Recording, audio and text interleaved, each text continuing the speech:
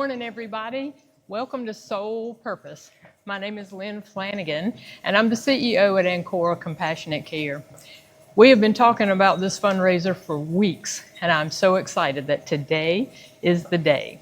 We are grateful to Rockingham Community College for allowing us to use their fitness center today for this 12-hour treadmill day. But today we get to focus on something that is much bigger than ourselves. We're walking in memory or in honor of people that we love. We're giving back financially to support Ancora Compassionate Care's mission. And we're celebrating all the good work of Ancora Compassionate Care.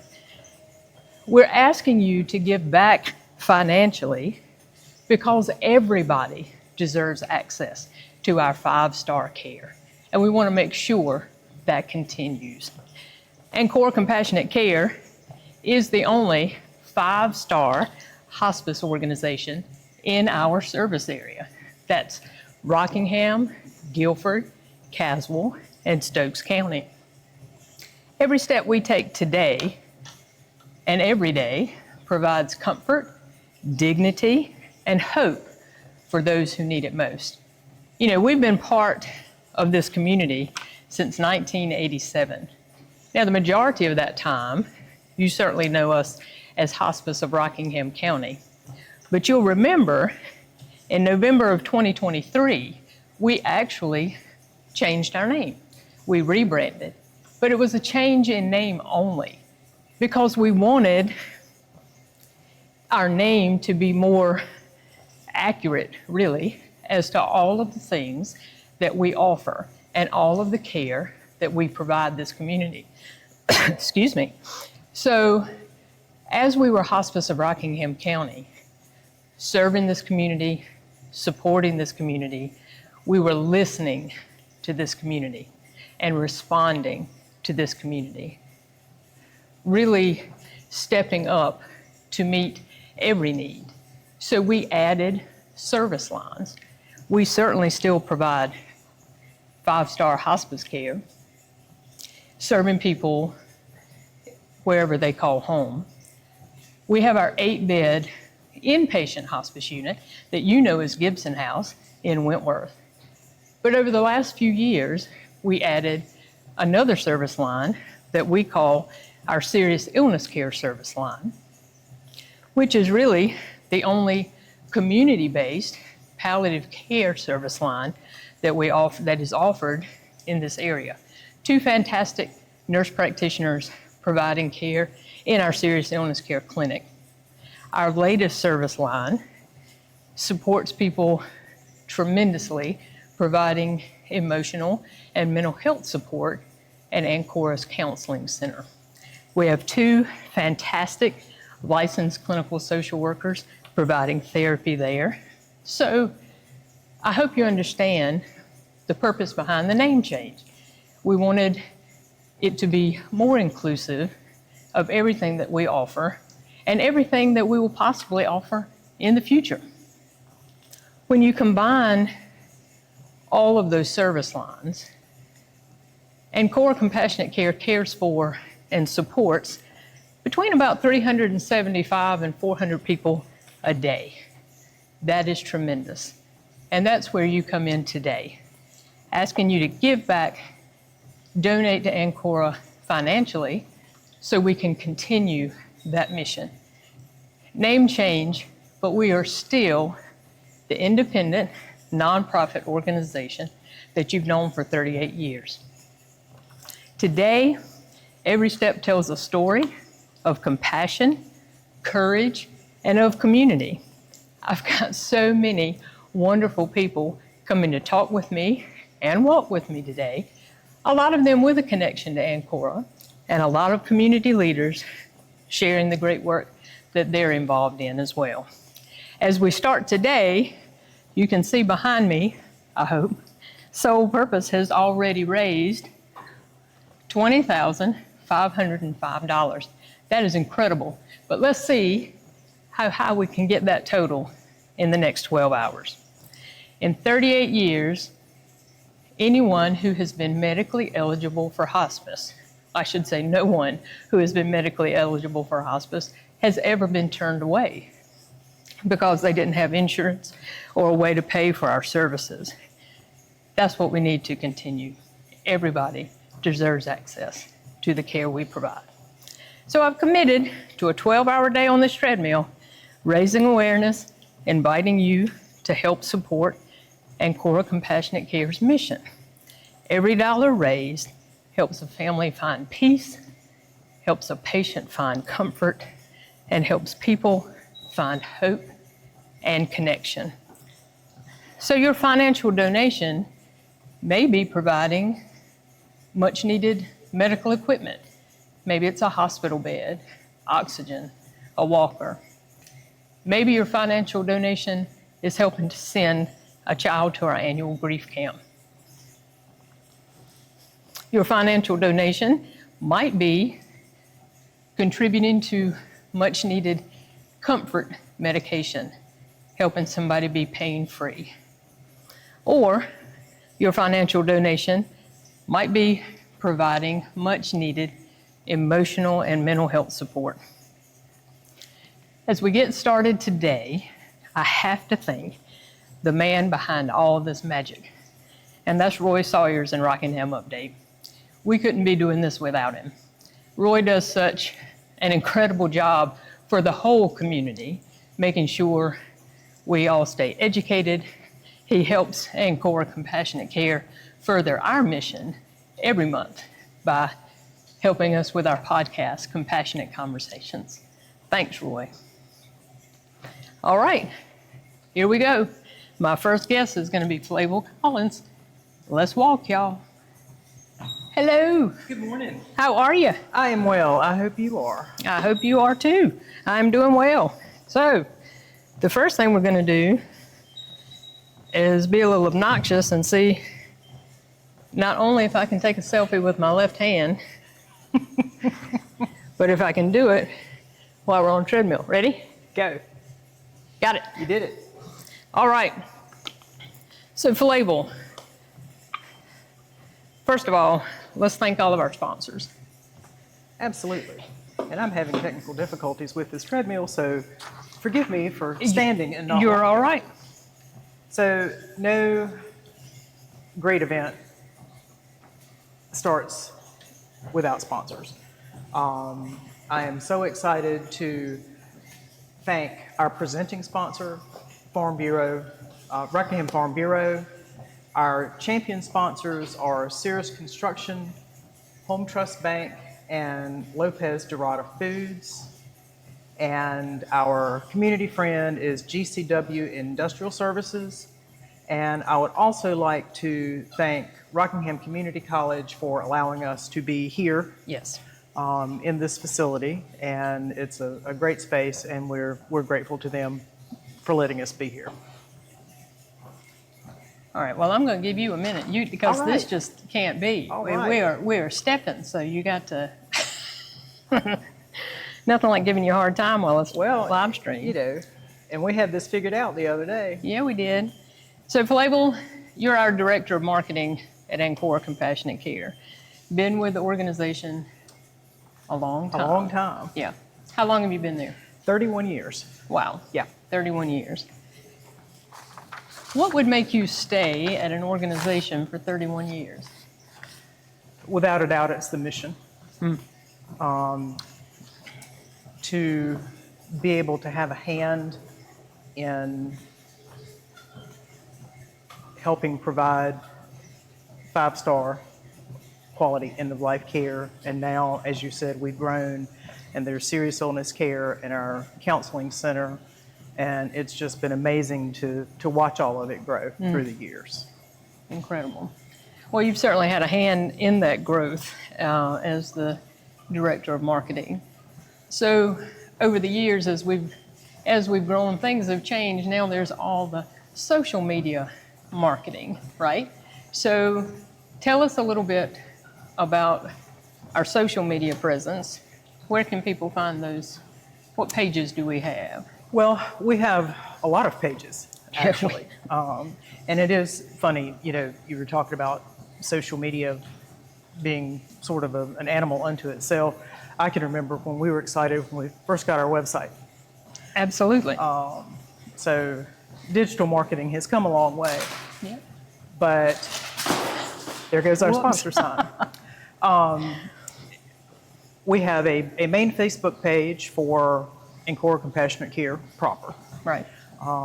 We also, Ancora Compassionate Care can also be found on Instagram, LinkedIn, Twitter, which is now X, and we have our own YouTube channel. Okay. But in addition to that, we have a Facebook page for our counseling center. We have a Facebook page for the Robin's Nest, which is our almost 1-year-old resale boutique. And that's hard to believe. And we have a Facebook page for our reef services. Okay.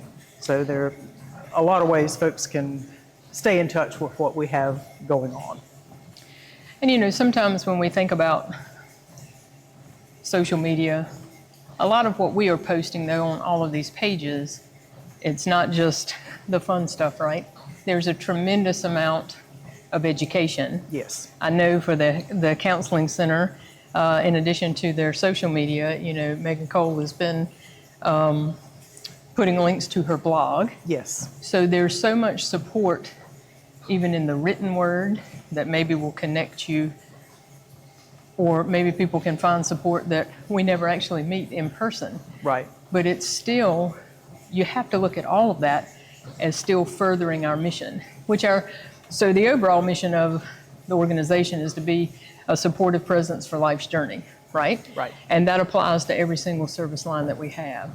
So I view our social media presence as one more leg of that, right? One of that further in that mission.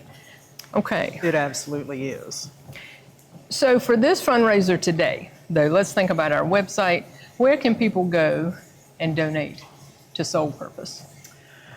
Probably the easiest way is to go to our website, which is www.ancoracc.org. Okay. And at the very top of the homepage, they will see Soul Purpose, and there's information, but there's a link there to donate online. Okay. All right. Well, we want to see this total behind me Yes. move today. It'll be like the old tote boards on Right. the old telethons back in the I day. trust me when I tell you I tried my best to find a little electronic board, but a good old-fashioned whiteboard and a magic marker will work. Well, that's all right. You know, between the social media and the old telethons, we are showing our age, but Yes. that's okay. Yes. So you mentioned a YouTube channel. What's something that we have on our YouTube channel? On the YouTube channel, people can find all of our podcasts, and that is another outreach, I guess. Certainly, lots of education. We cover a broad variety of topics. But there's an entire library of the podcast. They can also find all of our Tuesday tips Okay. on there, so a lot of good information on there as well. So if you weren't on Facebook, give a little background on our Tuesday tips. What does that mean? Well, our Tuesday tips obviously happen every Tuesday, and it is another way. It's just a brief, I think we've gotten it down to less than a minute Yep.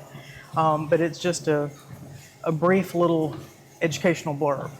You know, it could be something about our counseling center, serious illness care, how someone can connect with hospice care, the importance of knowing that you have a choice in your hospice provider. So just a lot of different topics. Well, you know, that brings up a very good point, because even though we've been doing this for 38 years, there's still a tremendous amount of misconceptions about hospice care in particular, which kind of drives me crazy. However, Agreed. we've got to be realistic and know that they exist, right? So when you said, you know, folks can ask for us by name or that they have a choice, that is something that we focused on with the Tuesday tips, because a lot of people leave this county to go to a hospital somewhere else. Sure. Guilford County, Forsyth County, maybe, Chapel Hill. But even though that takes place, we want the community to understand that they do have a right. They have the choice to ask for us by name if our services are needed. So just because you leave and go to a large hospital system, Right. if the discharge planner were to walk in your room and say, you know, you're going to be referred to hospice, they don't make that plan, Right. right? People have a right to say, okay, we want Ancora Compassionate Exactly. Care. And that is always supposed to be the case. Yes. Right? Okay. So, obviously with marketing, you have been an integral part with all of our fundraisers throughout the years. Why are our fundraisers important? Wow. Well, that's a great question. And in a nutshell, we couldn't do all that we do without them. As far as hospice goes, in 38 years, we've never turned a patient away that needed care but lacked insurance coverage. And that is a direct reflection of the support that we have in this community. The Agreed. fundraisers, the donations, the memorials, all of that helps offset the cost of charity care. Right. And just to give folks an idea, this immediate past fiscal year, I think we provided a little over $200,000 Wow. in charity care. So truly, without the fundraisers, without the memorials, the donations, all of it, that helps us further our mission Yeah. in the community. Well, this community is so good to us. It never ceases to amaze me. Sometimes we put the call out for things that we need. Sometimes we have not put a call out, but all of a sudden at the front door of Gibson House, there are beautiful people with carts and carts and boxes of, maybe it's laundry detergent. Right. You know, maybe it's Clorox wipes. Maybe it's whatever. And it always seems to show up Right on time. at just the right time, which I have my own beliefs about all of that. Right. But all of that is to say that you're right. We couldn't do without the community being so good to us. And so I always envision that as a great big circle of care. There's so much to be said for local taking care of local. That's one of the reasons, you know, it's always been so important to us to remain independent. You know, we're not part of a bigger, Right. large health system. You know, one of the reasons I wanted to make sure people understand why we changed the name. We still get the questions, did we merge, were we bought? Sure. No. And that's a natural assumption. It absolutely is. But then when you hear about how this community gives back to us, so we can continue to take care of the community. Yes. And of course, that's what today is all about. Right. You were talking about the in-kind donations for Gibson House.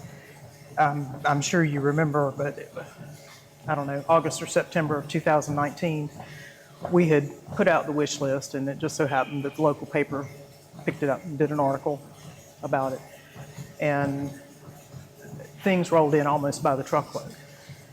Well, our crystal ball was not working, and we didn't see what was coming in the near future in 2020.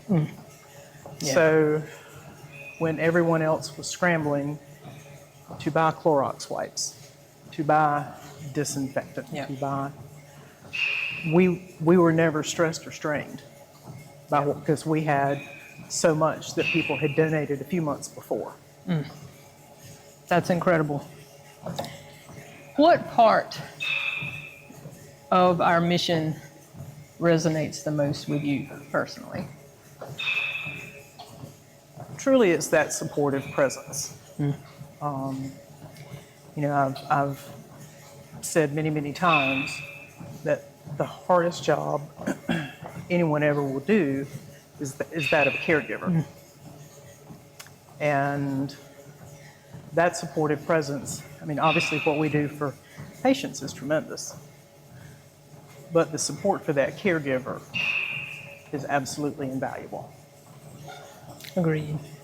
And we're going to talk about this in just a minute, but you've been that caregiver, so you've been on both sides Right. of this.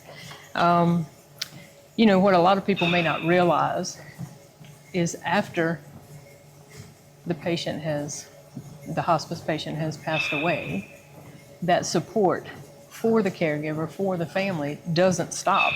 A lot of people don't realize that continues on for 13 months after their loved one passes away. Of course, at no charge to that family. Right. And our grief services team is just phenomenal. But think about that. For every patient, there's 13 months. So again, fundraisers like Soul Purpose, that's what helps that out. Absolutely. Well, we are known, the two of us, to get tearful, and if we do, it's okay. But you have been on the other side of this with your mom. Yep. So if you're comfortable, kind of walk us through that, if you will. Sure. Let's see, in 2018, in November of that year, my mom had COPD for several years, and her pulmonologist recommended hospice. And she kind of looked at me and said, "What do you think?" I said, "Well, you know what I think." Yeah. So, you know, within a day, our team came out and did the admission. And, you know, like a lot of COPD patients, the history was she probably had an exacerbation every 6 months or so, which meant a trip to the emergency room. And typically they're, you know, most of the day. About once a year was admitted for several days. And once she was admitted to our services, you know, there was never a reason to go to the emergency room. If she had an issue, you know, all I had to do was call her case manager if it was during the week. Thankfully, we didn't have a lot of problems in the middle of the night or on the weekend, but there were a couple times on the weekend I had to call on call. And, you know, they're there as quick as humanly possible. And whatever the issue was, they could take care of it. There was no need to go to the emergency room. How'd your mom feel about that? And she, you know, a lot of times people are, if that's their history of back and forth, especially with a diagnosis like COPD, that kind of becomes a way of life. It does. Right? So how did she feel about that, the trips to the ER and the hospitalizations stopping? She was relieved because, you know, if you have breathing difficulties, just getting out of the house and getting in the car and going to the hospital, it takes effort unto itself. Sure. And at Mom's house, you know, there were, I don't know, 6 or 8 steps out of the back door into the garage. So knowing that she didn't have to do that anymore and didn't have to sit in the emergency room and wasn't going to be admitted to the hospital, it was a big relief to her, I think. Well, I know it would be to me, but most people, of course, they'd rather stay in their own space, right? And that's one of the beauties of what we do, is that they get to stay in their own home, wherever they call home. We certainly see people in skilled nursing centers and assisted living facilities, but knowing that she could stay at home where she was comfortable, watching her TV programs. I was going to say, she, and, you know, obviously November heading into the winter months. That's basketball, ACC basketball season to be specific.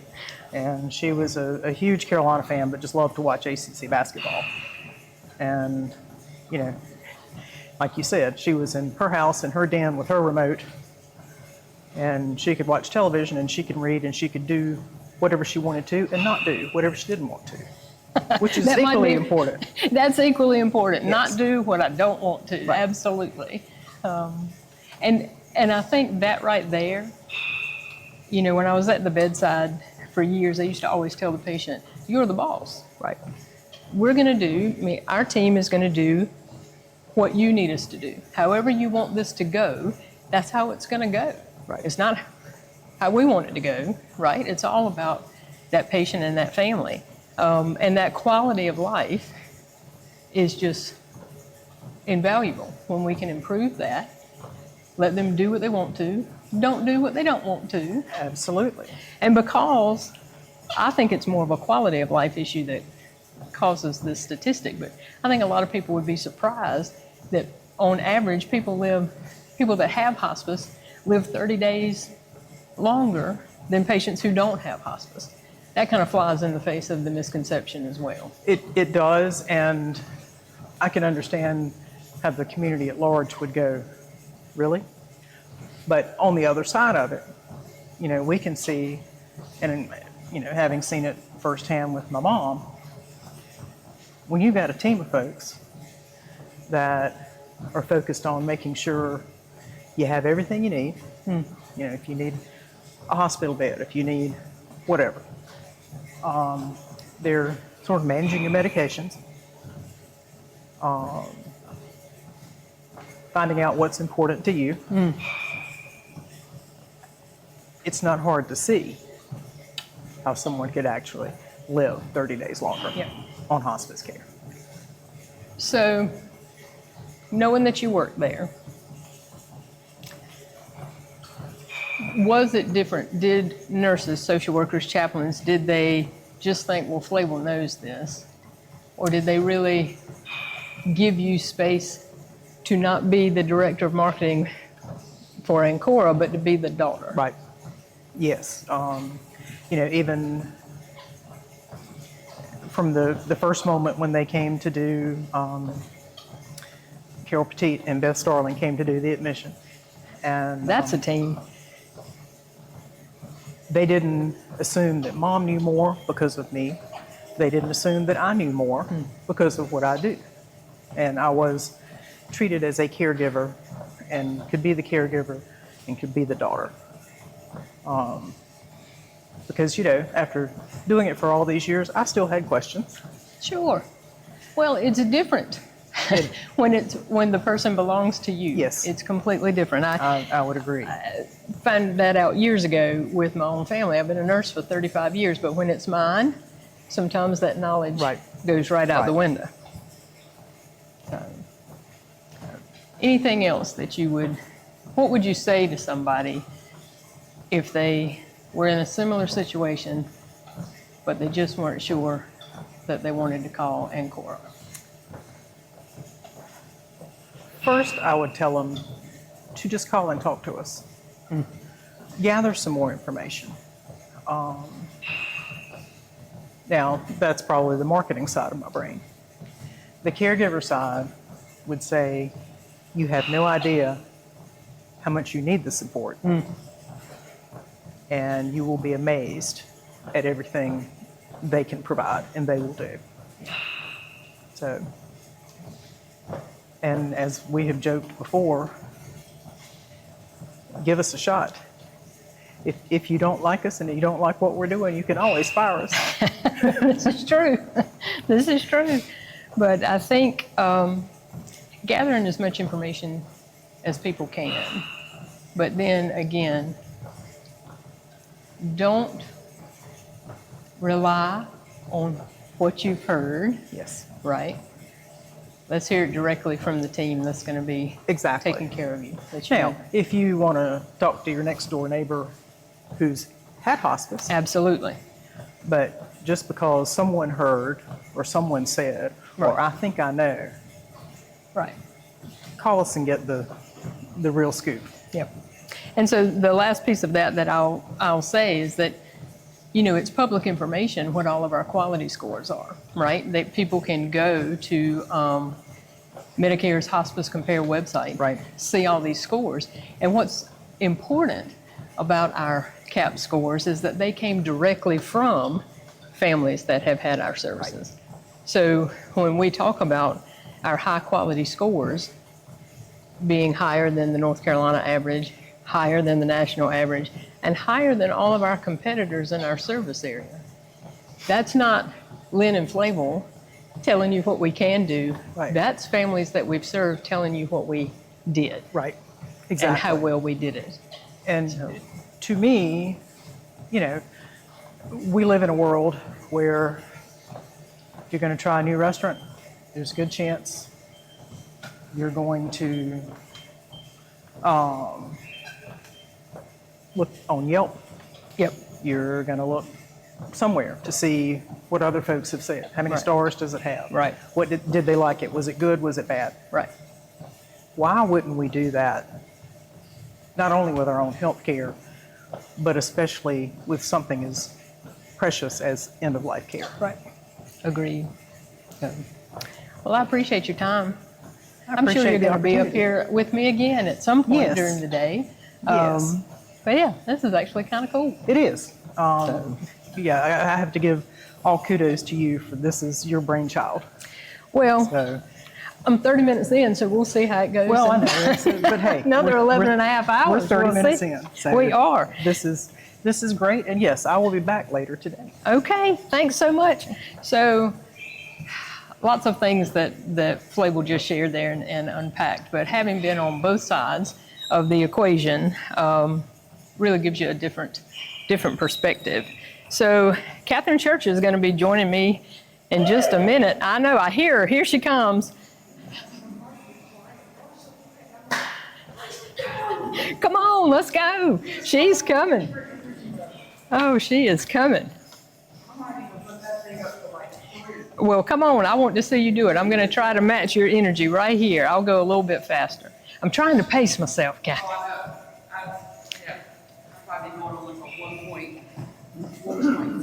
Well, you just get yourself going. And while you do that, I've just found out I can do this, so we have to take a selfie. Okay. Oh. We have to document this day. We Let's have see. to document this. Gotcha? Love it. I'm not walking yet though, so should Okay. I be walking? Yeah, you can be walking. You can speed it right on Put up. the incline up. Oh my gosh. We she's might gonna- as well. Look, I'm only here for 15 minutes. I might as well get some glutes or something while I'm at it. Yes, you can. All right. Well, Catherine Church is here with me today, and when I tell you she does everything, so there is Rockingham Chiropractic, there's your insurance company, there is the Reedsville Chamber. So have at it. Tell us everything that you do, Catherine, while you're on an incline, and I'm over here. How just much pacing time do I myself. have? Take as much time as you want. Oh man, well, okay, so you hit the things that I think most people know me as or have seen me, because I am in a lot of different places all the time. Yeah. So my personality is definitely not one to be in an office, sitting at a desk, or, which a lot of people who are in insurance, that's what they do. But thankfully with my job at Rockingham Chiropractic Center of just doing all the community marketing events where I go into the schools, I do health fairs and golf tournaments and local coffee shops and hardware stores and stuff like that. That is like my office, on most days. And then it gives me the freedom to be able to work from home with insurance. And by working from home, I mean working in everybody else's homes because I Right. meet them there. So I feel like I'm out walking the treadmill. Well- I'm really trying to pace myself too, but I'm like, gotta get it. You can do it. So yes, I think that I feel like from just a young age, I just wanted to be a helper in some case. When it came to friends and my family, I just really got satisfaction and joy out of helping people. Yeah. whether it was with schoolwork or housework or raking somebody's leaves or, Yeah. it didn't really matter. It was just like, I just got such joy knowing that like I was being useful to somebody. And so in my adult life, my helping people has been looking like getting healthier with a chiropractic lifestyle and Gotcha. maintaining alignment so that when we're walking on treadmills and taking Yeah. 400,000 steps probably today at least. At least. Then so they can be healthier in alignment. Their quality of life is optimized, and hopefully their quantity of life is as well. And then with Medicare, it's a very complicated, crazy, chaotic, ever-changing situation. Yes. So when I'm working mostly with the 65 and over crowd, and some of my clients are in their 80s, they're very trusting of people that maybe don't have their best interests at heart, and they can be gullible. So I want to come in and help to make things simple, where they can look me in the eye and I can tell them like, hey, I can help you with this. It doesn't have to be as complicated and confusing as a lot of times it looks to be. And I try to undo the scams that people are doing when they call people illegally. Or somebody just last week said they had an agent to show up at their house the day before, unannounced. I was like, what the heck? Isn't that a shame that it is. People will take advantage? Yeah. That is. And so don't forget the Reidsville Chamber. What do you do with the Reidsville Chamber? So I think I need an award because I think I wear my ambassador badge probably more than anybody else, because that's the only, there we go, Roy, he knows. I'm wearing this thing all the time because it has both my businesses on it. Gotcha. Because Dr. Thompson and myself are members of the chamber. And as an ambassador, and I could give so many plugs for the chamber. So I know Diane's coming on later. So Diane, I'm gonna plug the chamber big time, girl. So the chamber is it's the Chamber of Commerce, hundreds of businesses, not just in Reidsville, not just in North Carolina. And it is just a way to build the economy, to create community, instead of competition and rivalry with businesses. So as an ambassador, my job is to represent them everywhere I go. Right. So just like in the Bible, we're ambassadors for Christ. So it's like, I want to be able to speak on behalf of them and to be a good witness for them. And I have just seen personally how much the chamber has helped both of my businesses and just created this sense of family. Right. To where a lot of the chamber staff and chamber members, I see them more than I do my physical family. Yeah. Which is good and bad, I guess. But yeah, I mean, they really are just like family. I heard you and Flavel talking about how y'all can get emotional and shed some tears, and I've literally shed tears with multiple chamber staff and members, and so I'm always trying to get people to join the Reidsville Chamber and get involved as much as you can. Yeah. It just makes a difference. Well, it just goes back to how beautiful this whole community is and supporting one another. Yep. So you are definitely all over the place, and which I just think is the coolest thing ever. But you said some things about yourself, a helper, helping improve somebody's quality of life, all the things, the support of people, putting the truth out there, hopefully to not the misconceptions, not the scams. Yes. If you don't watch yourself, you could come work for Ancora, because we do a lot of those very same things. I've thought about it because I know y'all always looking for volunteers. Absolutely. One of my clients just last week, she said, do you have any volunteer opportunities in the area? And I was like, yeah, darn tootin' I do. Yes. Let me tell you. So I told her, I said, you need to get with Lynn and Flavel at Ancora. So absolutely. She's going to be calling you. So listen, you've got a personal story that I want to hear. But before we get to that, since you're all over the community, I would love to know, what do you hear about Ancora Compassionate Care in the community? One, what is Ancora? Oh, What is that? I'm like, well, it was known as Hospice of Rockingham County for 30,000 years. Right. and they changed the name so that it could be more encompassing of all the services that That's y'all right. provide. So as far as like, once people know that, it is just like everybody, 100% of people that talk about it is just like, I love them so much. They were a lifesaver. Like they were just made transitioning and everything in my family so much easier, so much more peaceful.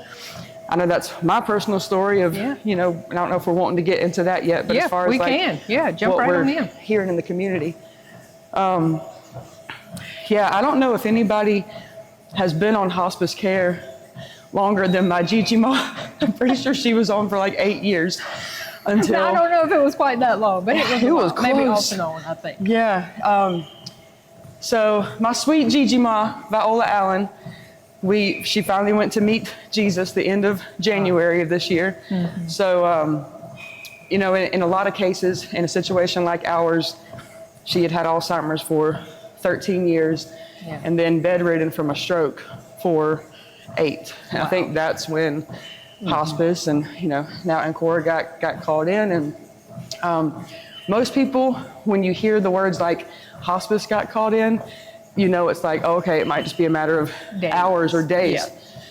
Not in our case. It was like, why is the Lord just letting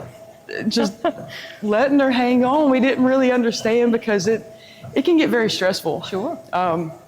If anybody's ever had a situation where it comes to dementia or Alzheimer's, it's just a very slow grieving process that the patient herself knows little to nothing of what's going on.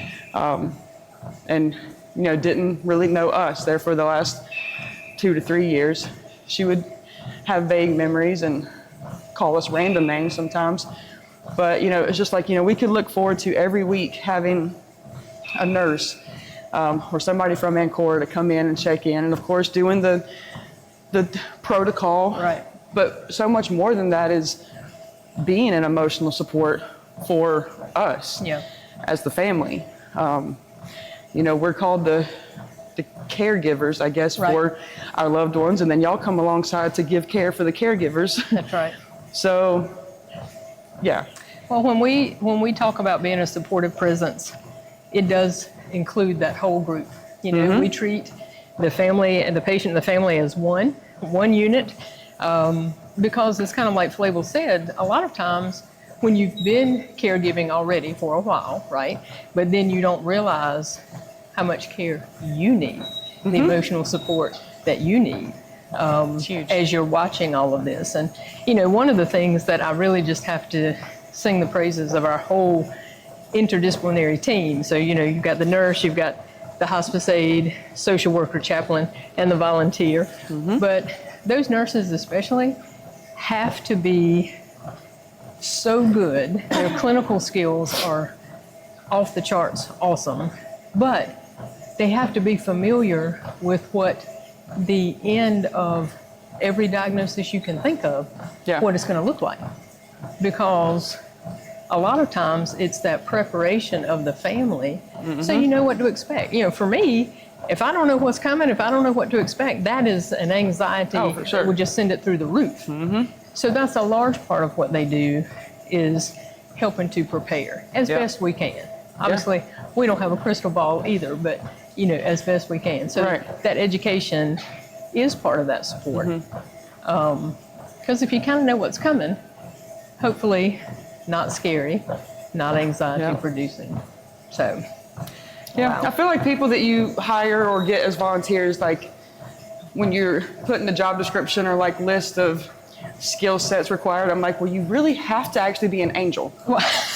Well, you have to be an angel. I'll talk to HR about adding that to the bottom. Because, you know, you got to be able to just kind of swoop in and bring peace and clarity and comfort.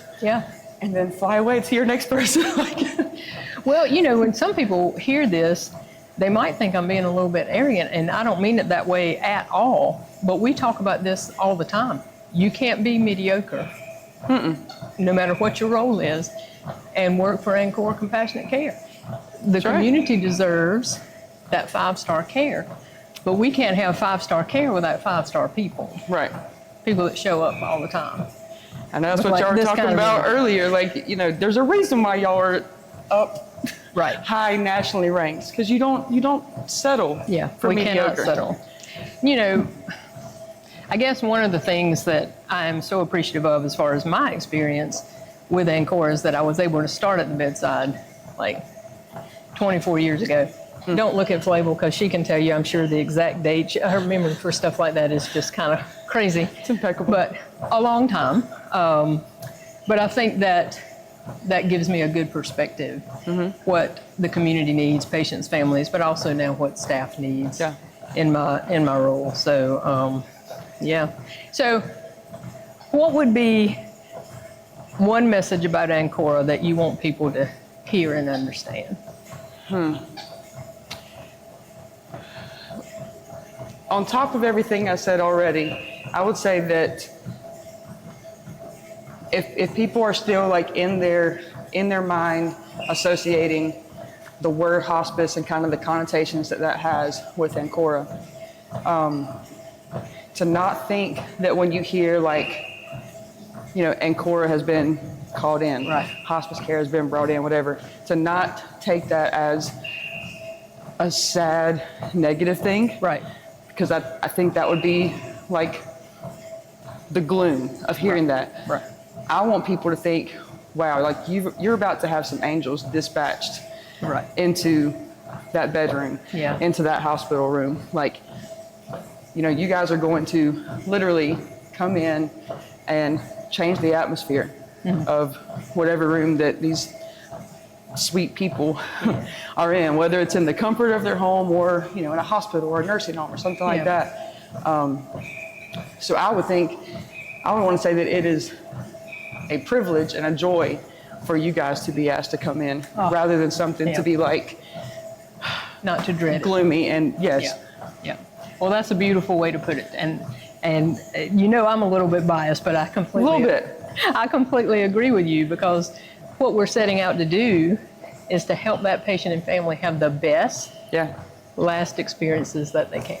Yeah. You know, let's improve that quality of life so you can be the granddaughter. You don't have to be 24/7 caregiver, right? And get completely depleted yourself, because you know And that it'll happens. happen. It absolutely will happen. So I told my mom about this today, and so she was the primary caregiver, POA Sammy, and so I told her, I said, if you want to come and just walk over there, you don't have to be interviewed, but I said, if you want to come and make a donation, it's been for your Gigi, and just walk.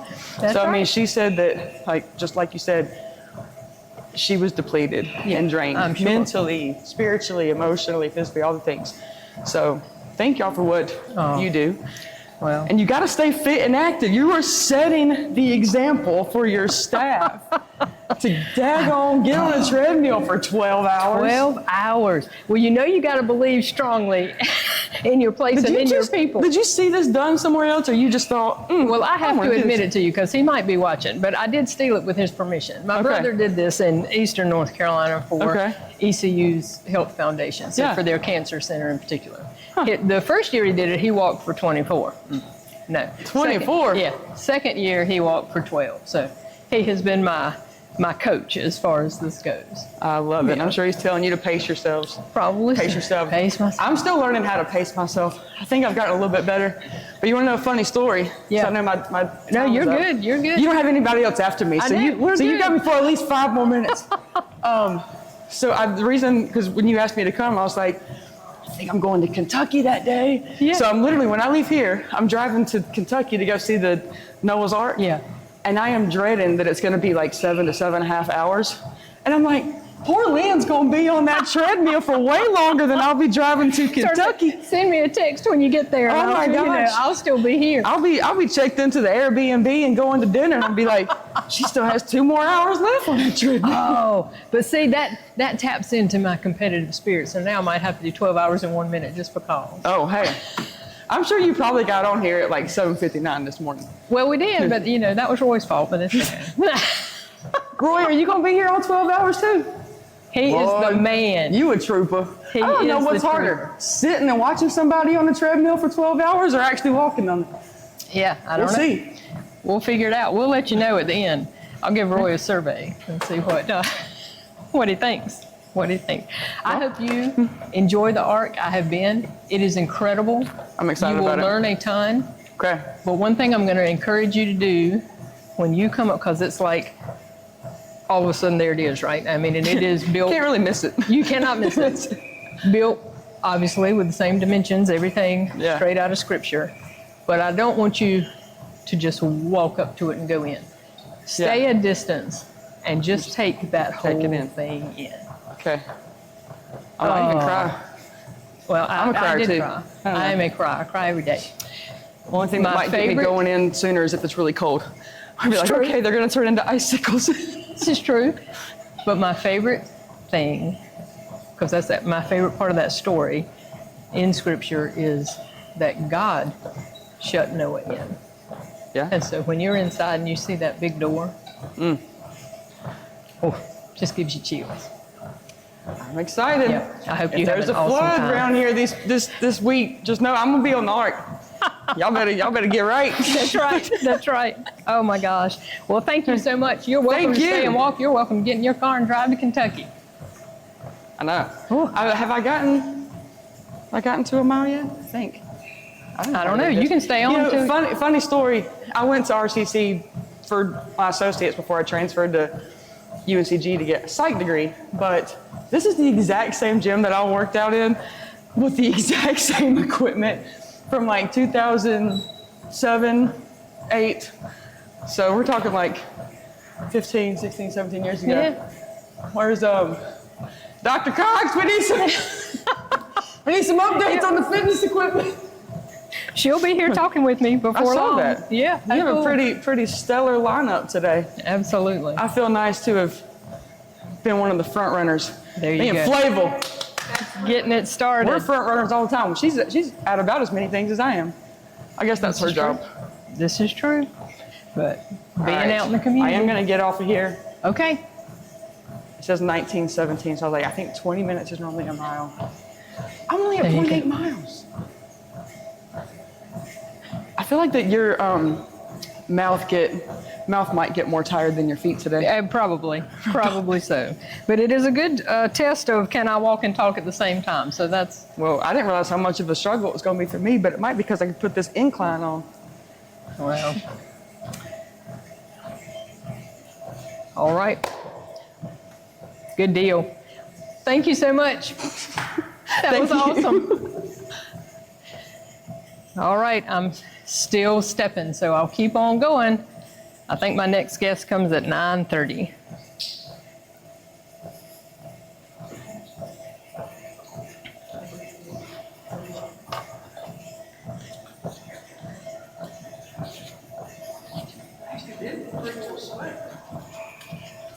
Good deal.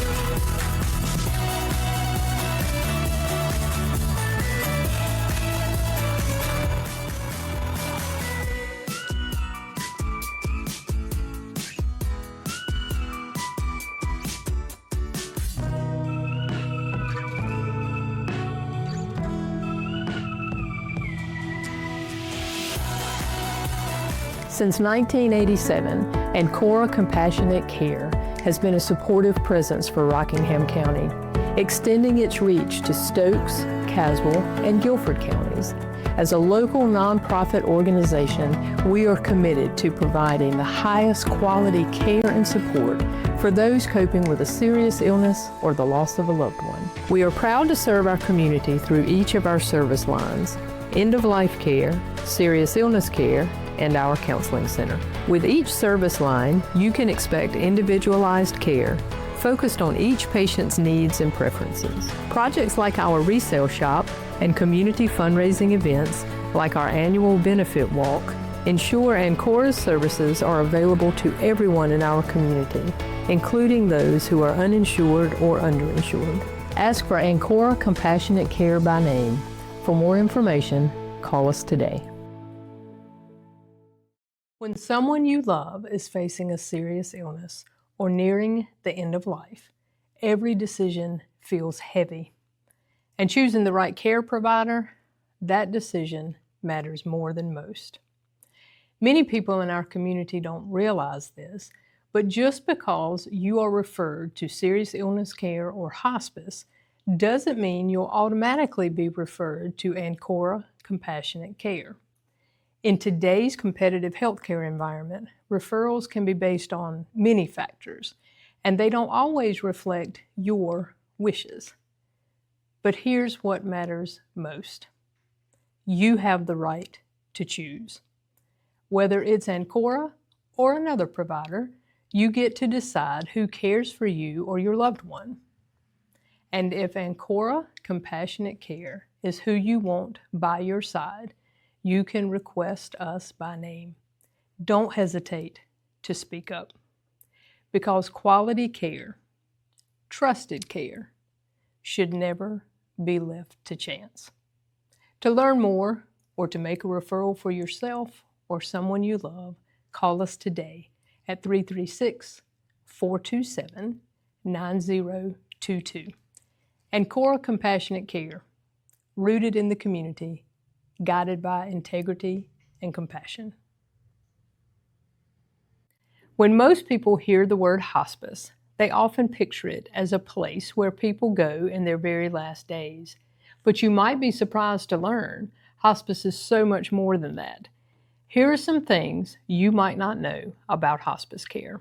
First, hospice isn't just about the final moments of life.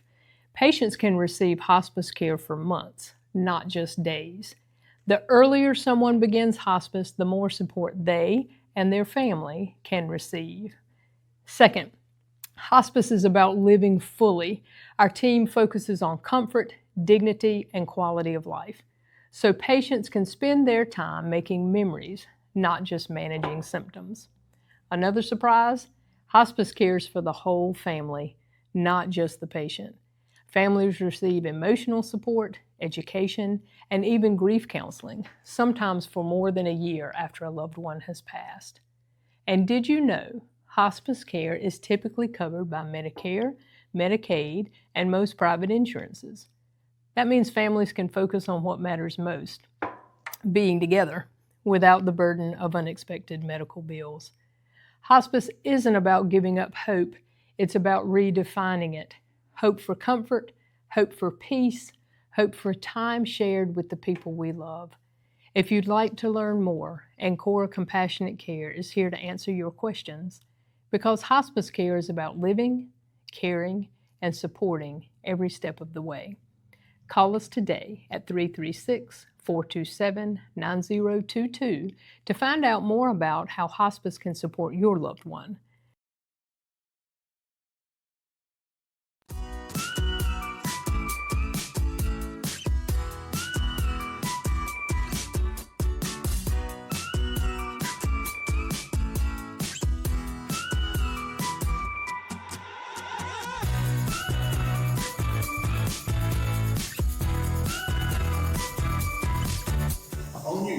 All right.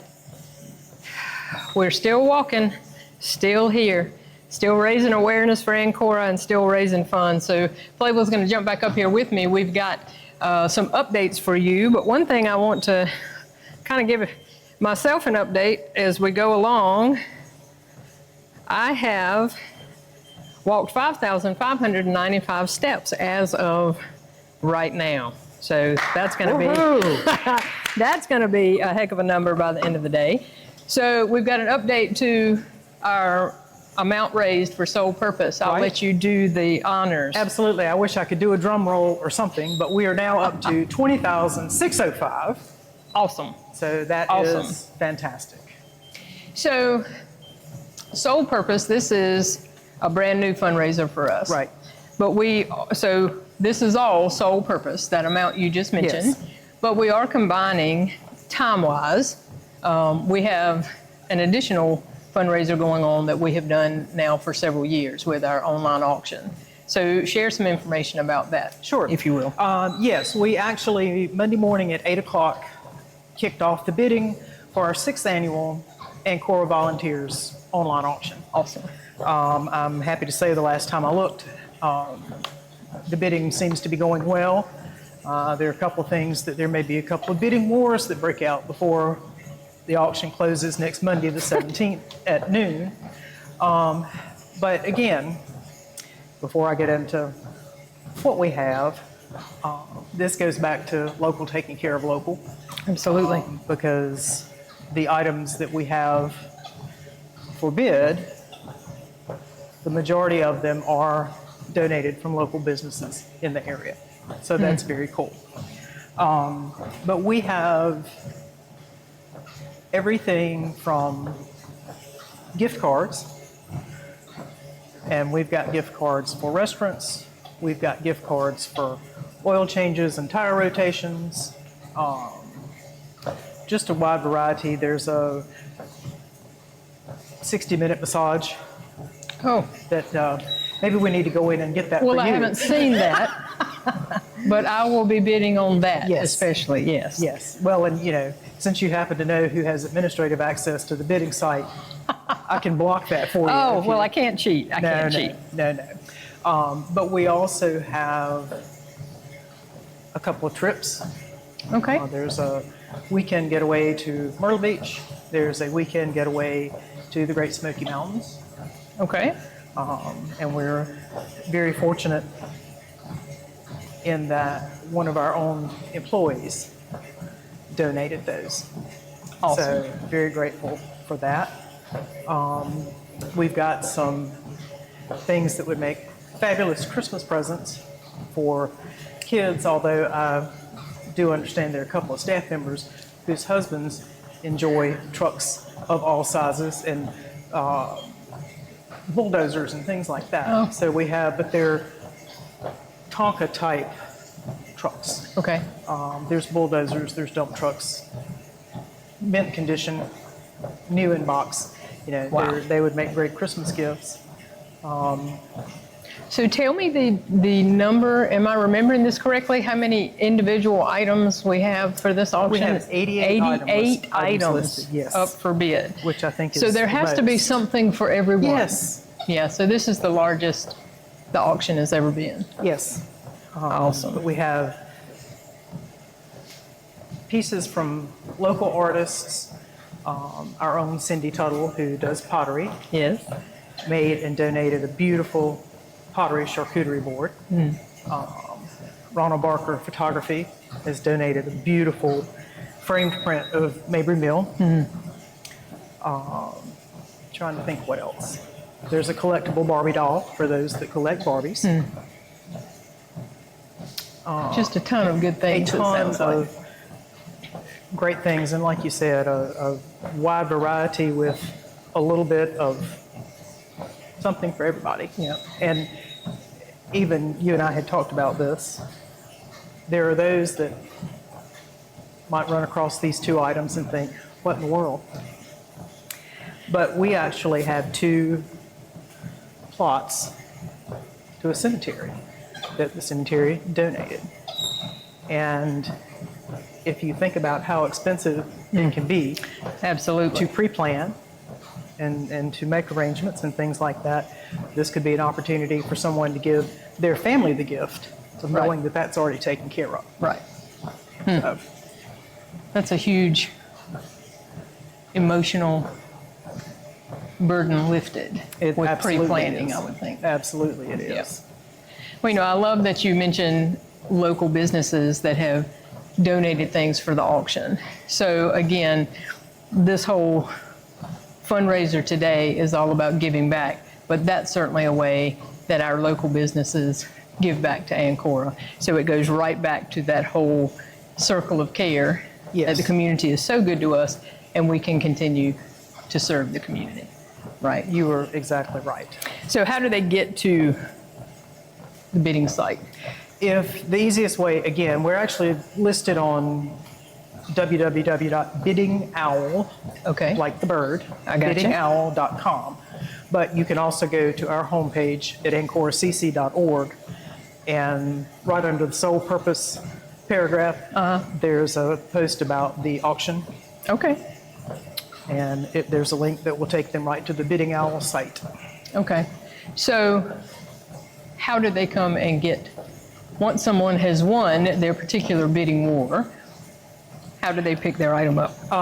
They can stop by Kim Bunker, who is our volunteer and events coordinator, has all the items. Okay. And she is at our East Campus, where the Robin's Nest is also located, and they can stop by and pick up.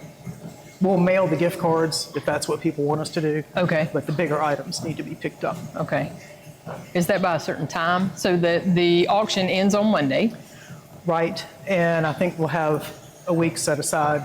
Obviously, if something happens Right. and people can't, we're not going to Take it resell back. the item. Got it. We'll hang on to it, but we'd like for folks to get, and I know folks are usually pretty anxious to come pick them up because, some of them might be Christmas gifts, Right. things like that, so they want to go ahead and get them. Okay. Well, I will say, you will need to set up, if you're not already set up on Bidding Owl, you will need to set up an account to bid. I got you. But it walks you right through that. It when does, you get it's to very the- simple. Okay. And I will say there is, if you don't see anything that piques your interest and curiosity, but you want to support the auction, on the left-hand side of the screen, there is a donate button. You can just do a donation. Okay. I would find it hard to believe that out of 87 items, Right. something doesn't pique your Right. interest, but it could be. Well, instead of the old phrase about you got everything from soup to nuts, in this auction, I think we've got everything from Tupperware to Tonka trucks. Okay. So All right. surely there's something in there for everybody. Yep. Well, thanks for sharing that. We'll update things as we go along through the Absolutely. day, update steps, how many miles, Right. our total for sole purpose, and talk I about, have a feeling by the end of the day you will have put in enough steps that you could have walked home. well, I may have. My Fitbit may think it's been stolen Right. by the time the day is over. Or We'll at just the have to very see. least strapped to the axle of your car. That's right. That's right. All right. So I think we've got a little bit of a break. I'm expecting Angie Barker about 9:30.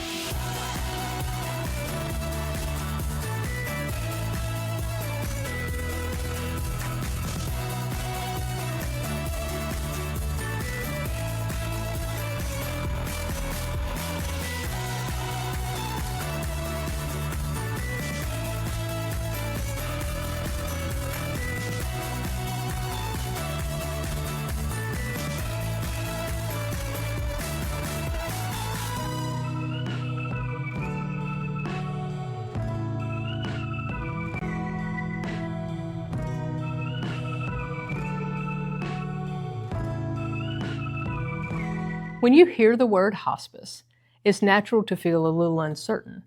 One of the questions we hear most often is, how do I know if my loved one is eligible?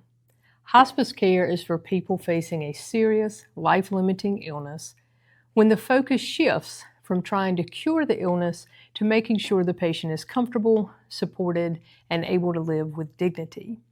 Eligibility is generally based on a doctor's assessment that a person's life expectancy is 6 months or less if the illness runs its usual course. But that doesn't mean care stops. It simply means that care changes to comfort, to quality of life, to support for both the patient and the family. Some signs that hospice might be the right choice include needing more help with everyday activities like getting dressed or bathing, spending more time resting or sleeping, ongoing weight loss or weakness, frequent hospital or ER visits, or simply a noticeable decline even with continued treatment. Hospice is available for many conditions, including cancer, advanced heart or lung disease, dementia, kidney failure, and others. One thing we want families to know, choosing hospice doesn't mean giving up hope. It means shifting that hope from curing the illness to making the most of each day with comfort and compassion. If you're wondering whether hospice may be right for your loved one, start by having a conversation with their doctor or reach out to us directly at Ancora Compassionate Care. We'll walk alongside you, answer questions, and help you decide if hospice is the right support at the right time. Because hospice isn't about endings, it's about making every day count. Since 1987, Ancora Compassionate Care has been a supportive presence for Rockingham County, extending its reach to Stokes, Caswell, and Guilford counties. As a local nonprofit organization, we are committed to providing the highest quality care and support for those coping with a serious illness or the loss of a loved one. We are proud to serve our community through each of our service lines: end-of-life care, serious illness care, and our counseling center. With each service line, you can expect individualized care focused on each patient's needs and preferences. Projects like our resale shop and community fundraising events, like our annual benefit walk, ensure Ancora's services are available to everyone in our community, including those who are uninsured or underinsured. Ask for Ancora Compassionate Care by name. For more information, call us today. So after her talk, I said, okay, I'll try it your way. And so I started to recover. And I can say this, I didn't know as much about hospice as I thought I did until they started coming and caring for me. In the process of time, they changed their name to Ancora Compassionate Care, which really matched with what they really are. Mm-hmm. I never met one of them that wasn't as caring as can be. They treated me with dignity, respect, and they cared for me more than I've ever been cared for. Oh man, Mr. Shreve, let's back up just a little bit. First of all, I just thank you for, again, letting us come in, but just trusting us with this story, because this is just a priceless story. When you first started going down this path, I think you touched on feelings that anybody would have when you get a diagnosis so it's scary, it's unsure, not sure what to do. And then when you told the story when you were sitting in the driveway and you had the thought, what else? What's going to happen? And I think that's an important part right there of how Ancora Compassionate Care, and you're right, at the time it was Hospice of Rockingham County, and we'll get back to that name change in just a second. But there's really no way sometimes for people to realize how much support, how much care that we can offer until you have to use the services. Is that a fair statement? Yes. There's just no way. And we certainly understand that. So that's another reason that I'm just grateful that you're willing to share your story, because I think this will help other people have a different mindset about what we do. So throughout this process, how has your thinking changed about how you were viewing hospice before we came in and now? Well, excuse me, I'm sorry. You're fine. When I tell you this, you'll know that you'll see what impact it had, as you was talking about when you're dropping the pebbles. But I talked so much about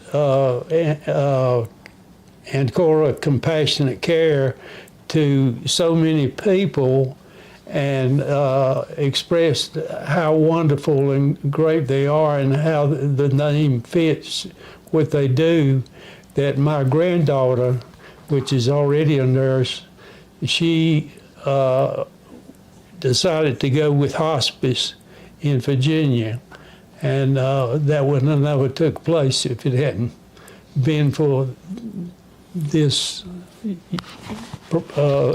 I guess everybody talking about how good y'all are. So, thinking about one more way that this has impacted somebody. So now your granddaughter is a hospice nurse. I think that is just awesome. But I had asked you earlier when I first met you, when I came in, how your thinking would have changed about hospice. It sounded to me that before you met Carol, before you met Kathy and Elantra and anybody else on our team, that your thinking about hospice might have been a little on the negative side. Right. And so now it seems much more positive viewpoint. Yes, even when I was younger, I'm not old yet. Even when I was younger, anytime anybody mentioned the word hospice, I said, they may have 3 or 4 weeks left, that's it. And that's the impression I had of hospice. I had no idea that I had visited nursing homes and been to hospitals and everything else, and saw how people are treated. I'm not saying all of them, but they don't give you the dignity and compassion that I come to find was here.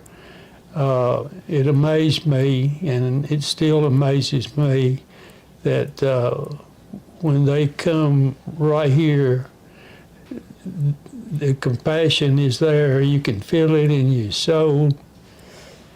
And I would recommend anybody that's getting close to the point of needing outside help, or even any kind of help, to seek Ancora Compassionate Care first. Have a talk with them and just see how they are. You'll agree with me, I'm sure. I do agree with you. But I'm a little bit biased. But I got to tell you, you just hit on a perfect point, because a lot of times in our healthcare system, it can be confusing. You see a lot of doctors. You yourself had 3 different hospitals in 3 surgeries in 6 days. That's a lot for people to try to process. So we are always happy if we can come help, just have a conversation and explain what we do.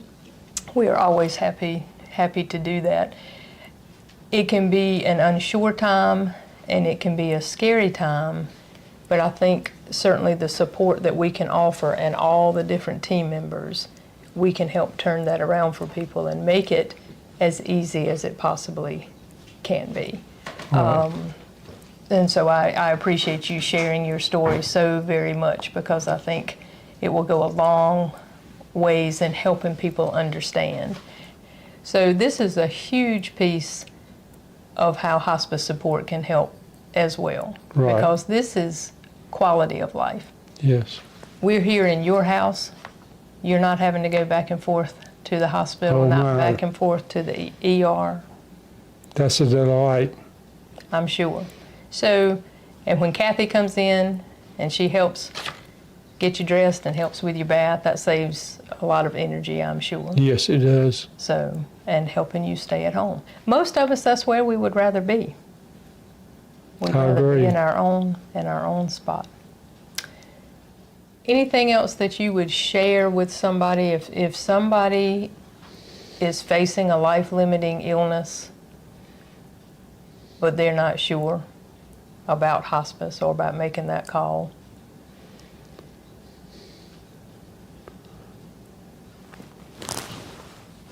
Well, they need to talk to you. I don't know what else I can say. Okay, we'll just, You've got all the answers. I would be interested in finding out how you got all of these people that are so compassionate. I mean, that's a rarity in itself. you know it is, and I'm going to tell you something that I believe down in my soul.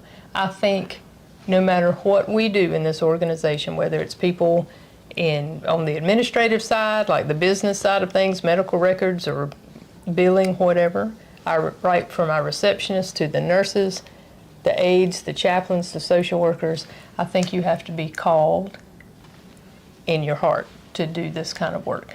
We are very mission-minded, and our whole mission statement is to be a supportive presence for life's journey, which I think you have definitely experienced that.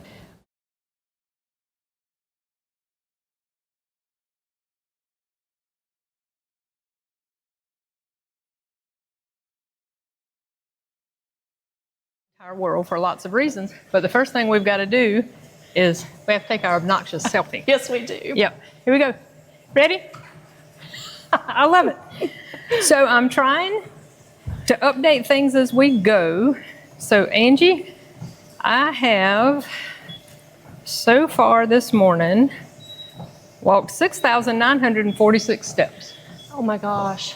You underachiever.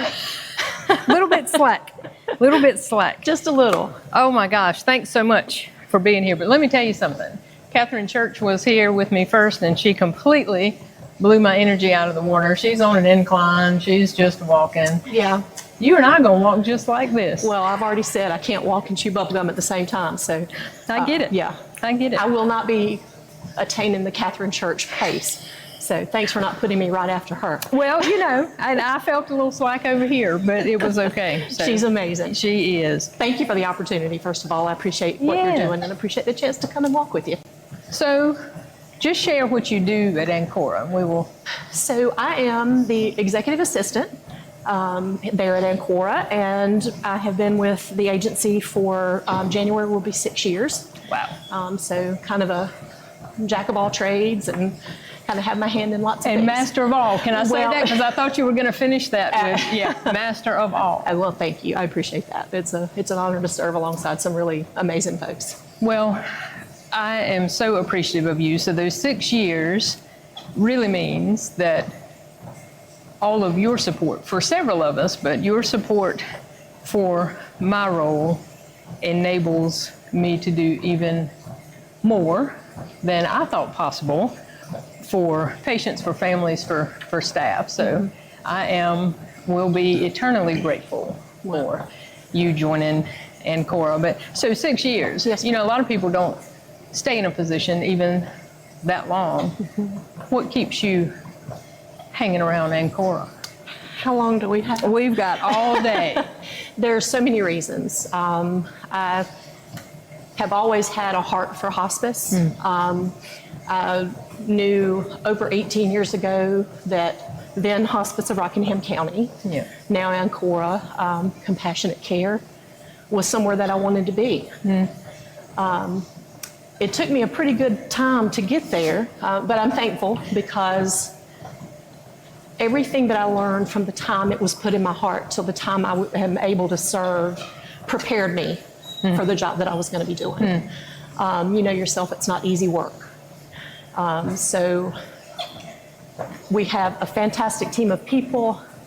I have a great boss.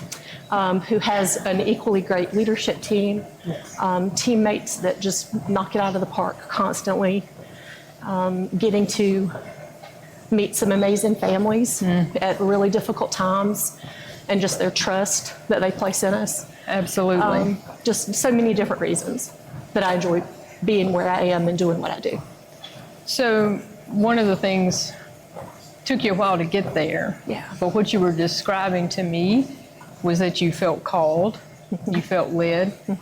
I hear that a lot with a lot of our staff members, and I don't know that if we can make that make sense to the community, but knowing that our people feel called to this mission is so valuable to the people that we serve. It is.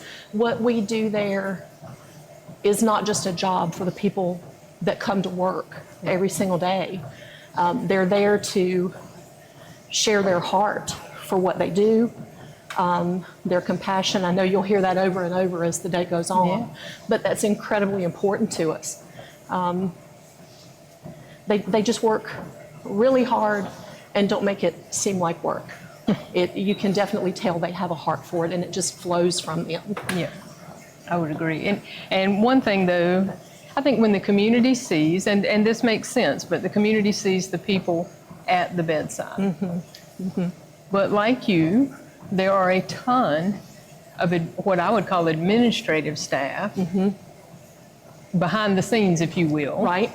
that are equally as mission-minded, give from the heart, that we could not do without. So I've got to give a shout out, medical records, billing, our receptionists, everybody that you can name that's not right at that bedside, but they're still doing this hard work or this heart work, if you will, if I can use that as cliche. But what's something from being behind the scenes that people might not know about Ancora that you're kind of privy to? I think it's just the amount of dedication and advocating that happens for each and every family. Every situation is different. Every patient is different. They have their own needs. And not just the nurses and doctors and aides and so forth at the bedside, like you said, that are doing the work and caring for them there, but our billing department looks at every single person's situation differently. Right. You've got your chaplains, your social workers, even our marketing and growth team, working really hard, seemingly behind the scenes. Again, a thankless job in a lot of respects, because people think it just happens. Right. And it doesn't just happen. There's a whole lot of work that goes into that, a lot of it, like you said, heart work. A lot of preparation. But we do look at each individual situation and try to see how can we serve this one patient, this one family the best. What do they need? Things that they don't even know. Right. A lot of people don't even have a clue what we can do and what we can provide. Right. Not just, again, for the patient, but for the family as well. I didn't know until I came to work here. Right. Even having a hospice experience with family, I didn't know everything that was available. Our offices are directly across the foyer from one another. Yes, they are. But we are right in Gibson House, right there by the front door. Yes, ma'am. And a lot of times, you and I are just completely blessed with some of the most beautiful conversations that we have with families that you weren't expecting that day. But yet, that's still you and I living out our mission of being a supportive presence. And it was interesting, a couple of days ago, we actually had a lady who said, I didn't want to come here. So when you said they don't even know until you have to use the service, it was a fair statement. I knew exactly where she was coming from. Been there. But then she quickly followed that up with, but after I saw, so what we do has to be experienced to truly understand. And as I said to her, I'm always sorry that somebody needs our services, we certainly never celebrate that. Right. But I'm so grateful that we are given the opportunity and that people trust us Right. with their loved one. Right. That is huge. It and is. It It's is very huge. humbling. It is. Yeah. It is. So there are two things. One thing is the trust, like Yes. you talked about. We have been in this community and serving this community and beyond for so long. Our reputation is established. Yes. This agency has proven itself time Right. and time again, that we are there for our community and that we do have a heart for the community. It's just amazing again to see the folks at the bedside, the folks just working together, to try to keep that going. There is so much support out there. And no, we don't celebrate needing hospice services. But if I can take a second and talk to all of my provider friends, all of my caregiver friends who are out there serving your patients, the greatest gift I believe you can give your patient is a referral to hospice. And that's just because there's so much support available Absolutely. that they need it. And we can make so much lighter than that. So Yes. please, please, if you're a care provider, if it is appropriate, please make a referral, for hospice care, because we support the patient, we support the family. It's just so vital. Yeah. And I'm speaking from experience. We had a family referral, and like I said, I didn't know until I was in that situation what all could be provided. And it was such a blessing. Yeah. Well, I definitely want to get back to that personal experience, but I'm so glad that you brought up the medical providers here in the county. So kind of a twofold thing that immediately came into my brain. It's not, there's so many misconceptions about hospice, Yeah. right? And so it's not giving up. Right. If I could have medical providers in our area understand to just change the language, Yeah. because over the years, we have heard, well, Dr. So-and-so said there was nothing else to be done, so we'll call. Right. There's actually so much Oh my gosh. that we're going to do. Yeah. There's so much to be done Yeah. that's going to improve that quality of life. Right. It's going to improve that family time. Right. And to be honest, people are often surprised that once all of that support's in there for the patient and the family, they live a little bit longer. Yeah. But we've got to get that referral early Right. Early. in the process, Yeah. so they can have the greatest quality of life Right. that they possibly can. Right. So it is a gift. I agree with you. It's a Yeah. gift that their provider can extend. Yeah. The other thing that it brought to my mind is, let's not just refer for hospice care. You got to be specific. Right. Exactly. Right. Exactly. Competition is a good thing in that it requires all of us to be at the top of our game. It constantly makes us strive to be the best we can be. I don't know if you've noticed this about me in 6 years. I am a tad competitive, but I just don't, I know, right? Just a little. Just a little. But why are you going to do anything if you're not going Right. to be the best at it? Right. I mean, I just Exactly. don't understand that. Exactly. So again, let's get back to the gift from the medical provider. Why would you refer to a 4-star hospice organization or a 3-star when you have the only 5-star Right. organization right here Right. in Rockingham County? Right. That's a hard one to understand. It's in some instances, I guess you could say that you didn't know. But if you're truly trying to advocate for your patient and serve your patient, I feel like you're constantly looking for ways to give them the best care. You'd give Right. them the best medicine or the most appropriate medicine. Right. You'd give them the most appropriate test if they had a disease they were fighting. So why wouldn't you consider this part of that medicine, Right. so to speak? Right. And really an extension of the good work that that doctor has done with that family for Right, years, right. probably for years. So, Right. you know, it's not unusual that somebody in this area has had the same primary care physician for 30, 40 years. Right, exactly. So let's be an extension of that. Right. And, Yeah. you know, it's, none of us have figured out a way out of this, That is correct. to be blunt. Yeah, that's correct. But while we're here, we want the best quality of life that we can have. Yeah. We want the most comfort that we can have.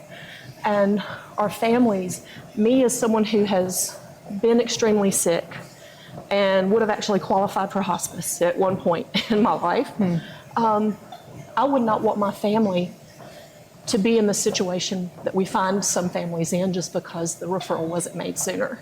Right. Again, I think it's a gift. I do think that people need to know sooner.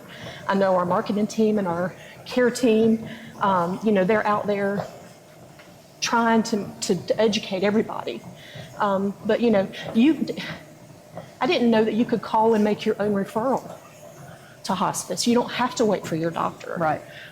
You know, call and ask. Don't be afraid to ask questions. They're there to serve you That's right. and your family. Ask questions. Don't be afraid. Well, you know, since you said that, then now there's a team we've got to give a huge shout out. Yes. Our intake team Yes. is incredible. You may not ever see them face to face, Right. but they still get mentioned in our family surveys, in our thank you notes that we get in the Yes. mail. Yes. Such a kind, but such a knowledgeable group. Absolutely. That's going to be somebody's first contact. So if somebody were to call to refer their own family member, heck, Angie, we've had people call and refer themselves. Exactly. Exactly. So know that you're going to get kindness, compassion, understanding. Right. They're not going to talk over your head with all this medical jargon. They're going to meet you right where you are. What do you need? What are you calling about? And let me see how we can help you. Yeah, yeah. That's what's going to happen. Well, when we talk about our mission, you know, being a supportive presence for life's journey, that's what keeps playing in my mind, is just support. Right. You know, everyone is there to support our patients and our families. But you know what? It's awesome to work in a place where we also support each other. 100%. And it's just, again, it's a blessing to be part of this organization. I hate it took me 18 years to get here, but Well, glad you I am. know. I won't look back. Well, try We'll not to just talk keep about the moving forward. slowness, but you know. I know. But again, it's just, it may not be hospice care. It might be serious illness. It Right. could be the counseling center. You know, we just have so many fantastic resources. And you may think that you qualify or will need one thing.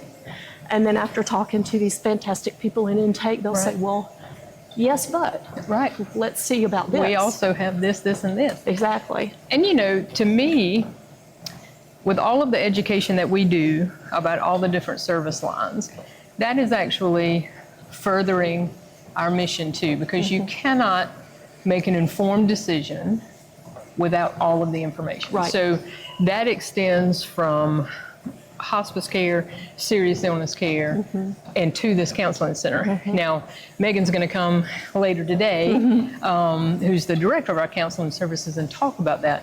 But how we're meeting that need, again, supportive presence Right. for life's journey, Right. all the way through. Yeah. But trying to take some of the scary away, Right. some of the misconceptions Right. away. Right. It's just incredible. Yeah. So I think we can do that all the way through. I think we can.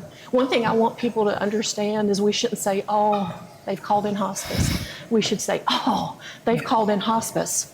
You know, Yeah. let us come, let us fight for you, let us advocate for you, let us give you Yeah. peace and comfort. And It's so funny you said that. So if Catherine Church here with me first thing out of the gate, and she gave me such a visual because she was sharing her personal story, and she said the same thing. She said, I don't want people to think when you hear they've called Ancora for hospice that, you know, you've got Yeah. this doom and Yeah. gloom. she literally said, she said, I would tell people just be prepared because these angels are going to swoop in and they're Swoop going to in. do. Swoop. And it was such a visual Yeah. for me. So I totally agree. But that's a change in a mindset It that is. It is. takes some time. It does. We're only 38 years in, so we're going to keep on. Only 38 years. We've got a long way to go. We've got a long way to go. We do. We do. But it's the more you know. Right. Right. Exactly. Exactly.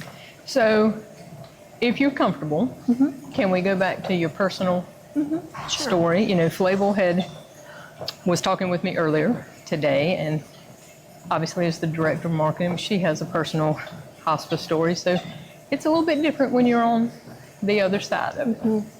It is. So today I am privileged to walk in honor of my father-in-law, Ronald Barker Sr. I'm also walking in honor of two amazing rock stars who have literally poured their heart and soul, pun intended, into this. I'm walking in honor of people who are not only work family, but I feel like our family, and that is you, Lynn, and Flavel, our director of marketing. There's just so much that's gone into it. My father-in-law, we had no clue what hospice could do for us. We had friends who had received hospice care back when it was Hospice of Rockingham County. We had some other family members, extended family members, who had even been at Gibson House.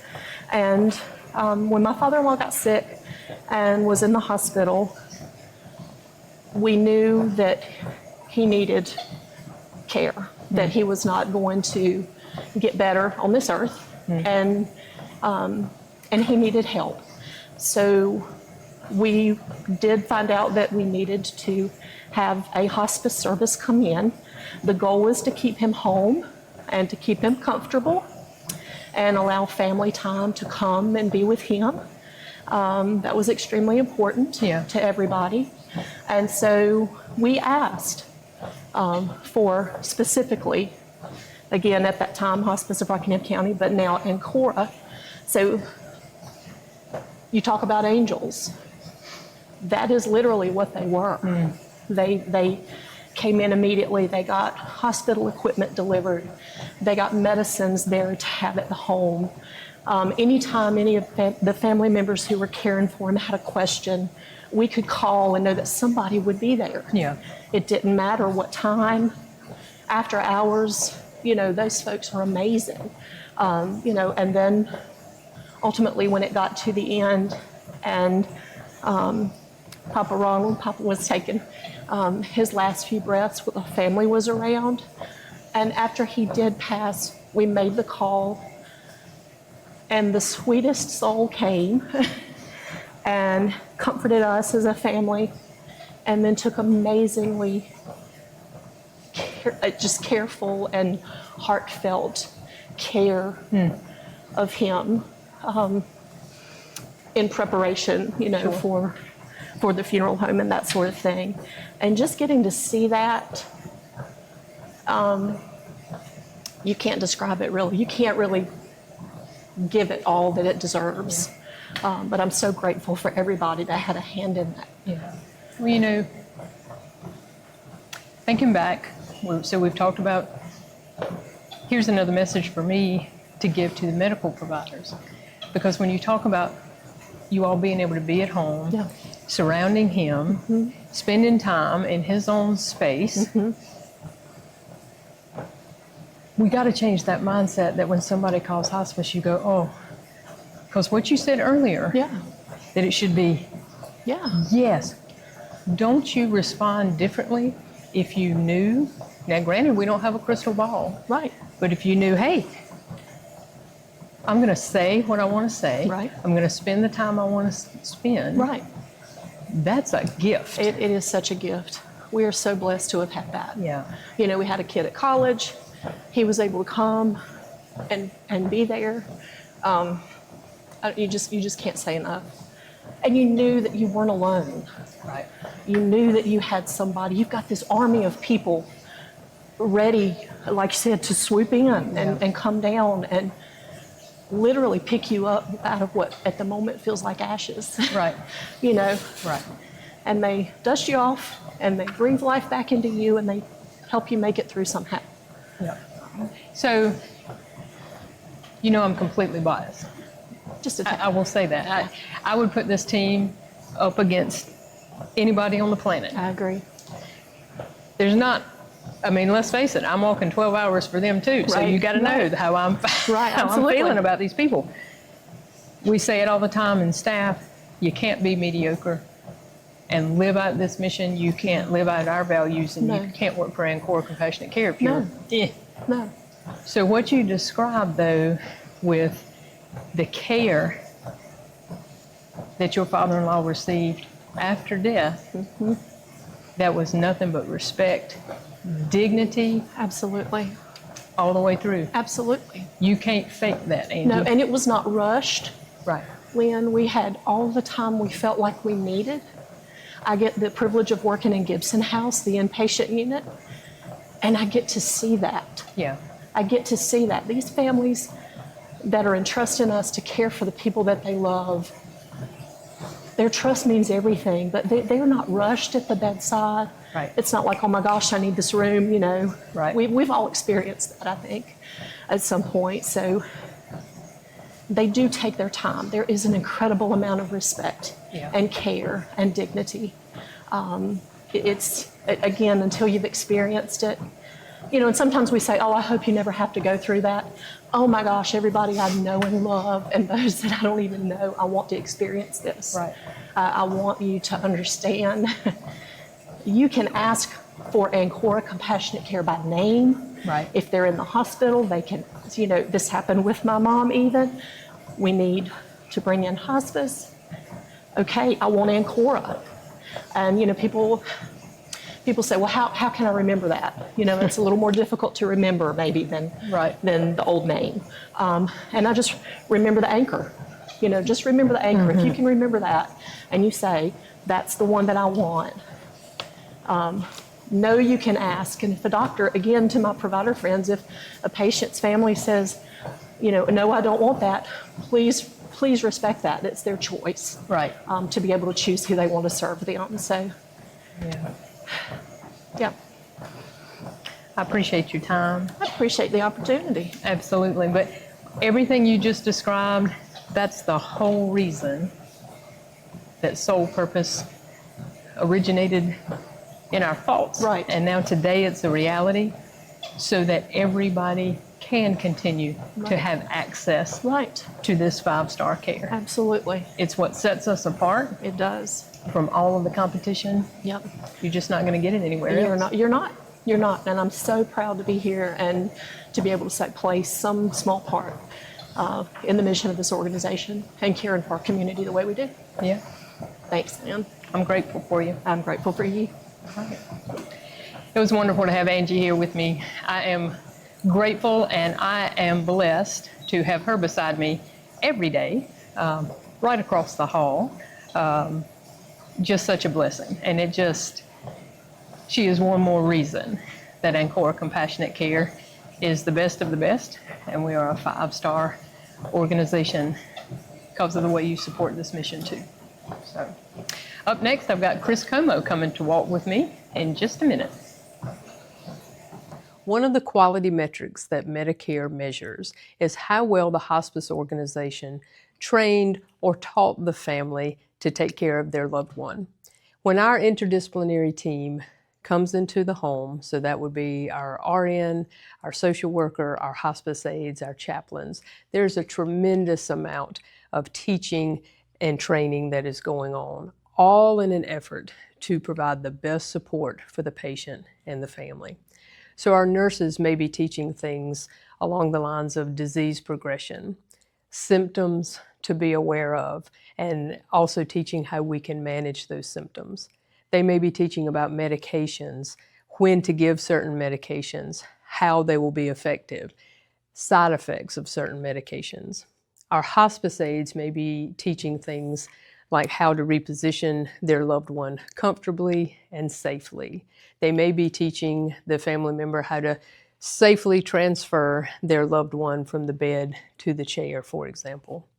Social workers and chaplains are certainly doing a tremendous amount of teaching, coping skills, stress management, tons of things to teach the caregivers about how to manage their stress as a caregiver.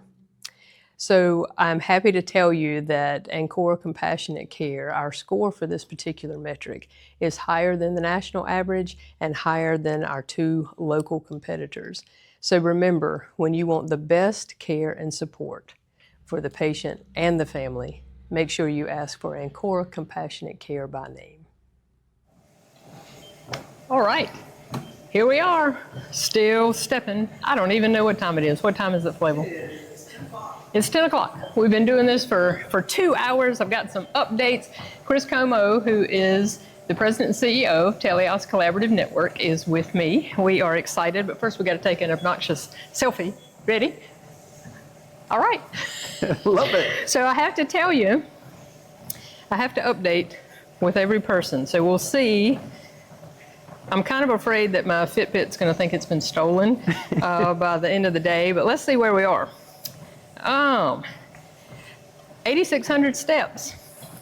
That's awesome. Here we go. So all, of course, raising awareness, raising funds. Got to give you an update. Let me see if I have one. I don't have it. Wait a minute. We're going to have an update. So I think when Angie jumped up here, we had raised $20,705. So let's see what Flavel is changing this to. We showed our age earlier. You remember the old telethons? We wanted the old tote board. I was sitting back there going, I grew up loving the Jerry Lewis telethon. And I'm like, I'm finally in one. There you go. And we have made it. Let's see what we got. $20,730. So that is awesome. We are trying to see how high we can bring that total through 8 p.m. this evening. So I have to tell you, Chris, you win the prize, though, for the greatest distance traveled. Glad to, for a great cause. So we've known each other since 2019. Grateful to call you a friend. You are a mentor of mine that I'm greatly appreciative of. But I said Teleos Collaborative Network. Tell this community what the heck that is. Well, before I do that, first off, I want to take my hat off to you, Lynn. You know, quite often we'll say as hospice leaders, we do anything for our organization. You have now just upped the stakes. In fact, tonight and next week in our TCM board meeting, I want to share with all of our CEOs, like, Lynn has just upped the ante. Oh, no.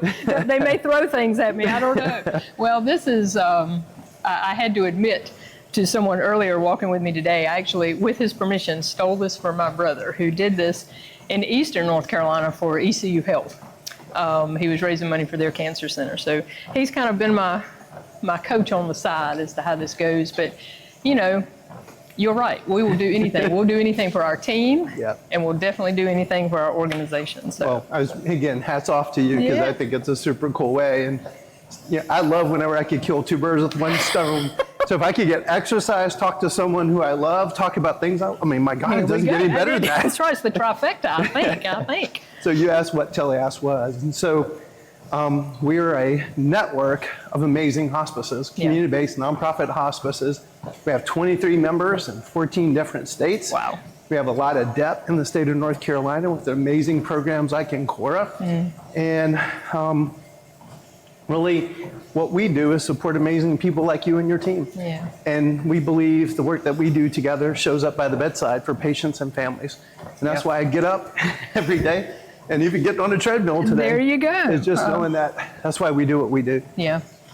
So, you know, when we first kicked off this morning, we were talking about, Flavel and I were talking about the fact that even though we had a name change, right? We're 38 years old this month. Wow. The majority of that time, of course, Hospice of Rockingham County, but had a rebranding just so we could be more accurate, if you will, as far as what we do and how we do it. But still, the independent nonprofit organization that's always supported this community. And this network that you just described helps us maintain that independence. Well said. It is, golly, I don't remember a lot of dates, but I do remember this one because it was April Fool's Day. So April 1st, 2019, we joined the Telehouse Collaborative Network simply because we were smart enough to know in order for us to stick around, in order for us to grow, have all kinds of service lines in the future, we had to have a little help doing that. And as a nonprofit, that's where you came in. And I can tell you, we were number 8 when we joined. So look at the growth that you guys have had. Absolutely. And I was thinking, Lynn, just driving, my wife's got a dream that we're going to find some really cool property into a family compound. I was just looking at your beautiful community. There's so much beautiful and just your community. And throughout America, local communities, they get gutted, like big box stores. And I'm not dissing big box stores, but quite often it erodes the fabric of the local. And so in many respects, TCN was built to empower organizations like yours. And I see, I love, we were actually playing your testimonial and you said, we're a really good organization before TCN. We feel like now we're a great organization. Absolutely. And that makes me smile because I think that's the work that we're doing together. And people, more jobs. It'd be great to go back and look at like how many jobs have we added together. Exactly. Because your organization is serving more people in the community, and that makes me smile. And surely your community is winning out, getting better care, more jobs in the area, helps the local economy, helps the healthcare ecosystem. People get the care that they need, and to think that's happening all over the country together. That's and then exciting. You guys have such beautiful examples like innovation like this, and then we pay that forward to other people, and you get that cross-pollination. It's just so cool. Well, I tell you, when we joined, so if we just think about the growth, and in the grand scheme of things, 6 years is not a tremendous amount of time. And sometimes I'm going to have to be honest, I don't sit with that enough. Not that you want to rest on your and go, we are all that in a bag of chips. Right. But I know for me personally, I do need to spend more time to go, whoa, look at what we've accomplished, right, in a short amount of time. When we joined TCN, we had only the hospice service line. Of course, we had Gibson House, but including Gibson House, our average daily census was 45 people a day. So when we got started this morning, and I was talking about all of the service lines we've added, so obviously still have the 2 hospice, inpatient and out, serious illness care, and now our counseling center. On any given day, we are caring for and supporting between 375 and 400 people across all of that. That just gave me goosebumps. It really does. Yeah. And so, of course, that's the whole reason for this today, because everybody deserves access Absolutely. to that 5-star care. So kind of a funny story when you were talking about all these beautiful hospices across the country and everybody getting this care. So I had a board member, I was sharing with them, this has been a while ago, sharing with the board our quality scores, obviously, our best places to work, 5-star rating. And I made the statement, X number in the network have 5 stars, X number in the network made that best places to work list. And he looked, he said, well, I got a question. I said, okay. He said, does TCN recruit the best hospices, or do the best hospices see the value in TCN? And I just looked at him and said, Yes. Yes. Yes. Yes. Yeah. But, and I hesitate to cut because it's not competition with each other. It is relationship building from organization to organization. And I shared this with Tina Gentry, who is my main coach through TCN. I shared this with her the other day. I've been a nurse for 35 years. Started at the bedside here with Hospice of Rockingham County way before this role, which was never on my radar, by the way, but you know how that goes. But I'm a very relational person. And something that our team does very well is to build that trust and rapport with patients and families like that. Because sometimes that's all the time you got. Yep. That is a skill. Yep. But you all do that. And because you build trust with each organization so quickly, it's Lynn Flanagan's opinion that that's why the organizations can trust each other like that. Wow, that feels profound. Well, and I just want you to sit with that for a little, because that is truly how I feel, because when I think about the residential beds that we now offer at Gibson House, that came about because Cindy Tuttle, who's the director of clinical operations at Gibson House, and myself, and Andrea Hale, who's the CEO of Valley Hospice, which is Ohio and West Virginia, yep. we had a great call. And because of our relationship, she shared best practices. Hey, we've been doing this for a while. More importantly, she even shared, don't do this. And sometimes that's just as important. That might be more important.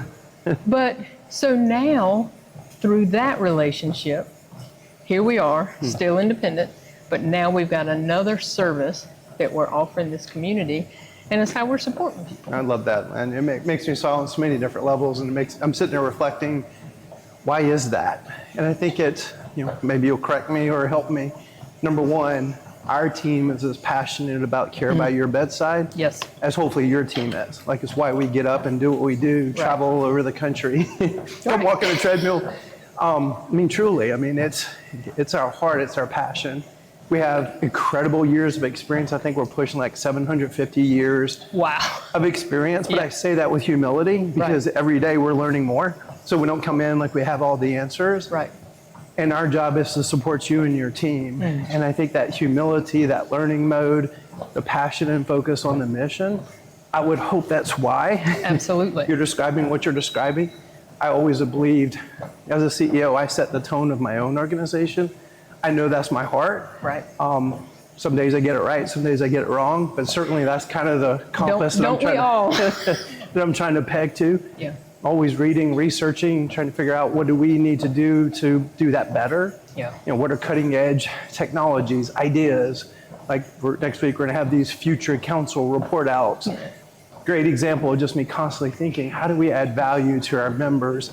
And being careful that we're not bringing distractions, bringing things that add value, and really trying to be discerning about that. Yeah. So those, as I reflect, I'm going to keep reflecting on that too, because I think Please that's do. profound. Yeah. So we've talked earlier, Flavia and I were talking about why these fundraisers are so important. We've never turned anybody away in 38 years. Wow. Someone medically eligible for hospice, never turned anybody away because they don't have insurance, they don't have a way to pay for our services. That is huge. And of course, you know this, growing up in hospice as well, but if you followed our team from home to home, you would never say, oh, well, they got less Right. of whatever, because, we know they don't have insurance. You'd never see a difference. You never see a difference in the support. You never see a difference in the heart of that team that goes in. But these fundraisers are why. Yeah. And they're so important for nonprofits. Sometimes I worry that nonprofits we're like little dinosaurs. I don't want us to be. Yeah. Because of the pressures of what you just said. Absolutely. Yeah. And so we've got a ton of competition in this county. Some people still don't realize that. One of the misconceptions is hospice is hospice is hospice. Yep. Well, we're all one organization. Couldn't be further from the truth. Yep. So our connection with TCN and sharing best practices with other organizations in the network constantly gives us things to strive for. What's one more way we can set ourselves apart? One more way. And then, of course, it's just the communicating that to the community, right? You're reminding me, Lynn, the lady who started the hospice where I was the longtime CEO of 4 Seasons. You loved her. You remind me of her. And one time we had an event. I've never sung in my life in public at that one event, but the night before I was watching with my girls, I think it was The Prince of Egypt. There's a beautiful Disney song, a single thread of tapestry, though its color may brightly shine, will never find its purpose, but in the pattern of the grand design. When I hear you talk about like community, they're donating right here. Yeah. They're not just giving money. Right. They're investing in the mission of your organization, investing in your people, so care stays local. Right. And hopefully people realize if you're choosing Ancora, you're choosing the best. Exactly. Not all hospices are made the same. Right. Just because someone has a slick brochure, slick marketing, overpromise, Yeah. underdeliver, put pressure on other people that, well, you got to go with this one because of whatever. You know, ultimately, I think local communities are what they are because the beautiful independent spirit, Yes. but it's also that glue, that tapestry that holds the community together. So it's everybody kind of participating, investing in, being a part of. Right. And Ancora is one of those organizations that you just want to be a part of. Yeah. You want to bet on a winner. You want to bet on someone who's going to Exactly. do right by your family. And I think that's what you and your organization are. Yeah. So, you know, I mentioned best places to work. So I got to talk about that for a little bit. You should. We are, it is the most humbling thing that I can even think about this morning that, you know, recently we were both in Nashville, but Ancora Compassionate Care was named number 3 in the nation, best places to work in healthcare. That's incredible. I have to tell on myself, I think I probably have already told you this story, but one of my favorite pictures from that night, Teresa Towns, who's our director of HR, was sitting next to me, and a coworker of ours took our picture across the table, and we are both just, I mean, we had burst out laughing because they got to number 5. And I actually looked at Teresa, I said, we are on this list. I mean, we just didn't get invited Did for they dinner, forget right? us? I mean, what in the world? So that is awesome. But talk a little bit about that. Why do we even, what value does that bring to the Yeah. community? Yeah, that's beautiful. Something I'm very passionate about. I've always believed that the culture you create in an organization is like fertile soil. You create a great culture, you plant great people, and this is becoming much more the exception, not the rule. Right. Because now I've got kids that are growing up and going in the workplace. I'm even more passionate because I want to see them in that type of organization. But then you think of the care that we provide, how we walk on this sacred ground with patients and families. So it's even more challenging, more necessary that we create those kind of cultures. And then, like, well, then what's the rubric? How do you know if you're on the journey to that? Right. That night afterwards, we started doing some chat GPTing. There are about 1 million healthcare organizations in this country. Wow. And to think you're number 3? We're number 3. Wow. Man. That's incredible. If I'm listening to this and in this community, that's an organization I want to get care from because those are people that care, people that are learning and growing. And so when they walk into your home or wherever you're getting care or whether you're coming to the Gibson house, Yeah. you know you're getting a cut above. Yeah. And what I love about the way you said that, you're never resting on your laurels about that. No. You're always learning and growing. Last year they had you on a panel picking your brain, like, Lynn, how do you do that? And then like, Lynn's oh. picking someone else's brain, Yeah. the lady from Floyd Locum Tenens. Yeah. And you were the same number as her this year. I thought that was so cool. Oh my gosh. That, I mean, really, that was amazing. I don't know that I've processed it all completely yet, but so proud of that. But, you know, this sounds cliche, I guess, but obviously you have taught me, your whole team has taught me a tremendous amount about leadership.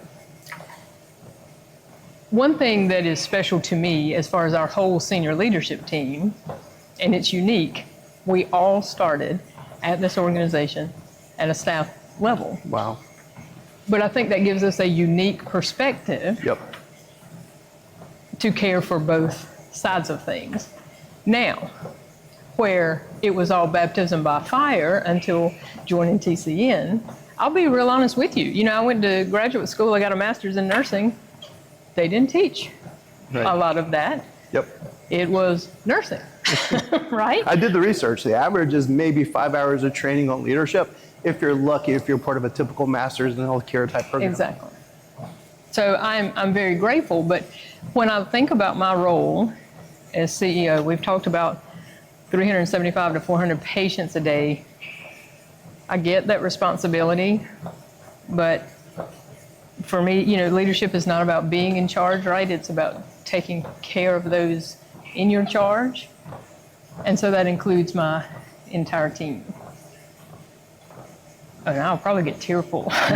They're very used to it. They see me get tearful all the time. But I really cannot adequately express to you how seriously I take that Yep. and how seriously Teresa Towns takes that as the director of HR. So always looking at how do we support these people? Because what we do, Chris, is hard. It's very hard work. Yep. And you can't, it's not like you don't have hard things going on in your own life. Yep. So what benefits, what flexibilities, how do we meet the staff where they are and enable them to be the best whatever they can be? So they hear that from me a lot. So I've got what I call my relentless vision, but it's like a two-pronged situation. So I have one for the organization, and that Ancora is going to continue to listen to this community and respond whatever it needs. Kind of leave it out there, whatever service lines come in. But for the team, my relentless vision for them is that you will be the best whatever role you play that you can possibly be. And that's on me and the rest of the leadership team to make sure you get there. Yep. Then it's on them to maintain it, because you know, you can't be mediocre and work at Ancora. No. But the more we do that, I have to view that as that is value that goes right back out into the community. Because if you've got supported and highly engaged employees, they're going to give those people the best care possible. Agree 100%. And I love what you just said, Lynn, because that's the stuff that keeps me up at night in a good way. Like, how does TCN then keep bringing tools, people, resource, expertise, systems, processes, technology that basically accelerates what you just said? That's literally what we try to do. And every day I'm thinking about how do we keep doing it better? And then we hear these beautiful mission moments in your meetings and our board meetings. I'm like, okay, we're making good progress. We are making good progress. There is no there. Right, But we're exactly. making good progress. And sometimes I have a strange way to measure success. One of the ways I've always measured success in Gibson House is when I see a family member coming down the hallway with a bed head and in pajamas, but they know everybody's name, they know where the coffee pot is, and they feel comfortable enough to do that. Might sound really strange. No, that's pretty cool. The other way within our team that I measure success just happened. An example of it just happened, I guess it was Thursday. Intake, you know, we're all in teams. Our intake team says, hey, we got this referral at such and such hospital. Pretty significant and challenging situation. Admission nurse goes. Situation's even more challenging than what we realized. Then you had Cindy Tuttle, Ashley Presnell, Lynn Flanagan, the admission nurse, Bonnie Stone, the intake, I think it was Samantha Thacker, Mary Beth Suggs, in this team message. Because that admission nurse put out one question, hey, how can we get so-and-so? And it was a supply we don't have. When I tell you, if you could have followed that thread, it was like, we're going to get that from here. We're going to get this from here. We've called here. He's going to get home by the Saturday, because that's all he wanted. He just wanted to go home. Wow. But when you saw how quickly that whole team jumped in there, it's like, that's the only thing that mattered. Yep. Right that second. The rest of the day just got pushed to the back burner because that was what was important. And that to me just nails. I was in one of the big box stores, we'll leave the name unspoken, the other day. I was just looking at this person and I was sad for them because it was a transaction to them. And I thought, here you are, you're probably tired, you're probably working a lot of hours, and you're just doing a transaction. And what you just described is so much more than that. Absolutely. And if I'm a local community member, that's the type of organization I want to bet on. Yeah. I want to be a part of, invest in, donate to, and one day choose care for my family. Yeah. Because we've always, if we think about cable providers, internet providers, Right. usually those are horrible examples of good quality, good service, great value. But an organization that's working on what you just described, Yeah. I predicted during COVID or in the back end of COVID, I think we're going into a time where there's not going to be much middle. Either Right. going to be high performing organizations continually striving to be better and just then really bad. Yeah. And unfortunately, we've seen that in the hospice world. Sure. And it breaks my heart because there are a lot of good people in those organizations, but their organizations is not being led from a good place. And then the people choosing care from those organizations are not realizing I'm just getting a transaction. Yeah. And that breaks my heart because what you just described is so different than that. Absolutely. And you don't, what breaks my heart is that if somebody has that experience of that transactional, poor quality, and that's their only view of hospice, Yeah. that makes it so hard for these mission-minded nonprofits to change that mindset. Yeah. But So, this, here we are. here we are doing things like this Yeah. and getting the word out and them knowing, just calling Ancora because they are different. Yeah. Well, let's switch gears just a little bit as we wrap up our time. So you have two fantastic tools. Talk about education and oh my gosh. So talk a little bit. You got two different podcasts. Yeah. Tell us all about them. I'm laughing because I think my mom might be watching. I'm sure she was probably thinking, Chris would have a podcast one day. And so certainly was not part of my skill set, not part of my ambition, but because my job is to continue to learn and grow, and anything I'm spending time on has got to add value for programs like yours. So TCN Talks was the first one, and we're just constantly bringing industry thought leaders, relevant, timely topics that hospice and palliative care leaders and staff and board need to know about, because we're living in some really interesting times. It's probably the greatest time of change in probably certainly my lifetime. I'm a bit of a history buff, and so about every 100 years you get a huge amount of change. We're living in one of those times. Yeah. So if you're in that kind of time, you need intelligence, you need scouting reports, you need to know what you're going to encounter on that journey. So really TCN Talks was born out of that. Yeah. I really sucked probably that first year. I don't know that I would say that, but I love your self-awareness. But I think we've gotten better, and it's so great now to see members like yourself. We saw just another member just this past week is launching a podcast. So we have other members now doing their own podcast focused in their communities. That makes me smile. Yeah. And as you know, doing your own, it's not easy. It's not. It's And what I'm not. realizing now, if I did a podcast on a treadmill, that's even harder. Well, so I gave him a shout out in the beginning, but we couldn't do any of that if it was not for the Mr. Roy Sawyers and Rockingham Update out there. He is High five the to man him, because I yeah. have a huge appreciation when the technology works the way it's supposed to. Oh my gosh. But then the second one you alluded to, Lynn, I've always believed that everything rises and falls on leadership.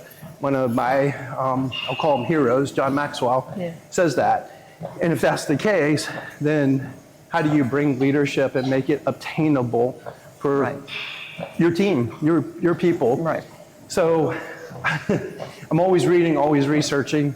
People always kind of roll their eyes like, Chris, what'd you do on vacation? I'm like, I read 5 books. They go, are you bragging? I'm like, no, that's like my passion. Right.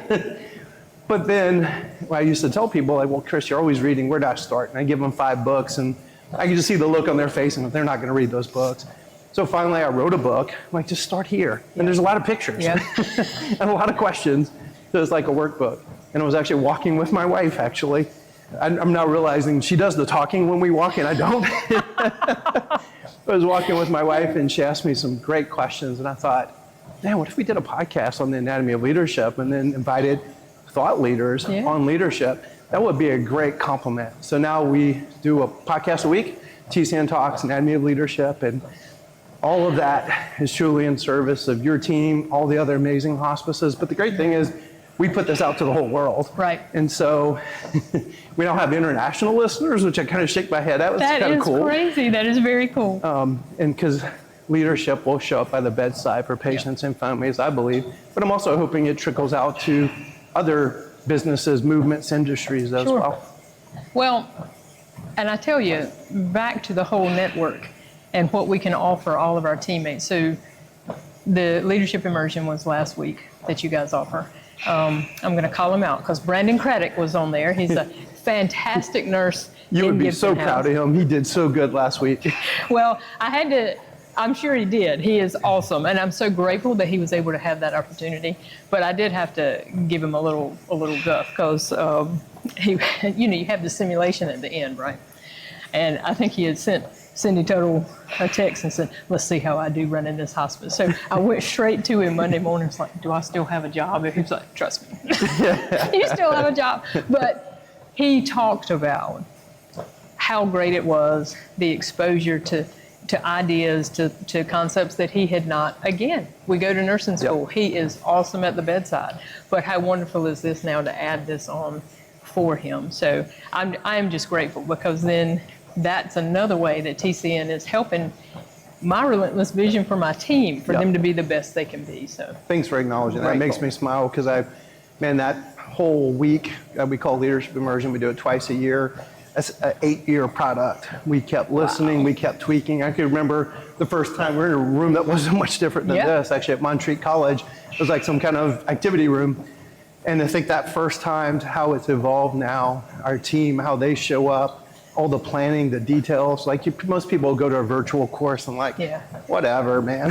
We have a lady who's the CEO of a hospital like teleos group. Yeah. Oh, cool. She went through last week. Oh, neat. And she did this great post on LinkedIn last night, and she's got a lot of years of healthcare experience. And she said, I've now proved you can teach an old dog new tricks.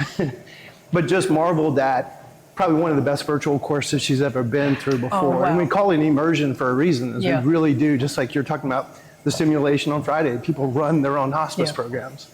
Why would we do that? Because then when you go to work Monday, that's right. When it really counts, you've got a lot more confidence. And one of my leadership mentors said, you know, if you're playing a sport, you practice throughout the week. What's the corollary in the business world? That makes you kind of cringe. Yeah. They put a lot of practice hours into a game that, is building character, building leadership skills, but in the overall scheme of things, we're talking about stuff that's very meaningful on the hospice side.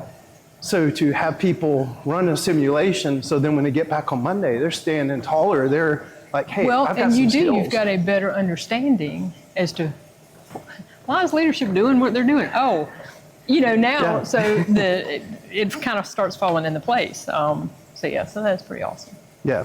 Thank you. Thanks for shouting that out, because that makes me smile. That week takes a lot. Usually it takes me 2 weeks to recover afterwards. I can only imagine. Tomorrow, speaking of recovery, I'm going to sit down. That's what I'm going to do. I'm thinking like you're going to be in your sleep tonight. You're going to still be walking. Well, I have to tell you. So I guess we had first thing out of the gate. Her name's Catherine Church. First of all, can I just say that I did not match Catherine's energy. I knew I wasn't going to. She is an awesome human being, but yeah, she had the incline going and the whole, it's like, okay. But she left, she's driving to Kentucky to go see the Ark. And before she leaves, she says, I am going to be in Kentucky, checked into the hotel having dinner. You're still going to be here at RCC. But yes, I am. That's okay. But so there's my heart for this organization. Well, my hat's off to you, because I've like lowered the speed 3 times. Well, I'm doing a snail's pace, which is kind of, but it's going to be good. But again, you do anything, right? What's that? You do anything for this organization. Again, my hat's off to you. I mean, I just think I love this idea. I'm thinking, damn, I wish I had signed up for like 3 shifts now. Right. So, well, I know you have miles to travel and a busy day. So I just appreciate your time. This has been awesome. It's been fun. It's been fun, Lynn. Yeah, truly, I'm reluctant to give up my treadmill, but no, you got some great guests, and hope's not a strategy. I know that number is going to keep climbing, because there's a lot of purpose behind those numbers. Agreed. So thanks for what you're doing. Thank you. All right. See you later.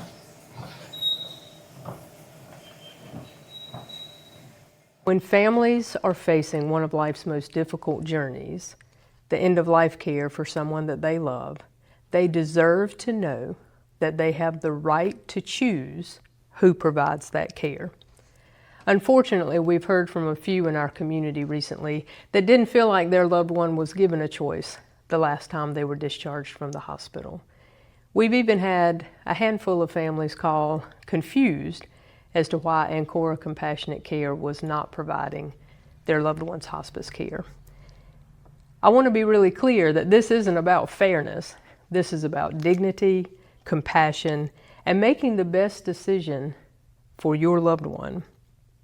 Patients should be empowered to find the provider that aligns with their particular needs and their values.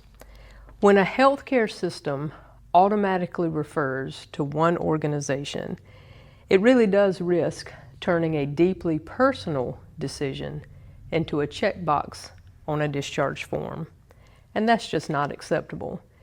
Federal guidelines, and if we're honest, basic ethical standards say that patients have a right to choose the hospice provider that they want. Steering patients towards one option actually deprives families of the ability to compare services, to compare quality measures, to ask good questions, and to decide what is best for them. We believe in a model of care that puts people first. That means that we listen to patients, listen to families, respect their preferences, and help them understand all of their options. So if you or someone you know is navigating a hospice decision, ask the question, what are my choices? You are entitled to them. And if you're a healthcare professional, I urge you, honor your patient's rights and allow them to make an informed choice. We are here, we are local, we are committed to walking alongside patients and families with compassion and integrity. We don't just serve this community, we are part of it. If you would like to know what makes our hospice care different, please reach out. Your choice matters, your voice matters. Let's make sure it's heard. Lois, can you tell us a little bit about how Ancora Compassionate Care became part of your and your loved one's journey? Okay. We were in the hospital with Bill, and he wanted to go home to spend his last days at home, make his preparations to be ready to go. And so they told him at the hospital that he could go home, but he would have to have Ancora go with us. We started our journey with Ancora in August of 2024, and that's how we became attached and became with Ancora. All right. What difference did Ancora's care make for your loved one and for you? For Bill, it was good to have somebody come in from outside. Everyone at Ancora was absolutely amazing, from the first person we had walk through our doors to meet him and to take care of him until the very last day.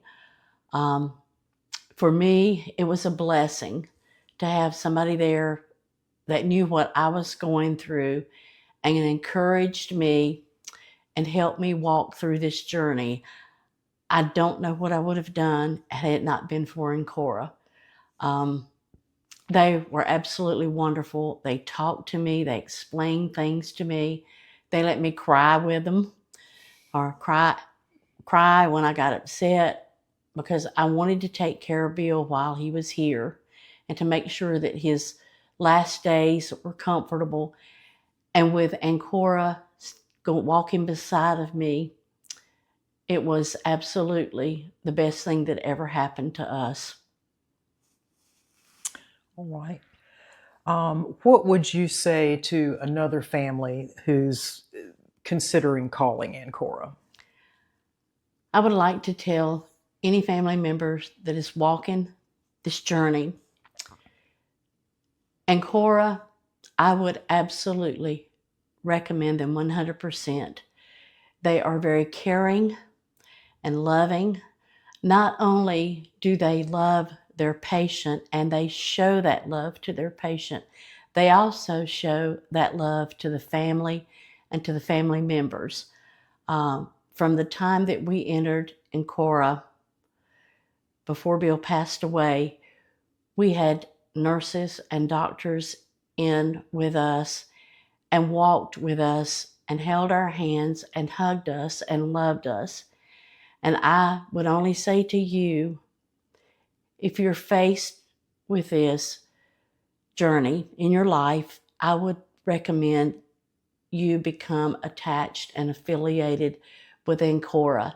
Not only do they see you through, but they're with you afterwards. And I would highly recommend them if you're thinking about it. 100%. In just a few words, how would you describe Ancora Compassionate Care? Loving, faithful, honest.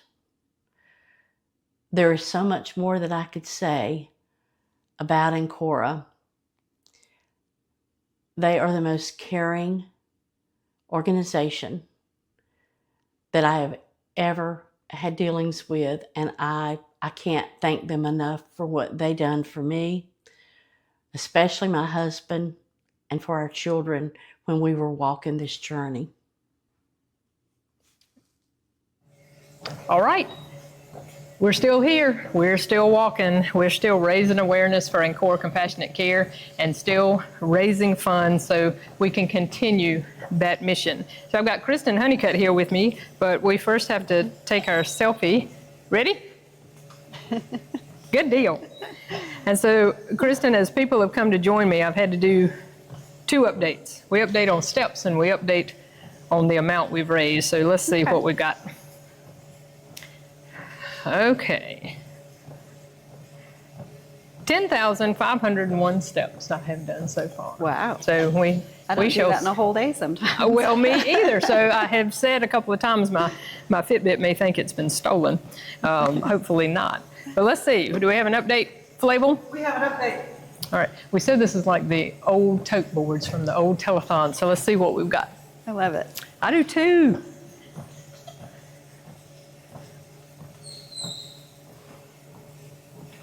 Wow. That's So fantastic. it is fantastic. $20,875 raised. Oh, wow. Let's just see how high we can get it by 8 p.m. So, well, Kristen, I appreciate you coming to talk with me today as we're Glad to be raising here. awareness. But just tell folks what you do at Ancora. Sure. So I'm one of our grief counselors at Ancora.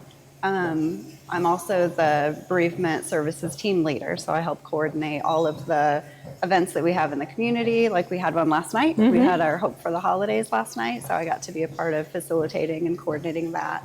I'll be back here at RCC later this afternoon, actually, because we also facilitate a group or help with a group that's here. But we have a virtual support group that we lead. We have all kinds of annual activities, a summer camp we do for the kids, memorial services through the year. So I get to help be a part of all of that.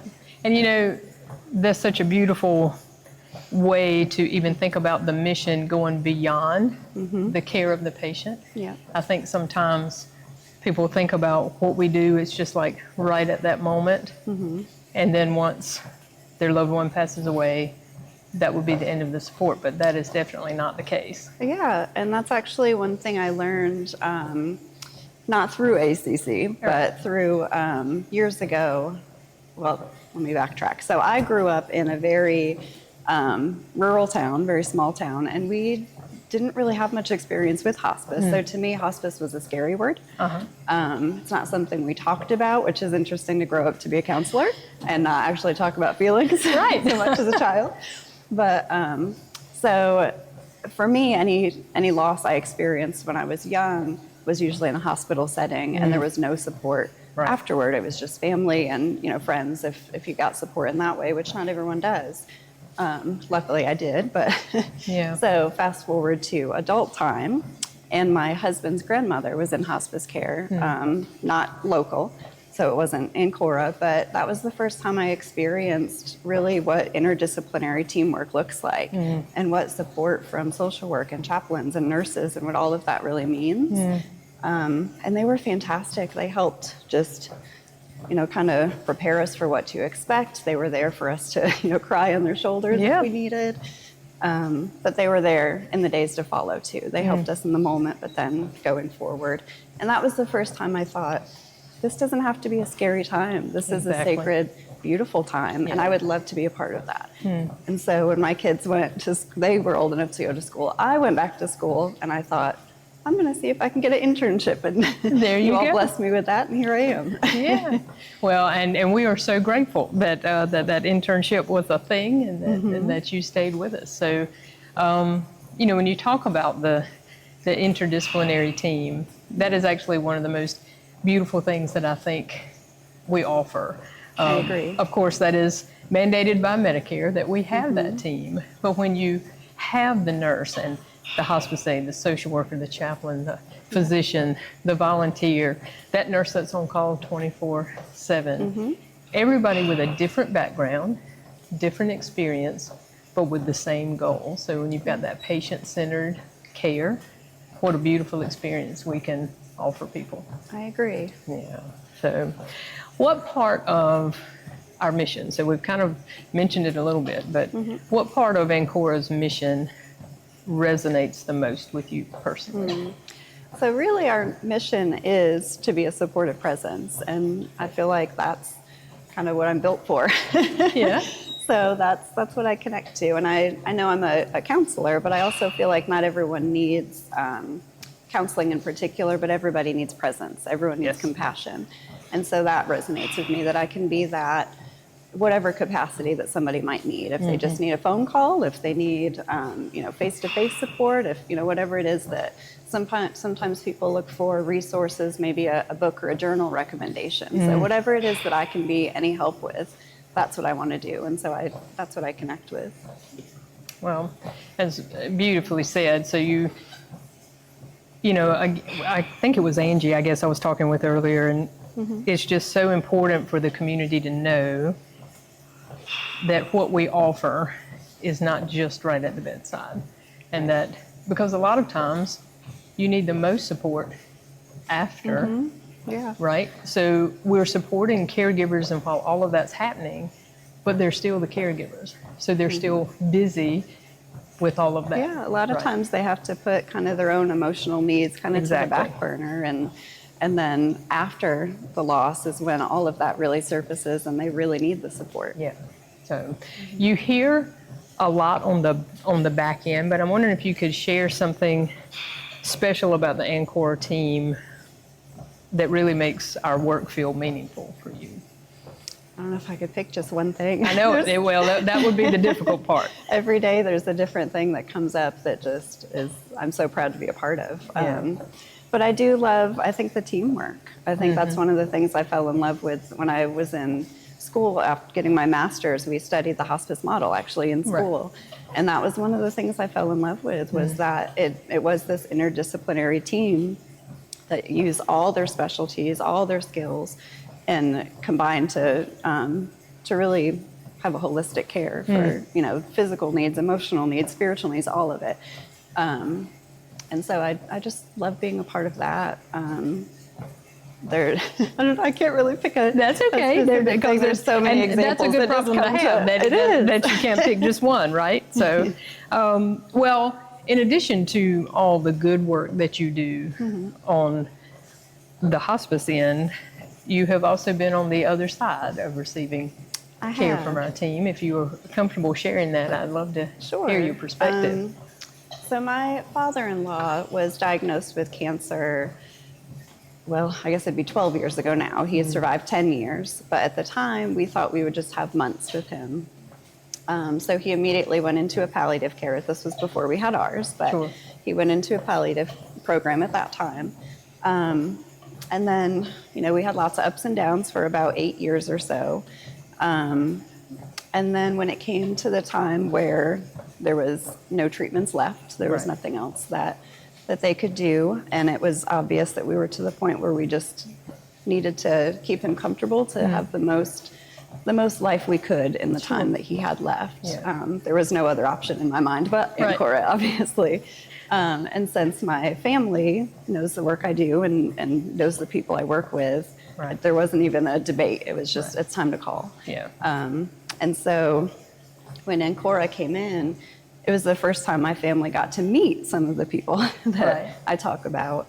And Carolyn was actually my father-in-law's nurse, and she just fit perfectly in the house. She would come in and just would sit with him and talk with him and talk with my mother-in-law, ask how she was doing, not just get his vitals and the nursing part, but she just was such a compassionate person in the home, and she was fantastic with him.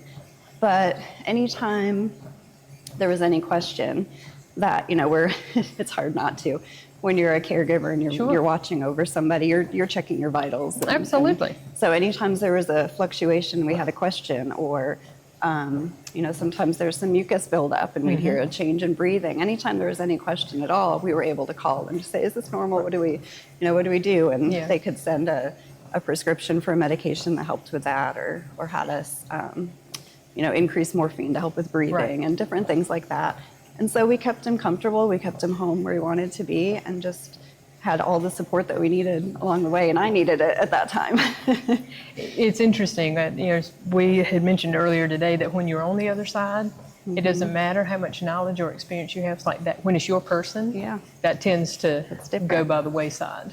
Yeah, it is very different. So, So, I'm but that I'm makes grateful. it even more special for Yeah. me to be able to offer that to others because I've been on the receiving end. Right. So you can speak about that from personal experience, and that makes a difference. Yeah.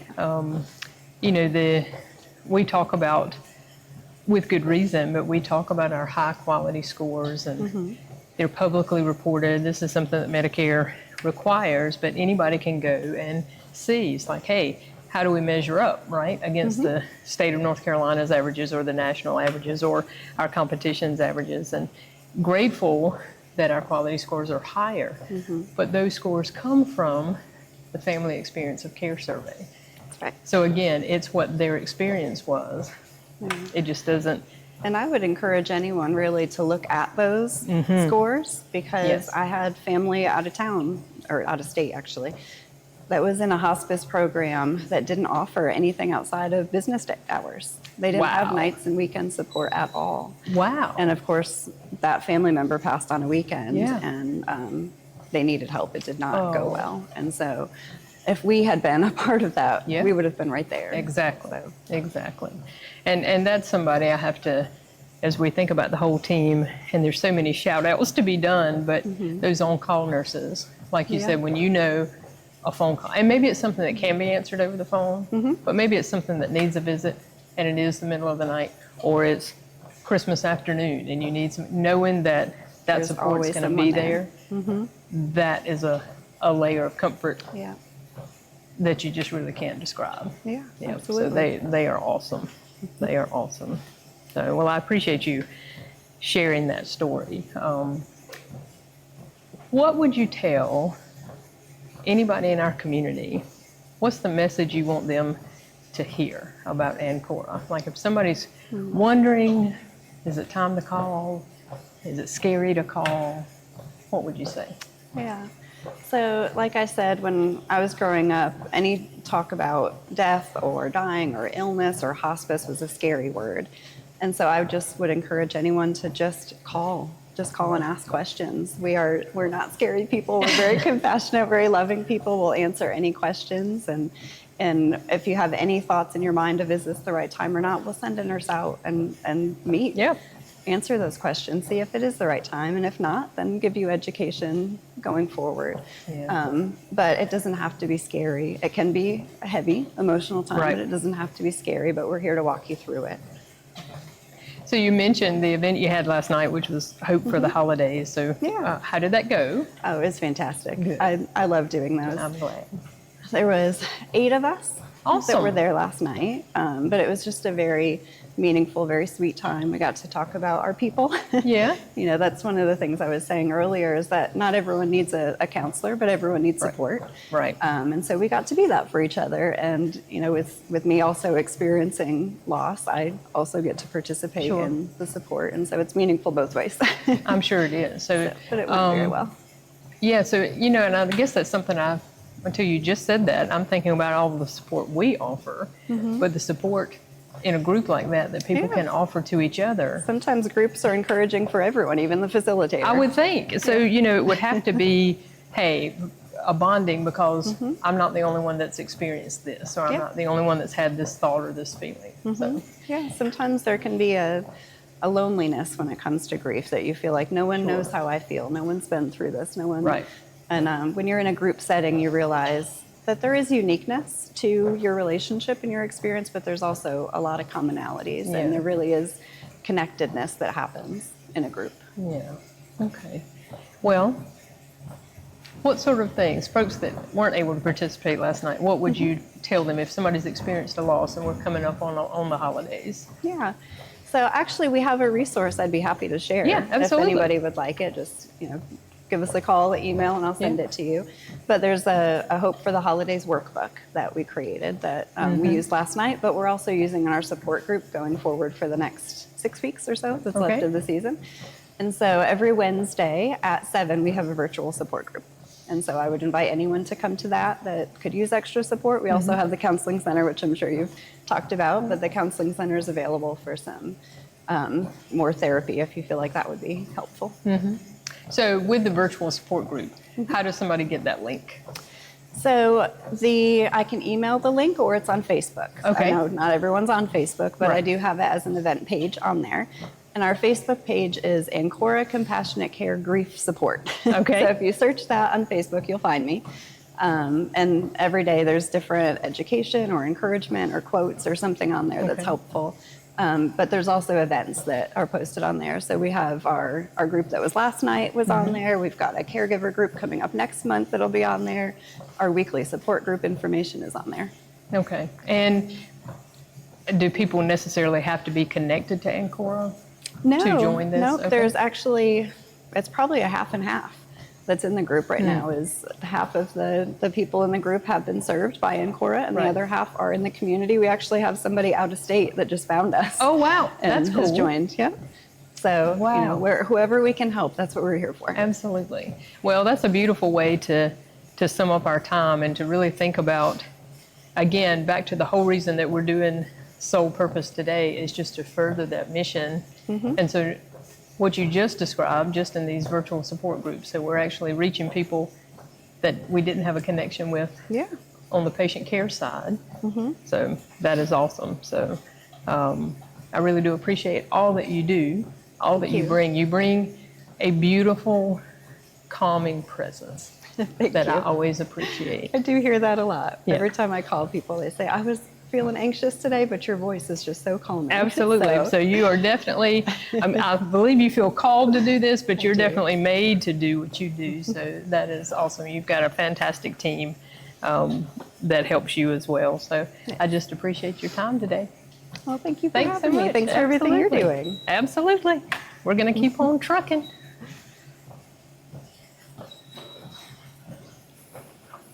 One of the quality metrics that Medicare measures is how well the hospice organization trained or taught the family to take care of their loved one. When our interdisciplinary team comes into the home, so that would be our RN, our social worker, our hospice aides, our chaplains, there's a tremendous amount of teaching and training that is going on, all in an effort to provide the best support for the patient and the family. So our nurses may be teaching things along the lines of disease progression, symptoms to be aware of, and also teaching how we can manage those symptoms. They may be teaching about medications, when to give certain medications, how they will be effective, side effects of certain medications. Our hospice aides may be teaching things like how to reposition their loved one comfortably and safely. They may be teaching the family member how to safely transfer their loved one from the bed to the chair, for example. Social workers and chaplains are certainly doing a tremendous amount of teaching, coping skills, stress management, tons of things to teach the caregivers about how to manage their stress as a caregiver. So I'm happy to tell you that Ancora Compassionate Care, our score for this particular metric, is higher than the national average and higher than our 2 local competitors. So remember, when you want the best care and support for the patient and the family, make sure you ask for Ancora Compassionate Care by name.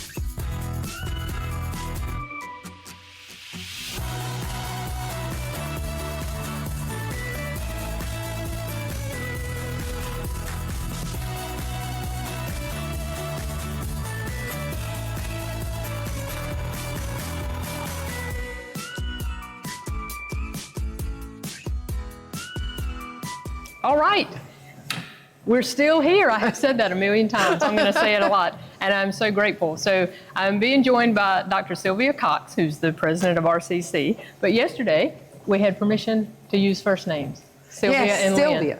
Okay. Absolutely. All right. Absolutely. So before we get started, we got to take a selfie. Okay. So here we go. Thanks. So we update with every new person that comes and walks with me, and I'm so grateful for your time. So we gotta do a few updates. How many steps? We'll see where I am. 11,582. Ooh. I might need to Probably- stay longer than our chat. Oh, my. That's amazing. Well, I just had a good friend of mine and someone that I've worked with for a long time who said, you know, the things we do when we love our organization That's and we want right. everybody else to know. But That's the other right. thing we have to update is the amount raised. Okay. So Wow. that's a big raise. So 21,100. That is awesome.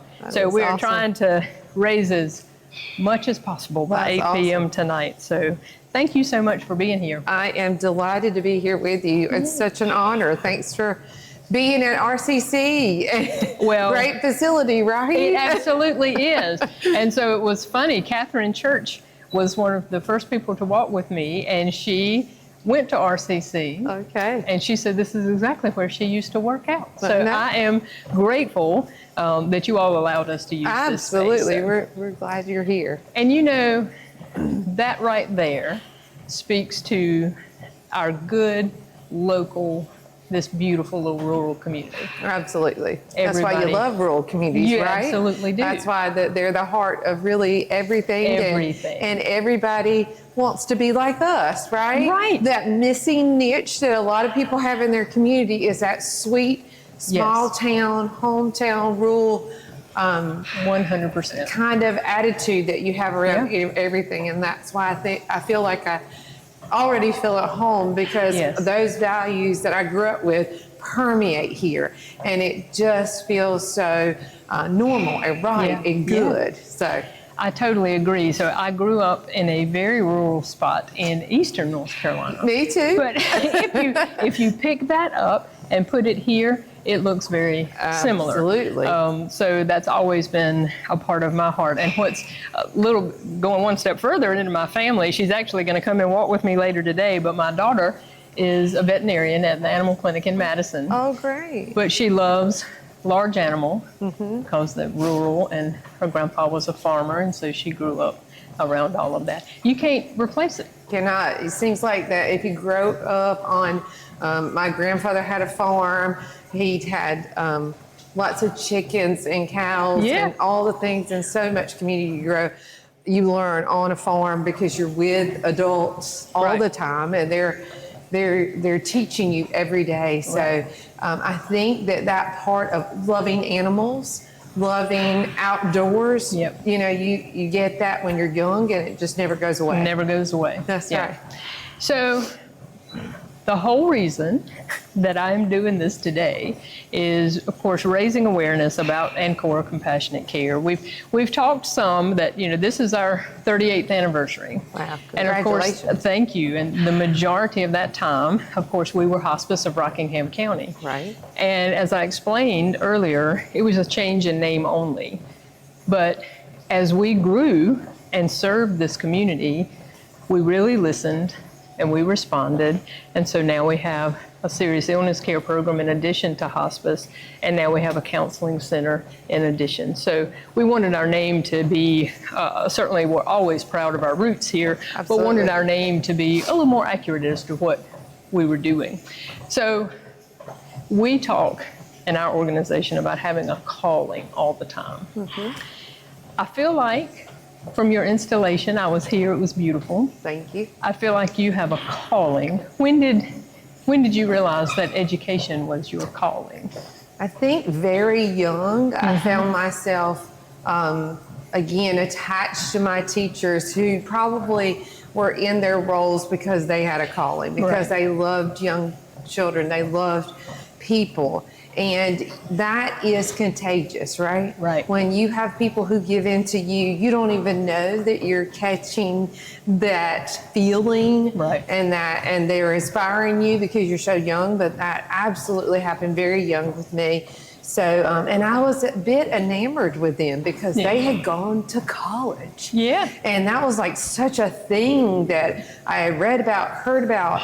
My older sister, I mentioned, eventually went to our local community college and became a nurse. And we were just enamored because Most of our people had been living on the farm, working on the farm, and not many folks had gone to college.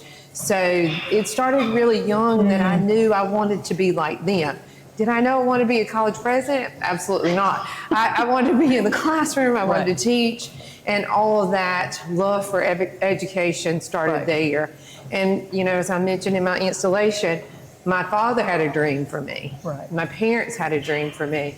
And they always spoke very highly about teachers and the importance of respecting people in education. And so they were very honored. Teachers were honored in our family and in our community. So at that time, unfortunately, it's not quite always like that today. Right. At that time, no greater calling than to go into the classroom. Right. So I definitely knew very, very young, maybe definitely high school. We had a future teachers club, and I was a part of that. And I was just set that I was going to change the world through education. There you go. So here you are. And here I am. Because I knew it was going to change me, and it really did. Really did. So what's the most exciting thing? What excites you the most about leading Rockingham Community College? Well, the students and the people here. Yeah. And, you know, I come from a small community that I grew up and I lived in. Yeah. And there were so many great things that I had to stop and pause and remind myself, oh, this is really great about being in a small town. But I think that when I come here, I'm like, wow, look at all the great things here. Yeah. Look at all the great people. So the slogan for Rockingham County is, it's a good place. And I say, no, it's not just a good place. It's a great place. It's a great place. And so the excitement and the people that I've met, again, out in the community, here on campus, the students, just that sense of what I learned from them, how excited, how much people love this college is absolutely amazing. And it's also just so inspiring. I say it over and over, but it is really true. There are so many times that people say, because I'm new, hey, wait, let me tell you, I went to RCC, and let me tell you what my experience was at the college and what it did for me. And now I am where I am because I started there. Oh, man. So that inspires me because that's why that I love this work. That's why I love community colleges. But there's an extra spark of pride and commitment around this college here that's probably like none other that I've experienced. I mean, really, when people love this college, and not just in word, but in deed. Yes. And they have stepped up over and over and over. The foundation is just one example of that, to give back because of what was done for them. Yeah. So that really pay it forward out of the campus, out of the employees. The employees are just above and beyond and really care about their community and care about each student in their classroom. And that, I think, maybe you and I are a little biased because of how we grew up, but that, I think, goes right back to the heart of that beautiful rural community. Absolutely. The thought of giving back is ingrained Absolutely. in everyone early on. Absolutely. And, you know, even certainly with Ancora, Flavel and I were talking earlier, sometimes donations show up. It's always right on time. Right on time. But it's maybe we haven't put the word out. We haven't said, hey, we need, and it just, here it is. It never ceases to amaze me how this community takes care of each other. Absolutely. But how it helps us then obviously take care of the community. So it really is just this gigantic circle of care. Absolutely. But you just can't put a price on everything you just described. You know, that pride in having attended here. And so I have to tell you, gosh, I was not here. I moved here like you did. I've been here 27 years. Wow. But the majority, especially when I joined, when it was Hospice of Rockingham County, I was a nurse at the bedside for years. Oh, wow. And the majority of every nurse that I have worked with went to school here. That's right. That's right. Your local community college really builds a workforce, but we really do it probably best in the healthcare arena. Yeah. Because you're going to go to almost every community college and go to that county's hospitals, different healthcare facilities, and start asking where that they attended college, and they're going to point back to that community college, and it's very true here. Yeah. So I don't know if you have heard this name. She was an instructor here for years, but her name was Mickey Hare. Yeah. And we refer to Mickey as the mother of hospice of Rockingham County. Okay. So she really, it was a grassroots operation.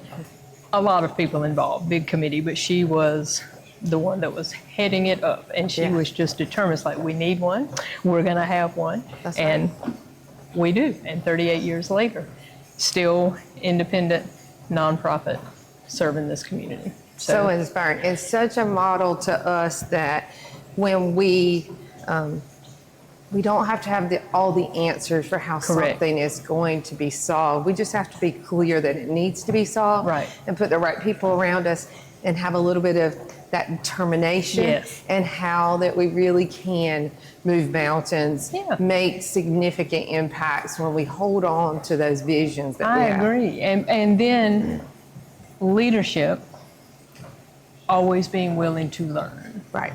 I never, ever want to get to the place where it's like, oh, we know how to do that now. It's usually, let's see how we're going to make that work. But it takes people being open, no matter how long you've done a particular job, right? You still have to be open to learning more, and it just goes from there, That's I think. So I have to tell you our connection with your School of Nursing. Okay. And I'm all about a student. Yeah. Me too. I am all about it. Yeah, we have that in common. And what I always tell our staff, like, hey, we've got nursing students coming. Do not forget what it felt like to be the student. That's right. That's number one. Absolutely.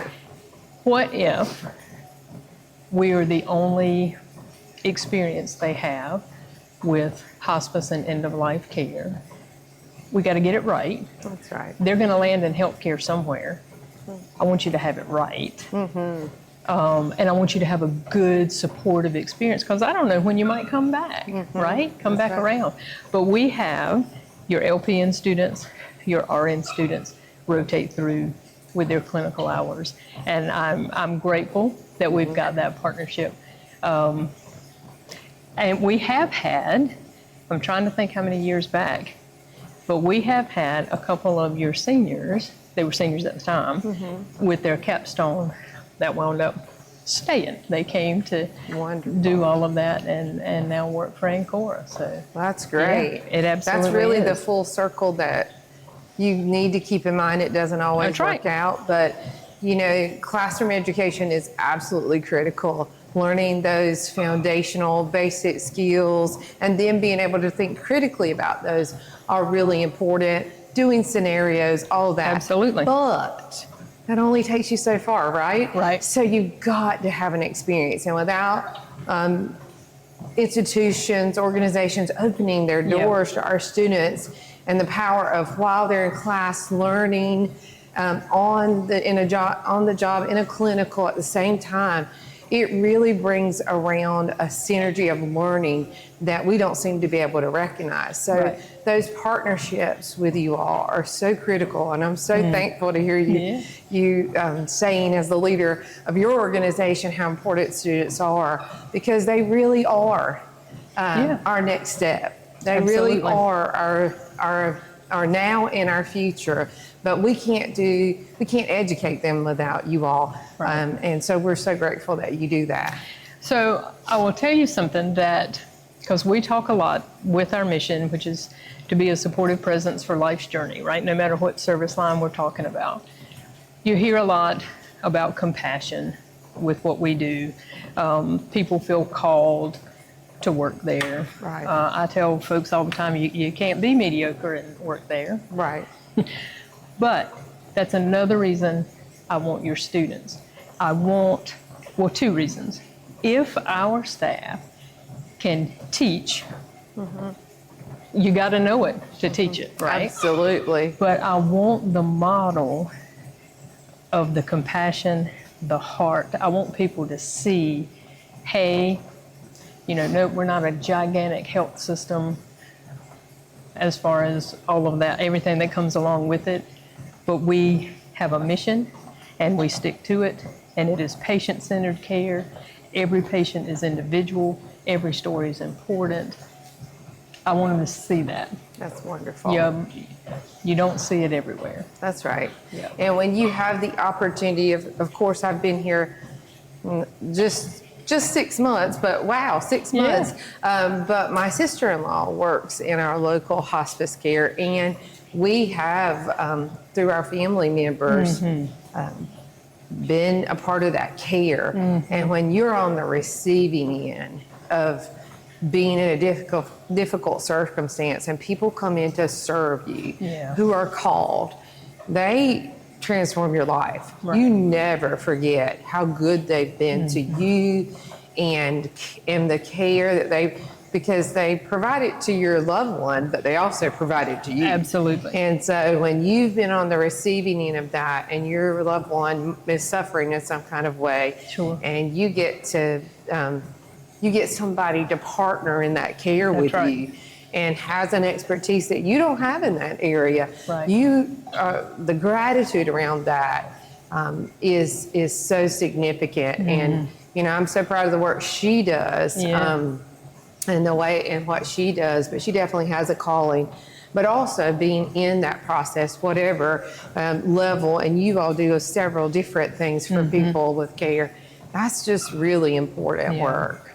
It is, and I'm grateful for the opportunity. Sometimes when people find out what you do, and you have any connection to hospice, you'll hear people go, "Oh, well, it takes a special person," and I'm not going to downplay that, but in my mind, I always flip that around, because to me, the fact that people are allowing us in their home, Right. you are inviting us in during probably the most difficult and vulnerable time you're going to have as a family. That's right. That's the special people Yeah. that are allowing us and trusting us with that care. And you just can't say enough about how grateful we are to have the opportunity to serve. That's wonderful. That's so- wonderful. That's a great perspective, and it's strong, and obviously that leads your work very, very well. Yes, absolutely. So, well, as we wind up our time, what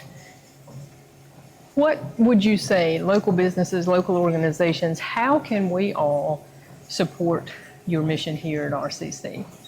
Well, in lots of ways, you already are, so we want to celebrate that. Yeah. There are a lot of people who open up their doors for clinicals, who mentor our students, and who support the college through scholarships and different opportunities. But as students, maybe who did not grow up on the farm like we did, we're finding that mentorship for students is really important.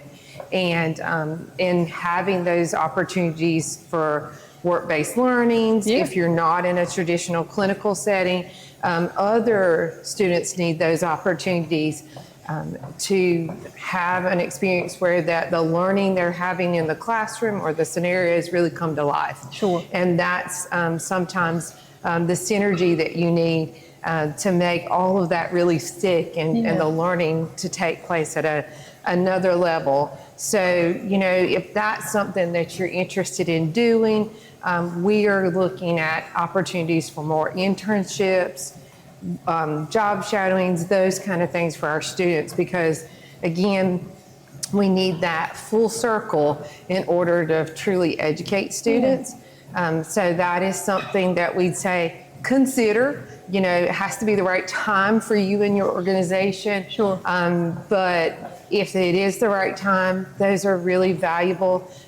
Mentorships, one thing that we hear out of our students, or even out in the community, but definitely too with our students, is we're in a world that a lot of things are coming at us very, very Yes. quickly. Yes. So those times of getting off the bus like I did when I was young and taking your school clothes off and going outside and doing some chores was really actually very good for me holistically. Right. But students don't have a time sometimes to shut things off. Right. And are overwhelmed and need some mentoring, need some time to see that some of the challenges that they're having that are stressing their mental health are really, it's okay. Yeah. A lot of people experience it, and sometimes when you're experiencing it, you think, hey, I'm a failure, but you're really not. Correct. And hearing that this is a normal part of life sometimes is really good. And that happens in internships, speaking to classrooms, coming in and, they just don't know what they don't know about some Right. industries.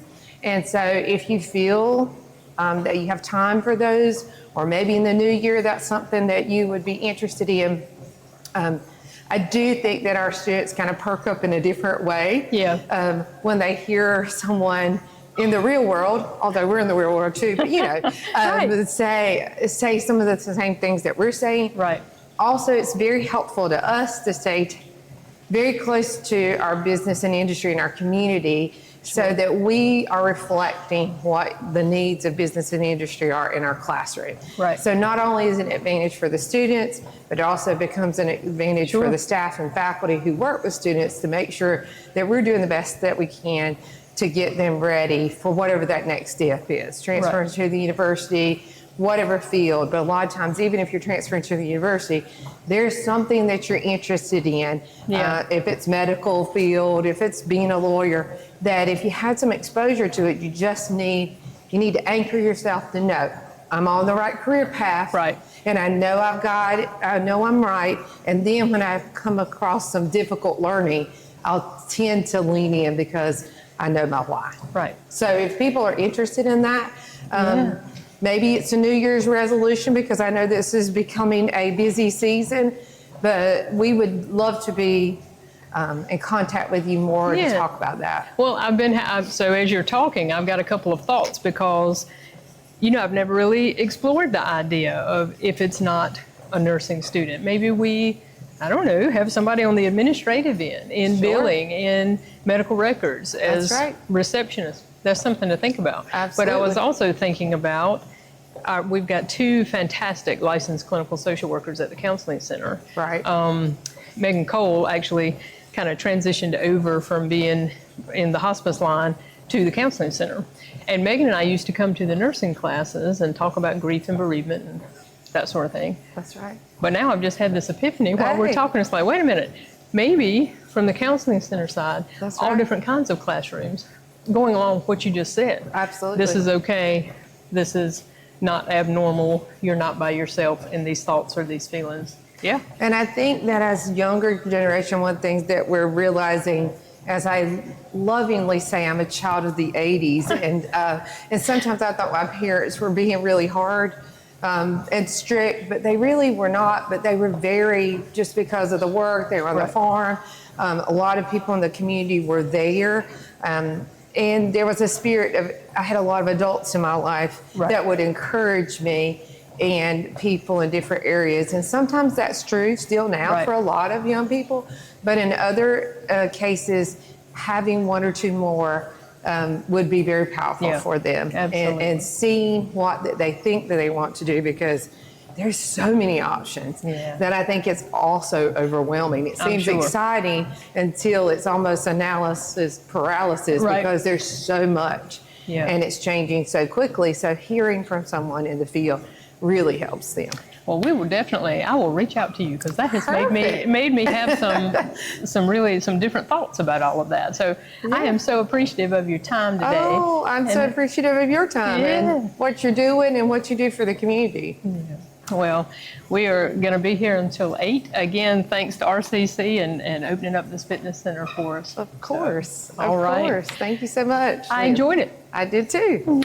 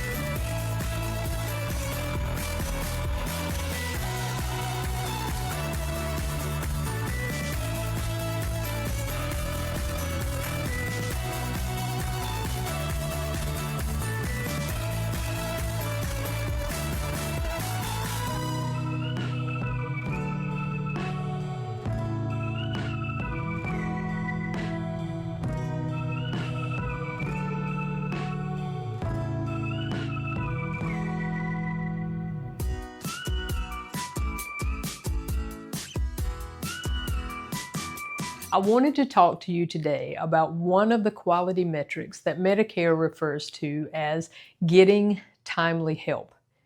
We are required to be able to provide care and support for our patients and their families 24/7. So this quality metric of getting timely help is looking at just that. Are we able to provide the care and support that that patient and family needs when they need it?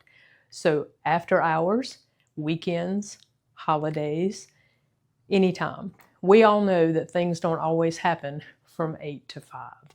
So when you look at the national average for getting timely help, the national average is 77%.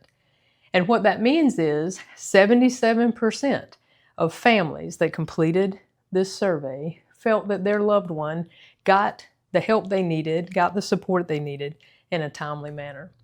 The state of North Carolina average is slightly better, coming in at 81%. But we want our community to know that Ancora Compassionate Care is coming in at 84%.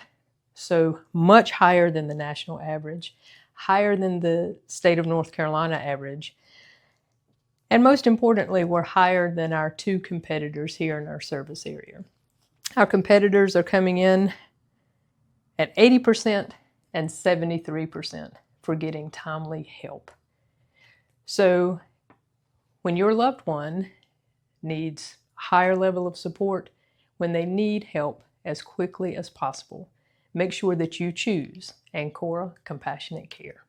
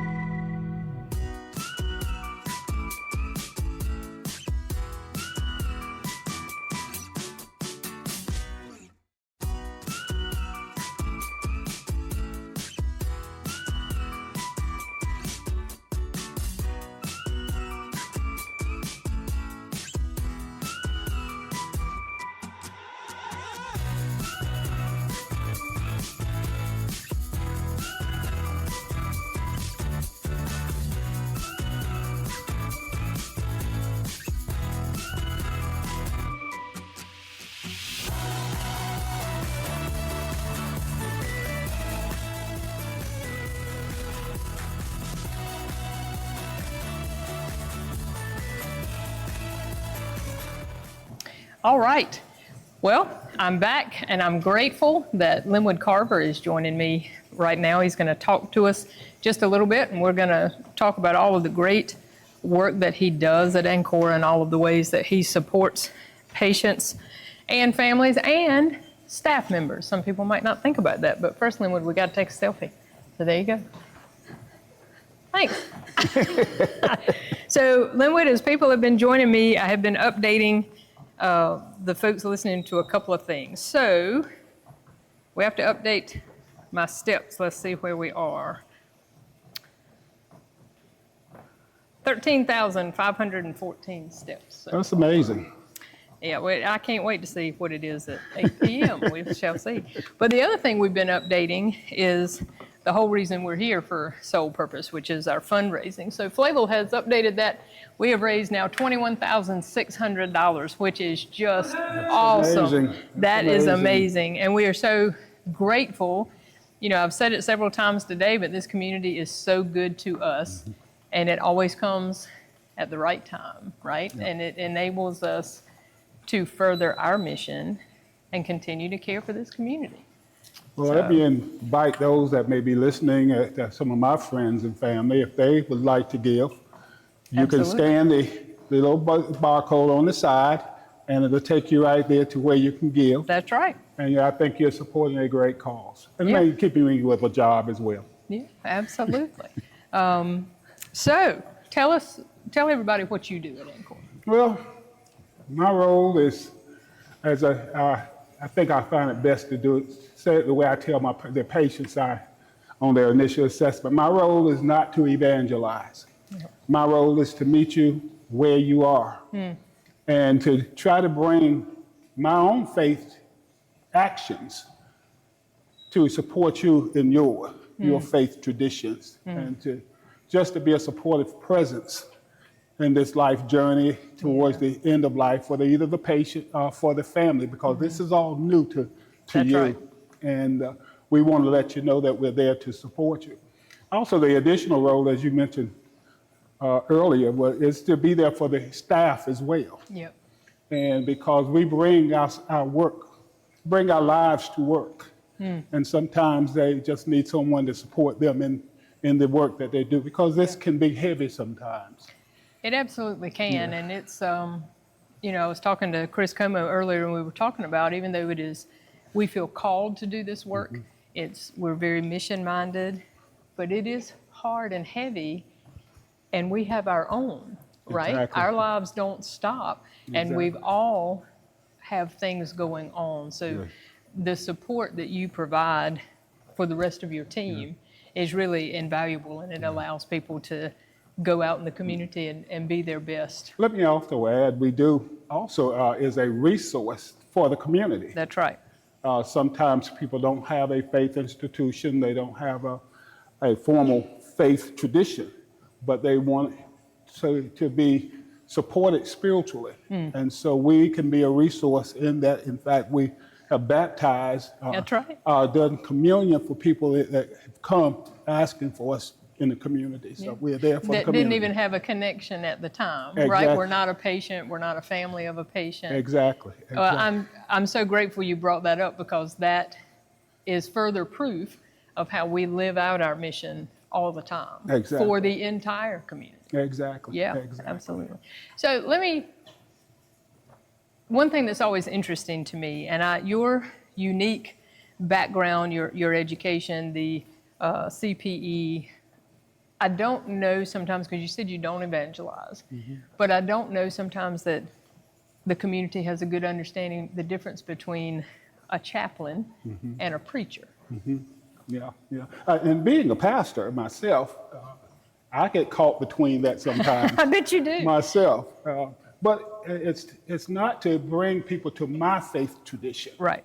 I can hold my faith tradition while experiencing others and actually learning from their faith tradition, or if they don't have a faith tradition, to sit with them in that. Right. And so it can be difficult sometimes to balance the two, but if I come bringing what I believe, instead of trying to lead someone to a particular destination that I think they should hold, I try to meet them in theirs and bring the tenets of my faith tradition, love and peace, and bring those to them. And hopefully, if they desire to meet me in my faith tradition, Right. I can help them there.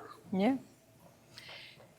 In all of the work, because you've been with us for a while now, all the work that you've seen, it's going to be hard to get down to one moment, I'm sure, but can you think of a moment that you could share when you felt especially proud to be a part of Ancora?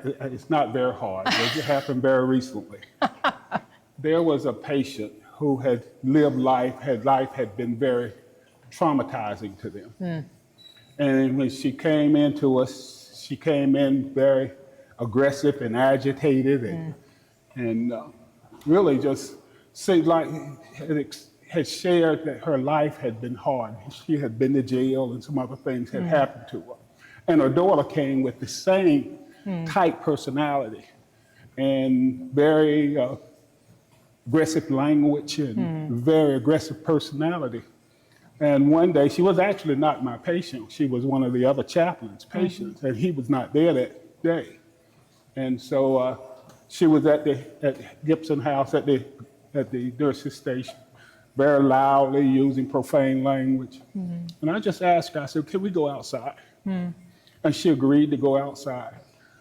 And we talked, I let her talk and let her express herself in her own way. And then I just asked her, if today the patient was imminent, her mother was imminent as well. And asked her, I said, what do you wish for your mother? She said, I wish her to have peace. I said, let's move from where her past, and let's don't worry about what you're going to do after she dies. I said, let's talk about today. Let's give her that peace that she had. And the mother and the daughter was estranged. And I went in later, she was brushing her hair. And I told her, I said, now, you're loving her now. She said, but I told her I loved her. I said, well, not only, now you're showing her. Exactly, yeah. And the patient died with her daughter brushing her hair. Wow. Well, it gives me chills. That moment of that patient had lived a traumatic life, very chaotic and tragic, but she died a very peaceful death, being loved by her daughter. And it helped not only the patient, but her daughter, I'm sure, moving forward as well. She'd always look back and say, my mom died with me loving her. Right.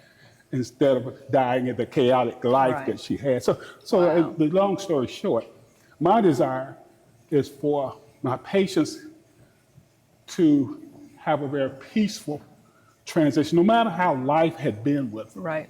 But at least they deserve a very peaceful death. Yeah. And if I can help with that, it brings me a sense of accomplishment. That's a powerful story. But there's so much in that. When you think of our team, typically when we are being exposed to people are coming into our presence, it may be a very chaotic time. It's usually probably the most personal, most vulnerable time maybe a family is going to experience. And so all of their backstory comes with them, right? Exactly. So our team has to be very skilled. We're not going to fix 60 years of whatever it has been. Exactly. But we've got to be very skilled and focused on the now, meet somebody exactly where they are, just like you were saying. There is no judgment. There is no, well, we want you to be here. No. We're the ones that have to adjust. Exactly. And provide that care in a way that does bring peace, that hopefully we can bring a little bit of closure. But it all comes down to whatever kind of support they need, right? Exactly. Yeah. I just believe that no matter what type of life you live, that death should not be be the same. That it can be a very peaceful time as opposed to a very traumatic, chaotic. Yeah. When I lost my mother at a young age, and I remember how it felt. And as I walk into the room, I remember that feeling. I don't bring my feelings to the patients, Right. but I remember how it can feel. Right. And Well, that is that empathy that you carry for another human being. And that's, again, I think something else that our team is very skilled at, in that we can lead with our heart and provide that compassionate care to everyone across the board, right? And we have a very unusual team of chaplains. And we have been working together since 2019. We did CPE together. We went through all the training of chaplaincy together. And we have built a synergy that we know each other. We know how to work together with each other. We know each other's personalities. And we're all different. We bring different things to the table, and we able to say, someone else can handle this one better than I, because they have the skills and the personality to handle it. So that's something very unique about the Ancora chaplaincy program. Well, and that to me shows that's a tremendous amount of emotional intelligence that you all have, that it's not, and it's just further proof that it's not about you. You're looking out for the best interest of the patient. Exactly. What's going to serve this patient and this family the best, and how can we support them? And hey, sometimes it's not me, but it might be her, or it might be him. That's what makes us 5-star. Yeah, 100%. And you know, we can't be a 5-star organization without 5-star people, so that goes without saying, but I'm glad you said it. Well, let's talk about hospice care in particular and the African American community. You know, I think we have made great strides to improve trust, our accountability as the organization with that community that typically with hospice is an underserved community. How do you, I guess I'm asking, how do you feel we're doing with that population? I think we're doing excellent, and I thank you for the attention to detail that you have for that. To be intentional about that community, because there's a lot of misinformation, and I understand why the information is there and why the people feel and believe what they believe. Because of past traumas and past things that had happened throughout history. But we have been intentional about educating people what hospice is and what it's not. And I think we've done an excellent job of that. In addition to doing that, just to recognize the grief that's there as well. And I've been intentional about using my social media to help inform. Being a pastor and a minister, I am kind of respected in that area. So I've actually been used as resource by many in the community to ask about it and help with that information, help with more accurate information, and let them know that it's a resource that you need early, and not wait till too late. And that has been, I think, helpful as well. I think it has, and you know, it was. I will never forget. We were together and had gone a couple of times to a noon Bible study. And I was really there. I wanted to learn. It's like, what do we need to do as an organization to improve this access and help you understand, you know, what we really do. Like you said, what we do and what we don't do, both equally important. But I'll never forget, this lady came and she said, listen, she said, if you want us to get any information or you want to get information to us, you got to come to the church. Because that's where we get our information. It's a community resource. Absolutely. It is. So I was, you know, that was a twofold thing. So I was so grateful because that church was so welcoming and so open to me coming and having a conversation, and it led to other things. But that was, the African American community, particularly here in Rockingham County, has helped Ancora be better because it helped us learn. You know, here's what we need to do. And you know, that old saying, you don't know what you don't know. That's right. And we have been a trailblazer in that. As I work in other places in other counties, I'm seeing other hospices now recognizing that we did that 2 or 3 years ago, and they're just getting started with that. In fact, the one that will go unmentioned just had one last week at a friend of mine's church, and and something we did 2 years ago. So we've been a trailblazer in that area. Well, that's what five-star organizations do. That's isn't what it? five-star organizations do. They are trailblazers. Absolutely, absolutely, Yes. we are. Well, I am so appreciative of your time today. This is awesome. So, if there was one thing that you would want people to understand about Ancora Compassionate Care, what would it be? I guess it would be our mission statement. That to be a present support system. I'm not accurately quoting it, but to be a supportive, not only spiritual, but holistic Yes. support system for life's journey. And life's journey includes that latter part of life Yep. that leads to death. But it doesn't have to be traumatic. It can be peaceful. It can be loving. It can be supportive. It can be companion. Yes. It can be hand-holding. All of those are there, and we supply that in all of our disciplines. Yep. I think Agreed. people would understand the greatest part of what I call this ministry is getting to know people that are different, people that have different faith traditions, different life experiences, but to be there, to be a part and supportive.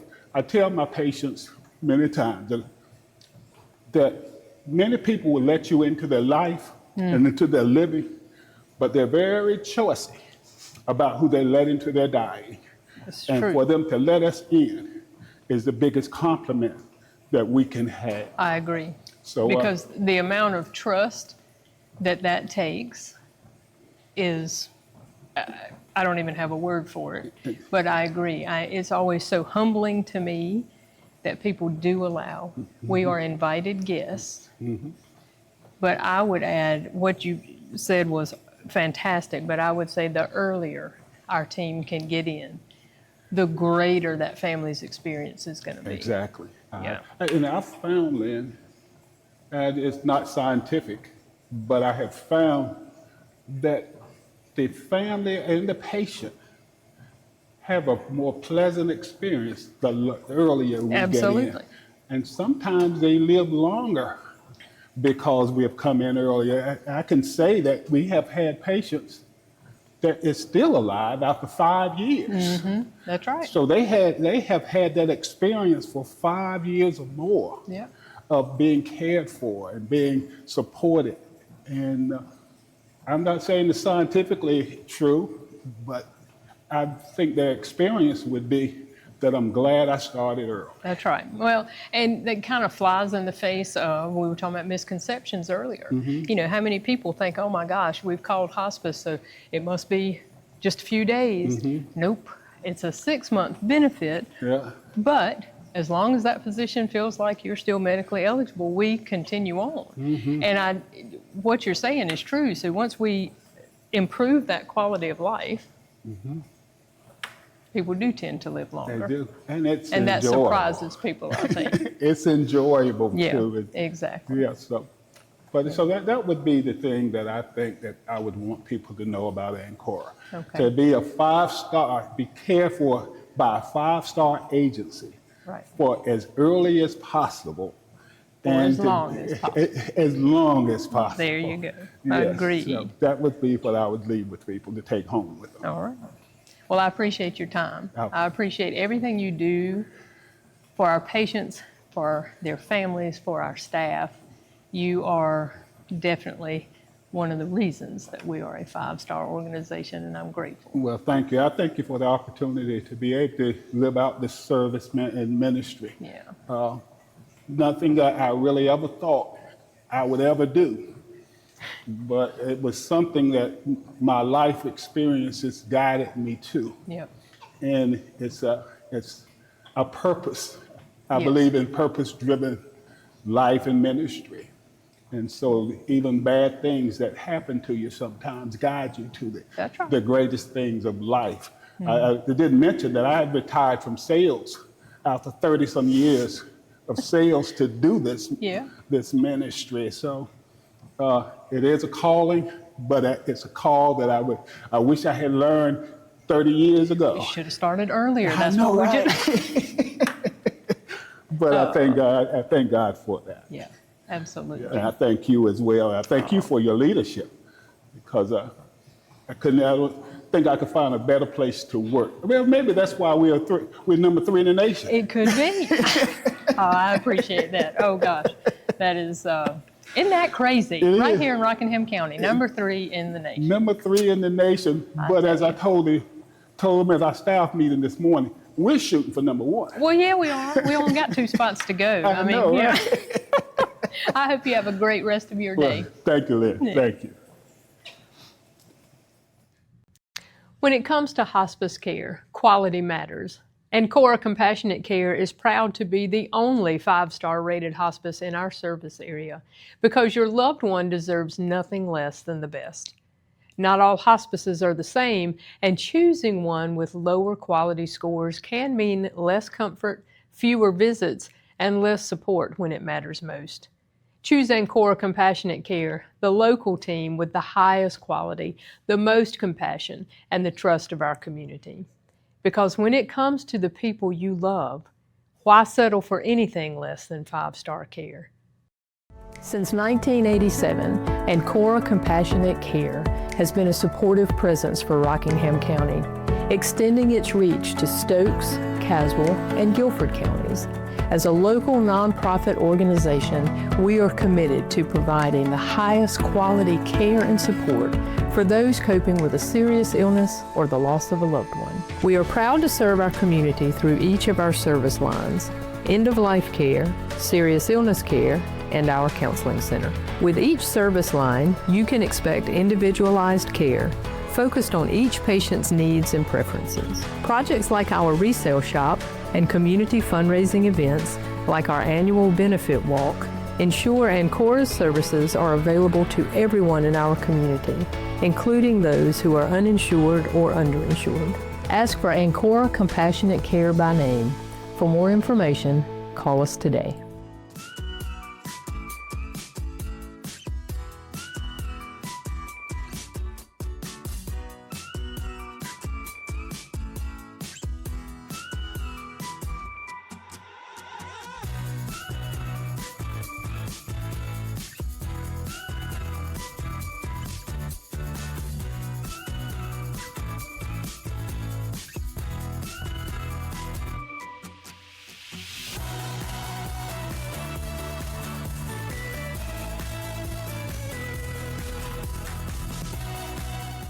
All right.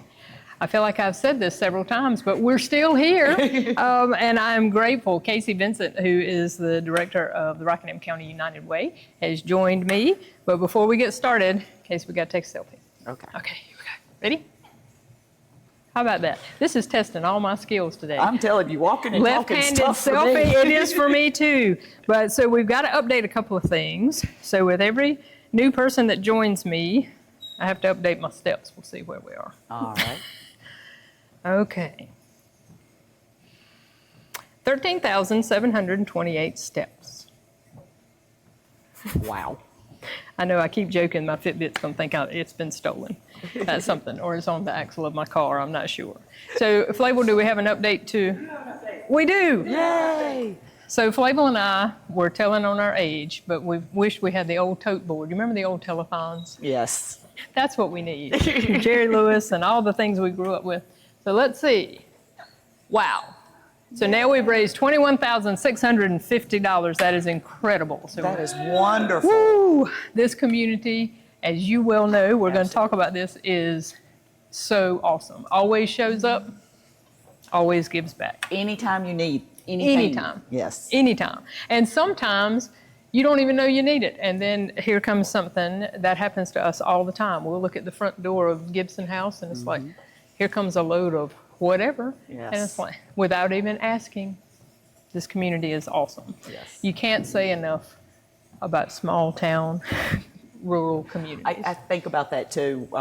Everybody knows everybody, and that sometimes, but most of the time, Right. it's the good. When Right. Everybody knows everybody. It absolutely is. So tell us what you do all Okay. about the United Way.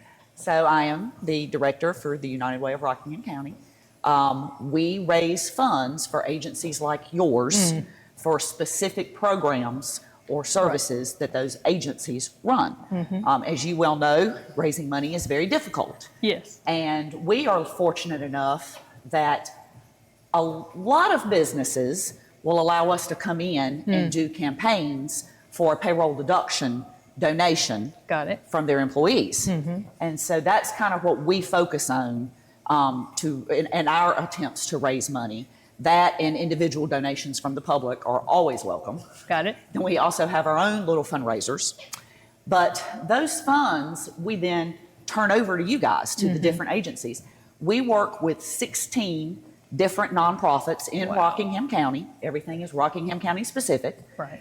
And those 16 agencies have 31 programs and services. Wow. That we try to help fund. That's a lot to support. It is. And one of the things that I like is it runs the gambit. Right. You know, sometimes all agencies' programs are important. All services are important. Some are life-saving, health care, some are education. But when we look at the programs that we support, I can't imagine our county without any of those programs. Exactly.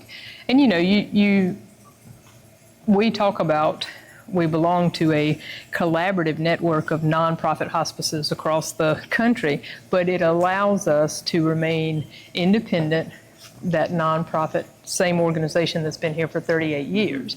So we do that by a lot of group purchasing, things like that. But you never want this community to miss something because all of a sudden it's gone. It's like, you might not appreciate it. Do you know how that, you don't know what you've got till it's gone? We don't want that. Yeah. So we have been a proud partnering agency with the United Way for eons. But so the community knows how we use your funds is for our bereavement program. You know, there's so much support that happens after someone's loved one passes away. And Medicare actually requires that we follow these people and support them for 13 months after that death.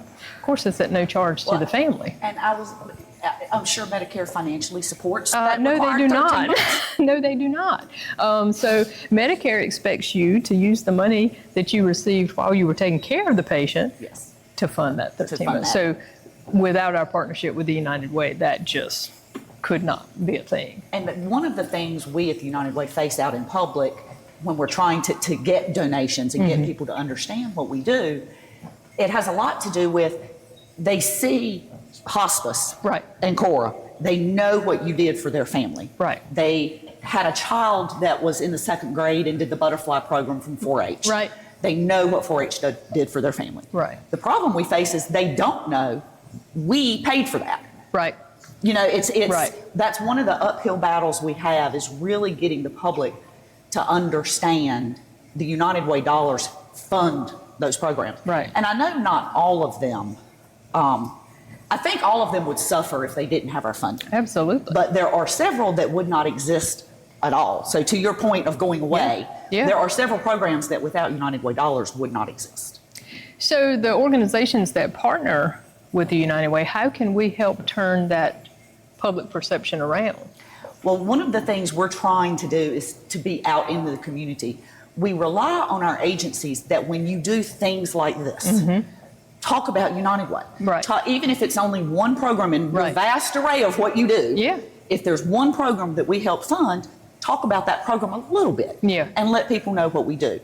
We ask all our agencies to do that. If they're fortunate enough to have a media story done on them or to do their own podcast, then to occasionally let the public know you're a partner with United Way. I think the biggest uphill battle we have is people think the United Way is this big worldwide organization. And while that is true, United Ways operate like franchises. So the Rockingham County United Way does not get money from any other United Way, nor do we send money to anywhere. What's raised in the county stays in the county. Yes. I love that. We laugh. I said, there is one exception. If the person donating the money wants to split it, Say they live in Virginia and they work in North Carolina. Gotcha. They can split their donation and we will send it to their United Way. I gotcha. But the vast majority certainly stays here. Yes. Well, as we were talking earlier, so our grief services support person, Kristen Honeycutt, was here walking with me earlier, and we were rattling off all of the things in the bereavement program that she does. And everything from the virtual support group to they had an event last night called Hope for the Holidays. And it's interesting that 8 people came to the group. Half of the group had been served by Ancora. Half of the group just came from the community because they needed the help. So again, partnering with the United Way, you're helping us reach people that we didn't even serve their person. Exactly. Yeah, so, well, that is good. You know, we have a monthly podcast, so now you got to come. So now, see, and now you're on camera, and we've got documented proof. So, but that would be an awesome episode for us, and maybe that's a way we can help kind of reverse some of that. And we've been working on our presence in the community more as well. The United Way historically only did the employer campaigns. Gotcha. And so as businesses in this area closed and left, we really did start facing, we weren't reaching as many people as we had historically. And so we had to do a strategic plan. We had to change kind of how we operate and how we reach people. And so that's what we've been focusing on for about the last year and a half. Is trying to reach more people. So we've done more public-facing events than we typically do. You know, we've always done the coffees to bring out the business people and that kind of stuff, but we participated in 3 different festivals this year, having a presence in Mayodan, Eden, and then one in Reedsville where we talked with people. We did Stoneville, so we did 4. But talking to the public and letting them know who we are and what we do. You know, and I certainly understand the uphill battle of thinking United Way is one. We still hear hospice is hospice. Oh, I thought you were all the same. It's like, no. Yes. So sometimes that is such the challenge, just like, oh. Well, and I know with y'all's name change, that's kind of been it, because I get calls now. I'm sure. That I didn't used to get. I'm sure. I'm like, no, they're still It's hospice. Still, that's right. Yes, they're doing still, business as. They weren't bought by anybody. They're That's right. still independent. They're still specific for the county. Yep. And, you know, that is a reasonable explanation when you see that name change, especially in healthcare with all the mergers and all the things.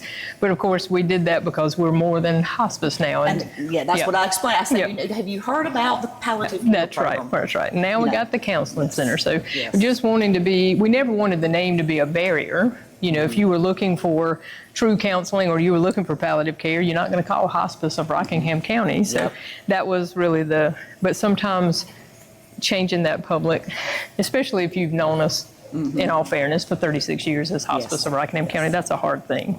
So thinking about our county and all of the people that and the programs that you guys support, what are the barriers you see families facing, and how can all of these partnering agencies, how do we break that down?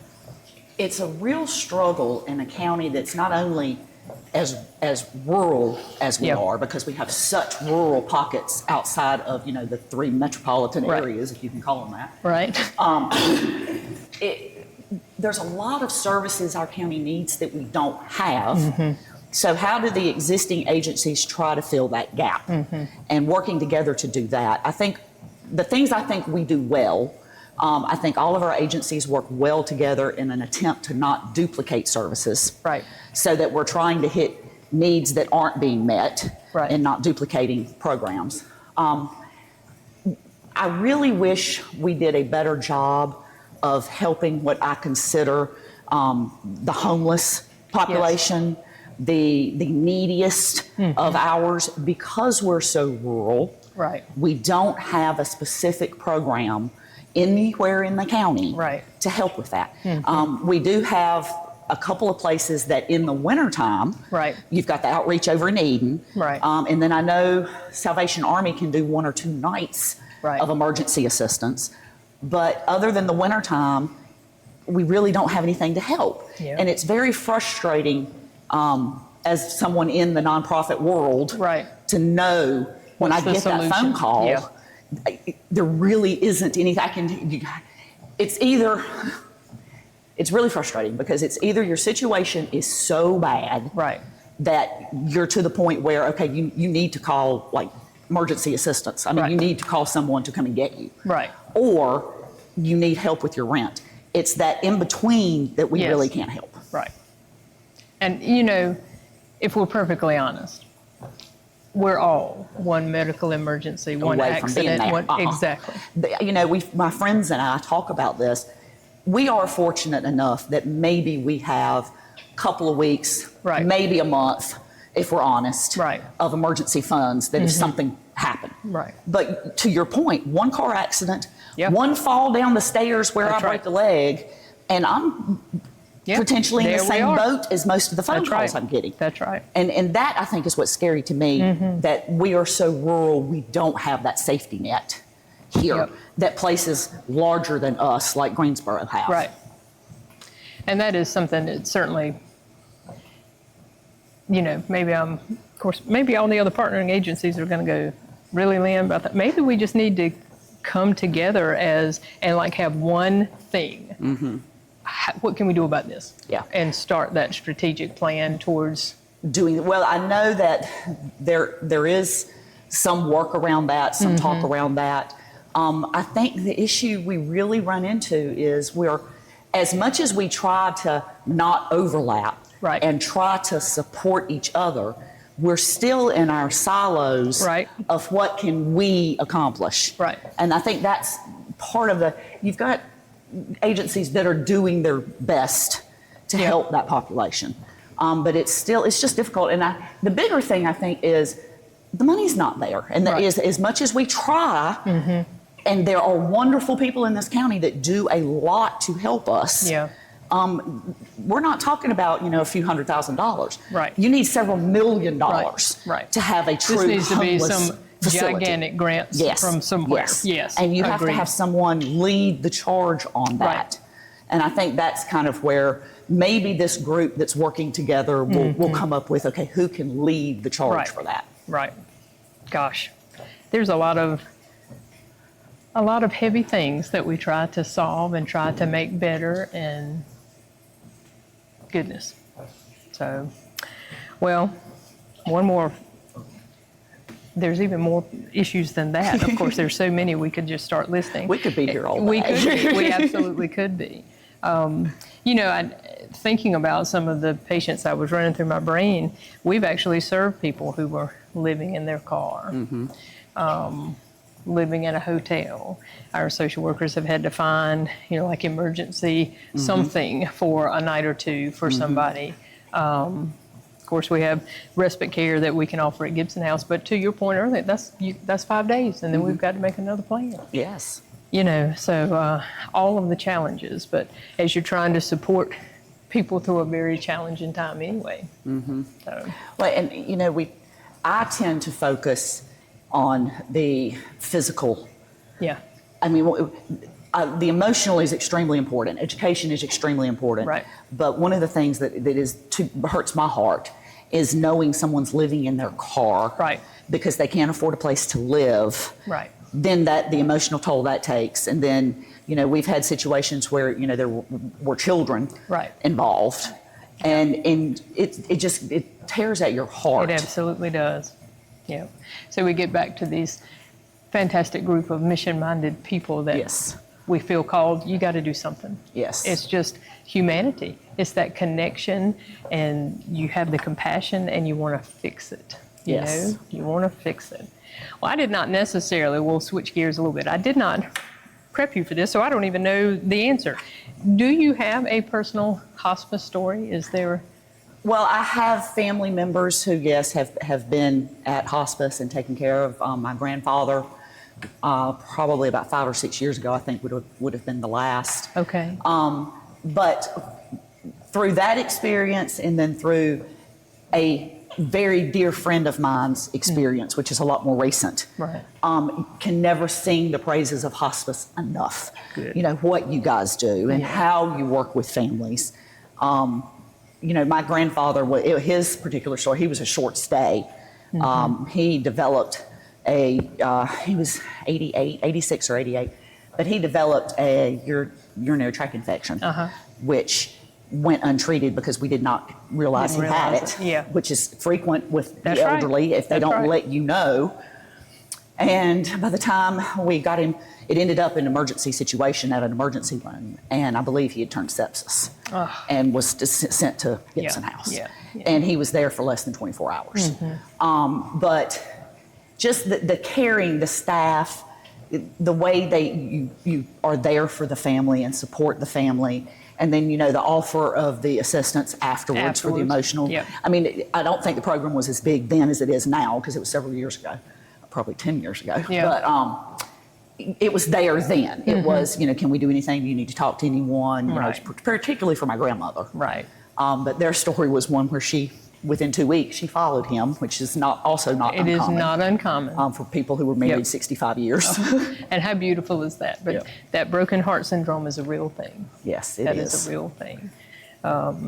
Well, we always appreciate people trusting us with the people that they love. Because, that never goes unnoticed. That is always extremely humbling for us.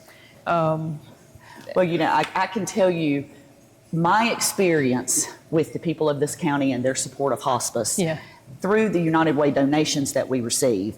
I was on the board prior to becoming the director, and I've been the executive director since 2016.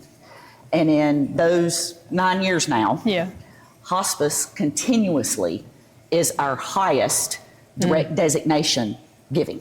Wow. So we offer 100%. If someone gives to the United Way and they direct that designation to a specific program that partners with us, 100% of that designation goes to the program. Oh, wow. We don't keep a penny of it for administrative costs. It all goes. And for the 9 years I've been director, you guys are always our number one designation. That is awesome. But you're hard pressed to find somebody that doesn't have some connection. It's either personally or like my dear friend just had, it touches everybody. But I am so grateful for that. That is it's always just so incredibly humbling. So, well, as we wrap up our time, you were talking about the campaigns that happen inside businesses. What would happen? What if somebody's retired or maybe they're just not connected with somebody that has a campaign? Is there a way for individuals to donate to United Way? Absolutely. If they are comfortable donating online via credit or debit card, they can go to our website, which is uwrockingham.org, and they can donate that way. They even have the ability to designate it specifically that way. If they're not comfortable doing it online or would prefer to write a check or anything like that, they can reach out to us at 336-342-7768 or online via email and let me know. And I can make arrangements with them to either mail in a check, I can come by and pick up a check, anything like that. Okay. Absolutely. Awesome. Well, now, again, we have documented proof, so you're on the hook for a podcast. Roy helps us with our podcast, so now, sooner or later, you'll get a phone call from me. And I'm grateful that you brought that up because that will be a wonderful way that we can communicate our partnership to the community. So thank you. I appreciate all that you do. We appreciate our partnership with the United Way, and again, supporting that bereavement program would not be possible without that partnership. And we appreciate what you do for the citizens of Rockingham County. One thing I want to mention along those lines, the county does a community health assessment every year, annually, in conjunction with the two hospitals. And United Way helps to participate in that. But I want the public to know the programs and services that we fund come out of that. So we are trying to fund programs and services that the citizens of Rockingham County have deemed as important. Oh, that's a huge point. Yeah.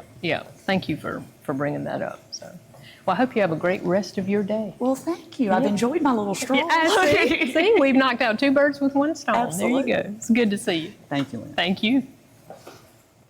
Starting therapy can feel intimidating, even if you've done it before. But at Ancora's Counseling Center, we want you to feel safe, supported, and informed every step of the way. Once you are referred, either by your doctor or by calling us directly, we'll gather some basic information and verify your insurance. Then you'll receive a link to complete your intake forms online.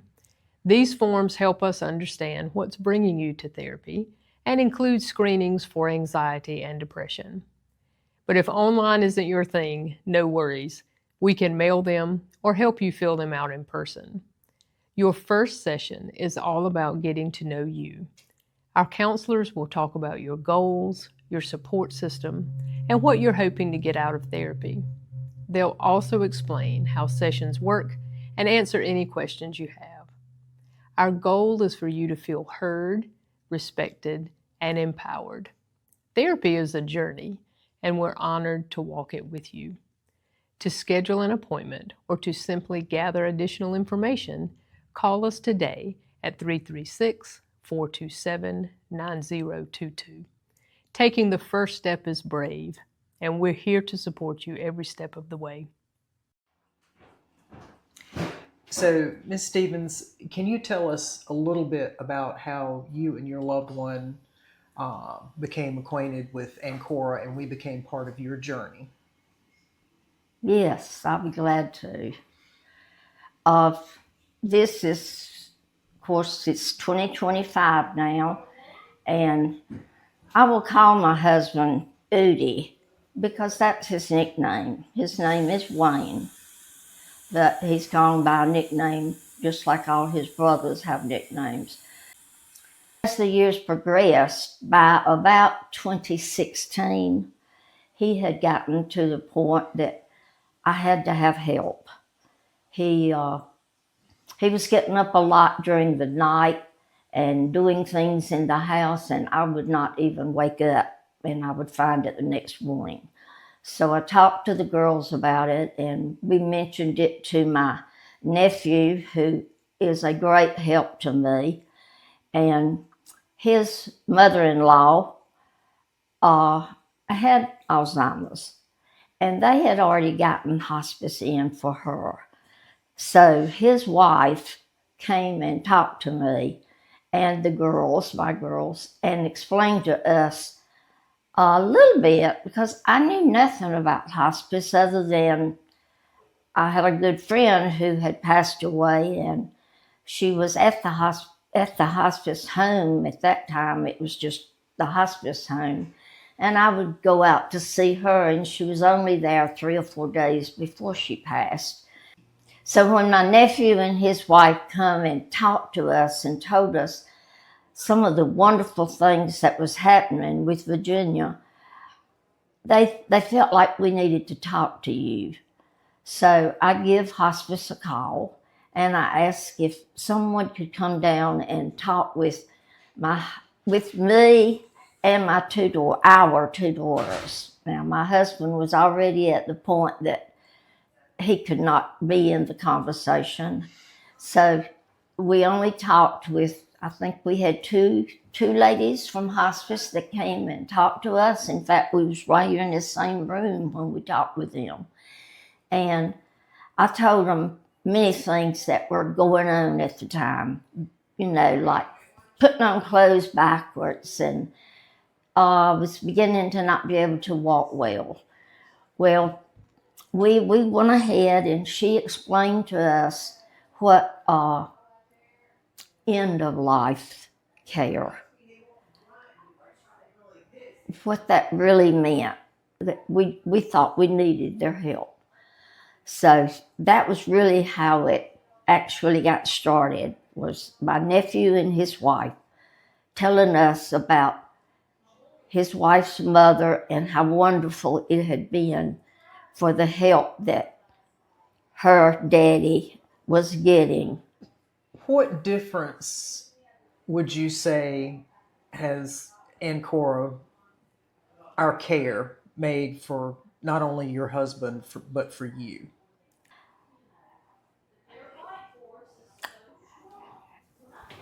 It's so many wonderful things that you have done for us. I guess I want to say there are 2 things,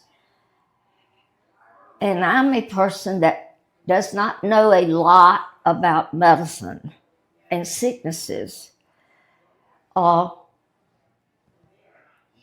But having someone come here 3 times a week and giving Udi a bath, and then it got to the place that we had to have more help, and of course hospice could see that. So you brought us in a hospital bed. I cannot begin to tell the things we have that is so helpful. We have a hospital bed for Daddy, and Kathy still comes 3 times a week. I also have Kim, who comes on Wednesdays of every week, and she is his nurse. And if for some reason she has to be out, then another nurse will come in her place. But I love that, in that we cannot take him out of the house. We can't take him to the doctor. So she comes on Wednesdays and she takes all his vitals. She checks him thoroughly, and she writes down what she has found when she was here, his temperature, blood pressure, and anything that she sees that may need to be addressed. And that certainly makes me feel good to know that I have a real nurse, a registered nurse, RN, I think you call it RN, who comes and checks him, and she is so kind to him. She just talks to him and laughs with him, and he will laugh. He'll laugh, and you can tell he appreciates her coming. That makes me feel real good, and both of our daughters, knowing that we've got a nurse that comes right out here to our house every week and checks Daddy. And then I have a social worker who comes and she talks to us. And if she sees, she asks me how things are going. And the social worker will do that. And she just talks with him like, I've come to check on you. Then she has a seat and she'll ask me questions. How are things going? How are you doing? Is everything okay? Is there anything else we can do to help y'all? And if it's anything that I feel like I need to talk to her about, I feel real comfortable talking to her. There's others. We have a chaplain who calls me at least once a month, and maybe more. And he calls, and he started out coming here, and it was just so much going on in my family that I requested, could he just call and talk with me? Because that's mostly what we're going to do, is he's going to try to help me stay strong. And I appreciate him calling me. I certainly do. And before he hangs up, he always has a prayer with me over the phone. And I really like that. I think it's just wonderful. I can't say enough about anybody that works. I have not had anyone who works for hospice that's not been absolutely wonderful. What would you say to another family that is thinking about calling Ancora, but they're not sure if they should? All I can do is actually kind of like saying some of the very same things I just said to you. It's people that don't have Alzheimer's patients in their family have no idea what we go through. I mean, it's 24 hours a day. You don't leave them. You care for them. Daddy can't feed himself. We have to feed him. You have to give him a bath. you want him clean. He was always a very clean, fit man, and we want him to stay that way. And I tell them all the wonderful things that they're doing for me. The nurse that comes, the lady that gives him a bath and is so kind and easygoing and never hurts him at all. It's just easygoing with him. So I couldn't, even my girls, either one of my girls would tell any of our neighbors, friends, family members, the very same thing I'm saying. It's nothing but good. It's the most wonderful thing as ever. I could not believe it. So as we close, in just a few words, how would you describe Ancora Compassionate Care? I think I've already said it many times in what I have already said to you. I have nothing but wonderful words to say about hospice and Ancora. They're just here to help us. They bring in supplies for us. They take care of the medicine. If Daddy gets sick, and it happens to me often, it seems like he gets really sick on the weekends when I think people are off work. All I have to do is call hospice, and they send someone out here within an hour, and sometimes less. And it doesn't matter if it's 11 o'clock at night, on Saturday night, on Sunday night. It does not matter when. They're there 24 hours a day, 7 days a week. And I know they coming out here because I know every last one of them that's been to my house have done nothing but showed care to my husband and concern for whatever's wrong. And they want me to understand what's wrong and what they needing to do now to help him to feel better and not be in any pain. It's just absolutely the best organization I could ever imagine. Well, we appreciate your kind words, and we appreciate you sharing your story with others. Thank you. Thank you.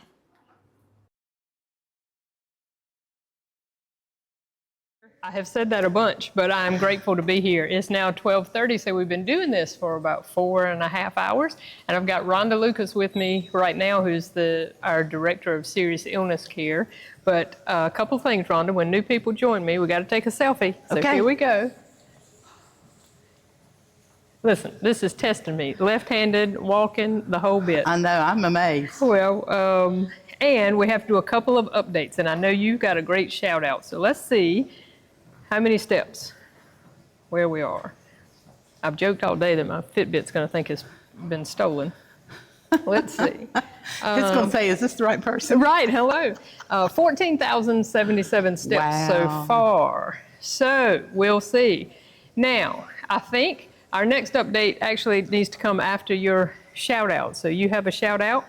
I have a shout out, yes. I feel led. I am going to challenge other folks to do this, but if I would like to donate $50, not has anything to do with my walking today, but in memory of all the serious illness patients that we lost.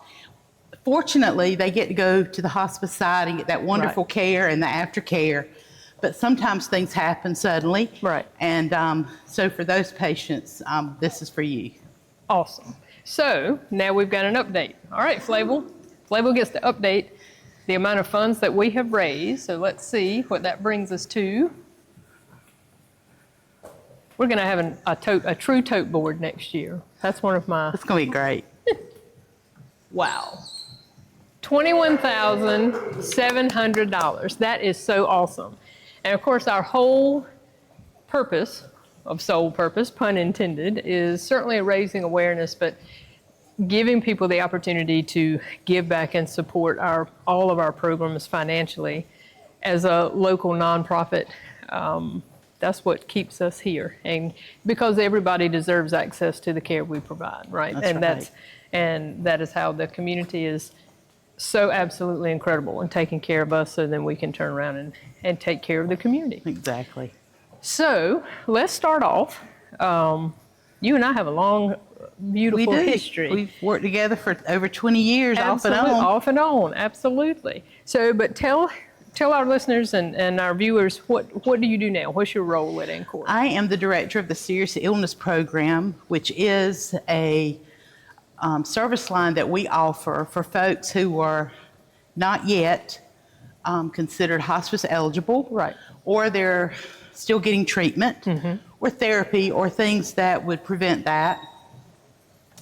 But we take care of them. Usually they have a prognosis or a life expectancy of 2 years or less. Of course, none of us have a crystal ball. So, you know, I've had patients for 4 years now. Right. And I have patients sometimes that last, you know, unfortunately we don't have them for long, but I'm the director of the program, one of the nurse practitioners. We have another nurse practitioner, Catherine Lunt, and we also have a wonderful LPN who's our clinic nurse and nurse liaison, Stephanie Lowe. I see about a third of the patients. Catherine, about, she has like 100 patients right now. Wow. So we are very busy, but we love it. Yeah. These folks come to us either by being referred by a family member or their doctor or a hospital if they were recently in a hospital, because they may be someone at risk, definitely at risk for decline, for infection, falls, but they have a chronic illness, a serious illness. And so our care, the type of care we provide is called palliative care.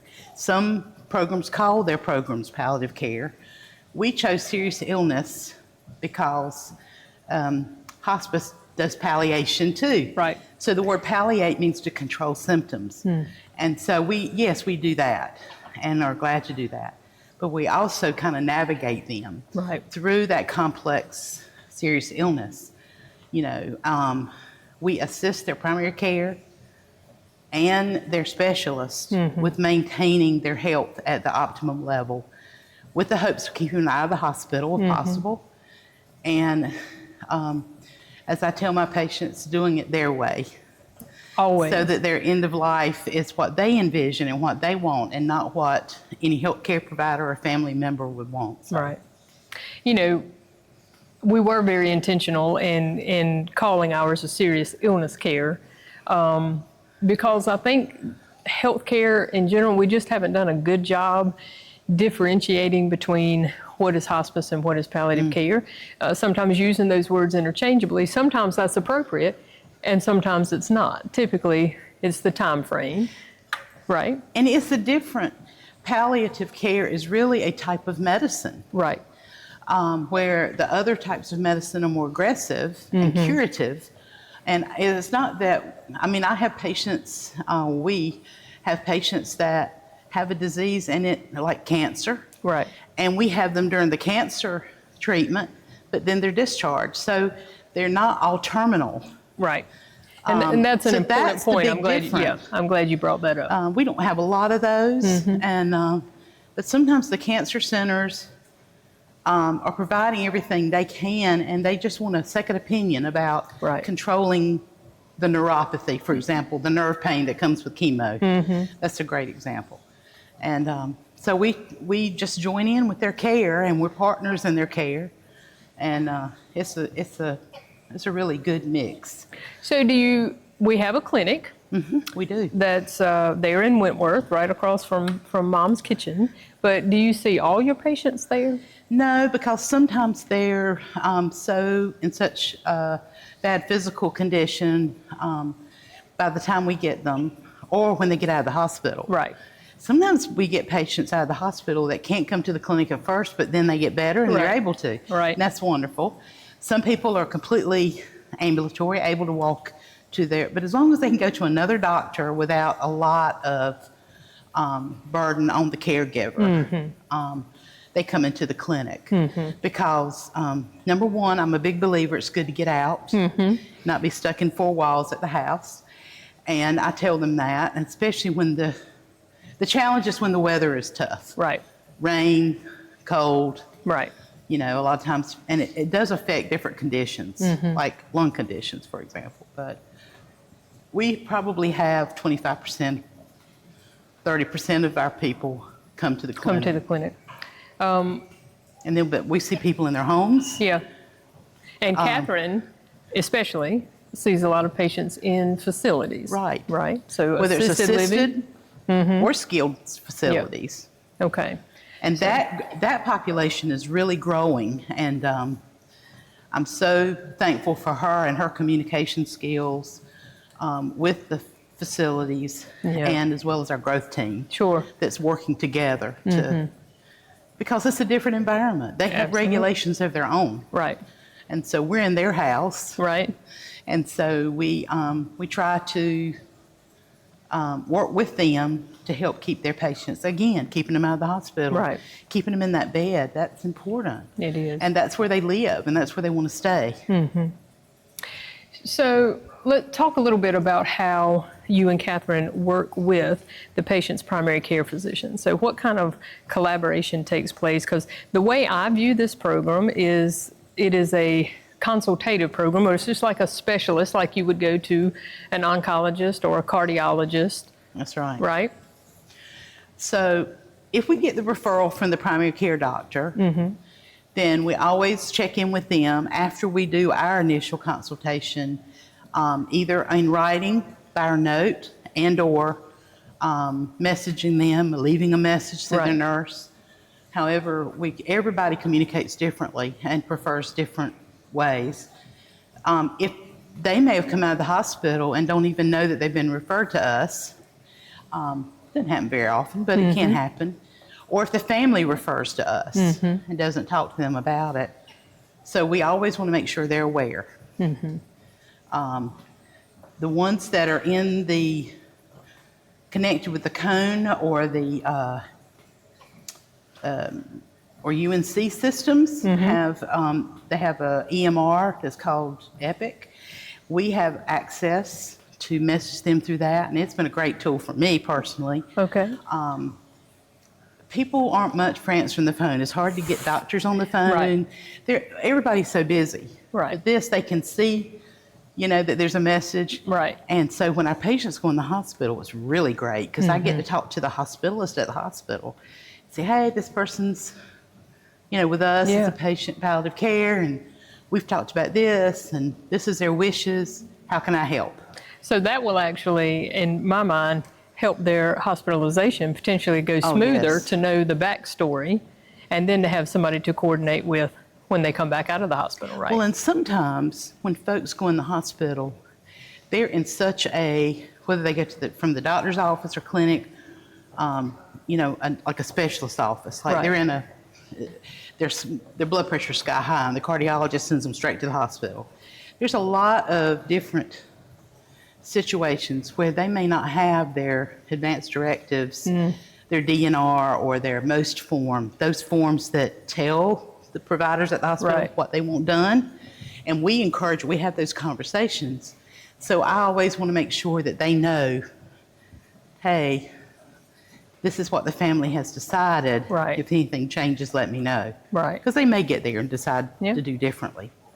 And you know, we've got some technology that Ancora uses that I just love that will give you, as the provider of serious illness care, gives you information real time if one of your patients hits the ER, or is admitted to the hospital. Bamboo Health. Yep. And it, in fact, I'm going to be talking to a group this afternoon about that. This morning, I think you talked with Chris Como with Teleos, and we have a group that meets quarterly, and so does the Clinically Integrated Network group, which is all about data and showing how that we make a difference, right? And they're meeting this afternoon, and that's what they want me to talk about, is how we use bamboo. So I'm excited about that. They're not asking you to do it on a treadmill, though, are they? No. I told you I didn't want this microphone too close to hear me opening puffing, but this I'm just teasing. But I'm gonna tell you, at first when we got it, I was thought, "Ooh, is this gonna be worth the administrative effort?" Because it does. It takes an effort. There again, I can on the serious illness side. I know y'all have a different person on the hospice side, but we both programs have to send in our current patient list. So that has to be uploaded so they know, and then they're enrolled. Right. And the great thing about it is once they sign consents for our care, even before I get out there, or Catherine gets out there to do a visit, or they come in, they're our patient. Right. And so sometimes we see people they're in the emergency room and we haven't even seen them yet. Right. So we need to move them maybe closer to the top of the list. It helps us prioritize, helps us communicate, because that's what I do, is I send one of those messages, or I call. That's awesome. And, or call the family, if nothing else. Sometimes they're in and out of the ER by the time we find out the next morning, but we can get real-time pings. Right. And our on-call nurses, I think, do at night and let us know about it. In the hospice side, it's very important. On our side, next morning we're on it to find out what happened.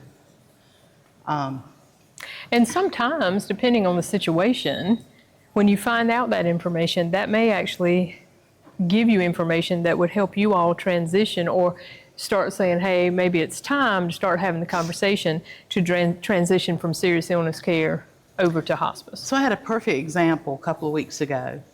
A family member, the caregiver, decided that the person needed to go, and it could have been taken care of without an ER visit.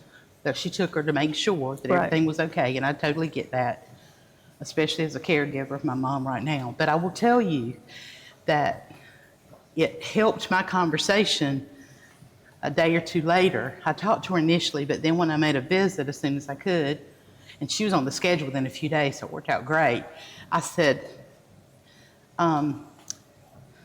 what did you think about how was your ED experience?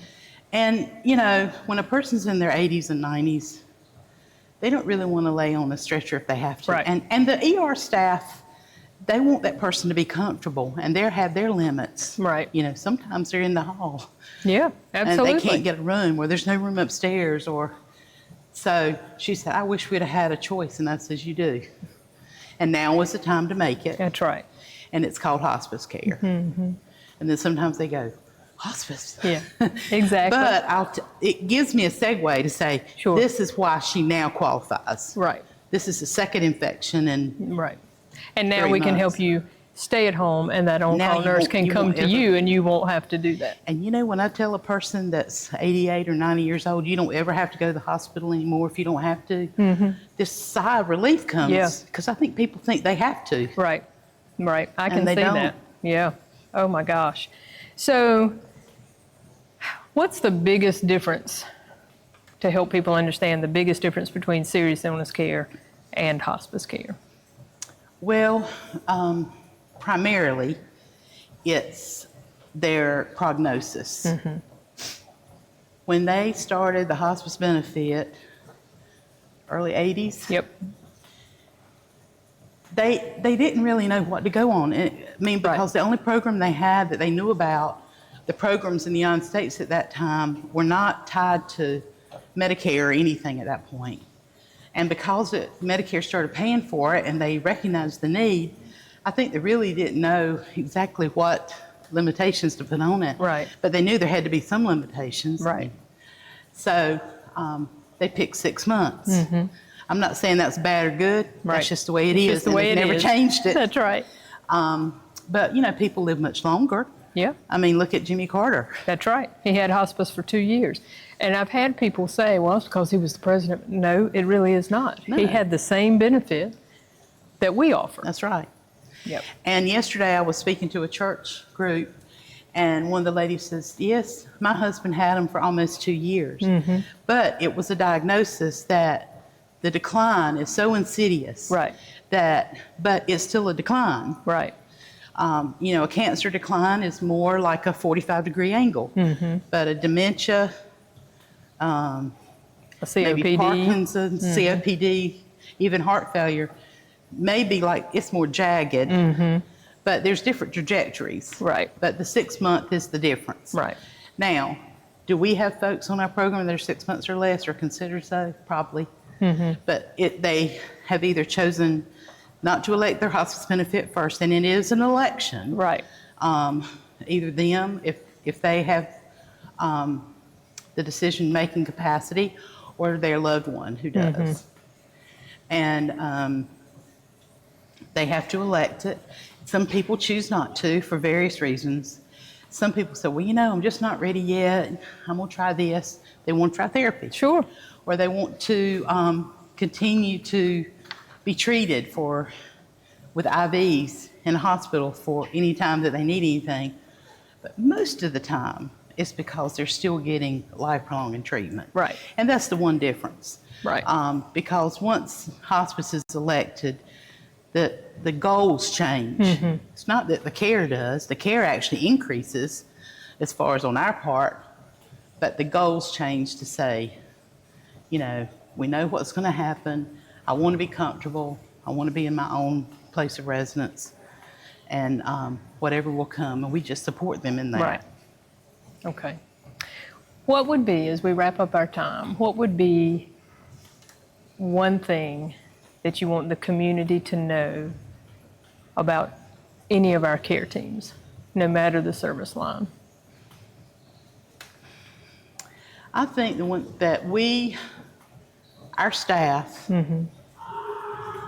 are in an environment of work that we are not there because of the paycheck. Right. And we are there because we're called. We believe in patient choice, and we're family. If they're not able to make the decision, we believe that if they want to be at home, we're going to make that happen. Absolutely. And we try on our end, and then you all do the great job of being able to provide the support. See, I can't send out a nurse. I don't have a nurse to send out in the middle of the night. But if they're on hospice, they do. Right. I mean, sometimes it's just you walking in the door and that person and that caregiver. But I've learned how tough caregiving can be, and that emotional support is almost as important. We know that patient's going to be cared for. Right. But that caregiver, not always. That's right.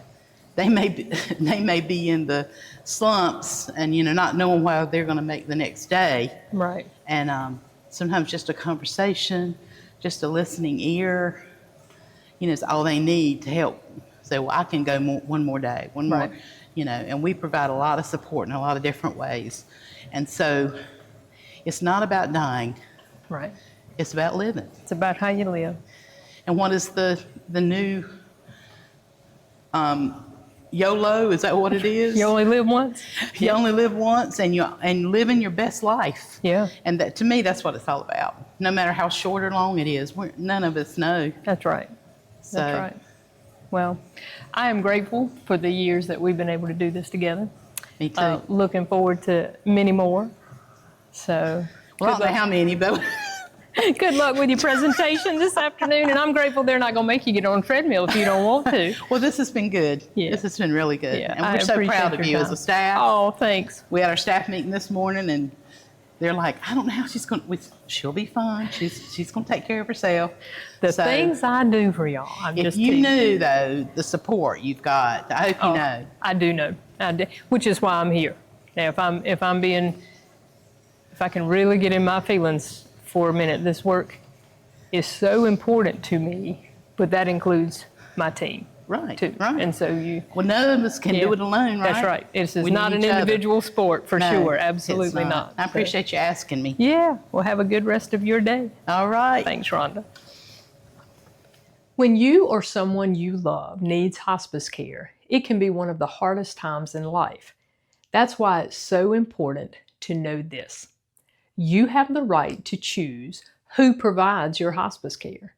Even if you or your loved one are hospitalized outside of our county, in Greensboro, Winston-Salem, or anywhere else, you can still ask for Ancora Compassionate Care and Gibson House.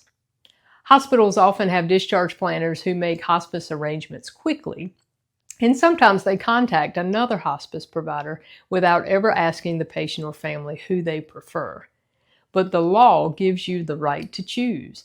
You can say, "We want Ancora Compassionate Care," and they are required to honor that choice. Choosing Ancora means coming home for care. Our Gibson House Inpatient Hospice is right here in your community, surrounded by familiar faces and local support. Being close to home makes it easier for friends and family to visit, to rest, and to be part of your care, instead of traveling long distances to Winston-Salem or Greensboro. Your loved ones can focus on what truly matters, spending meaningful time together. Ancora is your local nonprofit hospice. We live here, we serve here, and care deeply for our neighbors. Whether you receive care at home or at Gibson House, you'll be cared for by people who know your community and understand your needs. So remember, you have the right to choose your hospice provider. You can ask for Ancora Compassionate Care and Gibson House, even if you're hospitalized outside the county. You deserve to come home for care, surrounded by local people who care for you like family. At Ancora Compassionate Care, we're here to be a supportive presence for life's journey, right here at home. When it comes to hospice care, bigger doesn't always mean better. At Ancora Compassionate Care, we're your local hospice. Smaller, more personal, and proud to be the only 5-star rated hospice in our service area. That includes Rockingham, Guilford, Caswell, and Stokes counties. Just because you or your loved one went to a larger hospital outside the county doesn't mean you can't choose your local hospice provider. When it matters most, come home for your care, where compassion, quality, and community come together. Ask for Ancora Compassionate Care by name, because your loved one deserves the best. Lois, can you tell us a little bit about how Ancora Compassionate Care became part of your and your loved one's journey? Okay. We were in the hospital with Bill, and he wanted to go home to spend his last days at home, make his preparations to be ready to go. And so they told him at the hospital that he could go home, but he would have to have Ancora go with us. We started our journey with Ancora in August of 2024, and that's how we became attached and became with Ancora. All right. What difference did Ancora's care make for your loved one and for you? For Bill, it was good to have somebody come in from outside. Everyone at Ancora was absolutely amazing, from the first person we had walk through our doors to meet him and to take care of him until the very last day. For me, it was a blessing to have somebody there that knew what I was going through and encouraged me and helped me walk through this journey. I don't know what I would have done had it not been for Ancora. They were absolutely wonderful. They talked to me. They explained things to me.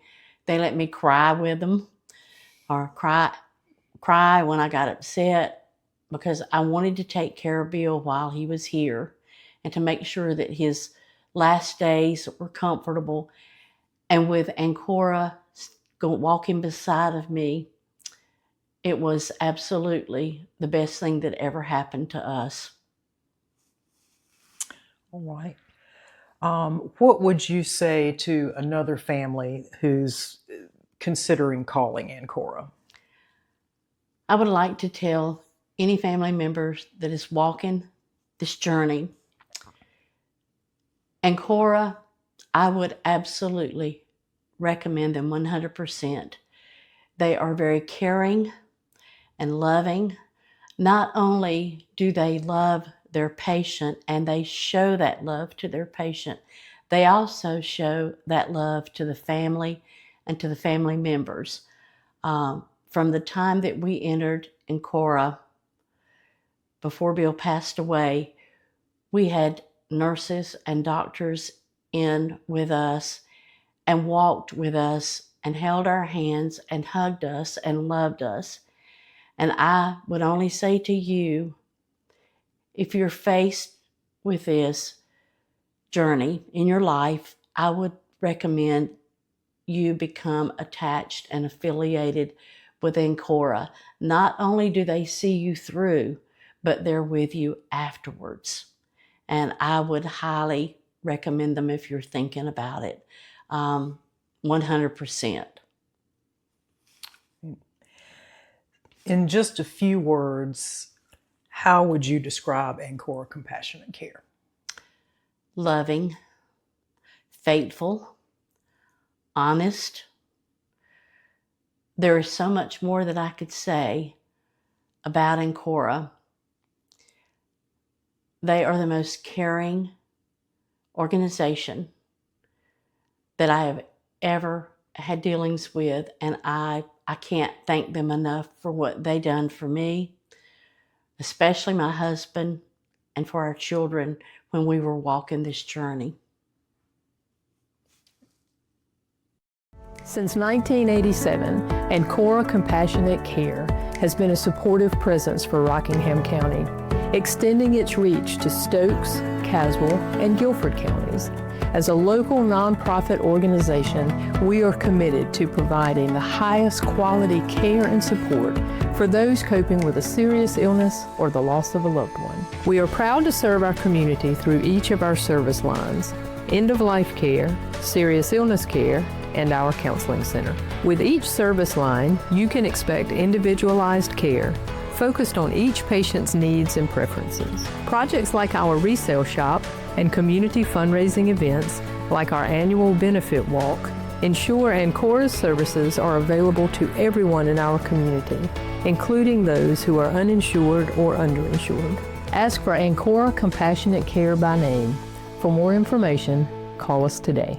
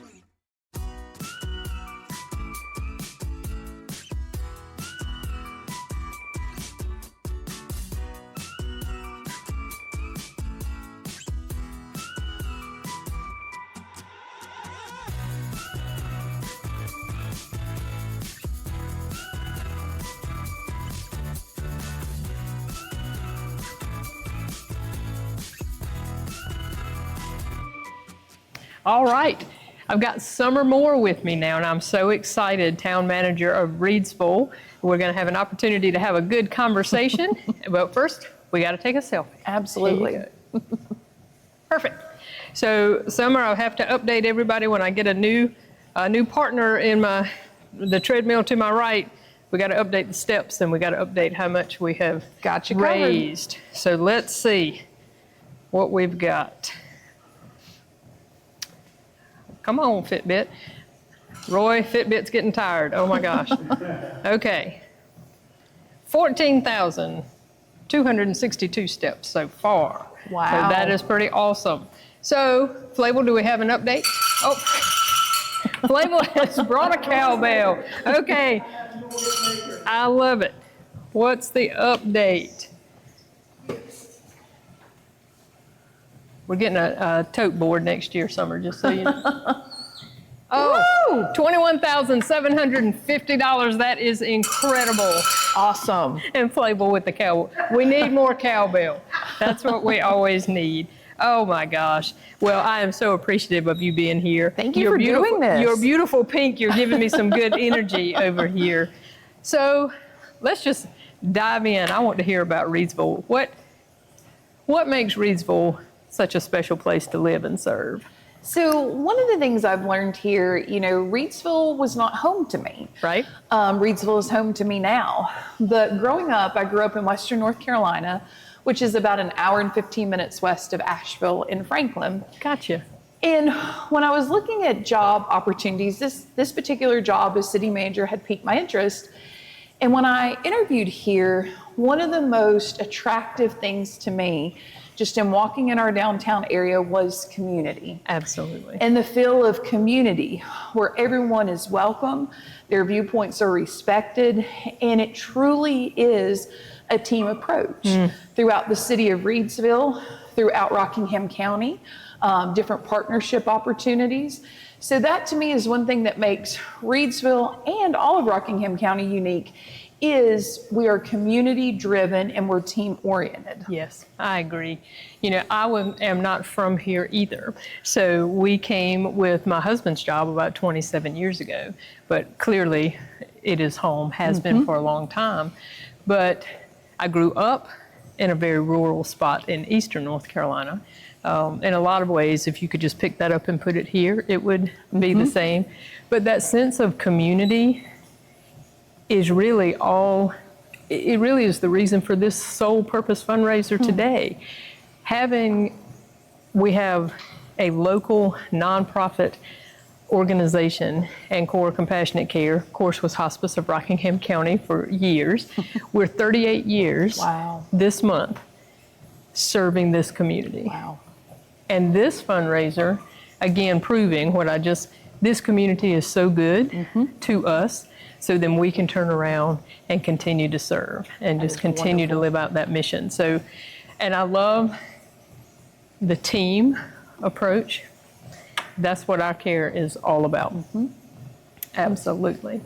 So let's talk about that a little bit, the power of community partnerships in action. Do you have anything you would share, an example of that? I think what we're doing today is a great example. Absolutely. I think it's a great example of the services you guys offer in our community. Because without you guys, not one entity standing from a municipality standpoint, we can't do that on our own. So to be able to have a nonprofit that is willing to invest in our community and offer the support and services that you do, that's a huge partnership, not just for the city of Reidsville, but for all of Rockingham County. And to me, this is a great example of doing this today, to be able to showcase the importance of those partnerships and the services your organization offers. Yeah, I would agree. When we go throughout the county, it's hard to find somebody that hasn't been touched by a hospice in particular, or somebody that has been. And a lot of times, Flavel and I talk about this a lot, but a lot of times our best marketing, if you will, is that neighbor telling neighbor, neighbor saying, hey, I can see that you need some help. Here's who you need to call, because of the experience that they have had. Yeah, so the community is everything. So, but one of the newest service lines that we added is our counseling center. So when you think about access to healthcare, whether it's hospice or our counseling center, why do you think it's important for Reidsville residents to have access to care like that. It is so important. Speaking kind of from experience, if I may, for a moment, my mother, I lost my mom when I was 25 to breast cancer. Wow. And in the area that I grew up in Franklin, we didn't have this service as a hospice or a respite center at all, or counseling services for a young lady going through, losing your mother. Only services we had was through our hospital. So to be able to have those services here in Rockingham County, and to be able to have Reidsville citizens who have an opportunity to access those services, to be able to give them counseling if they need it, to be able to have a place for their loved ones to go, that's something you don't get in a lot of our communities in North Carolina. So I think that is very special and unique for Reidsville citizens, but all Rockingham County. Yeah. So one of the things that we're hoping to do, particularly with this counseling center, this all came about as we're listening to the community. It's like, where do we need to go next? How do we need to serve this community? And knowing that we needed more mental health support resources, but also I see part of our mission is let's chip away at some of the stigma and let the 25-year-olds, maybe the 15-year-olds, whatever age, know it's okay to seek counseling, to seek some support. It's kind of amazing to me that it's 2025 and we still have such a stigma attached to anything related to mental health. That's so true, and especially just like you said, from a younger generation standpoint. When I look back at 25 and going through that, to have had those options instead of trying to figure it out on your own or navigate on your own, but to be able to have resources here that can help guide people through that process, or give them some resources when they're trying to navigate that with a loved one. Right, and that is tremendous, because most of the time, and again, even having done this work for years, when you're on the other side of it, a lot of times you don't even realize what kind of support you need until you're down the road, and you're not even sure where to go and how to seek that. So that story with your mom, how do you think it would have been different had you had hospice services? I think it would have been a lot different story in that I would have known what to expect. To be able to have had a resource that could have reached out to me or been in contact with to walk me through what to expect versus just, in my case, having to show up at a hospital and learn automatically your mother's going in hospice and you don't know exactly what that means. Great experience in my hometown, but it was different than what I think the resources we have here. And I think that would have helped me through that transitional process of what does hospice mean? This is what it's going to mean to you, Summer, and your family as you navigate this. And here are resources for you, not only through the process, but after the process if you need it. And I think that could have made a huge impact. Well, and we try so hard to have people understand that the earlier you get involved with these services, the better off.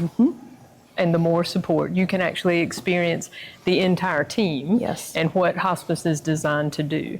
When we have the challenge of the very short stay, meaning we only care for somebody for a few days or a couple of weeks, that to me, that patient and that family really got shortchanged because you don't get to experience all that we have to offer. That to me becomes more crisis care than it does hospice care and support, right?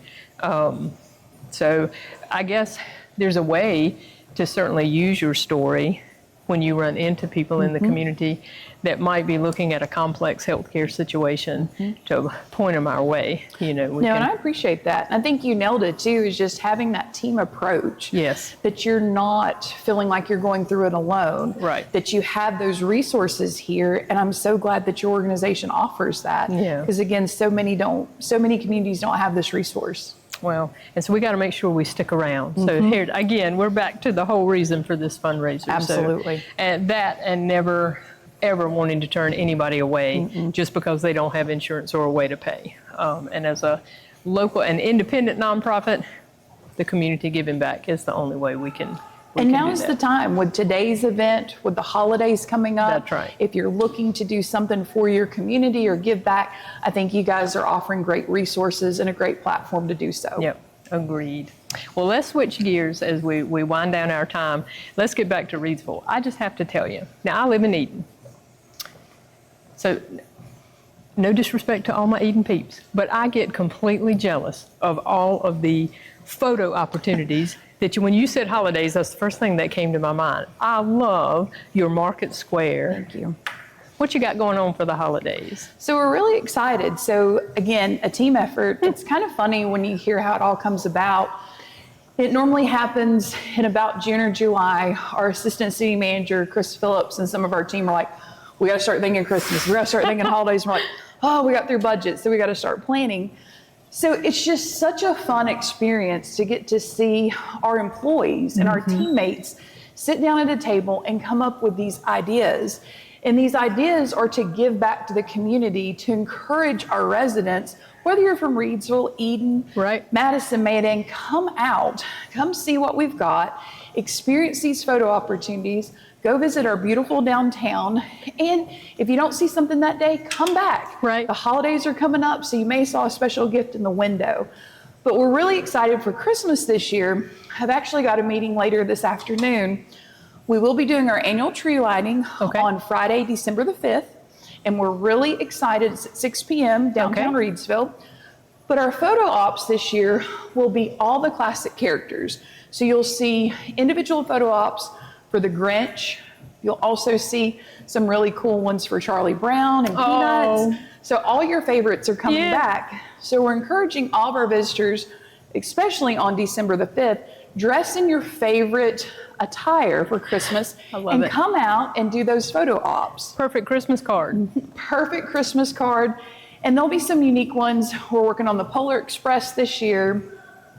And we're also, my favorite is our stage, our Public Works Department is attempting to turn the stage at Market Square into the Home Alone house. Oh my goodness. So just come on down. Like I said, it'll be, our goal is to get the decorations up by December the 5th, and they'll be up through the new year. Oh, that is awesome. And I know some people, you know, we have had to start transitioning away from our fall decor. And I know that's hard because it's not quite Thanksgiving yet, but it truly is all of our team doing those. So we have to be mindful with Thanksgiving. I'm sure. There's no way to flip all that within 2 days. You're not going to go over and flip a switch and have, we wish, but, oh my gosh. But please, no, we appreciate that because that is something we truly are very proud of as a team approach to be able to create that for our community. You should be. I just think it is just awesome. I love seeing, so as we were coming back from church and you had all the fall decor, of course, still up, but the house, and it was the first time I noticed, and I just screamed, it was like, Scott, it's the Wicked Witch. I love all the details. It's just a lot of fun. No, we appreciate that. That is another prime example of Public Works with the witch's house from Wizard of Oz. They really go above and beyond for us. Absolutely, they do, but that is just a lot of fun. So I love hearing about teamwork and how all of that comes together. So I really do appreciate your time today. No, thank you for the opportunity to come out and support you guys. You guys are a great resource for our entire community, so thank you. Absolutely. Thank you for all you do for Reidsville and Rockingham County. Thank you. Yeah, take care. Thank you. Today, we're talking about something that often causes confusion, the difference between hospice care and palliative care. Let's start with palliative care, or as we call our program, serious illness care. Palliative care is specialized medical care for people living with a serious illness, like heart failure, COPD, cancer, or dementia. The focus is on improving quality of life by managing symptoms, things like pain, shortness of breath, fatigue, or stress. And here's something important. Palliative care can be provided even while someone is still receiving treatment meant to cure or control their disease. Now, hospice care is also centered on comfort and quality of life, but it's specifically for people who are in the final months of life, when treatments aimed at curing the illness are no longer effective or no longer desired. Hospice provides an entire team of support: nurses, aides, social workers, chaplains, and volunteers, all working together to care for both the patient and their family. So to put it simply, palliative care can begin early in a serious illness and can be provided alongside curative treatments. Hospice care begins when the focus shifts entirely to comfort, usually when life expectancy is 6 months or less. But both types of care share the same heart, helping people live with dignity, comfort, and support. At Ancora Compassionate Care, we provide both palliative care and hospice care because we know every journey is different. If you have questions about which type of care might be right for your loved one, please reach out. We're here to be a supportive presence for life's journey. Can you tell us a little about your loved one and how Ancora became part of your journey? Well, actually, I have two loved ones that Ancora and palliative care actually assisted me with. It was my mother, who was 84, and my aunt, who was 85. My aunt, a little background, my aunt was on dialysis for over 20 years. My mother came down with early onset dementia at about 4 or 5 years ago, and I was at wit's end. And I happened to they both had the same family physician. I took them to their family care doctor, and it was referred from the doctor to try palliative care, which I'd never heard of before. So you guys came in, I made a phone call. You guys sent out a social worker, a nurse, to assess both of them. And we were lucky enough to have Rhonda Lucas being the nurse for both my mother and my aunt. And at the time, they did an assessment of what would be required and what was actually going on. They took the time to assess both of them. And the things that they offered was a relief. We had outside help, but when serious care and palliative care came in, they were a foundation for me. They provided a social worker to help my aunt get in place her healthcare power of attorney. They assessed the needs, whether or not someone would need to come in and assist them daily, weekly, or however many times. But the key was they coordinated with my doctor. They came in and coordinated and gave me full support on what was going on, how many times they would need to be seen. They checked temperature. They took time to talk to us, to counsel us, and they gave us 24-hour phone number to call if something happened with either one of them to assist me with whatever questions I had. I can't tell you enough how taking care of two, my mother and my aunt, both in their 80s with serious illness, the palliative care or serious illness care department was a godsend, a godsend. So what difference did Ancora's care, both serious illness and hospice care, make for your mom and your aunt as well as for you? Well, for me first, it gave me a sense of I'm not alone. The palliative care and the serious care they encouraged a quality of life. I actually saw my mother and my aunt's personality and depression lighten. They were excited to have someone come in and, well, how are you? Sometimes it's just a simple, how are you today? They enjoyed that. They enjoyed their interaction. They enjoyed the support.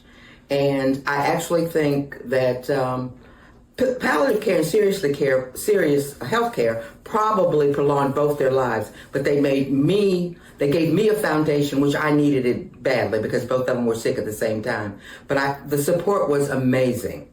At the point when both of their health started to decline, which, palliative care monitored daily and checked in with us weekly, we had to make some changes. I got with palliative care, and I still say they prolonged their life. But when the end, or we saw their condition worsen, hospice was there. Hospice was, what do you need? What can we do to help you? Rhonda guided me on that. And this transition from palliative care over to hospice was such a godsend.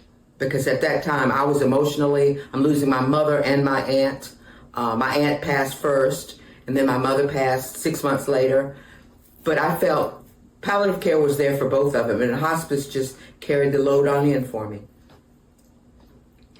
So what would you say to another family that is contemplating either serious illness care or hospice care for a loved one? I say, and I think it's a shame, and I've run into people that I've talked about palliative care or serious care, and I think people have the wrong idea I had a lady ask me one time, she said, well, where are they located? And I told them the address. And she said, oh, no, that's hospice. That's hospice. And I'm going, that's not what I'm talking about. We're talking about serious care to help prolong their life, make their illness better, monitor them. And I said, hospice will be there should you need them.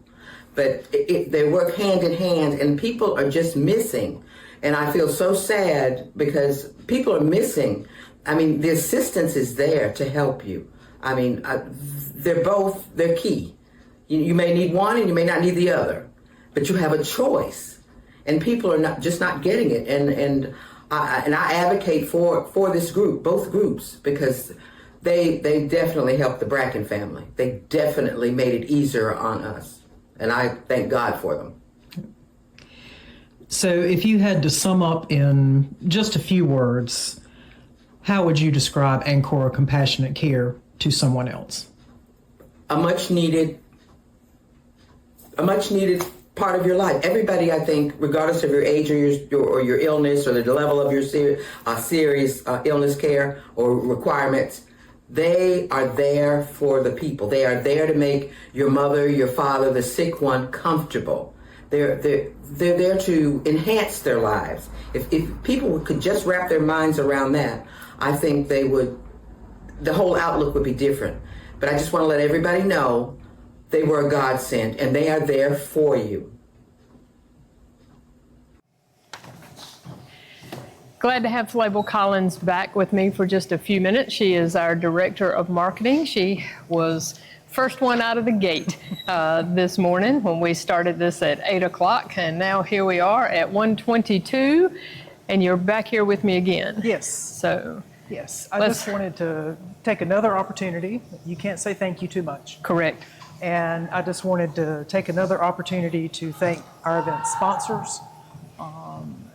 Tremendous thanks to Rockingham Farm Bureau for being our presenting sponsor this year. Our champion sponsors are Sears Construction, Home Trust Bank, and Lopez Dorada Foods. And our community friend is GCW Industrial Services. And want to thank Rockingham Community College again for allowing us to be in this space. It's a perfect fit. Yeah. And we're glad that we can be here. Absolutely. And I had a wonderful time talking with Dr. Sylvia Cox, and we were talking about community partnerships, just talking to Summer Moore, who is the city manager of Reedsville, again, talking about community partnerships. So that's kind of what this whole day has been about.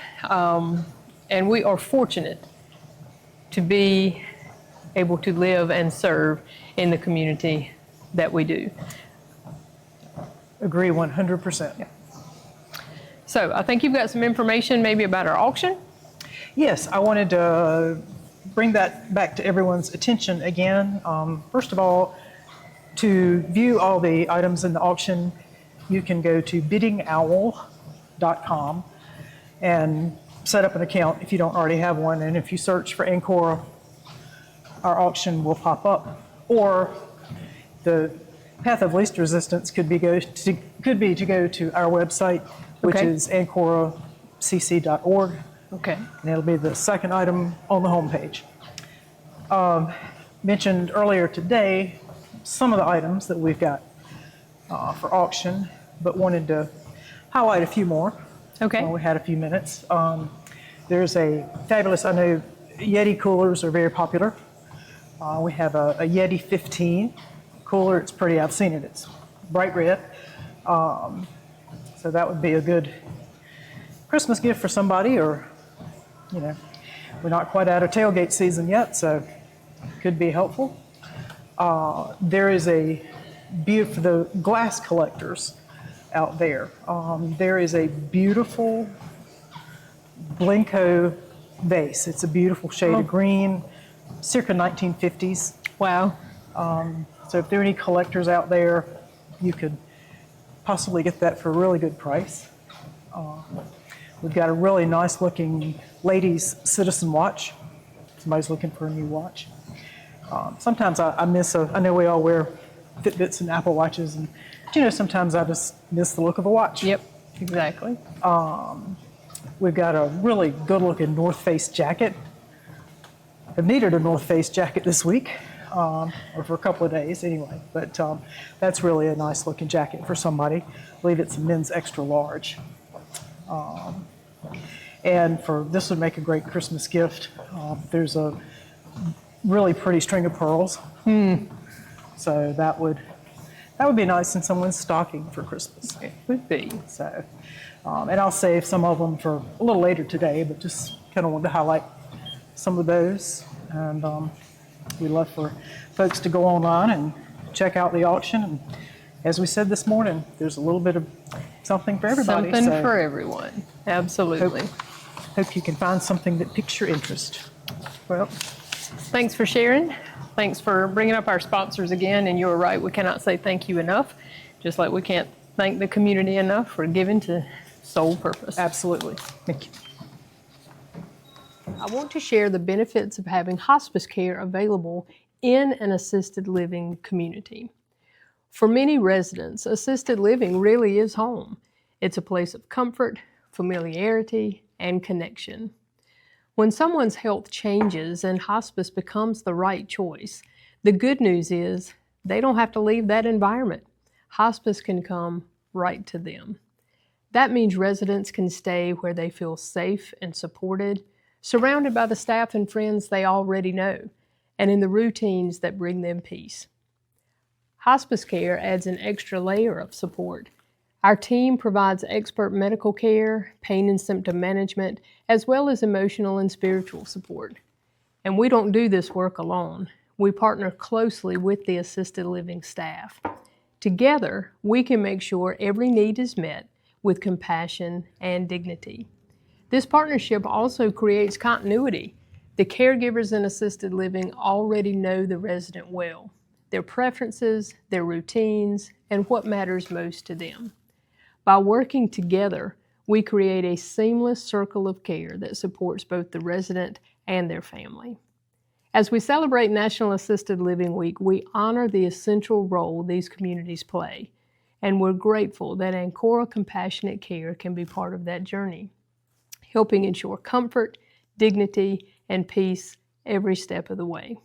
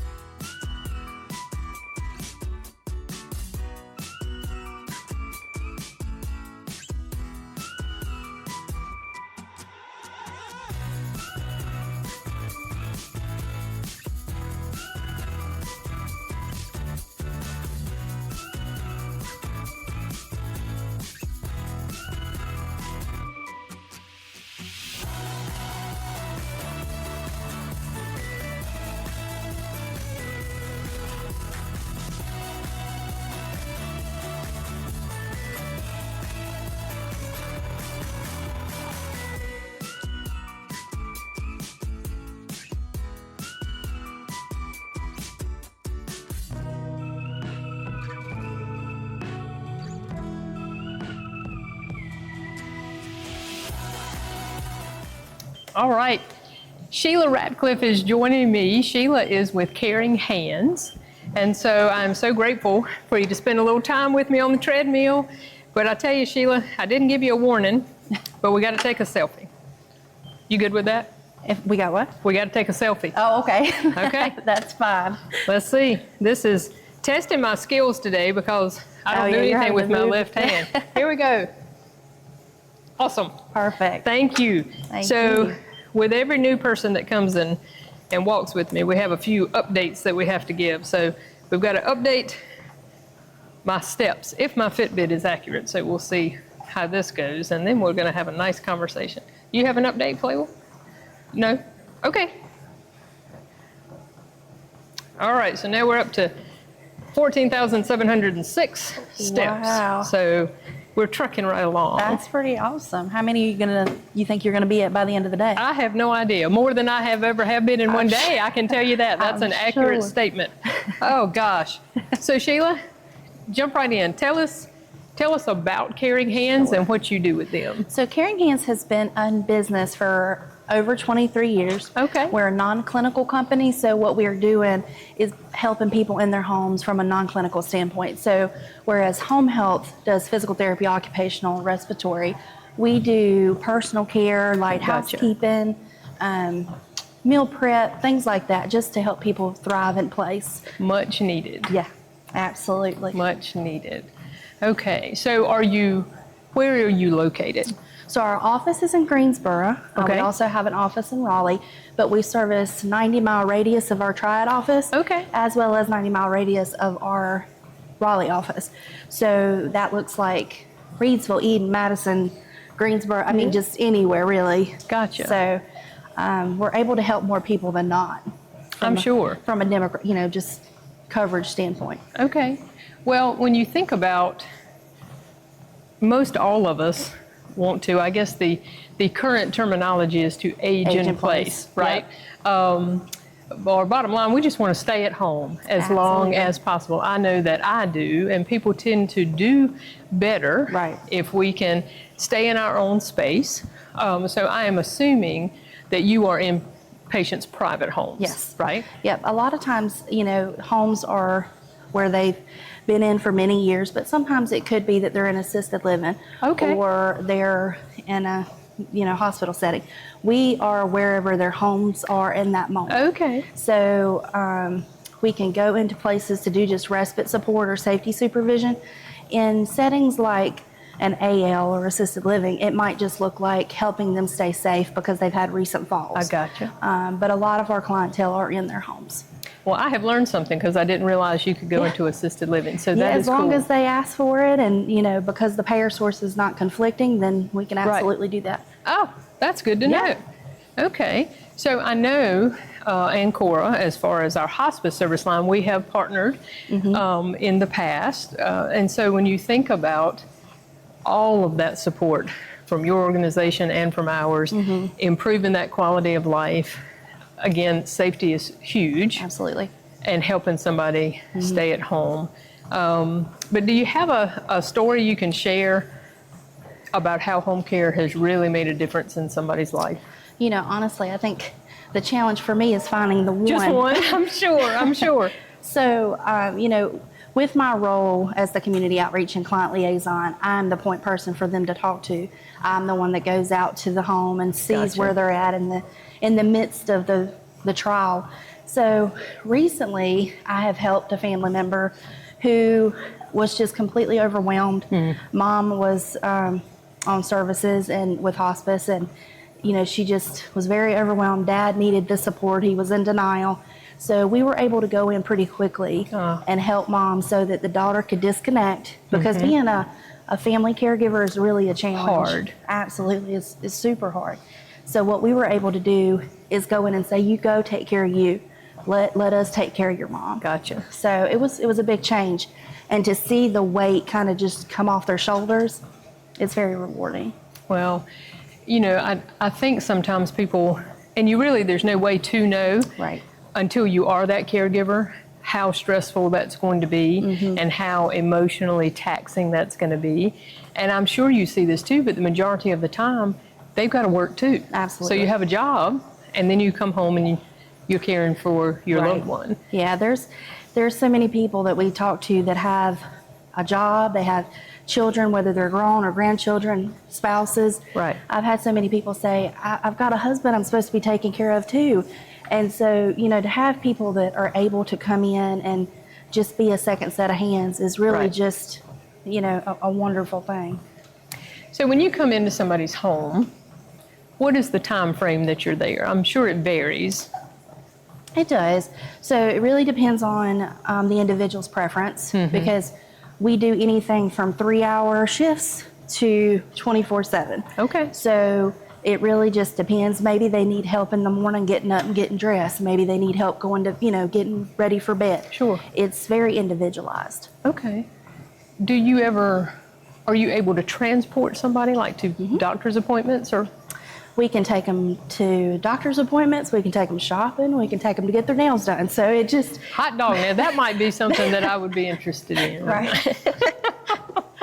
It's like having a companion, that goes with you to do the things in a discreet way. So some of our staff usually we wear scrubs, but some people say, well, do you mind not wearing scrubs? Yeah. Because they don't want to be looked at as somebody that needs help. Gotcha. So. I gotcha. Wow. But what a quality of life enhancer that is, to still be able to go out, get your nails done, still be able to be independent, going to the grocery store, even though you have to have some help. But it gets you out of the house. Absolutely. And that is tremendous all by itself. It is. In fact, we just had a client that has gone to the Friendly Shopping Center for the last 30 years every single day. And her dynamic changed.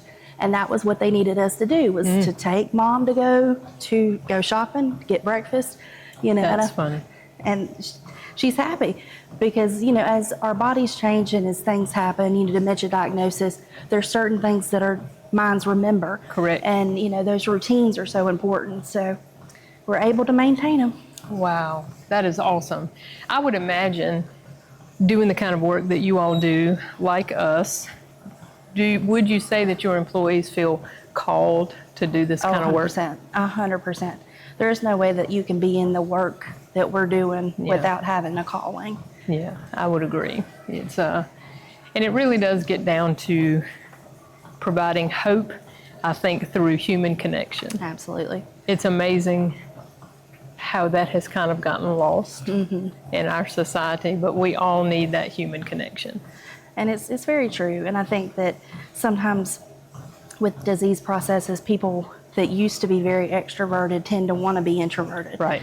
And so it's putting the right placement, not just putting a body in a home, right, but finding that individual that is going to match, that can pull them out of that, that can be that companion, that can give them that, hope again. Well, I love that you are that intentional because it would be, I'm sure, do you ever have people that you have to kind of switch up because personalities are not? 100%.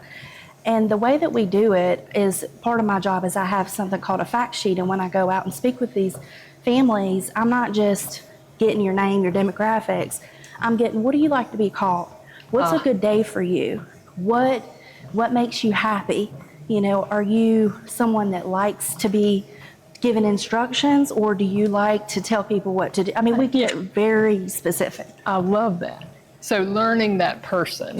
100%. And then you go back to your people. And say, this is what I think. I think this person would do really well with someone that's upbeat, that's a self-starter, that, is okay with a dog because they've had that dog for 10 years, stuff like that helps that match. And a recent family member we had asked me, well, what happens if we don't get along, because daddy might be a little bit of a challenge, so what happens?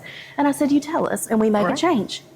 It's all about communication. Right, and what that patient needs. So I think as long as both our organizations stay patient-centered, that's the key. Absolutely. It has to be about the patient.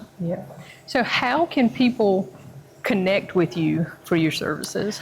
So we make it pretty easy.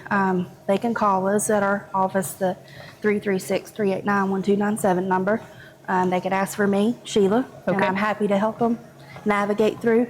We also have referral partners that will send us information if it's mutual clients. and we're able to help at that point too. Okay. Yeah. Do you get referrals from the hospital? Is that ever a thing? We do occasionally. Okay. A lot of times it looks something like, we've got this person, they need to go home, next day. Right. But most of the times it's the family calling that they've heard from, other, whether it be Google or, right. So occasionally we get hospital referrals, but not super Not frequent. often. Hopefully Okay. that'll change, but. Yeah. What about the speed to your service? Because I can imagine, when people are in that situation and they need some help, they probably want it pretty quick. Yeah. A lot of the times we needed it yesterday. Right. Absolutely. I'm sure. But, we really have a great team, and we try to start pretty quickly. Okay. So, for example, I can go out, a lot of times I can go out same day or next. Okay. I always go out pretty quickly. And then as staffing, it's anywhere from 3 to 5 days depending. Okay. Now we have an expedited process, so sometimes if we're able to do a next day start, we can. Yeah. But I always tell people proactive planning is best. So Yeah. and that's perfect, for some, but for some it's not an option. Right.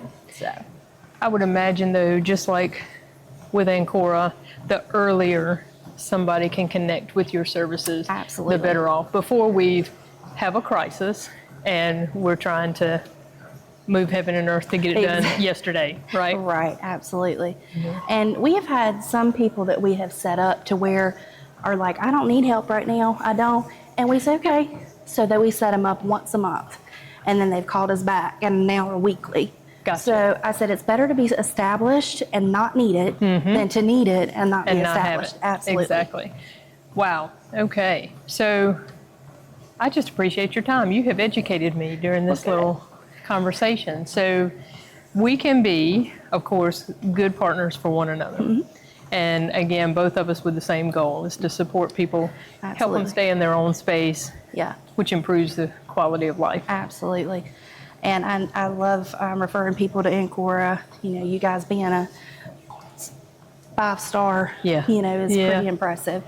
And you've been around a long time. I've had family members that have come through the Gibson House specifically. Okay. So, it's different to know of a, Right. facility or agency, but to have experienced makes Absolutely. it so much different. So.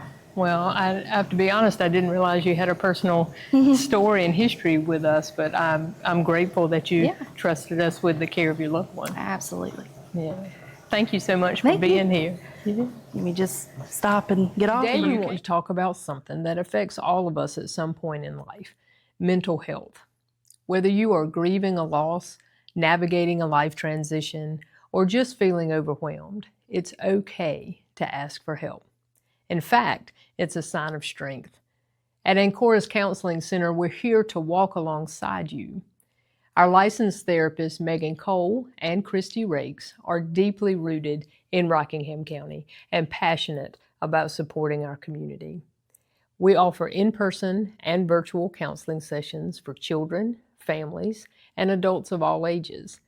We accept most major insurance plans, including Medicare and managed Medicare, and most new clients can be seen within just 1 to 2 weeks. Getting started is simple. Just call our intake team at 336-427-9022 or ask your doctor for a referral. We'll walk you through everything from insurance to scheduling, so there are no surprises. Taking care of your mental health is just as important as taking care of your physical health. You are not alone, and we are here to help. So, Ms. Stevens, can you tell us a little bit about how you and your loved one became acquainted with Ancora and we became part of your journey? Yes, I'll be glad to. This is, of course, it's 2025 now, and I will call my husband Udi because that's his nickname. His name is Wayne, but he's gone by a nickname just like all his brothers have nicknames. As the years progressed, by about 2016, he had gotten to the point that I had to have help. He he was getting up a lot during the night and doing things in the house, and I would not even wake up, and I would find it the next morning. So I talked to the girls about it, and we mentioned it to my nephew, who is a great help to me, and his mother-in-law had Alzheimer's, and they had already gotten hospice in for her. So his wife came and talked to me and the girls, my girls, and explained to us a little bit, because I knew nothing about hospice other than I had a good friend who had passed away, and she was at the hospice home at that time. It was just the hospice home. And I would go out to see her, and she was only there 3 or 4 days before she passed. So when my nephew and his wife come and talked to us and told us some of the wonderful things that was happening with Virginia, they felt like we needed to talk to you. So I give hospice a call, and I ask if someone could come down and talk with me and our 2 daughters. Now, my husband was already at the point that he could not be in the conversation. So we only talked with, I think we had two ladies from hospice that came and talked to us. In fact, we was right here in the same room when we talked with them. And I told them many things that were going on at the time, you know, like putting on clothes backwards, and I was beginning to not be able to walk well. Well, we went ahead and she explained to us what end of life care, what that really meant, that we thought we needed their help. So that was really how it actually got started, was my nephew and his wife telling us about his wife's mother and how wonderful it had been for the help that her daddy was getting. What difference would you say has Ancora, our care, made for not only your husband, but for you?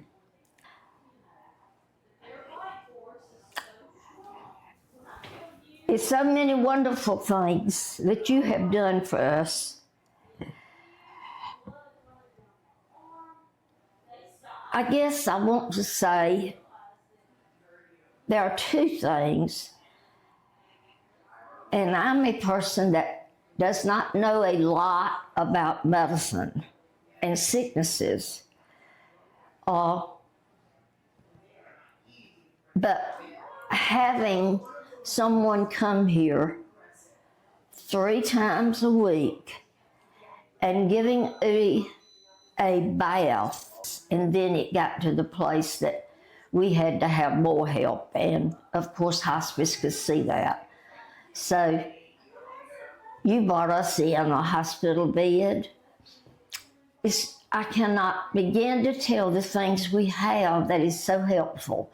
We have a hospital bed for Daddy, and Kathy still comes 3 times a week. I also have Kim, who comes on Wednesdays of every week, and she is his nurse. And if for some reason she has to be out, then another nurse will come in her place. But I love that, in that we cannot take him out of the house. We can't take him to the doctor.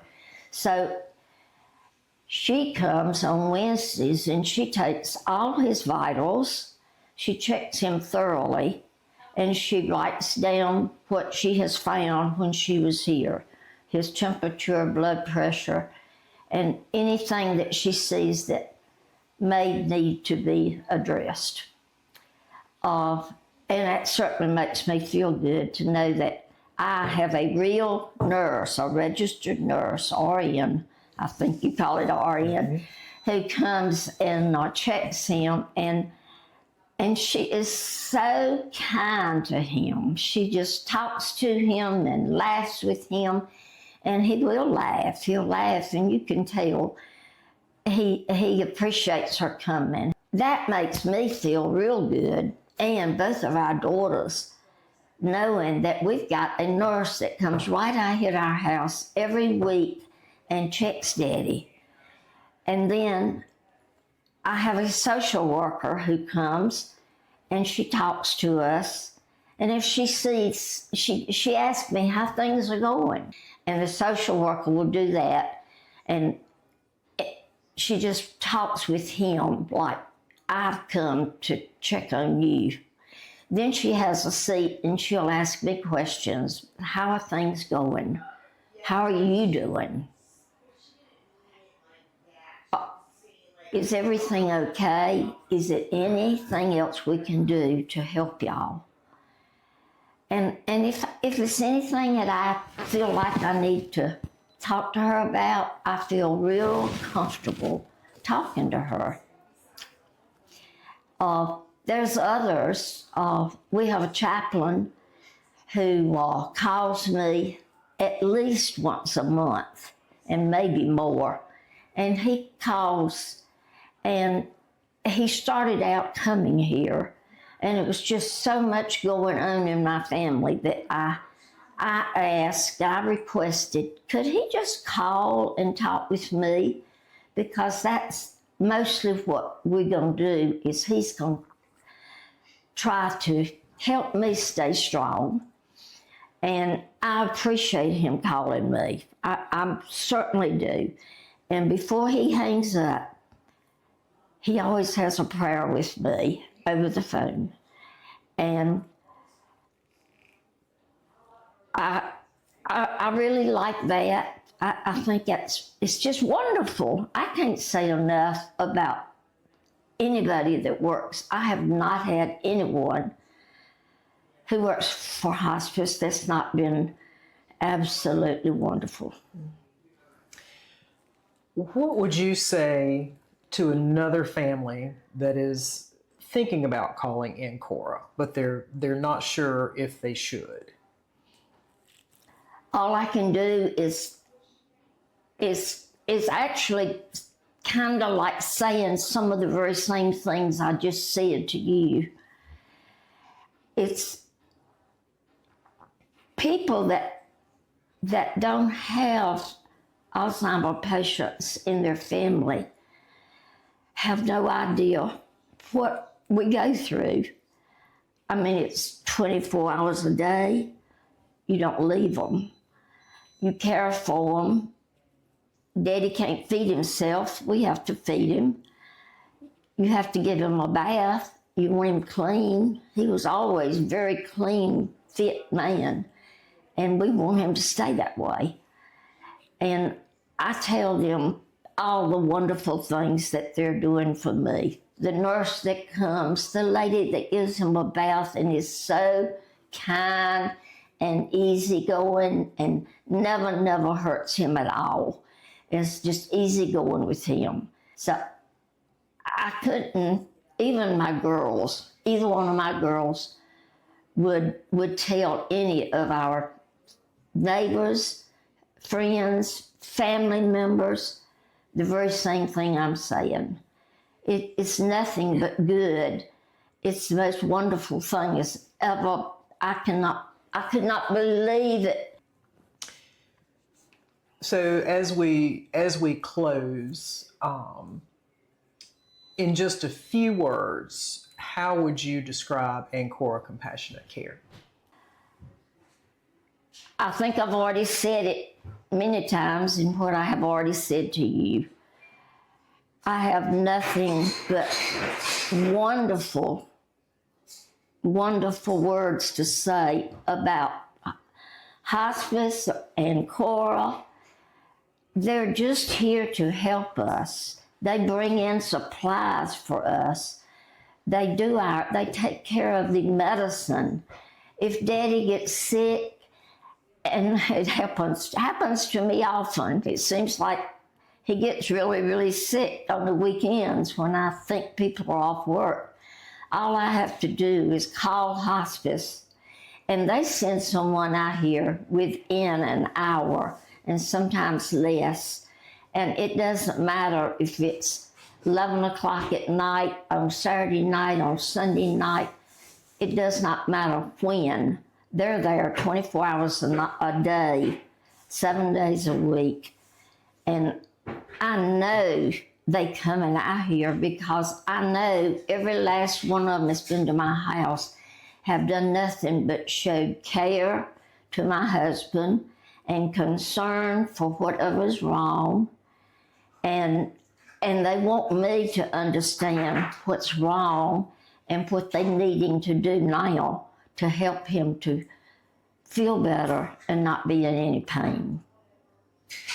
It's just absolutely the best organization I could ever imagine. Well, we appreciate your kind words, and we appreciate you sharing your story with others. Thank you. Thank you.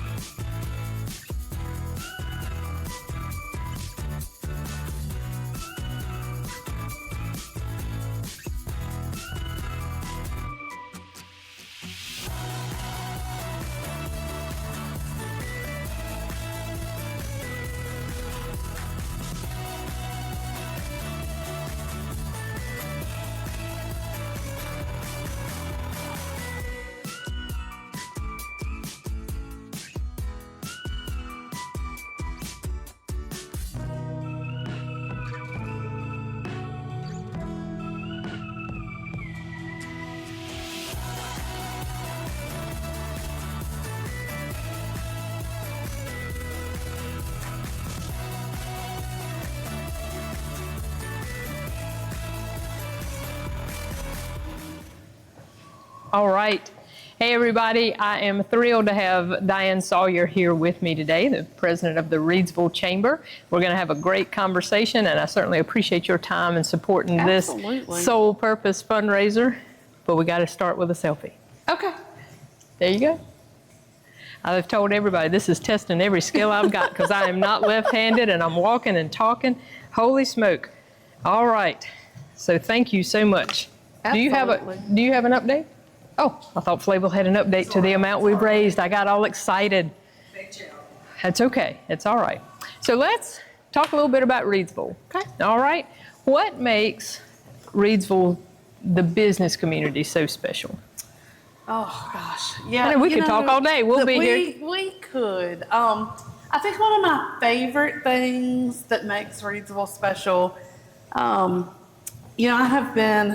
cannot believe it, but I have been the chamber president now for 15 years. Wow. Yeah. And we've seen a lot of different things. But I would personally like to think that the grassroots marketing effort several years ago by previous administration, they brought in a marketing consult, and at the end of the day, they interviewed all these people around Reedsville, people with different backgrounds, and they came back and they said, what's the one thing that everybody talks about? And they were like, football.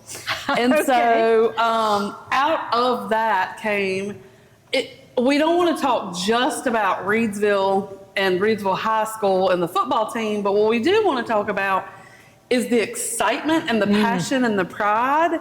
And so from that, we were able to have the Team Reedsville brand. I love it. And I remember asking when they first rolled it out, who owns this? Right. Can I use this logo? Right. Are we really embracing this? And they were like, absolutely.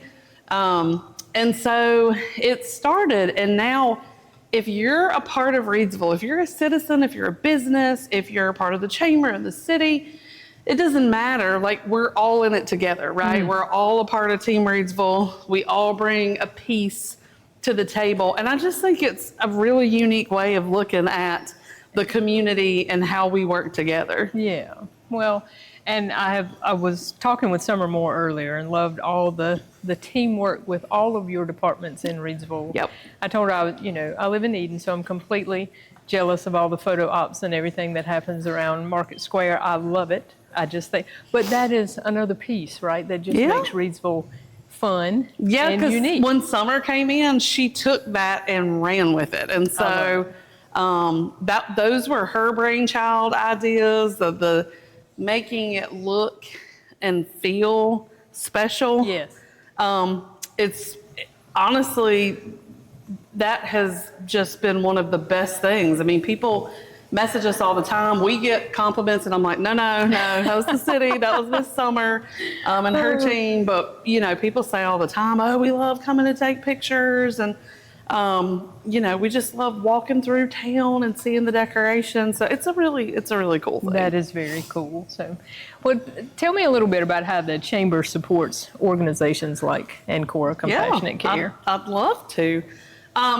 You know, I think a lot of times people don't realize that the Chamber is a membership organization, but that we're a nonprofit and that we're a C6. And so sort of by default, you know, we raise our own budget and we raise our own operating expenses and all the program dollars that we put back in. And so I think one of the ways that we support our nonprofit organizations is that we're a nonprofit ourselves. Absolutely. And so we understand, I think, the premise. So just like today, I mean, when Flavel reached out, I absolutely wanted to make it happen. I know that today was a tough day for the Chambers because today is our Leadership Rockingham program. Right. And so I was like, I'm going to step away from that so that I can represent all of us. And I'm really thankful to that team and Jim and Mavis for us to be able to work together. And I think that's one of the ways that we can be so supportive is by telling your story. And telling the stories of your organization. You know, some of it's small things like ceremonial, the ribbon cuttings and things we've had throughout the years. When you change your name, when we dedicate things, we can bring attention to it. I know for me, having, like, Flavel's such a great person to partner with because she always makes sure that I'm in the know. Right. She always makes sure that your message and your brainchild, and she'll give you the credit for it, but she makes sure that I know what's happening so that I can tell that story and that I can spread the word. And so it's been so, you know, for me, having a degree in public health education and coming from that background of nonprofit work, it's been so rewarding to help multiple nonprofits in my own home community. That's what drove me back from my job in Martinsville. And so, I mean, I think that's one of the biggest ways. Some of the other ways, I think, are when we just come together, you know, the team Reidsville together during COVID was one of the really big things. You know, we were having those Friday the huddles. We used the team thing and we had the huddles. But to be able to talk to people about were they like a medical nonprofit and what was going on with like care or cleaning supplies? Like people couldn't get their cleaning supplies. Yeah. How can we help? And so, you know, everything that was thrown at us through the government, we were just, as soon as we could get it, we were rolling it out and constantly. So that Team Reidsville Together program helped the businesses and the retailers and that sort of thing, but it helped the money, keep the money flowing in the community so that our nonprofits could get what they had, because that was a hard time for people who raise funds. Like people didn't have the ability to do, so it's just, it was kind of crazy how all of that worked together. But, you know, being I laugh, like I'm old enough to remember 411 and old enough to remember, you know, needing to pick up the phone to call for information. And I mean, we are the real life 411. I mean, we are the community hub and we're the piece that, I mean, another thing, like, I know Flav knows she can text me anytime or call me anytime, but you guys are looking for a vendor. You're looking for you have this great idea to do this fundraiser. Like, where were you going to host it? You know? And so I'm super incredibly thankful that we have places like our partnership with the community college. I've been watching all day. So I saw Dr. Cox and I saw Summer and I actually have a child here at the early college, Oh, I love literally it. in PE right now. Had no idea when we planned it that way. I love She's it. at her PE class and like That's grabbed me as funny. I was coming through the gym to say hello. And so Oh my gosh. I'm super thankful of our foundation here at the college and how they support. And I saw United Way. I was listening to all those things. And so we're kind of in the center of that hub. And so I think that's another way that we are able to support, connect, make people, aware of the things that are happening. Right. So, well, and it's a beautiful way, just listening to all of that and how it all weaves together. It is a beautiful way that we truly all are serving this community together. Absolutely. Even when in small ways, when you don't really realize it, but we really are. It takes all of it. This is not an individual sport, right? We have to serve this community together. You talked about the ribbon cutting, and I have to tell you, when I think of the Reidsville Chamber, there's so many wonderful things that you all do, but looking at it specifically from an Ancora viewpoint, those things were huge in our history, the rebranding, going from Hospice Rockingham County to Ancora Compassionate Care, and you all were there for that ribbon cutting. That's the first thing that comes to my mind. Help live stream that for us, all of that. When we opened up our East Campus, which is still taking me some getting used to go, what? That we've got 2 different campuses. But there, the Robin's Nest, our counseling center, serious illness care, that was huge, and you all were there. Well, yeah, And because we're I'm there to just so celebrate. appreciative. Yes, and it was a support huge and celebration. help spread the word. Yeah. And when I first came, I struggled with the word cheerleader. I would hear people refer to the chamber as a cheerleader, and I'm like, but we're so much more. But it's funny. And now my daughter's a cheerleader, and that I did not see that coming because she played travel softball for so many years, and she still plays softball, but she decided she wanted to be a cheerleader. Gotta make a switch. And it's so funny because I have really come to embrace that cheerleaders don't get enough credit for what they do, that it is an incredibly powerful sport for females, that they work out in the gym just like this. They have to be incredibly strong to do their stunts and to do their lifts and those kinds of things. And so it's funny because I had sort of come along with the chamber and realizing, hey, that's okay. I don't mind that name or that title and that role because it means we're an incredibly strong piece of the community that can help our folks. Well, that's a beautiful way to look at it, and that reframing as far as cheerleader goes. But when just you like you reframe people, you reframe my way of thinking too, just so you know. And I try to educate people. So I loved hearing you talk about that today several times because it's important for people to understand what Ancora is and does, and that they don't think about it as just all end of life and all, oh, that's so sad, or it takes a special person. Like, so I've kind of retrained. And I pass that on. Like, that's how we support. That's the greatest marketing we can have, Diane. So I cannot thank you enough. So being that cheerleader, but not just celebrating the big things, right? But you helping us pass that along, helping us to try to chip away at some of the misconceptions about what Ancora does, helps the whole community. Yeah, for sure. People can't make informed decisions if they don't have all of the correct information. Right. And it's funny because I love hearing about at the last coffee, we're announcing about, being number 3 in the country. Like, that's a huge deal. And it's funny because it does drive your care. It does drive the level of care. If your employees are happy and they feel appreciated and supported and able to do their jobs, and we learned that really well from Mickey Foster and Annie Penn Hospital, and we talked a lot about that. And my mom was at Annie Penn for over 30 years. She loved Mickey, and it's funny because you don't think about it, but culture matters, and there's so many pieces that.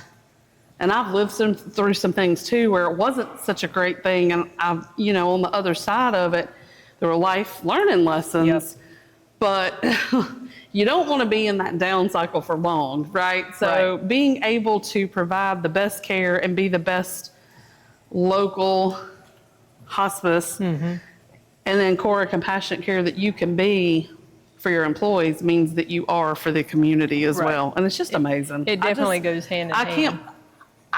What you guys do, it blows my mind. And what you're able to Uh-oh. do with the money that you raise, it's really all inspiring to me. Well, I have to tell you a little rabbit trail, but now I got to tell you a funny Mickey Foster story. Oh, well, let's do it. Because I did love Mickey when Me he was too. here. He actually was on our board. He for was a on while. ours too. So, yep, I got that Oh my gosh, experience. that whole experience. And he taught me so much in the short time Me too. that he was there. But the first time, he had been gone from this area for a while. And so we have made that best places to work list 4 years in a row. Very first year we made it, we were still hospice of Rockingham County. Mm-hmm. And we landed at number 10, first time out of the gate. Well, my phone rings about a week after that. It was Mickey. First of all, here's the funniest part. Lynn, this is Mickey Foster. I don't know if you remember me. What? I mean, how can you not? Yes, Yeah, I'm right? pretty sure I can remember you. He said, Lynn, I'm sitting here in my office. I said, yeah. He said, and I got the latest publication from Modern Healthcare. He said, and they've got best places to work in healthcare in the country. I thought, well, I'm just going to look at this list. He said, and out loud by myself, I said, Hospice of Rockingham County, I know these people. It was funny. That's awesome. Yeah, it was funny. That's awesome. And of course, then Such a great guy. He quickly followed that up with, do you understand what you have done? Of course, and at the time, I was like, I'm trying to process it, but probably not. But, we have since learned that so proud to be on it, but it's harder to stay on it. Oh, gosh. Hard I to can get only on it, imagine. but then hard to stay on it, right? Yeah.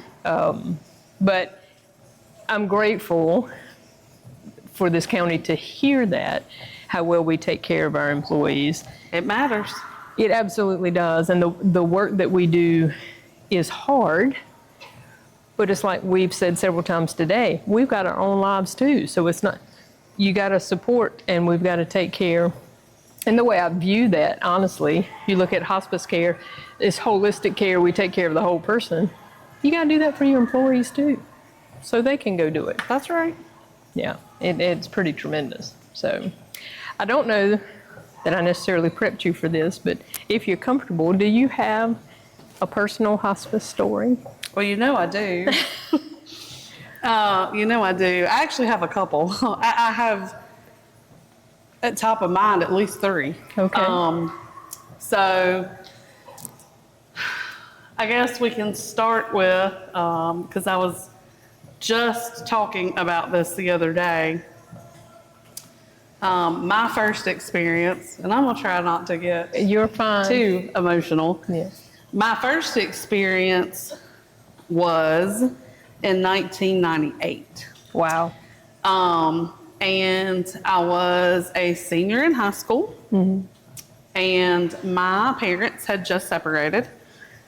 And there are things about my senior year shaped me who I am today. My parents were teenage parents, and so I watched my parents fight to be, to be better, to make things happen.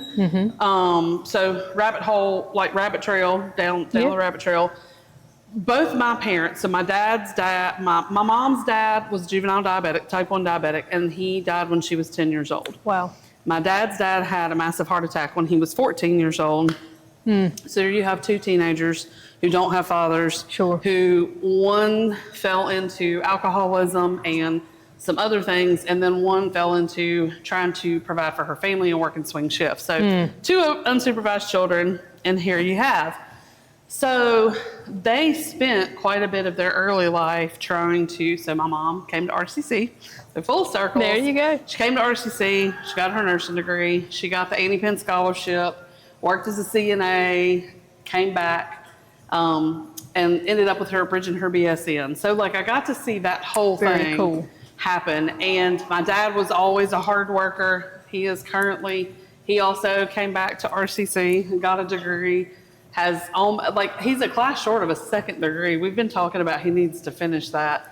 And director of operations and getting ready to retire, but in West Window in Martinsville. Wow. And so I got to see all of that. But in the middle of that, that was starting to happen in middle to high school. Mom didn't even pass, her boards and all the things until 7th grade for me.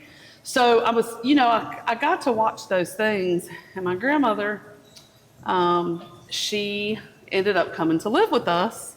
And I was driving. Well, during the summer, I started driving her to her doctor's appointments at Annie Penn. Had no idea. No one in my family did either, because my parents would get up and go to work. My mom worked third, so she was sleeping during the day. But I would take her, and it was my dad's mom. And I would take her to these appointments. And we found out at the end of the summer that my parents were splitting up, so which means I was moving out of the house that she was living in. But then also when we got back from our final beach trip, that's when everything started unraveling. We found out that she had cancer, and she had kept it from everybody. And so by then it was breast, it was lung and breast, and then bone. Wow. And so she went to live with my great aunt, and which is where they were able to keep her at home, and they were able to have hospice come in.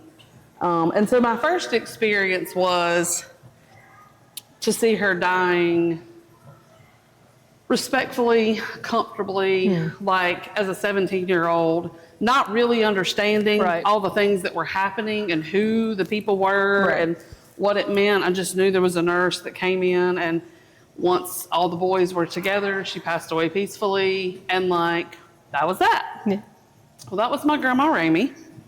So that leads to something later down the road. In the meantime, got married.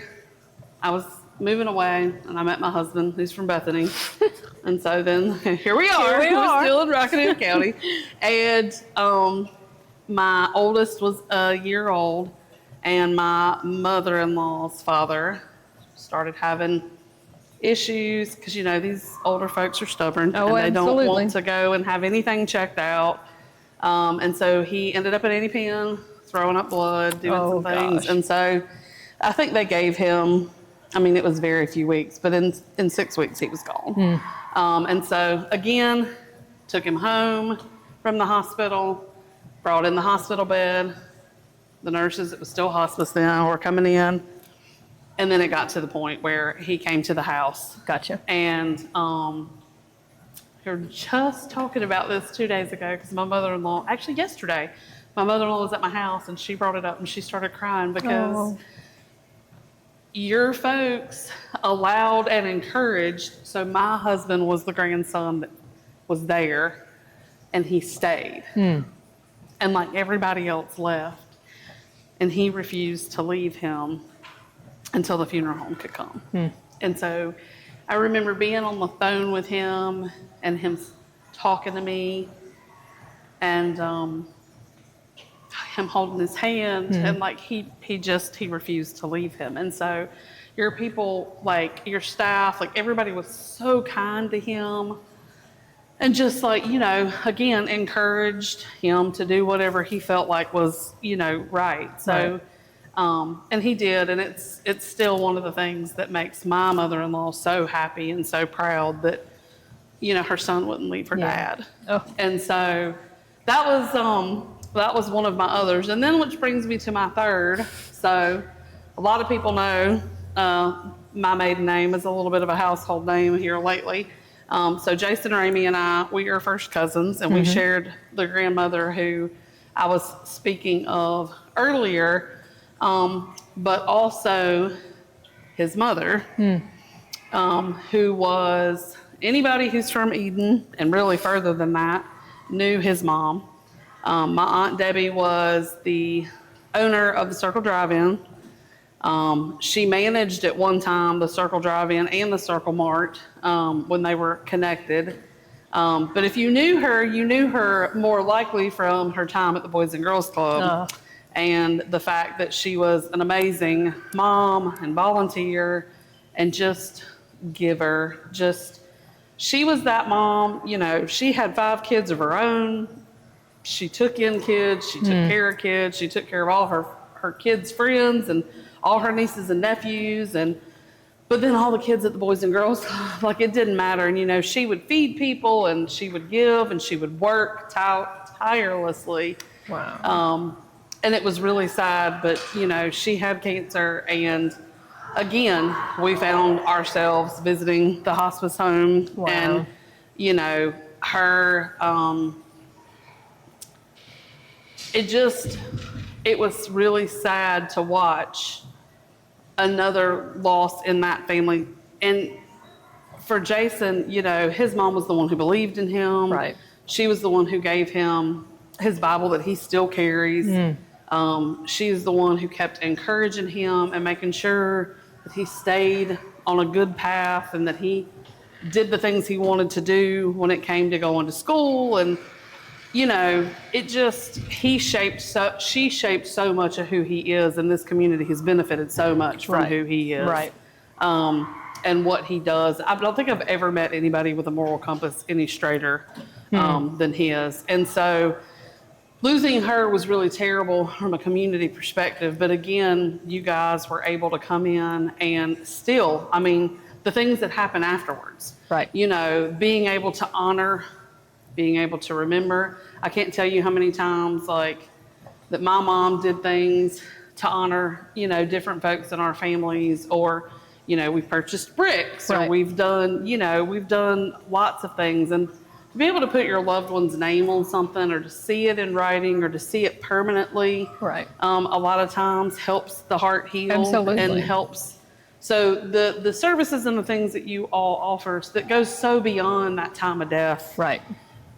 For the family that's still here, you know, it's just so important. So personally, and those are three of like my closest relatives. That doesn't even start to touch chamber members. Like when I had been at the chamber long enough that I started going to funeral after funeral, I thought, my goodness, like I'm getting much older, because we have had some, you know, some of those people. We have an auctioneer.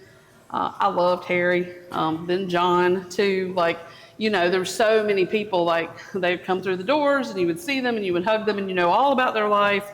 I have met so many people that they didn't know who I was and I didn't know who they were, but somehow they were, their son went to school with my husband and something, you know. And so it's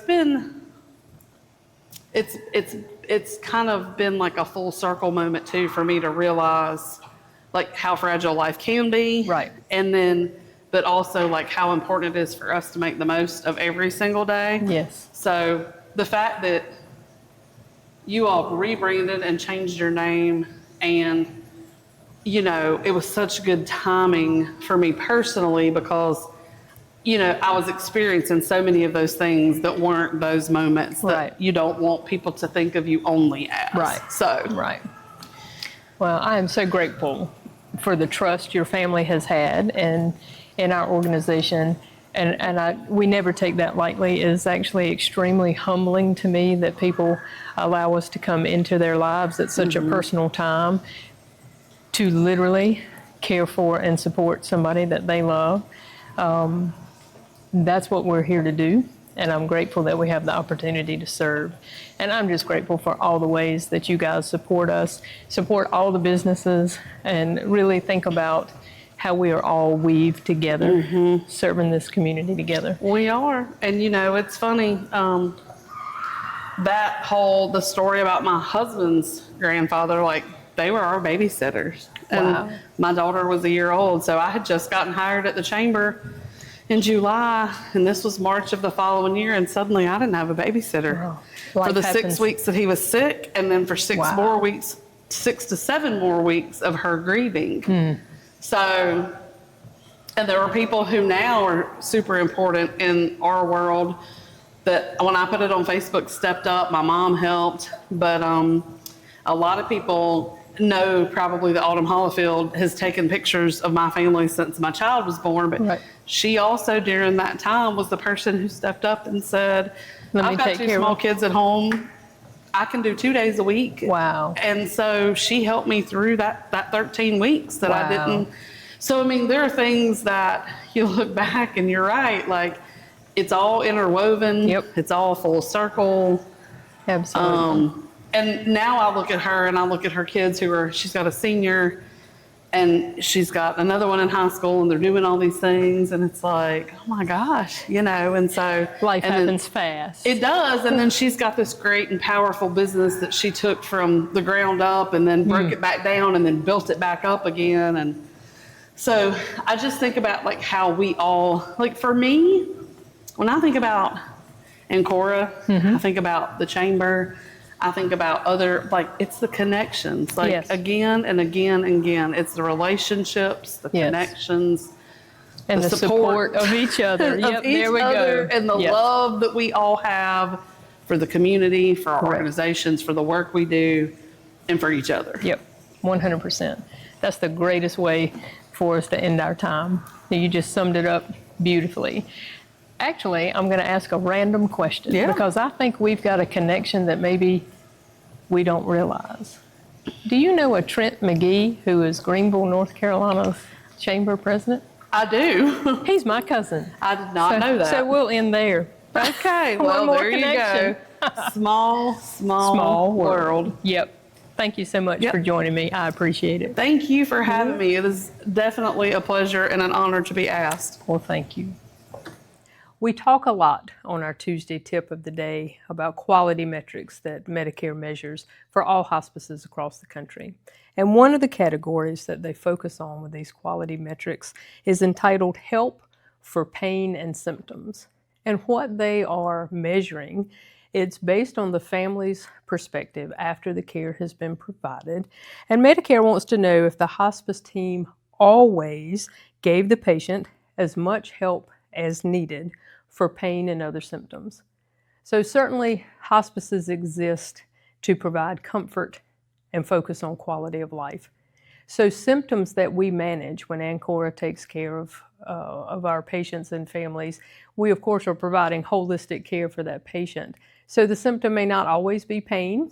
We may be focused on improving shortness of breath, nausea, vomiting, constipation, and maybe symptoms that may be emotional symptoms, so sadness, anxiety, even focusing on depression. Anything we can do to help that patient be as comfortable as possible and improve their quality of life.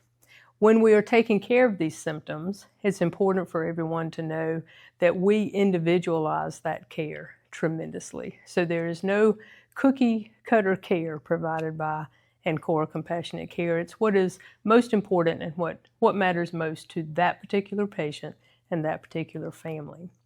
So when you think about the national average, families that stated that their hospice team always gave the patient the help needed, the national average is just 74% of the time.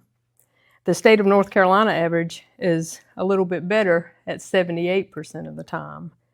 But I'm proud to tell you that the percentage of families that felt that Ancora's hospice team always gave the patient as much help as needed is at 82%.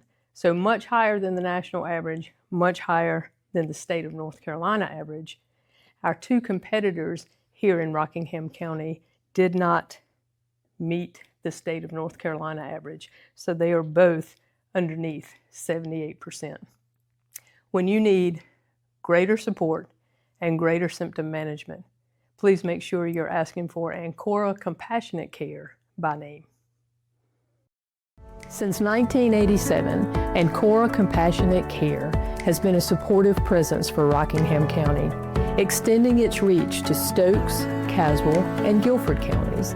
As a local nonprofit organization, we are committed to providing the highest quality care and support for those coping with a serious illness or the loss of a loved one. We are proud to serve our community through each of our service lines: end-of-life care, serious illness care, and our counseling center. With each service line, you can expect individualized care focused on each patient's needs and preferences. Projects like our resale shop and community fundraising events, like our annual benefit walk, ensure Ancora's services are available to everyone in our community, including those who are uninsured or underinsured. Ask for Ancora Compassionate Care by name. For more information, call us today. When someone you love is facing a serious illness or nearing the end of life, every decision feels heavy. And choosing the right care provider, that decision matters more than most. Many people in our community don't realize this, but just because you are referred to serious illness care or hospice doesn't mean you'll automatically be referred to Ancora Compassionate Care. In today's competitive healthcare environment, referrals can be based on many factors, and they don't always reflect your wishes. But here's what matters most. You have the right to choose. Whether it's Ancora or another provider, you get to decide who cares for you or your loved one. And if Ancora Compassionate Care is who you want by your side, you can request us by name. Don't hesitate to speak up. Because quality care, trusted care, should never be left to chance. To learn more or to make a referral for yourself or someone you love, call us today at 336-427-9022. Ancora Compassionate Care, rooted in the community, guided by integrity and compassion.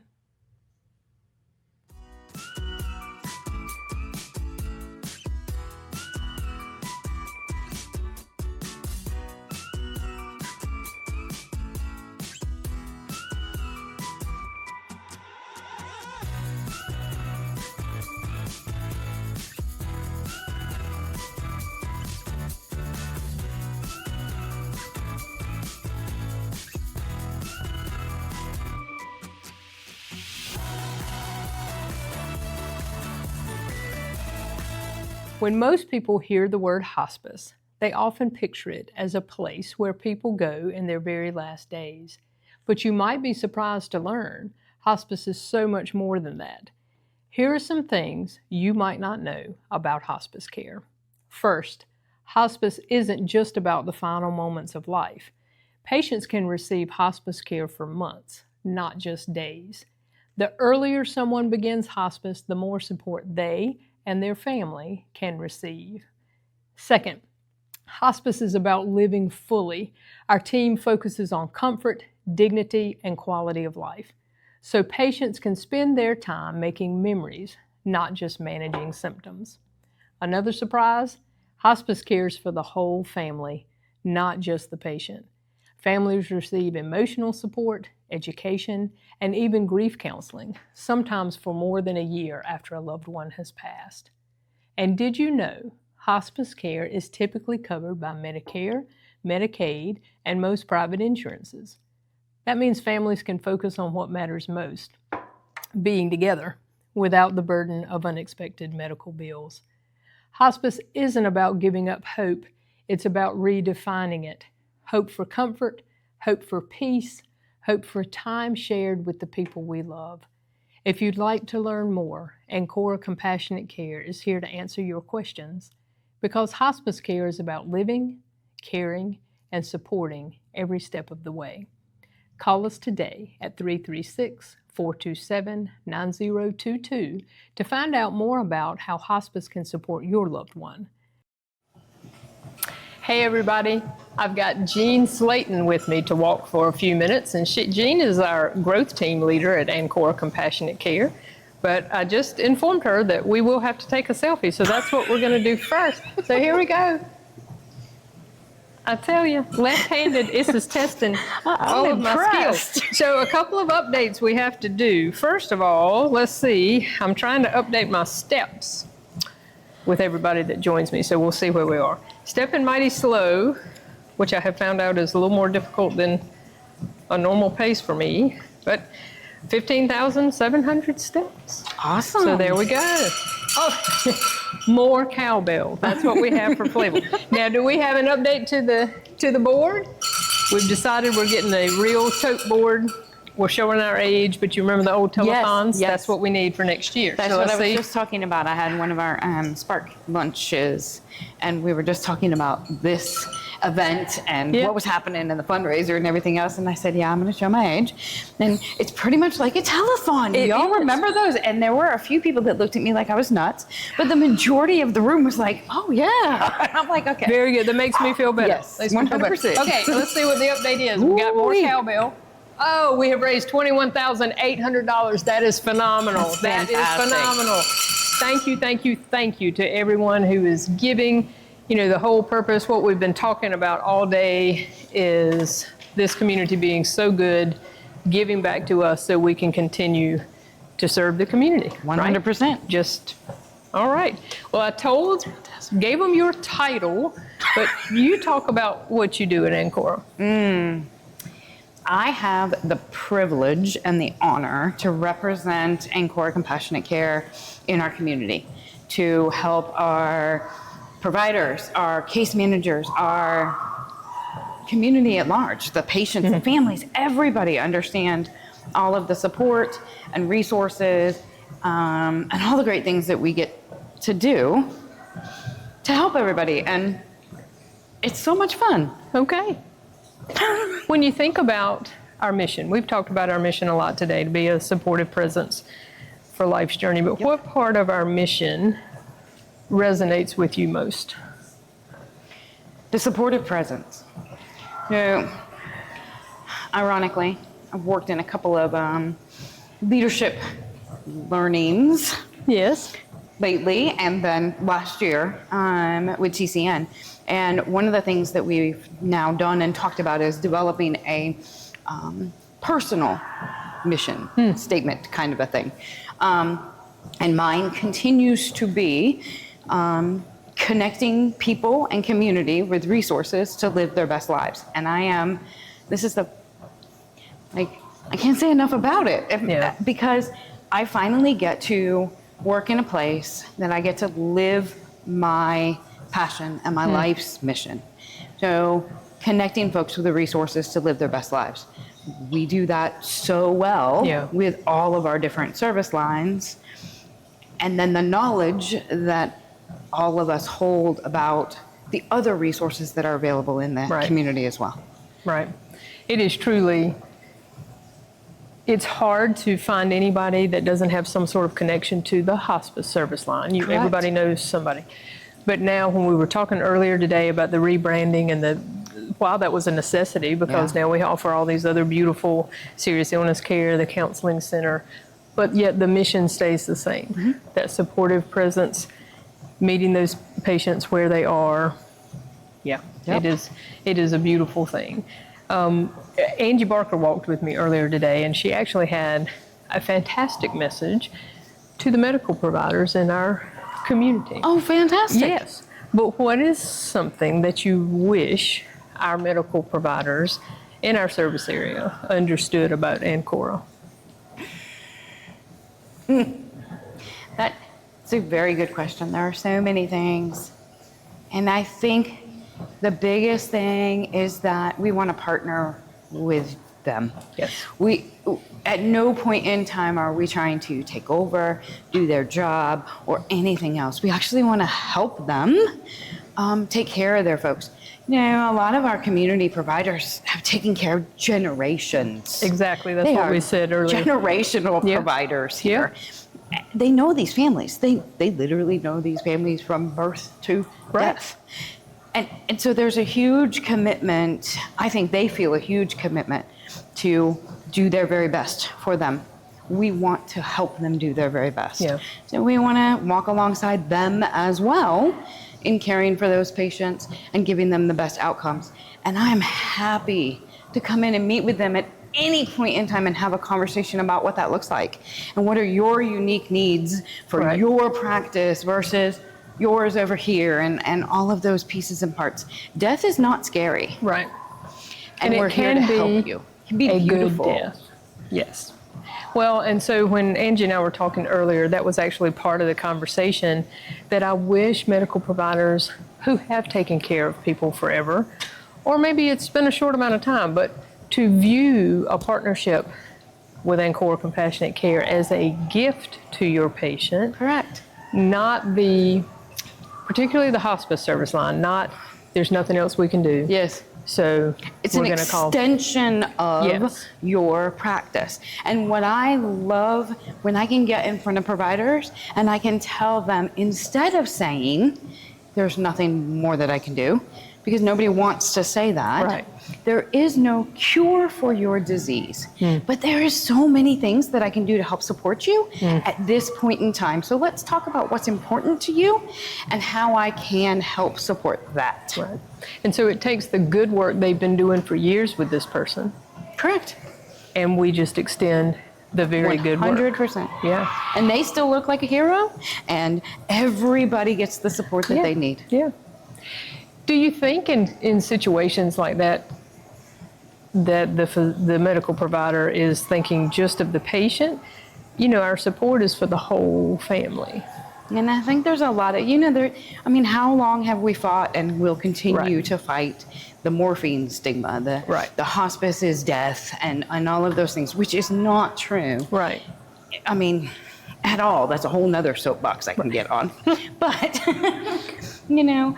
I think that still plays into it, that you only call in hospice when there's nothing else to do. Right. And so many folks miss that there is so much that hospice does. And not only are we supporting the patient, but we're supporting their family. And we're making it easier for those who are providing that care to provide that care, but also to not be a caregiver for a minute.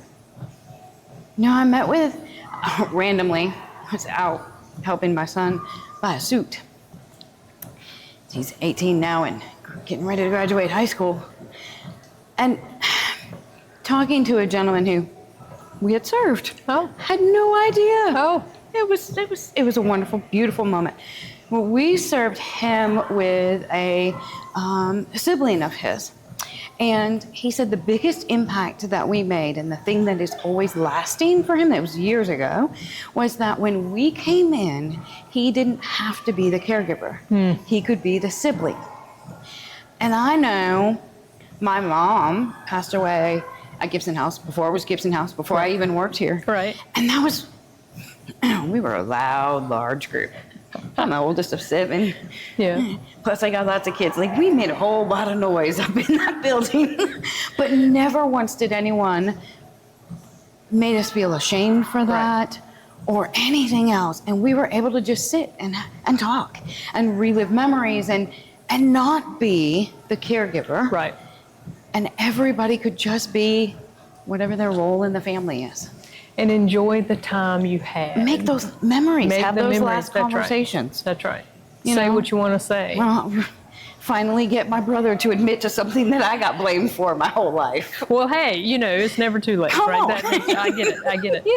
Well, when you think about Gibson House, because we have had large families, you have small families, but it all goes back to how we support people, meeting them where they are. But it can be as loud and boisterous, or it can be as quiet and private as you want. 100%.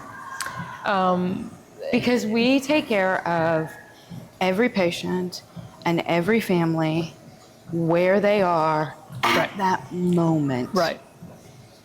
And that is so unique. Right.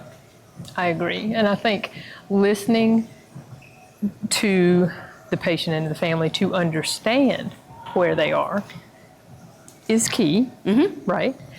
But what I see our team have, no matter the discipline, and administrative people as well out in the community, even administrative people in the office answering the phone, our intake department who people never see their face, but you hear that voice.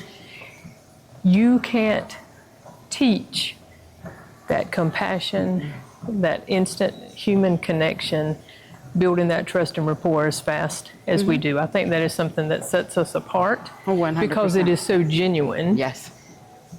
And why everybody feels called to do this kind of work. 100%. So how can people connect as we wrap up our time? How can people connect with any of Ancora's service lines? Call us. Yeah. Look us up on the internet. Yeah. Call me.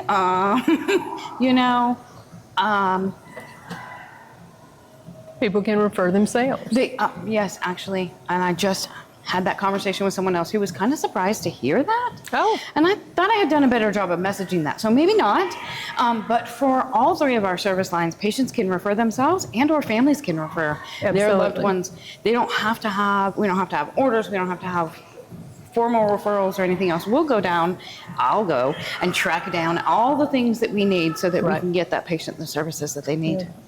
And actually, the personal contact referrals are my favorite. They are.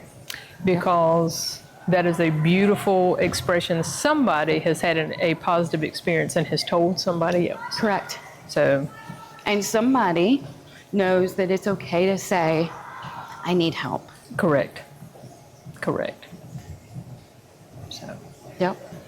I appreciate your time. I appreciate you letting me come and work with you. It has been awesome. All the work you do out in the community, all the work you do constantly educating our medical providers. You know, we'll get them there, Jean. We'll just keep on. One day. It is absolutely, though, and I mean that. I've worked in healthcare for a long, long time, and never have I worked somewhere where I'm able to live my personal passion and mission, and do it surrounded by folks who feel the same way. Yeah. It's beautiful. It's pretty incredible, for Absolutely. sure. So, thank you so much. Thank you. Yeah. When you hear the word hospice, it's natural to feel a little uncertain. One of the questions we hear most often is, how do I know if my loved one is eligible?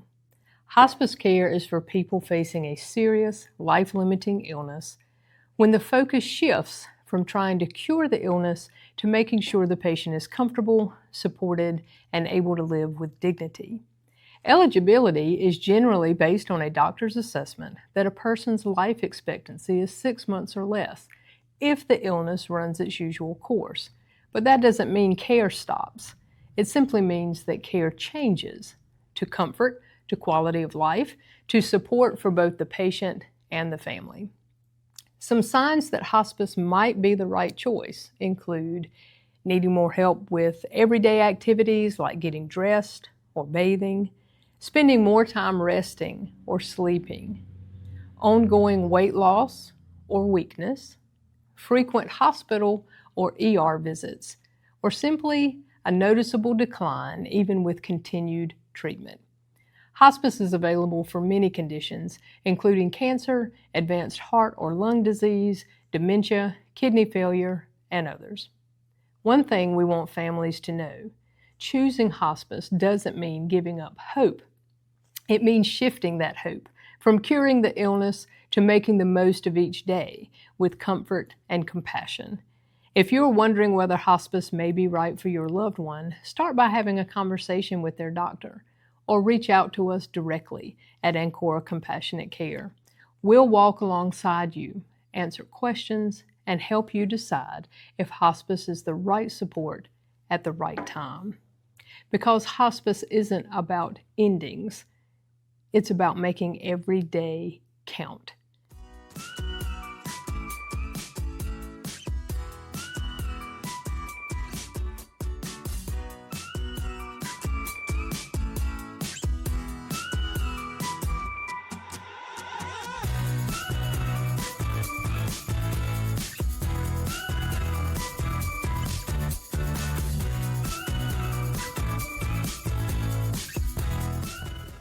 All right, I'm here with Crystal Matthews, and I am so excited that she has joined me for a little while for us to walk and talk.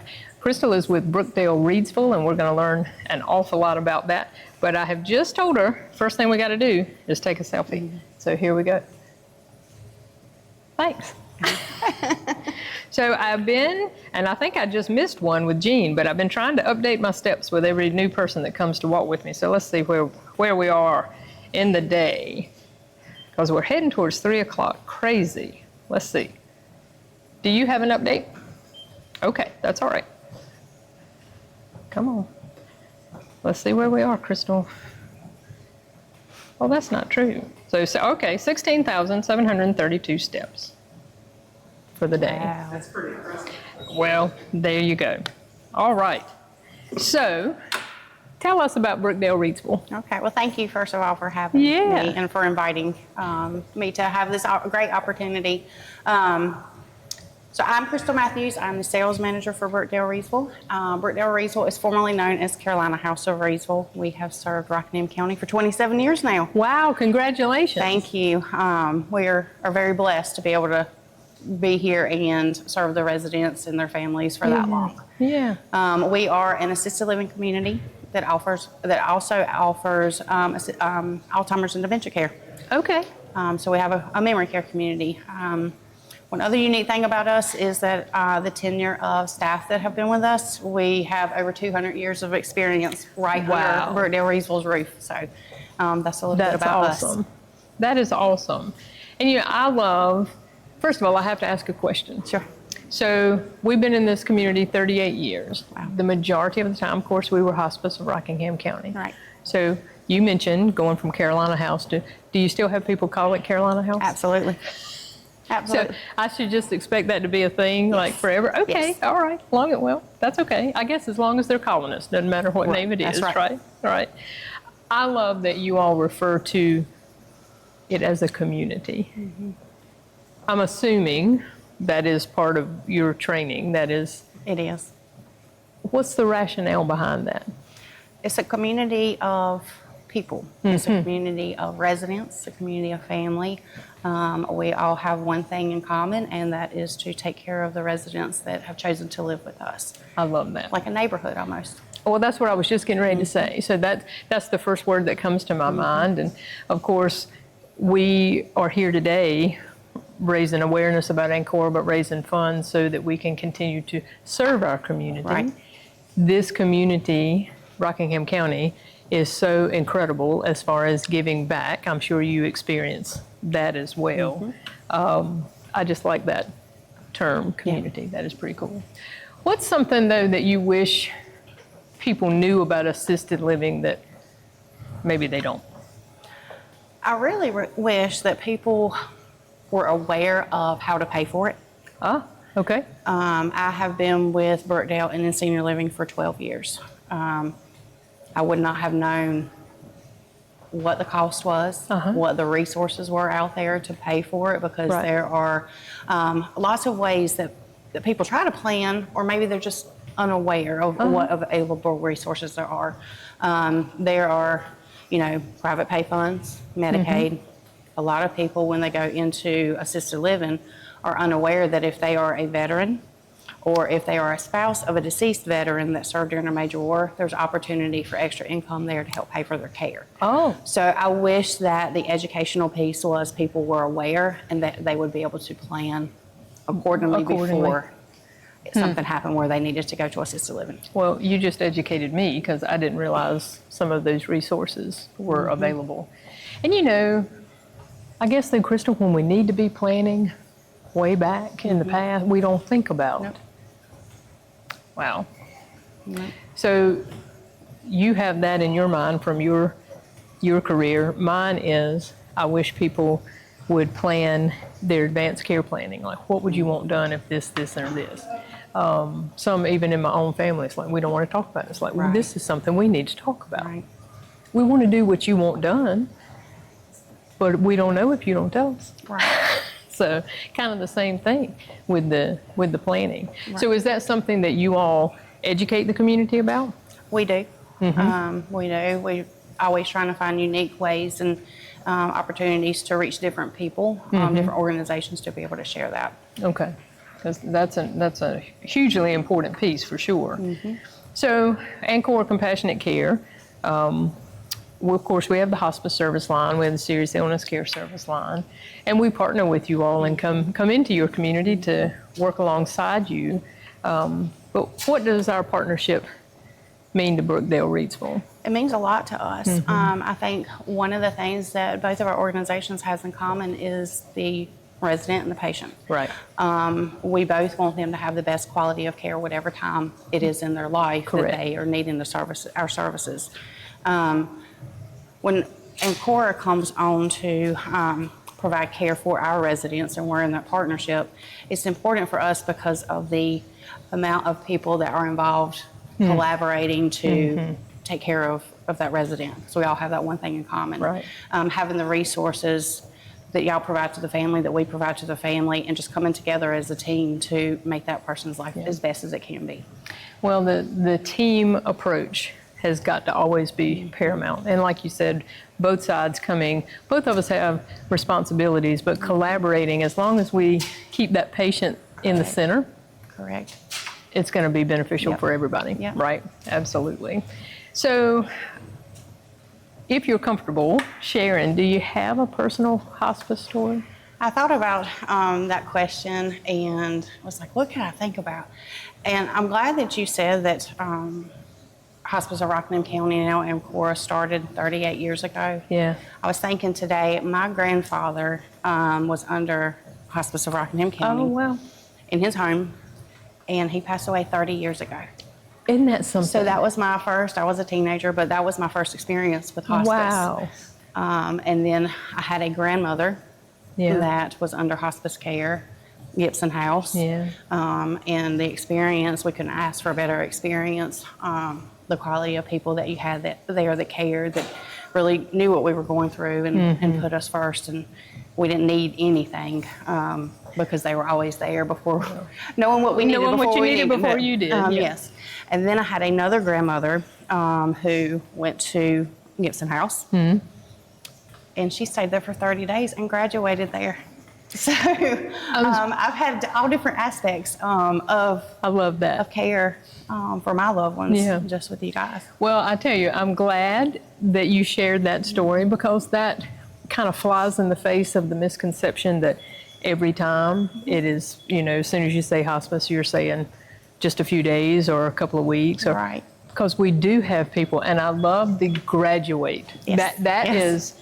That's my favorite. Yeah. And of course, that never keeps us from coming back in down the road if we're ever needed again. Right. Sometimes we're not, sometimes we are. Right. But yeah, sometimes people, especially if someone has come from the hospital to Gibson House, things can look kind of dire. I mean, you're thinking, okay, time's kind of short.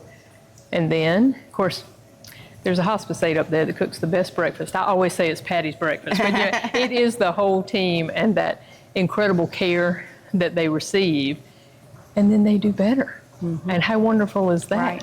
Even if they do better to go back to their own home, still with hospice, but it's still a positive thing. Right. That is awesome. So if we had to think more about our partnership, Brookdale, Reidsville, and Ancora, what is it, anything that we need to be doing differently, better, to serve our people together? I always think, and this is with any organization, as long as we keep communication open, Yes. the resident and patient's best interest in mind, allowing them to age in place, whatever that looks like, as long as we're all in agreement with this is what we feel is the best care approach. Exactly. And just working together as a team to ultimately take care of them. You can't ask for more support when you've got our team, your team. Right.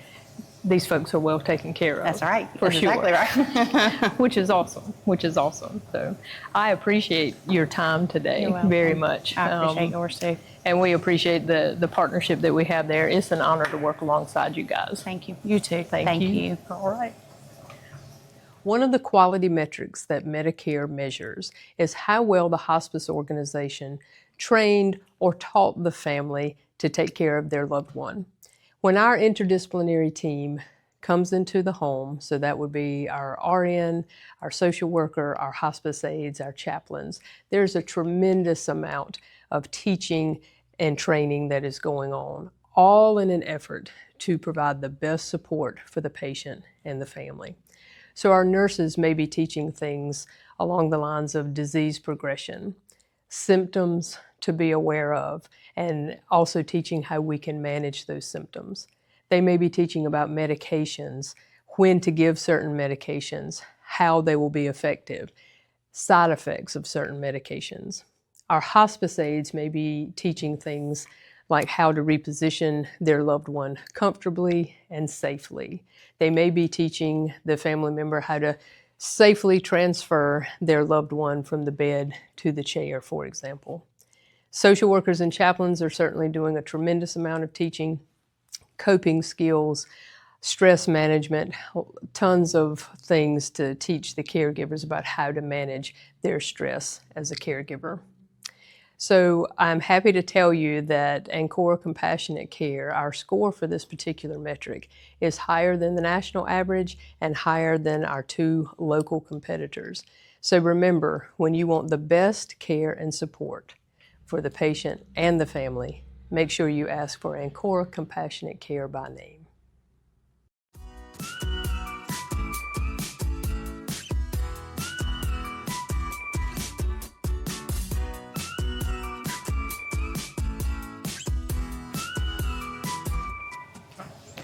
Hey everybody, I am excited.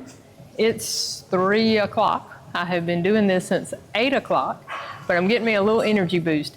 I have talked with some of the greatest people today, community leaders, Ancora team, staff members. It's been awesome, but I'm a little bit biased. I think this might be my favorite guest. So I am very proud to have Dr. Mallory Flanagan walking alongside me. Yeah. Thanks for being here. Absolutely, I'm happy to be here. All right, we're gonna take a selfie. Okay. Okay, here we go. How about that with my left hand? It's good. It is. It's you're awesome. Great. All right. So Dr. Flanagan, tell us where you are. Yeah. So I'm currently working at the Animal Clinic of Madison. It's in Madison, North Carolina. That clinic has been in the community in Western Rockingham County for, 30 years now. Wow. So I'm really excited to have joined this team. I graduated vet school in May, as you know. So I've started working there in June. And, we're a full service veterinary clinic, so we see dogs and cats. But since my hiring in June, we've also started to see some large animals. So cows, sheep, goats. It's a different day every day there. And you are excited. Very. So let's go back just a little bit. What inspired you to be a vet? If you can think back that far, because you have said you wanted to be one of those for a long time. Yes, since I was 5. Yeah. So I didn't really get one of those moments, that some people get. And as you say, it's just, I've always wanted to be one. And I certainly stoked that fire along the way. Yeah. Really starting in high school when I first externed at a clinic, and then certainly throughout undergrad and even vet school. So while I don't have a moment, I have a bunch of tiny little experiences that I think keep that passion alive and it's only grown over the years. Right. So what I love about being a vet is every day is different. Every hour is different. I love that variety in my job. I love getting to work with owners because I don't get to ask my patients, what's hurting you? What's wrong? I have to figure that out, and I have to form a bond with the owner, and we work as a team to really figure that out. So I think that just adds some puzzle to the day for me, which I enjoy. And at the end of the day, it's all to benefit our beloved animals. Absolutely. So, we talk a lot. You grew up with a mom as a hospice nurse. Sure did. I'm sure maybe that shaped some things about how you think about things. I'm sure it did. But knowing that compassionate care has always been something that we talked about in our house. Absolutely. So what does compassionate care look like in your field? I could talk about this. It'll be good. And for forever, and you know this. I think any healthcare professional will empathize with this. If you don't have compassion, you're not going to stay in the field. That has to be at the forefront of everything you do. It doesn't matter if you have all the knowledge, if you have the technical skills. If you don't have that compassion driving you, So in veterinary medicine, there's so many things going on every single day. And I'm sure you understand that. We're thinking about patients we've seen the days before. We're worried about procedures we need to do that afternoon, emergencies that are on their way in. But when I step into an appointment, that patient is my sole priority. It doesn't matter if you're there for vaccines and a healthy appointment, you are my top priority there. That compassion and that focus has to be present. And treating each patient as an individual, I think, is equally important. It doesn't matter if I've seen 4 ear infections that week or even that day. Right. There's still something unique about that owner and that patient and their situation. So recipes for medicine don't exist at our clinic. Each patient has its own uniqueness and intricacies that we need to pay attention to be able to treat them effectively and with compassion. So we've got some comparisons. Sure.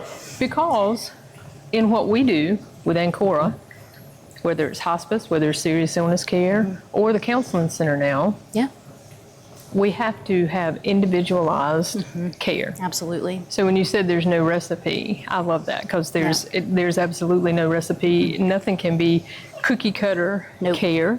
It has to be about that patient, that situation, that family, and meeting them where they are. Exactly. Right? Absolutely. You do the same thing, I'm sure, with how you educate your owners.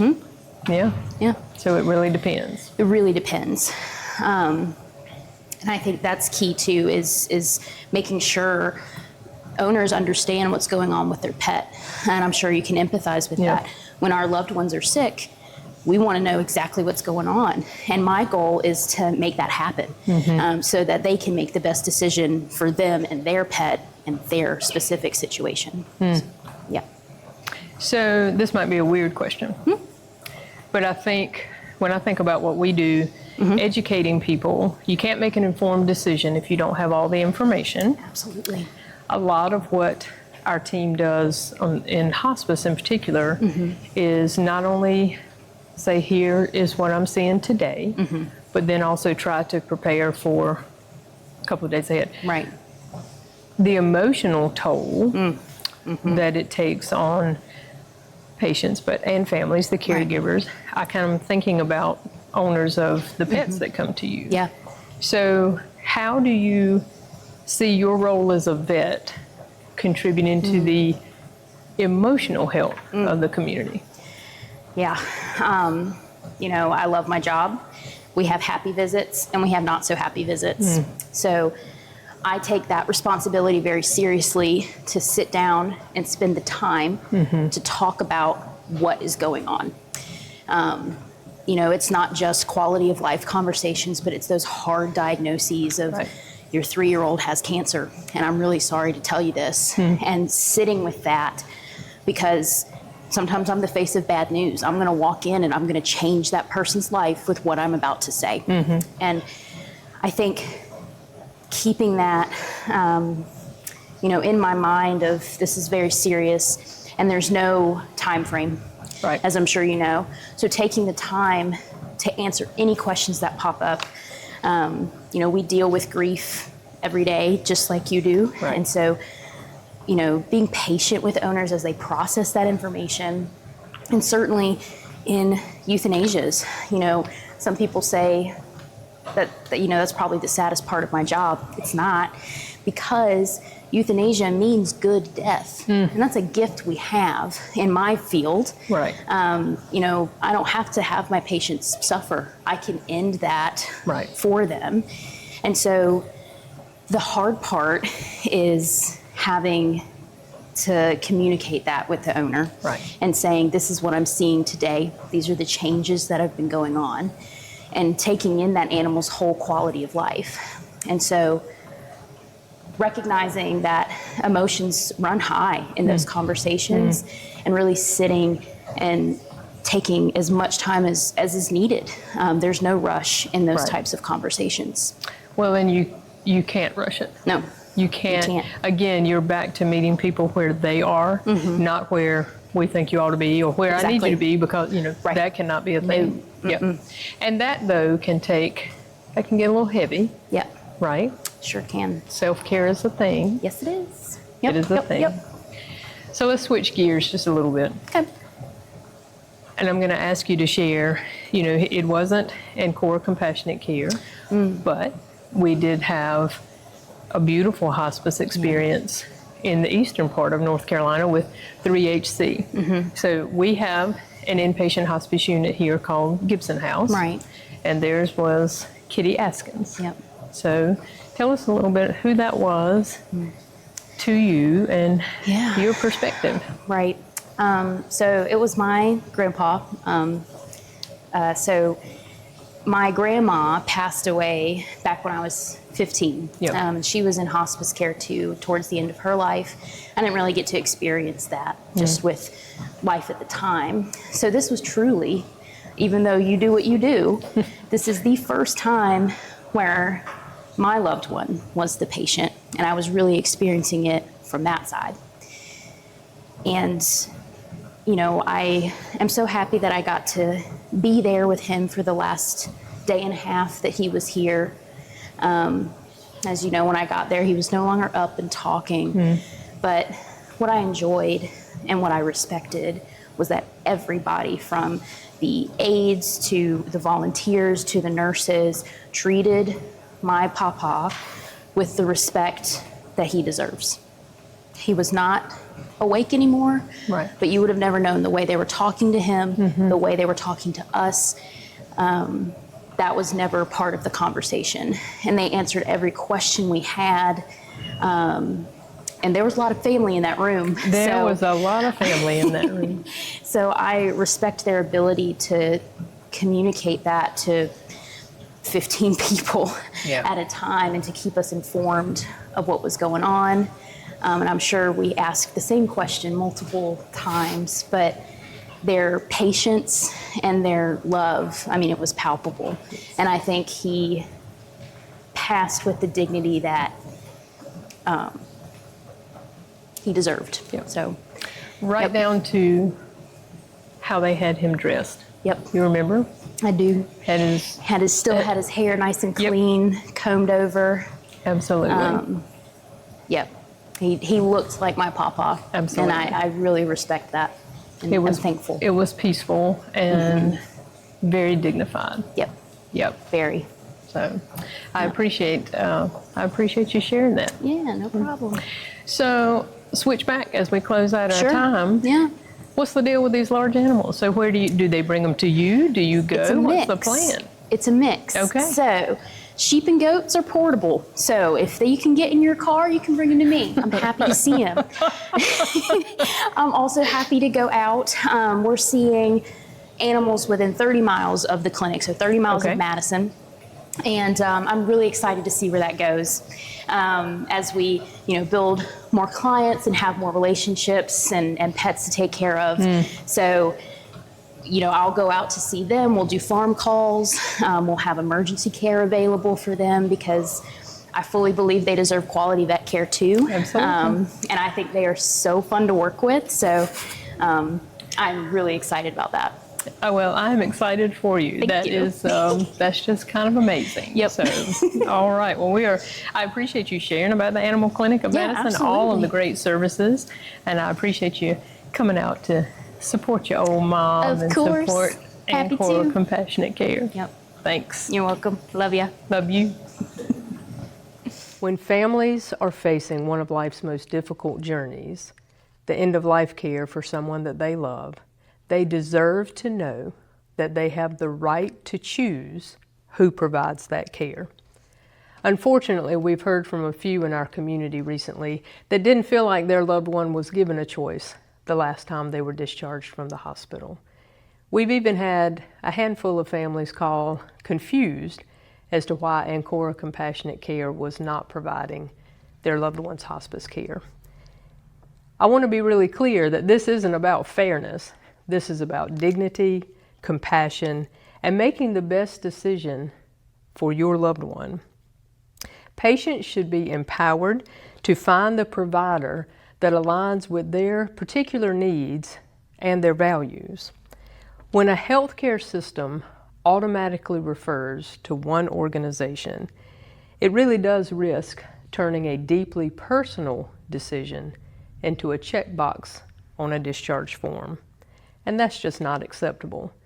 Federal guidelines, and if we're honest, basic ethical standards say that patients have a right to choose the hospice provider that they want. Steering patients towards one option actually deprives families of the ability to compare services, to compare quality measures, to ask good questions, and to decide what is best for them. We believe in a model of care that puts people first. That means that we listen to patients, listen to families, respect their preferences, and help them understand all of their options. So if you or someone you know is navigating a hospice decision, ask the question, what are my choices? You are entitled to them. And if you're a healthcare professional, I urge you, honor your patient's rights and allow them to make an informed choice. We are here, we are local, we are committed to walking alongside patients and families with compassion and integrity. We don't just serve this community, we are part of it. If you would like to know what makes our hospice care different, please reach out. Your choice matters, your voice matters. Let's make sure it's heard. So after her talk, I said, okay, I'll try it your way. And so I started to recover. I can say this, I didn't know as much about hospice as I thought I did until they started coming and caring for me. In the process of time, they changed their name to Ancora Compassionate Care, which really matched with what they really are. I never met one of them that wasn't as caring as can be. They treated me with dignity, respect, and they cared for me more than I've ever been cared for. Oh man, Mr. Shreve, let's back up just a little bit.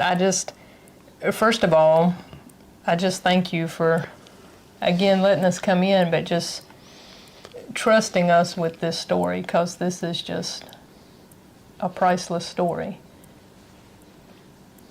When you first started going down this path, I think you touched on feelings that anybody would have when you get a diagnosis so it's scary, it's unsure, not sure what to do. And then when you told the story when you were sitting in the driveway and you had the thought, what else? What's going to happen?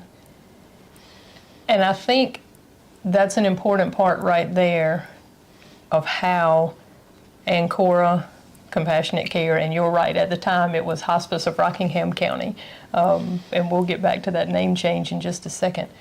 But there's really no way sometimes for people to realize how much support, how much care that we can offer until you have to use the services. Is that a fair statement? Yes. There's just no way. And we certainly understand that. So that's another reason that I'm just grateful that you're willing to share your story, because I think this will help other people have a different mindset about what we do. So throughout this process, how has your thinking changed about how you were viewing hospice before we came in and now? Well, excuse me, I'm sorry. You're fine. When I tell you this, you'll know that you'll see what impact it had, as you was talking about when you're dropping the pebbles. But I talked so much about Ancora Compassionate Care to so many people, and expressed how wonderful and great they are and how the name fits what they do, that my granddaughter, which is already a nurse, she decided to go with hospice in Virginia, and that would have never took place if it hadn't been for this. I guess everybody talking about how good y'all are. So, thinking about one more way that this has impacted somebody. So now your granddaughter is a hospice nurse. I think that is just awesome. But I had asked you earlier when I first met you when I came in, how your thinking would have changed about hospice. It sounded to me that before you met Carol, before you met Kathy and Elantra and anybody else on our team, that your thinking about hospice might have been a little on the negative side. Right. And so now it seems much more positive viewpoint. Yes, even when I was younger, I'm not old yet. Even when I was younger, anytime anybody mentioned the word hospice, I said, they may have 3 or 4 weeks left, that's it. And that's the impression I had of hospice. I had no idea that I had visited nursing homes and been to hospitals and everything else and saw how people are treated. I'm not saying all of them, but they don't give you the dignity and compassion that I come to find was here. It amazed me, and it still amazes me, that when they come right here, the compassion is there. You can feel it in your soul.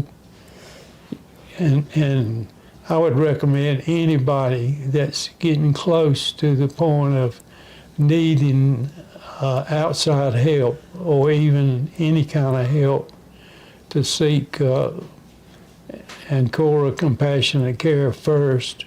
Have a talk with them and just see how they are. You'll agree with me, I'm sure.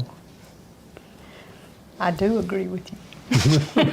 But I'm a little bit biased. But I got to tell you, you just hit on a perfect point, because a lot of times in our healthcare system, it can be confusing. You see a lot of doctors. You yourself had 3 different hospitals in 3 surgeries in 6 days. That's a lot for people to try to process. So we are always happy if we can come help, just have a conversation and explain what we do. We are always happy to do that. It can be an unsure time and it can be a scary time, but I think certainly the support that we can offer and all the different team members, we can help turn that around for people and make it as easy as it possibly can be. And so I appreciate you sharing your story so very much, because I think it will go a long ways in helping people understand. So this is a huge piece of how hospice support can help as well, because this is quality of life. Yes. We're here in your house. You're not having to go back and forth to the hospital, not back and forth to the ER. That's a delight. I'm sure. So, and when Kathy comes in and she helps get you dressed and helps with your bath, that saves a lot of energy, I'm sure. Yes, it does. So, and helping you stay at home. Most of us, that's where we would rather be. We'd rather be in our own spot. Anything else that you would share with somebody if somebody is facing a life-limiting illness, but they're not sure about hospice or about making that call?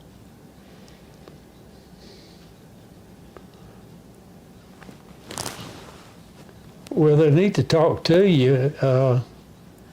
I don't know what else I can say. Okay, we'll just... You've got all the answers.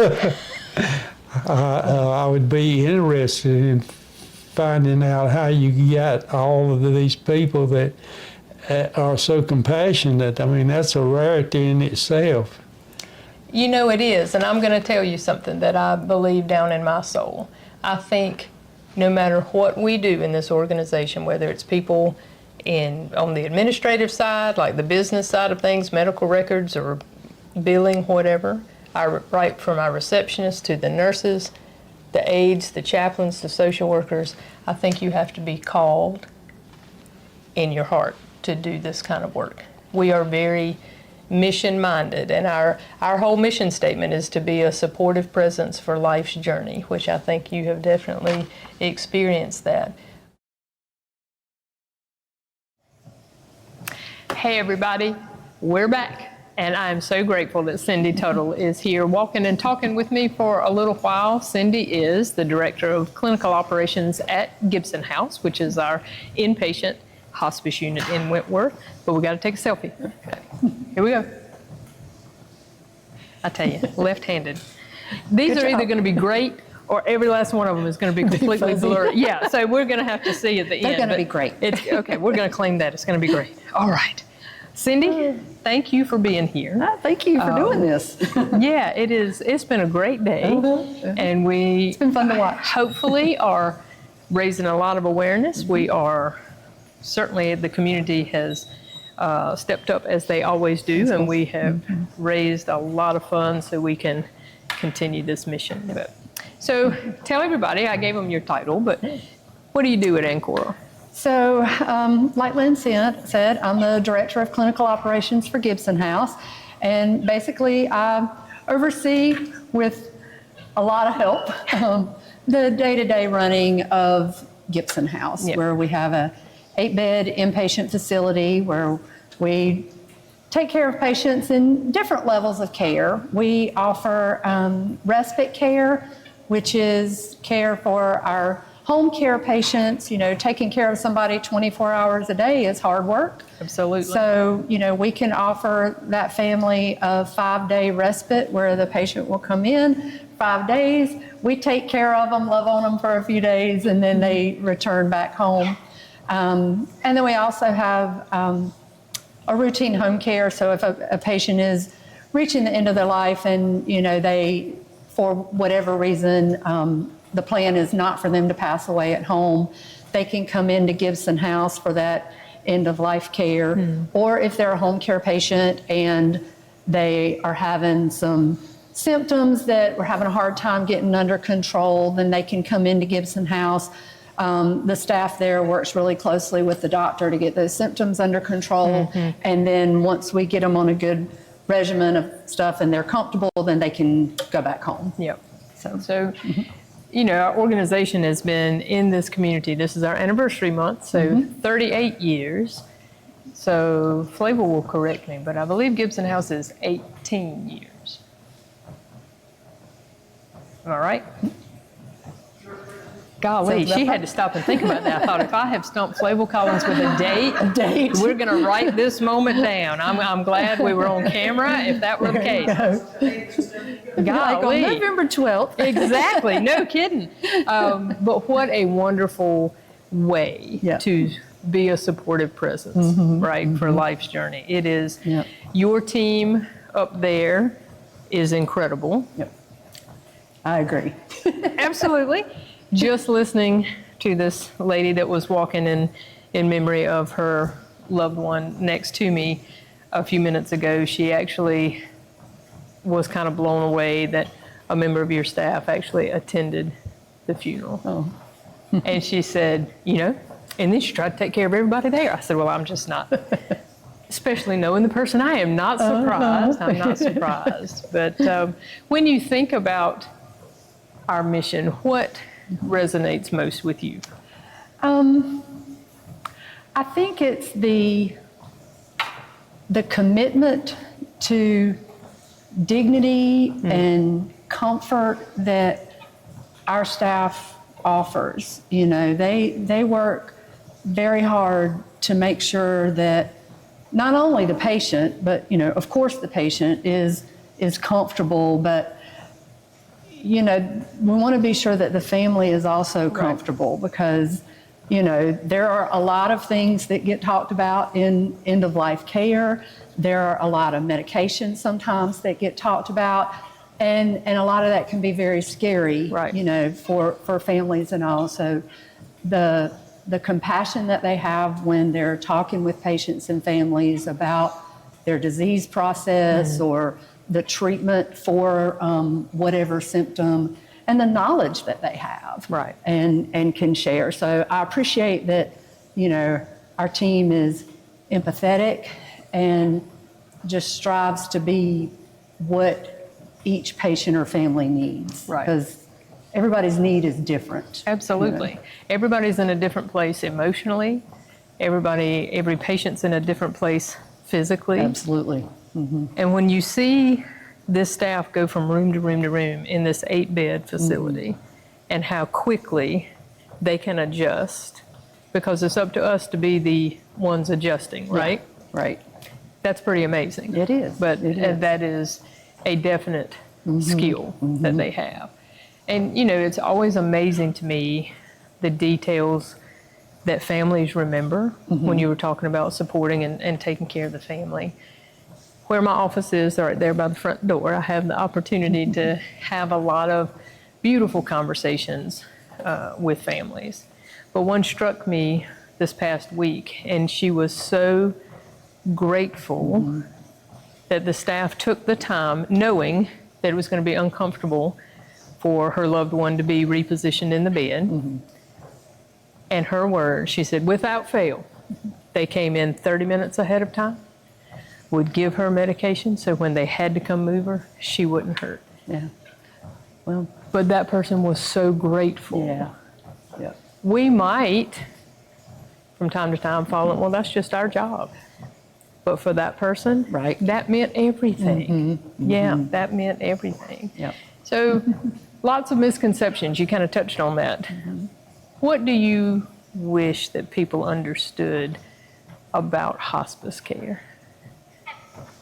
So hospice at its core is end-of-life care. Sure. You know, but it's so much more than that. It's not about dying. It's about living the best you can while your disease progresses, making adjustments along the way so that your time, your valuable time, is spent doing the things that you want to do and with the people that you want it to be with. Right. So if, and we will work hard to make somebody's goal, you know, dream come true, because, you know, we've done some pretty amazing things over the years.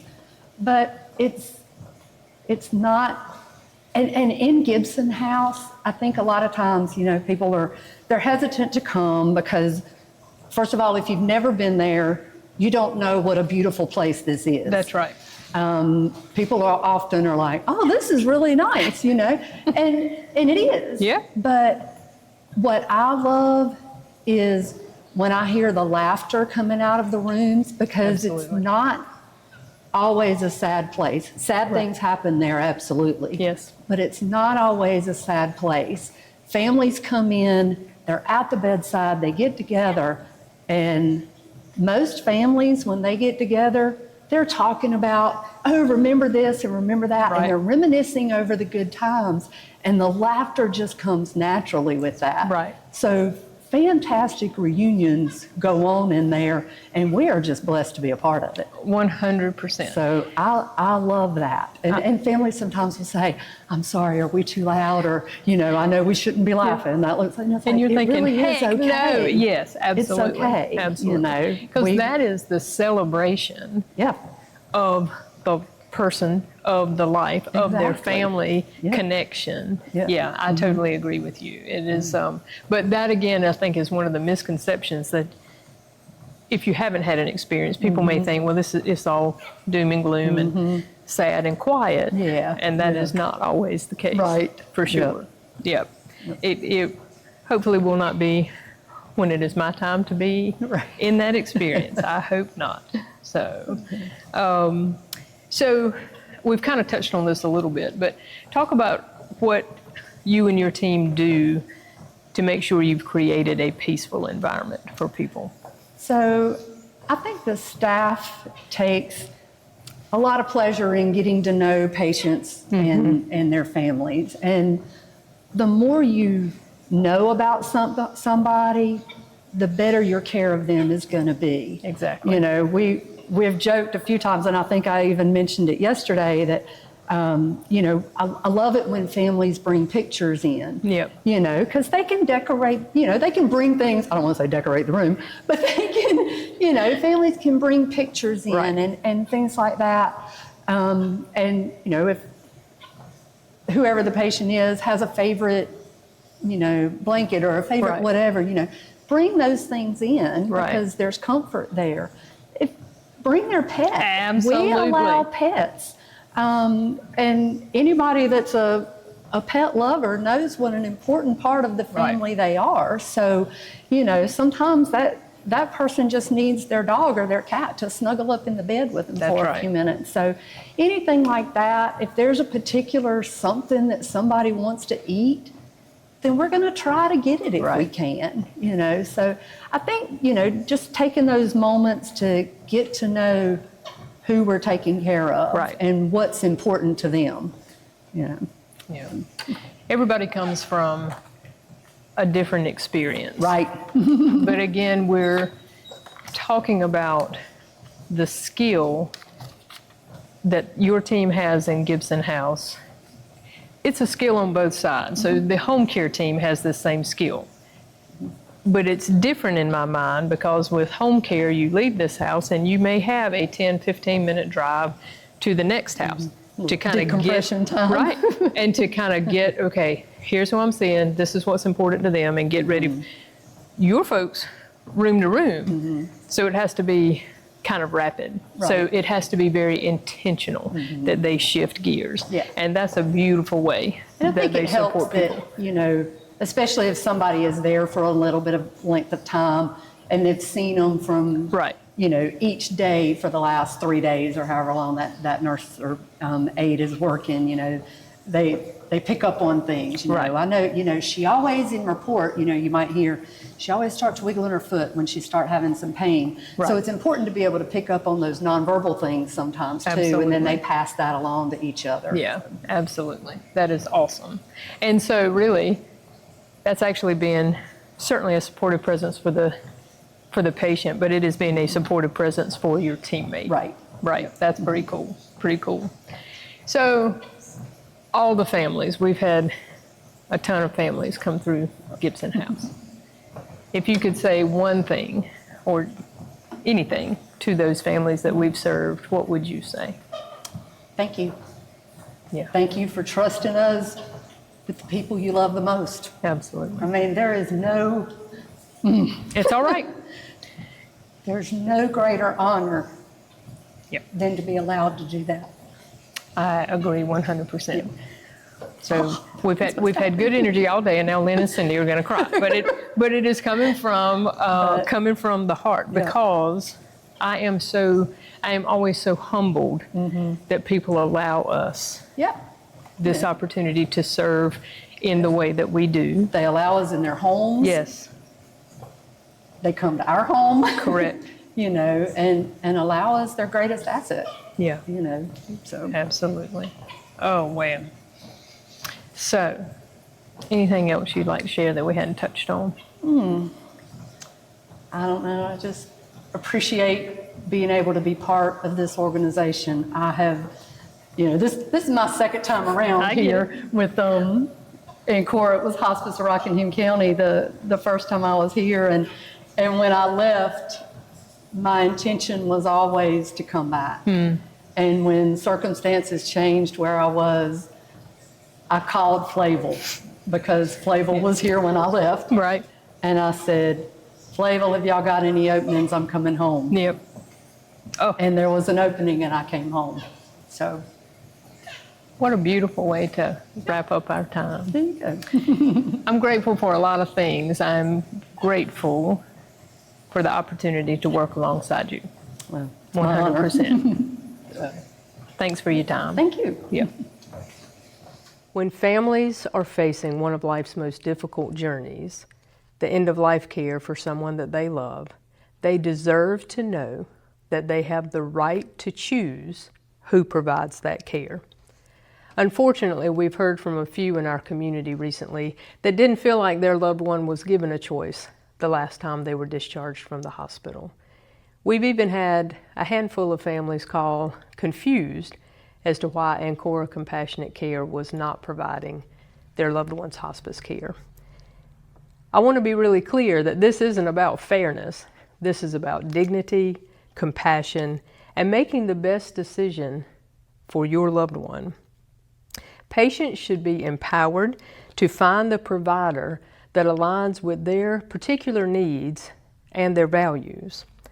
When a healthcare system automatically refers to one organization, it really does risk turning a deeply personal decision into a checkbox on a discharge form. And that's just not acceptable. Federal guidelines, and if we're honest, basic ethical standards say that patients have a right to choose the hospice provider that they want. Steering patients towards one option actually deprives families of the ability to compare services, to compare quality measures, to ask good questions, and to decide what is best for them. We believe in a model of care that puts people first. That means that we listen to patients, listen to families, respect their preferences, and help them understand all of their options. So if you or someone you know is navigating a hospice decision, ask the question, what are my choices? You are entitled to them. And if you're a healthcare professional, I urge you, honor your patient's rights and allow them to make an informed choice. We are here, we are local, we are committed to walking alongside patients and families with compassion and integrity. We don't just serve this community, we are part of it. If you would like to know what makes our hospice care different, please reach out. Your choice matters, your voice matters. Let's make sure it's heard.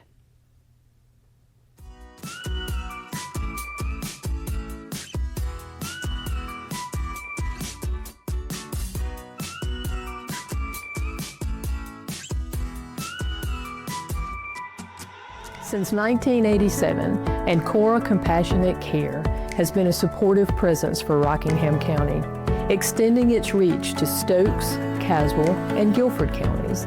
As a local nonprofit organization, we are committed to providing the highest quality care and support for those coping with a serious illness or the loss of a loved one. We are proud to serve our community through each of our service lines: end-of-life care, serious illness care, and our counseling center. With each service line, you can expect individualized care focused on each patient's needs and preferences. Projects like our resale shop and community fundraising events, like our annual benefit walk, ensure Ancora's services are available to everyone in our community, including those who are uninsured or underinsured.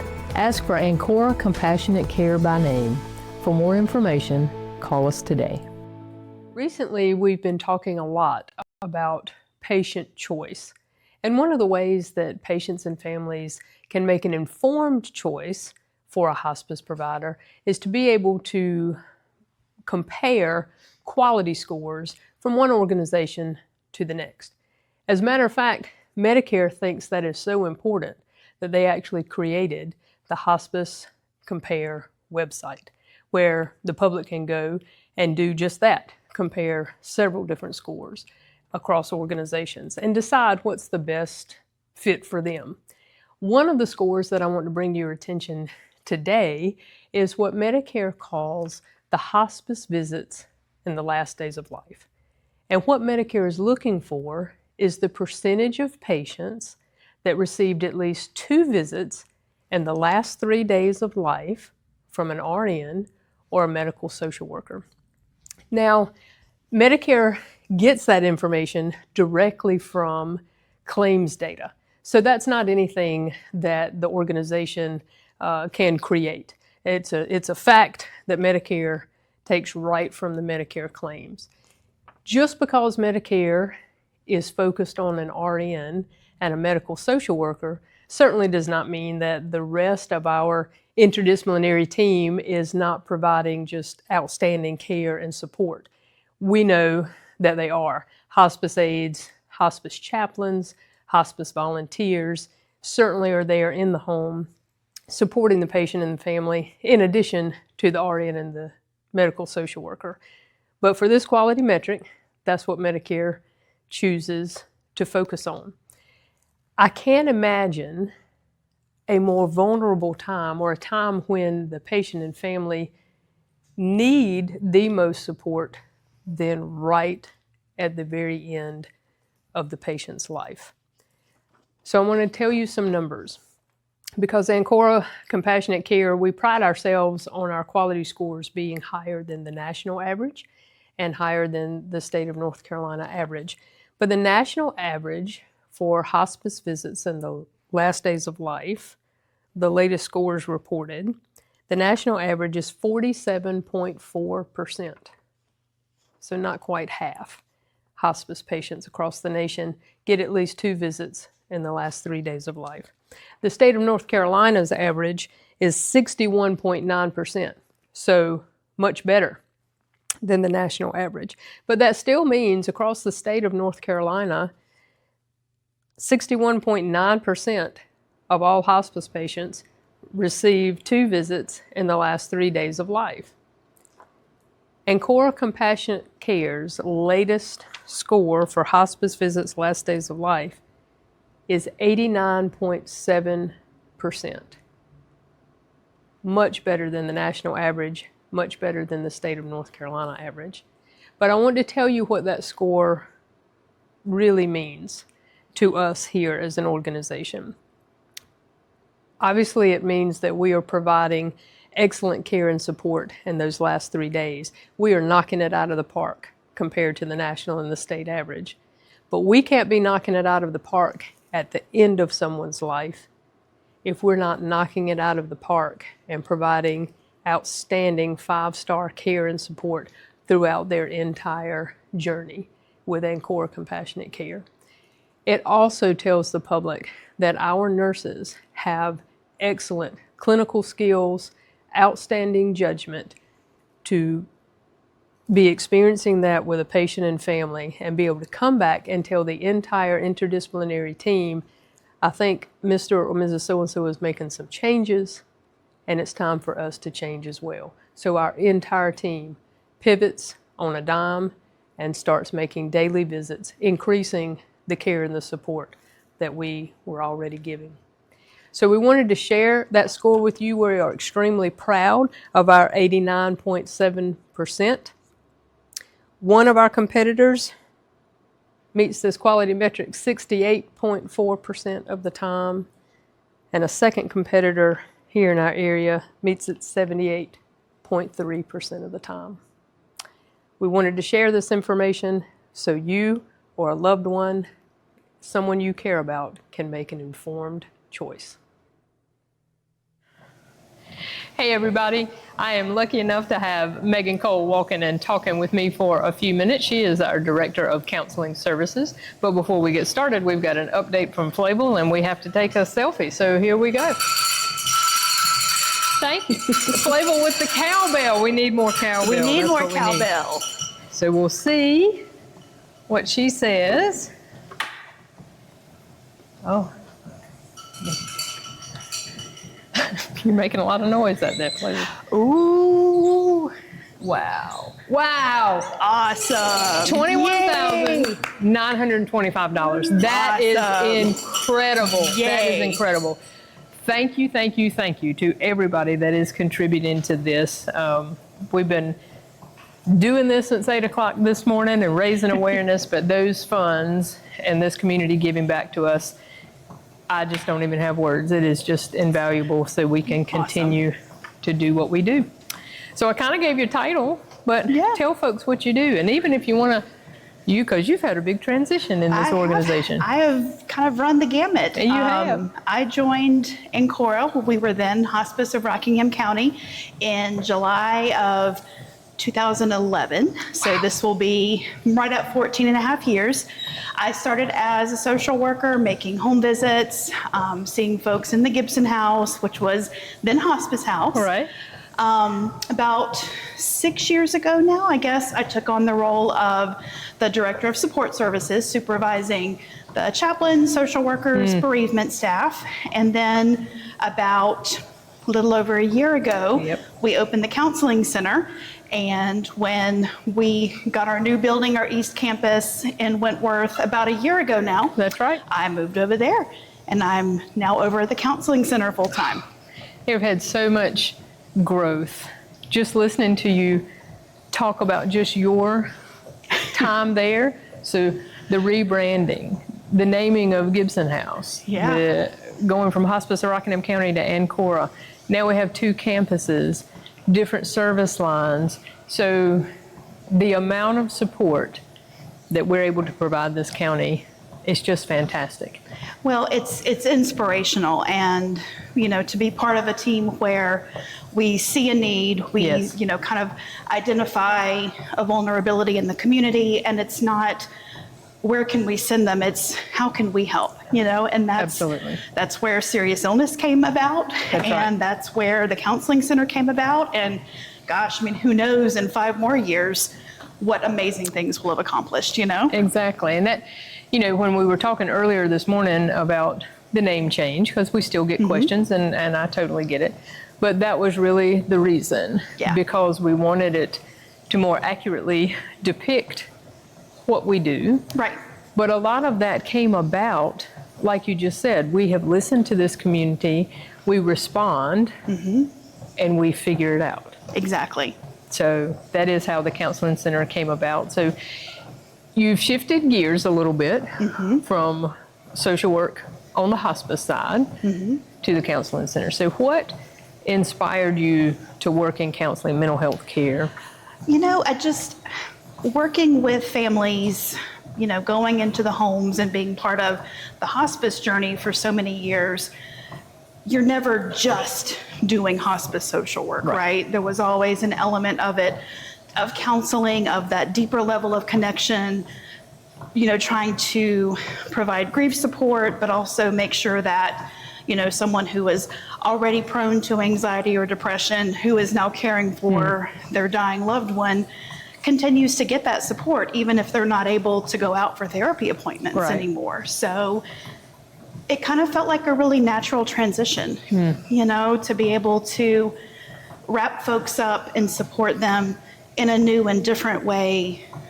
It's kind of helped me with keeping my career fresh, kind of keeping me, not that you ever have never gotten bored or complacent, but it's like, it's good to kind of keep your skills sharp, to learn new things, try new things. And I've really loved being able to do that while staying here, Absolutely.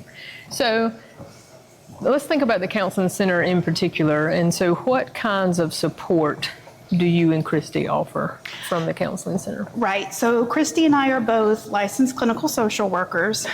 We can work with folks who have anxiety disorders, panic disorder, depression, people who are struggling with just stressful life transitions, career changes, marriage changes. We do work with folks who have like bipolar disorder, things like that. We do work with individuals, children, couples, and families. So we can see, not just an individual, but the whole family unit if necessary. Okay. We don't currently have anyone on staff that can prescribe medications. So that is one thing that if someone calls looking for that, we try to find them someone who can help. And then people with really complex diagnoses that need very close medication monitoring, like schizophrenia. We would refer those out to someone else as well, substance use disorders, because that's a special class of treatment that Christy and I do not have the credentials to offer. Gotcha. Okay. So you know how I feel about mental health care, and I'm not being flippant when I say I think the whole world should have a therapist. Yeah, absolutely. I absolutely am not, because you can't be healthy if you don't take care of your mental and emotional health too. Right. And of course in hospice, we talk all the time about taking care of that whole person. And you were mentioning when you were in the homes, and of course providing that emotional support for the family, patients and families, and that's just invaluable. But what is something you wish people understood about seeking counseling? That you don't have to wait until you can't get out of bed. You know, I see that sometimes where they'll say, you know, I've felt like this for a long time. I just didn't know who to call. I didn't know where to call. You know, so the first time you start to notice, gosh, this day feels harder than yesterday, but objectively I can understand that it shouldn't, you know. Or if you're going through a tough time and you're recognizing, I don't know how to wrap my head around this. It's not a sign of weakness to say, I need someone to help me dump all of this out of my brain, sort it into piles, and start to make sense of it. Yes. You know, rather than try to just keep swallowing and swallowing until, you know, when I work with kids a lot, I use this analogy of a balloon. So you think about your feelings or your emotional state as a balloon. And like every time something stressful or anxiety producing happens, I blow up the balloon and say, this happened and this happened. Well, you keep blowing the bad stuff in, but you don't let any air out. What's going to happen? It's going to pop. It's going to pop. And it's going to make a mess. It's going to be loud. It's going to be ugly. Yep. But what happens if I put some of that air in and then I go for a walk and I let that air out? Or I call and talk to a friend, or I come walk on a treadmill for an hour, you know, things like that, that let that hot air, that negative energy out and put the good energy back. The balloon may still be there, but it's not going to blow up, you know? So it's about working with someone who can help you figure out how to make that balloon balanced before it explodes, you know? You know, one of the things we talked about as we were moving towards opening the counseling center and recognizing, of course, that our community needed more mental health resources. One of the things we were hoping would come from this is that in Ancora's own way, we could start chipping away at the stigma that is still associated with anything related to mental health. Yeah. So, I don't know, that is just something that kind of weighs heavy on my heart, because there are so many people that just because you don't have a gigantic diagnosis doesn't mean that counseling would not be beneficial. Absolutely. Yeah. You know, and not, like you said, not seeing it as a weakness. It's actually a huge sign of strength to say, hey, I got to have some help. Thinking through this. Even if it's a short term. Yeah. And if people did more short term, we might not have the great big problems that you see. That's it. You know, I do have some folks that I've been working with for a longer period of time because life keeps lifing. Sure. But then I have some that after, you know, 3 to 5 sessions, they're like, you know, I think I got this. And they may go from coming in weekly to every 2 or 3 weeks. And then every month. And then it's like, I'll call you if I need you. And gosh, that is such a great feeling. It's like watching the butterflies, you know, come out of their cocoon and fly away. I mean, it's so rewarding to see them figure out what works for them. You know, I can give you all of these tools, but until you figure out what works for you, it's just a box sitting there. You got to get it out and play with it and try things and see what works. And what works for one person isn't going to do anything for another.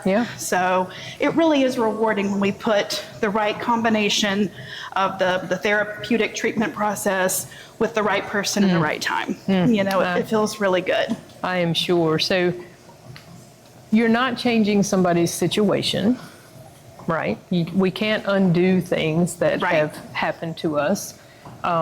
We all come from different experiences, but talk a little bit about how counseling would help people find hope even in a dark season. Oh, absolutely. You know, I think so much of what Christy and I do is basically like cognitive reframing, you know, trying to think about the negative things that happen to us and not letting them pull us under, you know, trying to recognize that from some of the darkest times in our lives, some of that most tremendous growth happens, where we may not at the time realize the higher purpose, or and sometimes there's just not a purpose. Sometimes it just happens and you get through it the best you can. Yes. It just sucks. It just sucks. Right. But recognizing, I think, the things, the people, the places that bring you peace, that bring you joy, that bring you purpose, connecting, whether it's to a higher power, a higher cause, some kind of purpose outside of ourselves that can kind of ground us in those hard times, can really give us the strength to keep moving forward. And when we're in the depths of it, when we're slogging through, and we talk a lot about grief and going through hard times, it's kind of like you're in the ocean and a wave knocks you down. And you think you're going to be able to stand back up, and boom, here comes another one, and you're scrambling up, and you've got hair in your mouth, and, sand, and you think, okay, I'm good, and then here comes another one. Here comes another one. And it's just kind of recognizing that there are life rafts around. Right. There is a lifeguard. Right. It's just knowing where to look and where to grab. Awesome. And again, you were talking about finding things that work for you. I love to journal. And I find that when I step away from that, why the heck do we do that? You find something that works, and then it's like, oh, well, I'm good. I know. No. So anyway, having to learn and relearn. And yeah, same. But it's always amazing to me the difference when I can name something, when I can name a feeling on that piece of paper, and then look at it. It helps me work through whatever it is. Yes. Yeah, that is, and that's a simple. I keep my journal, I have a little tray that my laptop sits up on, and my journal is tucked right underneath it. So that throughout the day, if there's something that I want to make sure I write about later, or a thought that I want to ruminate on more later, or whatever, it's right there so I can do that. Or if I have unexpected block of time, someone has to cancel or reschedule, and it's like, well, there's an hour I can use for self-care, There you go. But those opportunities for journal, for exercise, I've started getting up at about 5 o'clock in the morning to go to the Y a few mornings a week, and really realizing, like you said, it's really good for me. I feel great when I do it. But it's also really easy, especially when it's 20 degrees in the morning, to just nap. The covers are so cozy.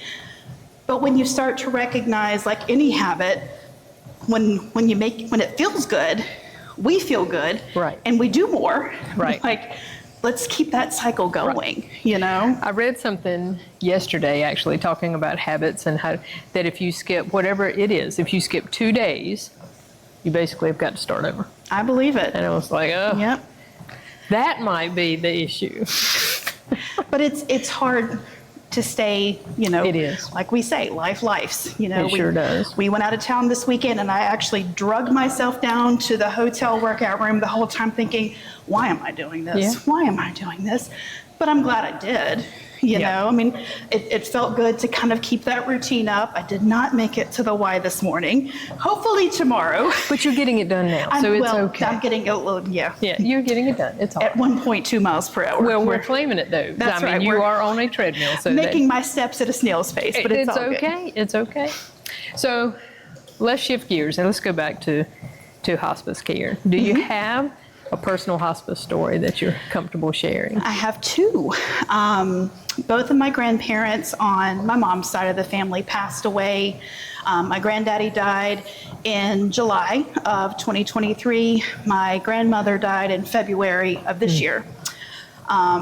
They were not with us. They were just outside of our service area. My pawpaw was at home. He called me and he said, Scoot, he called me Scoot. He said, I love it. I'm going to let him call in hospice. And I was at the water park with my daughter and my husband. So I had to sit there in the water park and tell my pawpaw all about hospice and how I really felt like this was a wonderful idea. As these kids were happy around me, I'm sitting there thinking, okay, this is happening. One of those moments that you don't expect. He was with home hospice for right about a week when he passed away. He died right as the the sun was starting to rise. We were all right there with him, his wife, my grandmother, my aunts and myself, and it was sacred. It was holy. You know, when we noticed his breathing was struggling, the hospice sent a nurse out with medication to relieve his trouble breathing. I think that was at like 3 a.m. I mean, it was just, you couldn't have asked for better care and dignity and respect for him. And then my grandmother, she was in a nursing facility. She had had a stroke, and we thought she was doing great. And she had been a nurse practitioner all her life, this, 4-foot something tiny Spitfire. And I think she realized that she might make some recovery from the stroke, but not enough to satisfy her. Gotcha. And she was ready to go home and see my pawpaw. So she passed away. Again, we were, my aunts, my mom, we were all right there. And again, it was so beautiful to be there. The team in the facility, the hospice team, everyone was so kind and caring, and it just, we talk about this a lot when we bring, please Cindy don't started apologize. this. That's right, Cindy Tuttle's fault. When we welcome babies into the world. I was just thinking the same we thing, welcome Megan. them with joy and love and warmth, and we're so excited. And the end of life deserves every bit of that same comfort and warmth and beauty. And surrounded by everyone that loves you. And I'm so incredibly proud of my family that we were able to do that twice. Yes. It means everything. Mallory was here earlier, and my father-in-law, large family, but he was always so, you talk about somebody that loved his family. Yeah. And it was almost like, even though he couldn't respond, but I know he knew every child that was there, every grandchild was there, the great-grandchildren were there, and he would almost start rallying. It's like the more people came. And you really got the feeling, it's like, he wants to be part of this, because this was one of the things that was so incredibly important to him. But to be able to have all of those people, down to the babies, say goodbye, kiss him goodbye. I agree. It's a gift. It is a gift. The night before my grandfather died, the next morning, one of my cousins was on the other side of the country, and he had been very tired. He wasn't really talking to us much, but we got my cousin on the phone, and he said, "Hey, baby." He knew, and the ones that couldn't get there, that were able to call, like you said, he gave every ounce of energy he had to letting them know he was okay, and he was ready. And it was just gorgeous. It was so beautiful. What more can you ask for?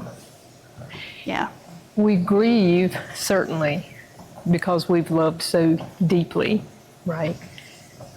But to have the kind of support that we offer, that the hospice offered your family, that is such a gift to everybody involved.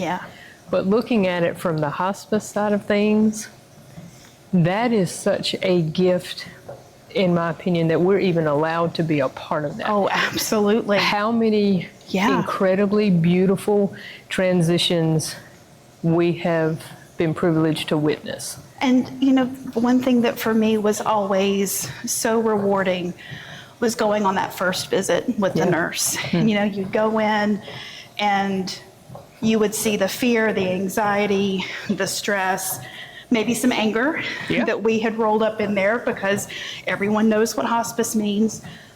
But throughout that conversation, being able to show them that we're not coming to take anything away, we're just coming to help and to soothe and encourage and teach, and seeing the shift from, I don't know how I'm going to do this, to, I think we got this. I mean, to help someone feel that, was such an amazing feeling, and being able to see folks over the course of their person's care go from that anxiety state, Right. that lack of confidence to, I dosed this medicine and I did this and then I called the nurse and she said this and here's what this one said.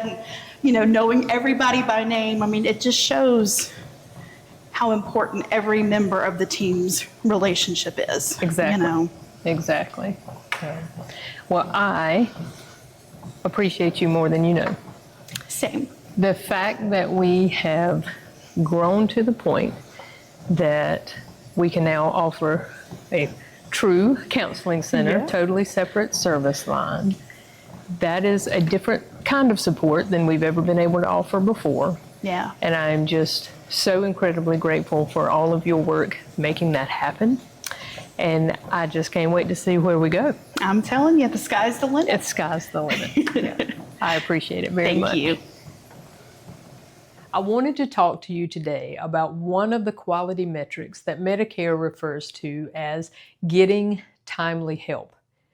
We are required to be able to provide care and support for our patients and their families 24/7. So this quality metric of getting timely help is looking at just that. Are we able to provide the care and support that that patient and family needs when they need it?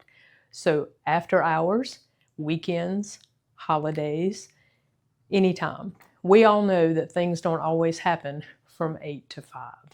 So when you look at the national average for getting timely help, the national average is 77%.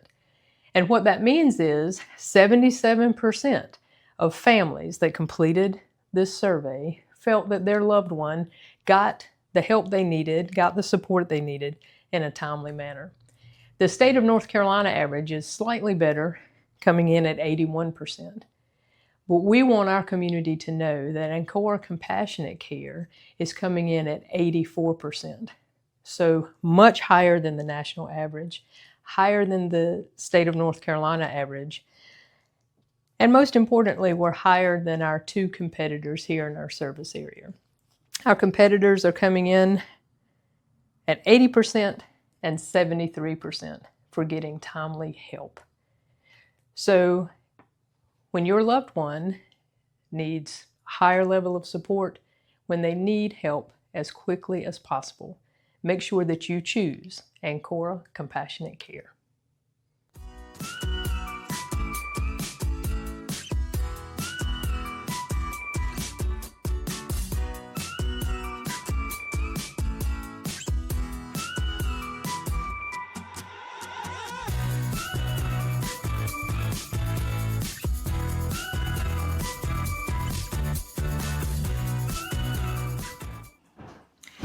So, Ms. Stevens, can you tell us a little bit about how you and your loved one became acquainted with Ancora and we became part of your journey? Yes, I'll be glad to.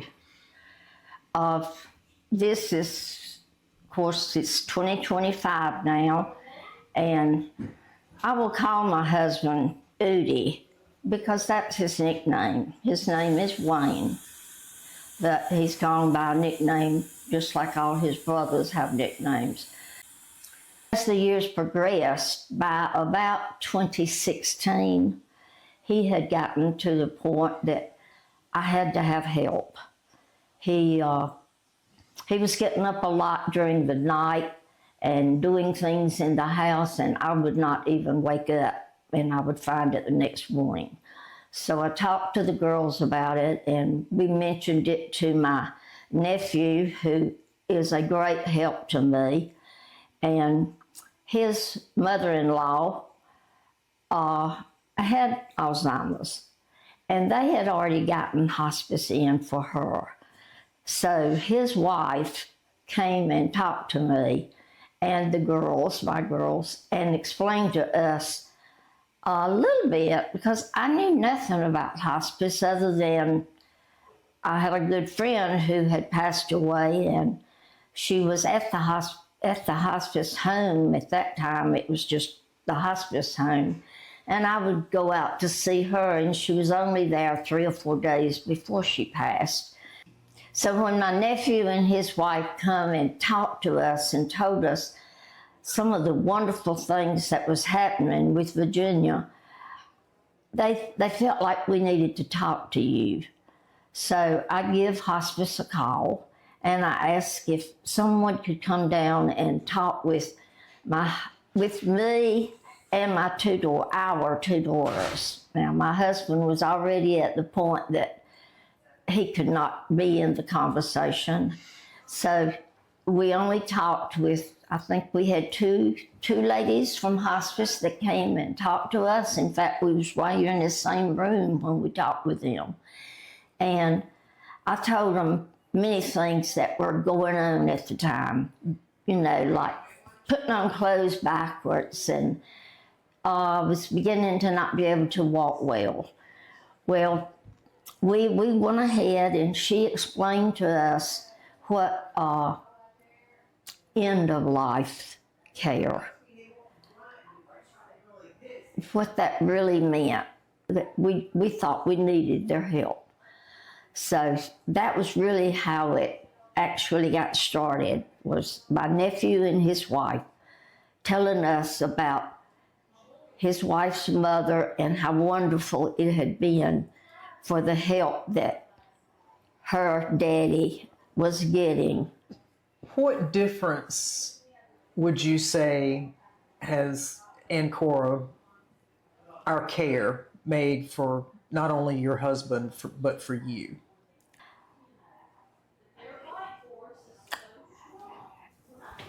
It's so many wonderful things that you have done for us. I guess I want to say there are two things, and I'm a person that does not know a lot about medicine and sicknesses, but having someone come here 3 times a week and giving a bath, and then it got to the place that we had to have more help, and of course hospice could see that. So you brought us in a hospital bed. I cannot begin to tell the things we have that is so helpful. We have a hospital bed for Daddy, and Kathy still comes 3 times a week. I also have Kim, who comes on Wednesdays of every week, and she is his nurse. And if for some reason she has to be out, then another nurse will come in her place. But I love that, in that we cannot take him out of the house. We can't take him to the doctor. So she comes on Wednesdays and she takes all his vitals. She checks him thoroughly, and she writes down what she has found when she was here, his temperature, blood pressure, and anything that she sees that may need to be addressed. And that certainly makes me feel good to know that I have a real nurse, a registered nurse, RN, I think you call it RN, who comes and checks him, and she is so kind to him. She just talks to him and laughs with him, and he will laugh. He'll laugh, and you can tell he appreciates her coming. That makes me feel real good, and both of our daughters, knowing that we've got a nurse that comes right out here at our house every week and checks Daddy. And then I have a social worker who comes and she talks to us. And if she sees, she asks me how things are going. And the social worker will do that. And she just talks with him like, I've come to check on you. Then she has a seat and she'll ask me questions. How are things going? How are you doing? Is everything okay? Is there anything else we can do to help y'all? And if it's anything that I feel like I need to talk to her about, I feel real comfortable talking to her. there's others. We have a chaplain who calls me at least once a month and maybe more. And he calls, and he started out coming here, and it was just so much going on in my family that I requested, could he just call and talk with me? Because that's mostly what we're going to do, is he's going to try to help me stay strong. And I appreciate him calling me. I certainly do. And before he hangs up, he always has a prayer with me over the phone. And I really like that. I think it's just wonderful. I can't say enough about anybody that works. I have not had anyone who works for hospice that's not been absolutely wonderful. What would you say to another family that is thinking about calling Ancora, but they're not sure if they should? All I can do is actually kind of like saying some of the very same things I just said to you. It's people that don't have Alzheimer's patients in their family have no idea what we go through. I mean, it's 24 hours a day. You don't leave them. You care for them. Daddy can't feed himself. We have to feed him. You have to give him a bath. You want him clean. He was always a very clean, fit man, and we want him to stay that way. And I tell them all the wonderful things that they're doing for me. The nurse that comes, the lady that gives him a bath and is so kind and easygoing and never hurts him at all. It's just easygoing with him. So I couldn't, even my girls, either one of my girls would tell any of our neighbors, friends, family members, the very same thing I'm saying. It's nothing but good. It's the most wonderful thing as ever. I could not believe it. So as we close, in just a few words, how would you describe Ancora Compassionate Care? I think I've already said it many times in what I have already said to you. I have nothing but wonderful words to say about hospice and Ancora. They're just here to help us. They bring in supplies for us. They take care of the medicine. If Daddy gets sick, and it happens to me often, it seems like he gets really sick on the weekends when I think people are off work. All I have to do is call hospice, and they send someone out here within an hour, and sometimes less. And it doesn't matter if it's 11 o'clock at night, on Saturday night, on Sunday night. It does not matter when. They're there 24 hours a day, 7 days a week. And I know they coming out here because I know every last one of them that's been to my house have done nothing but showed care to my husband and concern for whatever's wrong. And they want me to understand what's wrong and what they needing to do now to help him to feel better and not be in any pain.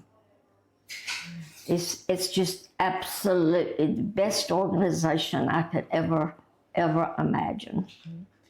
Well, we appreciate your kind words, and we appreciate you sharing your story with others. Thank you. Thank you. Since 1987, Ancora Compassionate Care has been a supportive presence for Rockingham County, extending its reach to Stokes, Caswell, and Guilford counties. As a local nonprofit organization, we are committed to providing the highest quality care and support for those coping with a serious illness or the loss of a loved one. We are proud to serve our community through each of our service lines: end-of-life care, serious illness care, and our counseling center. With each service line, you can expect individualized care focused on each patient's needs and preferences. Projects like our resale shop and community fundraising events, like our annual benefit walk, ensure Ancora's services are available to everyone in our community, including those who are uninsured or underinsured. Ask for Ancora Compassionate Care by name. For more information, call us today. All right. Hey, everybody. I am grateful to have Kim Bunker here with me. She's going to walk and talk with me for a little bit, and Kim is super special. She is the manager of our volunteer services. We're going to talk about lots of great things, but first we're going to take a selfie. Okay, here we go. And I said these are, since it's left hand and I'm moving, they're either all going to be great or they're all going to be blurry. So we're going to see how that goes. It's going to be awesome. Do you have an update, Flavel? I do have an update. Let's let Flavel have an update with her cowbell. More cowbell. Yes. We're going to see what Flavel's going to have for us. It's a big one, Roy. She's erasing lots of numbers. Wow. Oh, wow.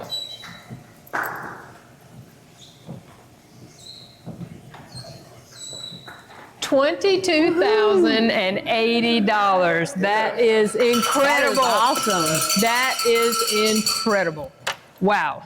I tell you, Kim, when this community shows up, they really show up. Yes, they do. They sure do.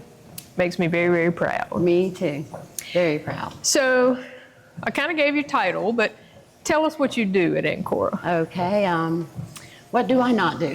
Exactly. It feels like that sometimes. Exactly. What I do is I recruit people to volunteer with Ancora, whether it's doing patient care, the courier, administrative, our resale store, the Robin's Nest. We'll get into that later. Yeah, we will.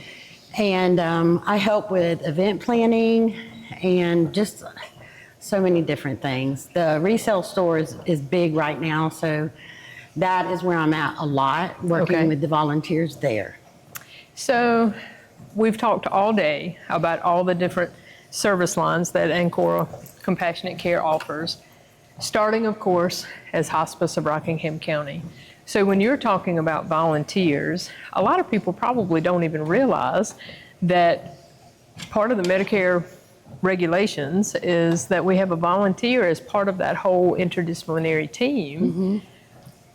And to provide 5% of patient care.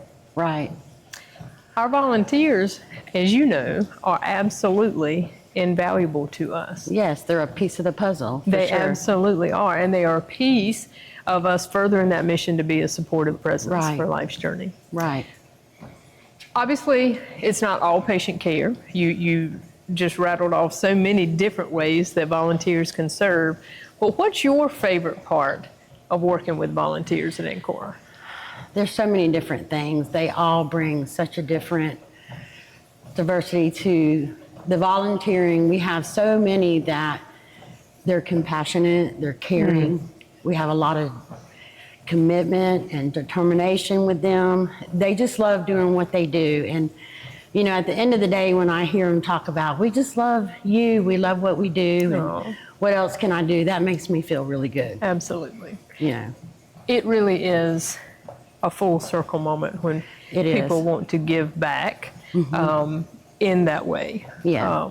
And a lot of our volunteers have been with us a long time. We have one that's been with us, I want to say 35 years. That is incredible. 35 years? That's incredible. Wow. So do you have a story you could share that shows an impact, particular impact a volunteer had on a patient or a family? I do. I have this one volunteer. He is close to my heart. He was seeing, well, he still sees them sometimes, not a whole lot. This one patient and his wife.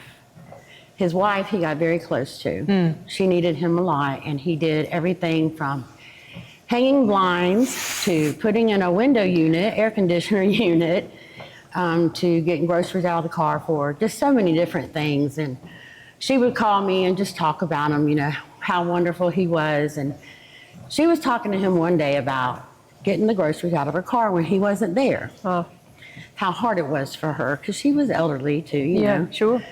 So she said, I just need one of those little grocery carts. What do you think he did? She now has one. She now has one, and he said she cried. Wow. It was happy tears, but she was just so emotional about it. She said, no one's ever done anything so special for me until this. Yeah. So that impacted her. You know, she realized these volunteers aren't playing. Yeah. They mean business. Right. And they care. So that, and and it impacted the volunteer also. I bet it did. But he took the time to find out what was important to her. Right. Right. And so that is part of what we do with our patient care too, is finding out exactly what is important to them, making it individualized, right? So it's not cookie cutter care. Right. Never. So, all right. Well, let's talk about some of the things. Are there ways that volunteers can help in the office? Like if somebody's not comfortable with patient care? Absolutely. We have administrative, which is you can file papers. You can put charts together for the patients. You can answer phones. You can, it's called tuck-in calls. And what that consists of is you call patients once a week to make sure they don't need anything before the weekend. You can work the front desk at the Gibson House greeting patients. You can do a courtesy cart, which goes around the Gibson House for the patients and the family. The families. So that's a lot of what we do as far as administrative. There's so many ways that There people is. can give back, but it is actually impacting certainly the patient and the family and helping to further our mission. Right. Absolutely. Well, you mentioned the Robin's Nest. Oh, so yeah. we have, and within the last year, I guess we're coming up on the year anniversary. Coming up on a year in a couple of weeks. That's crazy. Yes. That is crazy. But we have a resale shop called the Robin's Nest that you and the volunteers basically run, our resale shop. Right. Tell us a little bit about it. Now, this is where we have a lot of fun. We do. We have a back room where we take donations and we organize everything. We put everything together. If it needs cleaning, we clean it. And then we put them out on the cart, take them to the front, and we put them out for everybody to come in and look at. And the front, we have people that run the register and greet people and organize the front, and everything that we have is donated by the community.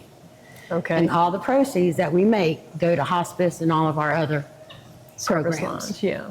So in my mind, even having the resale shop somewhere where people can donate things, that's actually one more way that Ancora supports the community. Yes, it is. Right? We all have things that when we have to clean out. Oh, yeah.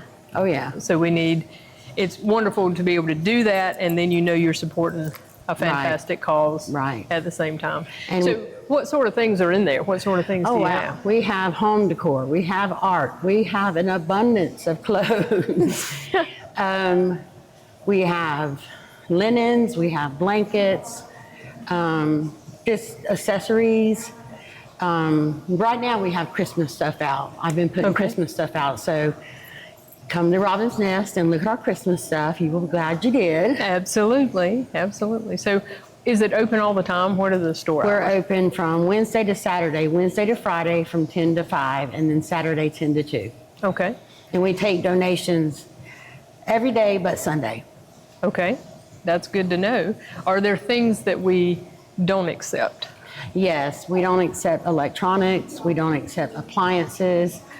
We don't accept any glass that's not framed. If you're going to bring in a cups, like a cup set, glass set, has to be at least a pair. I got you. So no place single setting. coffee cups. No, please don't. No Tupperware. If you're going to bring in a place setting, it needs to be at least 4. Okay. I'm trying to think. So many things we do take, but there are a lot of things we don't. Right. So Awesome. Okay. Well, we'll switch gears a little bit and go back to our hospice service line. Okay. So you have a personal hospice story. I do. That I would love for you to share if you're comfortable doing so. It's okay. It's okay. 10 years ago, my sister was diagnosed with terminal stage 4 breast cancer. She passed away 5 years ago this October. I can remember the day that I looked at my brother-in-law and said, we need to call hospice. Because we just couldn't do it anymore. Right. We were exhausted for 5 years. You know, we did that. So we did, and they were coming into the house for, I don't know, a couple of months. And then it just got to where she needed to be at the Gibson house. So they brought her to the Gibson house. And I'm going to tell you, I have family, but Ancora family is amazing. They became family to us. Yes. I mean, it was just the care that she got, the compassion, the love. We all did. Yeah. We all did. And it was just amazing. And I could name all the nurses and the nurse aides. It would take me a while because they were all just so amazing. And I can remember up to the day she passed away. Well, they called us that night on the 19th of October and said to come on in. So we did. We were there all night with her. And the next morning she passed away at 11:30. But she knew, you know, she knew. She would joke around even at the end. You know why I'm laying here, don't you? You know why I'm laying here to die. Why do you do that to us? But that's how she was. She was always joking, and she wasn't scared. Right. And when she got to hospice, she knew that's where her laying place was going to be. Yeah. But she knew where she was going, and she was very peaceful about the whole entire thing. You know, Right. she was okay. So after that, I knew I wanted to work for hospice in Ancora. I knew it. I waited for about 1.5 years because I was told you have to wait at least a year. And I didn't know what I was going to do, but I knew I was going to do something. You were coming. I looked on Indeed, saw there was a part-time medical record clerk position. I took it. I was offered it, and then I took it. And then within a year, I became the volunteer event coordinator. Then within another year, I was the manager of Robin's Nest, so I do all of that. And it is when they say it's the best place to work for, it absolutely is. Oh, well, absolutely. You are part of that reason, though. Thank you. So it takes all of us. You know, I've said several times today, this is not an individual sport, whether we're talking about patient care or employees and how we make this this organization go. So you can't have a 5-star organization without 5-star people. Right. And I'm grateful that you had such a good experience at Gibson House. I did. So sorry for your loss. Thank you. But I'm grateful that it brought you to us. Me too. Me too. Yeah. And you know, I have my stepfather was with hospice also. A year later. Wow. Yeah, we lost 4 people in our family with hospice within 10 months. Golly. My stepfather was at UNC rehab, and hospice was taking care of him. He was there for probably 6 months, and they were amazing. He loved every one of them. The one he remembers the most is Valerie. Yep. And Carol V. So I can they took understand care that. of him also, and it was just, you know, my mom is very grateful for them. So. Sure. It is, it's hard to find people that don't have some connection and is. haven't felt the powerful impact of what Ancora Compassionate Care can do in their lives. So I appreciate you sharing those stories. Thank you. Let's switch back as we wind up our time. Let's switch back to volunteering. So if somebody wanted to be a volunteer, how do they go about doing that? Come see me. Exactly. They would call, and we would talk a little bit, see what their interests are and what they would like to do. And there's 2 different ways, because if you want to volunteer for just the Robin's Nest, you would come in, paperwork. Gotcha. You would take a drug screening, background check, Once all that clears, you're ready to go. Okay. Now, when it is patient care, administrative, things like that, you have to do modules, training modules on the computer. And that's about 45 minutes to an hour each one, and there's 6 of them. Once you get that finished, then you go through the paperwork and the drug screening and things like that. And then once that's finished, you're ready to go. The training, the module training is very important when you're going to do patient care because it's a lot of information. Yeah, absolutely. Very good information. Yeah. Well, and we have, of course, a tremendous amount of Medicare regulations that we have to meet. And of course, that volunteer training for that kind of volunteering is part of that. Right. Yeah. Yep. Well, I am hopeful that with the addition of the Robin's Nest, that's actually going to help us recruit some more volunteers because it really is just a fun place to be. It is. We have the best time. We have the best time there. That's awesome. Kim, I appreciate your time and thank you for. I'm glad to be here. Yeah. Well, I'm grateful for all of our time together. Thank you. Me too. When it comes to hospice care, quality matters. Ancora Compassionate Care is proud to be the only 5-star rated hospice in our service area because your loved one deserves nothing less than the best. Not all hospices are the same, and choosing one with lower quality scores can mean less comfort, fewer visits, and less support when it matters most. Choose Ancora Compassionate Care, the local team with the highest quality, the most compassion, and the trust of our community. Because when it comes to the people you love, why settle for anything less than 5-star care? Starting therapy can feel intimidating, even if you've done it before. But at Ancora's Counseling Center, we want you to feel safe, supported, and informed every step of the way. Once you are referred, either by your doctor or by calling us directly, we'll gather some basic information and verify your insurance. Then you'll receive a link to complete your intake forms online. These forms help us understand what's bringing you to therapy and include screenings for anxiety and depression. But if online isn't your thing, no worries. We can mail them or help you fill them out in person. Your first session is all about getting to know you. Our counselors will talk about your goals, your support system, and what you're hoping to get out of therapy.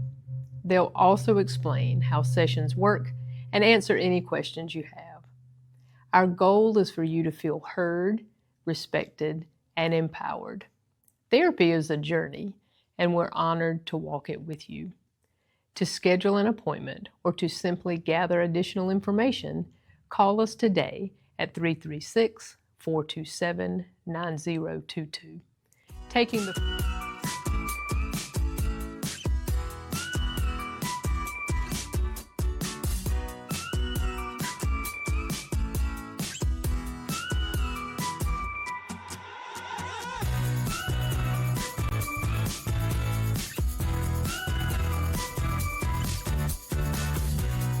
Since 1987, Ancora Compassionate Care has been a supportive presence for Rockingham County, extending its reach to Stokes, Caswell, and Guilford counties. As a local nonprofit organization, we are committed to providing the highest quality care and support for those coping with a serious illness or the loss of a loved one. We are proud to serve our community through each of our service lines: end-of-life care, serious illness care, and our counseling center. With each service line, you can expect individualized care focused on each patient's needs and preferences. Projects like our resale shop and community fundraising events, like our annual benefit walk, ensure Ancora's services are available to everyone in our community, including those who are uninsured or underinsured. Ask for Ancora Compassionate Care by name. For more information, call us today. Lois, can you tell us a little bit about how Ancora Compassionate Care became part of your and your loved one's journey? Okay. We were in the hospital with Bill, and he wanted to go home to spend his last days at home, make his preparations to be ready to go. And so they told him at the hospital that he could go home, but he would have to have Ancora go with us. We started our journey with Ancora in August of 2024, and that's how we became attached and became with Ancora. All right. What difference did Ancora's care make for your loved one and for you? For Bill, it was good to have somebody come in from outside. Everyone at Ancora was absolutely amazing, from the first person we had walk through our doors to meet him and to take care of him until the very last day. For me, it was a blessing to have somebody there that knew what I was going through and encouraged me and helped me walk through this journey. I don't know what I would have done had it not been for Ancora. They were absolutely wonderful. They talked to me. They explained things to me. They let me cry with them, or cry when I got upset, because I wanted to take care of Bill while he was here and to make sure that his last days were comfortable. And with Ancora walking beside of me, it was absolutely the best thing that ever happened to us. All right. What would you say to another family who's considering calling Ancora? I would like to tell any family members that is walking this journey, Ancora, I would absolutely recommend them 100%. They are very caring and loving. Not only do they love their patient and they show that love to their patient, they also show that love to the family and to the family members. From the time that we entered Ancora, before Bill passed away, we had nurses and doctors in with us and walked with us and held our hands and hugged us and loved us. And I would only say to you, if you're faced with this journey in your life, I would recommend you become attached and affiliated with Ancora. Not only do they see you through, but they're with you afterwards. And I would highly recommend them if you're thinking about it. 100%.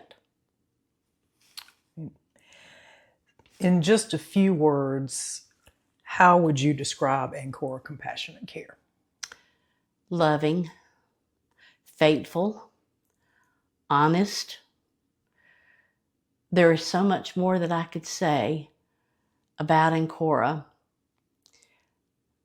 They are the most caring organization that I have ever had dealings with, and I can't thank them enough for what they done for me, especially my husband, and for our children when we were walking this journey.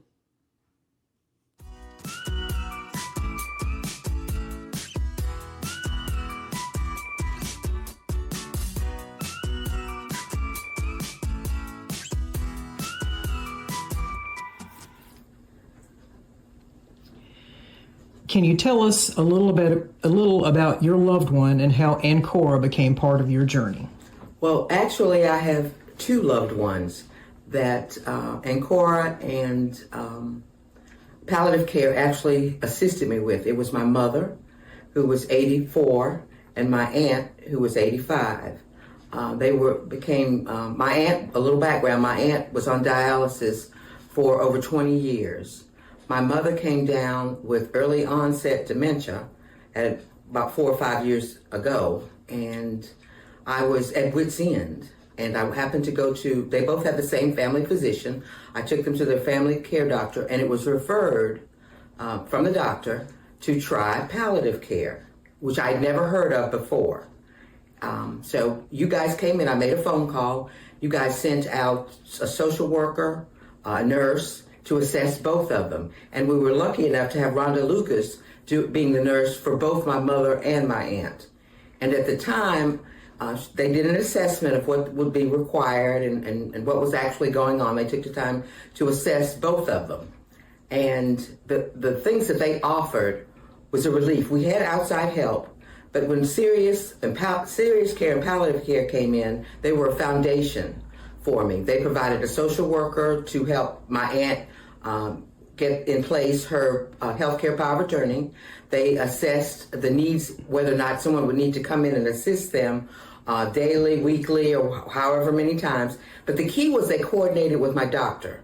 They came in and coordinated and gave me full support on what was going on, how many times they would need to be seen. They checked temperature. They took time to talk to us, to counsel us, and they gave us 24-hour phone number to call if something happened with either one of them to assist me with whatever questions I had.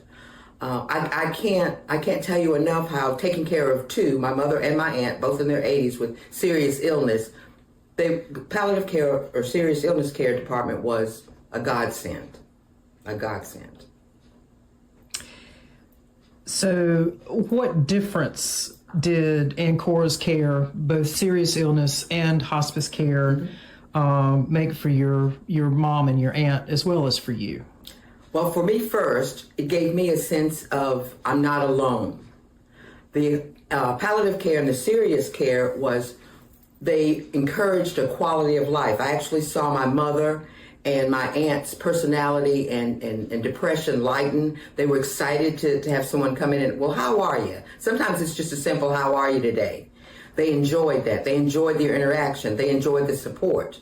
And I actually think that palliative care and serious health care probably prolonged both their lives, but they gave me a foundation, which I needed it badly because both of them were sick at the same time. But the support was amazing.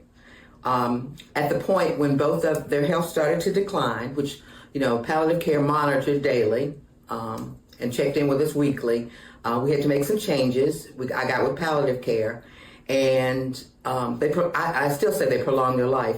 But when the end, or we saw their condition worsen, hospice was there. Hospice was, what do you need? What can we do to help you? Rhonda guided me on that. And this transition from palliative care over to hospice was such a godsend. Because at that time, I was I'm losing my mother and my aunt. My aunt passed first, and then my mother passed 6 months later. But I felt palliative care was there for both of them, and hospice just carried the load on in for me. So what would you say to another family that is contemplating either serious illness care or hospice care for a loved one? I say, and I think it's a shame, and I've run into people that I've talked about palliative care or serious care, and I think people have the wrong idea. I had a lady ask me one time, she said, well, where are they located? And I told them the address, and she said, oh no, that's hospice, that's hospice. And I'm going, that's not what I'm talking about. We're talking about serious care to help prolong their life, make their illness better, monitor them. And I said, hospice will be there should you need them. But they work hand in hand, and people are just missing. And I feel so sad because people are missing. I mean, the assistance is there to help you. I mean, they're key. You may need one and you may not need the other, but you have a choice. And people are not getting it. And I advocate for this group, both groups, because they definitely helped the Bracken family. They definitely made it easier on us. And I thank God for them. So if you had to sum up in just a few words, how would you describe Ancora Compassionate Care to someone else? A much needed part of your life. Everybody, I think, regardless of your age or your illness or the level of your serious illness care or requirements, they are there for the people. They are there to make your mother, your father, the sick one comfortable. They're there to enhance their lives. If people could just wrap their minds around that, I think the whole outlook would be different. But I just want to let everybody know they were a godsend, and they are there for you. Hey everybody, we're entering hour number 9, and I am excited that Hannah LeSueur is here walking and talking with me. Hannah is our HR assistant at Ancora Compassionate Care. But Hannah, before we get started, we gotta take a selfie. Okay. Okay. And Flavel has more cowbell. We've got the update, the amount raised. Let's see where we go. Oh, we raised a big number. $22,180. That is incredible.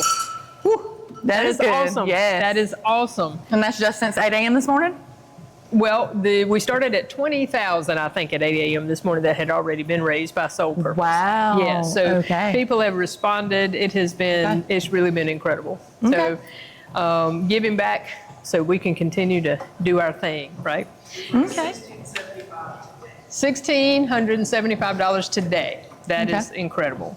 So Hannah, I gave your title, but in your words, what do you do at Ancora? So, of course, I welcome new team members. Yeah. I'm involved in the day-to-day processes of just helping them be the best they can be for our community. That's one of my favorite parts about the job is especially meeting new people, because I can be a talker. So I enjoy the community. I enjoy meeting new people. Welcome to the team. And then, of course, just being a support as HR, and I know a lot of times HR gets like the, ooh, you're HR, Right. What's going on? What are you here to see me for? But a lot of times I'm here to say, hey, congratulations. I'm glad you're with us. You've been here with us a year, hope many more, or just the day-to-day processes like that, passwords and in and out, just supporting the team so that they can be the best they can be for the community. And you do an excellent job at that, by the Thank way. You are very welcoming, and a lot of times you're one of the first faces, of course, that new employees would see once you get past the interview and all of that good stuff. And you and Teresa Towns working together, I think you all do an excellent job of helping to create, and then of course it's up to all of us to maintain the culture that we are striving to always have, right, at Ancora.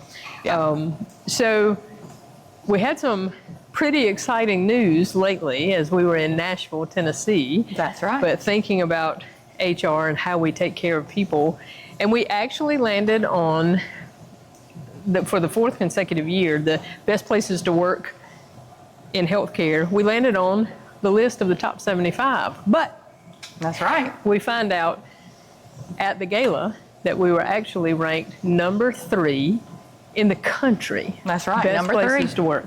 And Yeah, here best we place are, to work. sitting right in Rockingham County. Yeah. But when you hear that, number 3, what does that mean to you? How do you talk about that with new employees? Of course, I always think that our values, which is communication, Yes. teamwork, integrity, all that plays into our culture and the employees. Of course, we mentioned best places to work. Of course, there's a survey that allows our employees to say why we're a best place to work. So for new employees, I just make sure I stress those values. I want them to know, hey, it's great. Like for me, I feel supported that my leadership, or even working so closely with Teresa, we are a small HR, so it is just Teresa and I, but I feel like we're a great team. So that communication aspect and helping me feel supported allows me to support other staff. But again, the nurses out here, the CNAs, the billing specialists, I try to tell them, hey, you need to talk with your support, your team leaders, your directors, because there's where your team building, your support is going to come from on a day-to-day. Sure, I'm here, but you don't see me every day. You don't work as closely with me. Right. So that to me, when I hear best place to work, I feel supported. I know there's so many different things people look for in a job, whether that's simply compensation, but I don't feel that's the case at a nonprofit. Right. It's more about, do you feel heard? Do you feel what you're doing matters? That type of thing every day. You have a purpose. Very mission-minded. Yes. How do we live out you mentioned the values, which I love. How do we live out these core values? You know, even at staff meeting, we have an opportunity for coworkers to recognize each other. That's right. With what we call a value recognition. Yep. So to be able to publicly say, hey, Hannah is living out our value of integrity, teamwork, communication, whatever it is, but then give all the other coworkers an example. Yes. Yeah. So I think we do a great job of supporting people, encouraging people, and celebrating our employees. That's right. So how does that play a part in the care team, the care that's delivered at the bedside? I feel like as an employee, the better prepared you are, the better supported you are, the better supportive you can be to that patient. If you don't have the equipment you need, or you and your boss obviously aren't shucking and jiving and things, so forth, you're probably gonna have a bad attitude if you don't know how to communicate with each other. Right. Which we all have bad days, don't get me wrong, and we do try to leave that at our own homes, because you are here to be supportive. But at the same time, we don't want to not have that culture, and then bring that in. So again, I know HR is that support, but as a whole team, like you're saying, that's so important as the best place to work too, because we can't get the 5 stars that we have. We can't be the best hospice around as a quality care measure without those employees. That's exactly right. So, you know, we say this in staff meeting a lot, and we certainly mean that.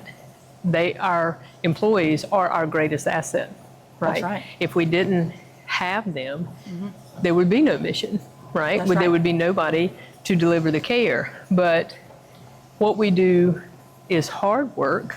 It's a lot of heart work. Yes. So it's important for us to take care, just like we talk about in hospice, we take care of the whole person. Yeah. We have to do the same thing with employees. So the fact that we offer not just medical benefits, but you've got emotional and behavioral health support. There's retirement. I think of all the things, our extended bereavement leave, if somebody needs it. There's just tons of things that are just kind of crazy supportive. Yes, yes. But it does take care of that whole person, thinking about the employee. So, yeah, absolutely. So you have some personal stories with hospice, personal experiences, and I will let you share whatever you are comfortable sharing. Okay, yeah. Well, both of my hospice stories are, of course, positive. My first one, I was really young, though, and at the time I was actually in nursing school. I was not anything to do with business, but my aunt died at a young age, unfortunately, due to cancer. But she had great care. We kept her at home as long as we could. And then when things became unsafe for her to be home while my parents and I are working, I'm going to college. Right. But she just had 24/7 care at the Gibson house. And there was times when, as a 41-year-old, she didn't want to miss Christmas. She didn't want to miss Easter. So you get into those. We even they brought tables in for us to have meals with her. I remember us bringing pizza and cookout, and we had dinner with her in room 1. That's awesome. Yeah, in room 1. And then I actually have 3. I forgot. I have 3 that passed in room 1. So I don't know what it is with room 1 in me. But anyway, yeah. I did not realize that. Yeah, and the last 2 just couldn't be. My aunt got to live at home with us, fortunately, at the beginning stages. Longer. We were able to be at home with her and help her be a part of the family still and feel that way. But the other 2 were older gentlemen, my uncle and my husband's grandfather. They just, for their illness was fast, and they needed that 24/7 care again. And Gibson House did that. And I know we all brag on Patty's breakfast and how great it smells, and we don't get any as an employee walking by, but it smells so good. And I want to say, I think our volunteers are gracious enough to go get lunch and dinner at the hospital. So they have that care, but yet you can come, to my knowledge, I know COVID put restrictions on things for everyone, timing wise, but you can come anytime and you can, I mean, we even spent the night. Absolutely. We spent the night on nights that you could and you're not working, and you want to be with that person during their last moments of life. And we encourage that. We encourage people to come and stay. Yeah, so come you and can. stay a while. It's almost like a very, I know you and Cindy have already talked about Gibson House today, but it's a very, it don't feel like a hospital setting, but yet you're probably getting top-notch better. You're getting better care than the hospital. I better say that. I mean, I believe that we do that. We give that care. Yeah. So you're getting the best care with all the resources you need, their medications right there at them, a nurse, a CNA to help you because you're tired, you're stressed. You don't have, you're not thinking as clear as normal. So, yeah, we did. And, it snowed at the, when my husband's grandfather just passed in January. So it snowed that weekend, and we were all prepared to be snowed in, but everybody still got to come because they had the salt on the roads and everything. But, I mean, I got to spend that time with the family and him there in the room. And I never had to, my brother bought a blow-up mattress. Someone else was like, here's some pillows, and, we just made it work. It was good family time. It was a sad time, of course. Yes. It's a hard time. It's a grieving time. But those memories you can never replace. I totally agree. And how that ending comes about, that is going to be a core memory. So Gibson House staff, of course, being very intentional. I love the story of bringing cookout, bringing pizza, because that's something that you would have normally done with her at home, right? So to be very intentional, finding out what's important to that patient, to that family, and normalize this whole experience as best we can. But like you said, allowing you to have some fantastic quality time. Yeah. So if somebody was maybe on the fence, do we call hospice, do we not call hospice? What would you say to them? I would say call, why not? Even if you're not quite eligible, we've mentioned the other service lines today, serious illness care. If you're not quite hospice eligible, you don't feel like you're ready for those words, you can just have that professional. Obviously, I'm not a nurse, but we have our nurses, our doctors who assess that and can help you walk through it and can guide you and say, this is why they are or they aren't. But you got that serious illness care line, like Rhonda talked about earlier today, that can support them in so many other ways until they get hospice eligible. Yeah. So why not have that support and peace of mind and just that extra support for yourself to be able to take care of yourself a little bit? Because I know we're all so guilty of only caring for others and not taking enough time for ourselves. Absolutely. So, and then, okay, they are hospice eligible. Why not have this great quality care right here in your backyard? Hopefully, if you live in Rockingham County, Guilford County as well, but why not have extra care? Who wouldn't? The more care, the better, right? You have someone to help you bathe your family member or friend or whatever they need, hopefully. Check you into those resources with our social workers, whatever they need, hopefully. So the earlier, the better. Yeah, that's the way I feel. That's the way I feel too. Yeah. And so that's actually, there's such a misconception that you don't call until the very end, but then they don't enjoy or have the privilege of having all of the support that everybody, that whole team can provide. Yeah. So early referrals, that's what we would encourage. Yeah. Unfortunately, now when my mom passed on hospice, we didn't have that luxury. We didn't know. When she went to the hospital during COVID time, they called us Thanksgiving week and said, did you know her kidneys are failing? And we were like, no, what are you talking about? But then when she got home, we had hospice care immediately that night. They came as soon as the ambulance dropped her off. And then I had a good friend come and help me prepare the home. I'm sure hospice aides and stuff have done this for people, just helped them around their home and do different things like our hospice aides do, the bathing and such. But we even got the house prepared like it was Christmas, because it was technically. It was the week after Thanksgiving that she passed. And we had Christmas that weekend, and I didn't have to worry about her care or her bathing or personal matters because I had that support. And then that's my favorite Christmas, actually, is Christmas, because it was December the 10th when she passed. So that Saturday before that Thursday that she passed, we gave her gifts, and we all exchanged gifts around the Christmas tree, just like it was Christmas Day. Wow. So that's my favorite. What a beautiful story. Well, thank you. Yeah, and I appreciate you trusting listeners and viewers and trusting me with Yeah. that story. But Well, that thank is, that's a beautiful ending. I just Yeah. think that's how that we- is, again, I will cherish that memory forever. Yeah, absolutely. Yeah. Oh, wow. Yep. So there's so many ways that Mhm. hospice can support all the team members Mm-hmm. all the way through. And then the support I'm sure you received after. Yeah, they losing call all and the- check on you, and we have our bereavement team. Yeah, of course. Yeah. They can call. Fortunately, my dad being a preacher and I'm a person of faith as well, we didn't feel like we needed as much support as others, but Right. that's fine. We still got the phone call and we were checked on and we felt cared for. And that Awesome. really stuck out that someone cared after those three instances I just gave you examples of that I've lost over my life. So we would have had it if we would have needed it. Sure. And I think other people grieve differently. Right. So we leaned more on each other at that time. But if one of us would have needed, again, like you said, you have that support You afterward. have that support. Yeah, Mhm. that's awesome. So we are so grateful for this community giving back as we wind up our time, and it enables us to just continue to further that mission, taking care of patients and families. Internally, we're taking care of employees and supporting them. That's right. Every way we can possibly think of, That's which right. definitely impacts the quality of care that we're able to deliver. Yes, Yeah. ma'am. Well, I appreciate all that you do for Ancora, and I'm grateful that I get to work alongside you. Thank you. Me too. Yeah. I love working beside everybody that I work with in Ancora. Thanks for being here. Thank you. When you or someone you love needs hospice care, it can be one of the hardest times in life. That's why it's so important to know this. You have the right to choose who provides your hospice care.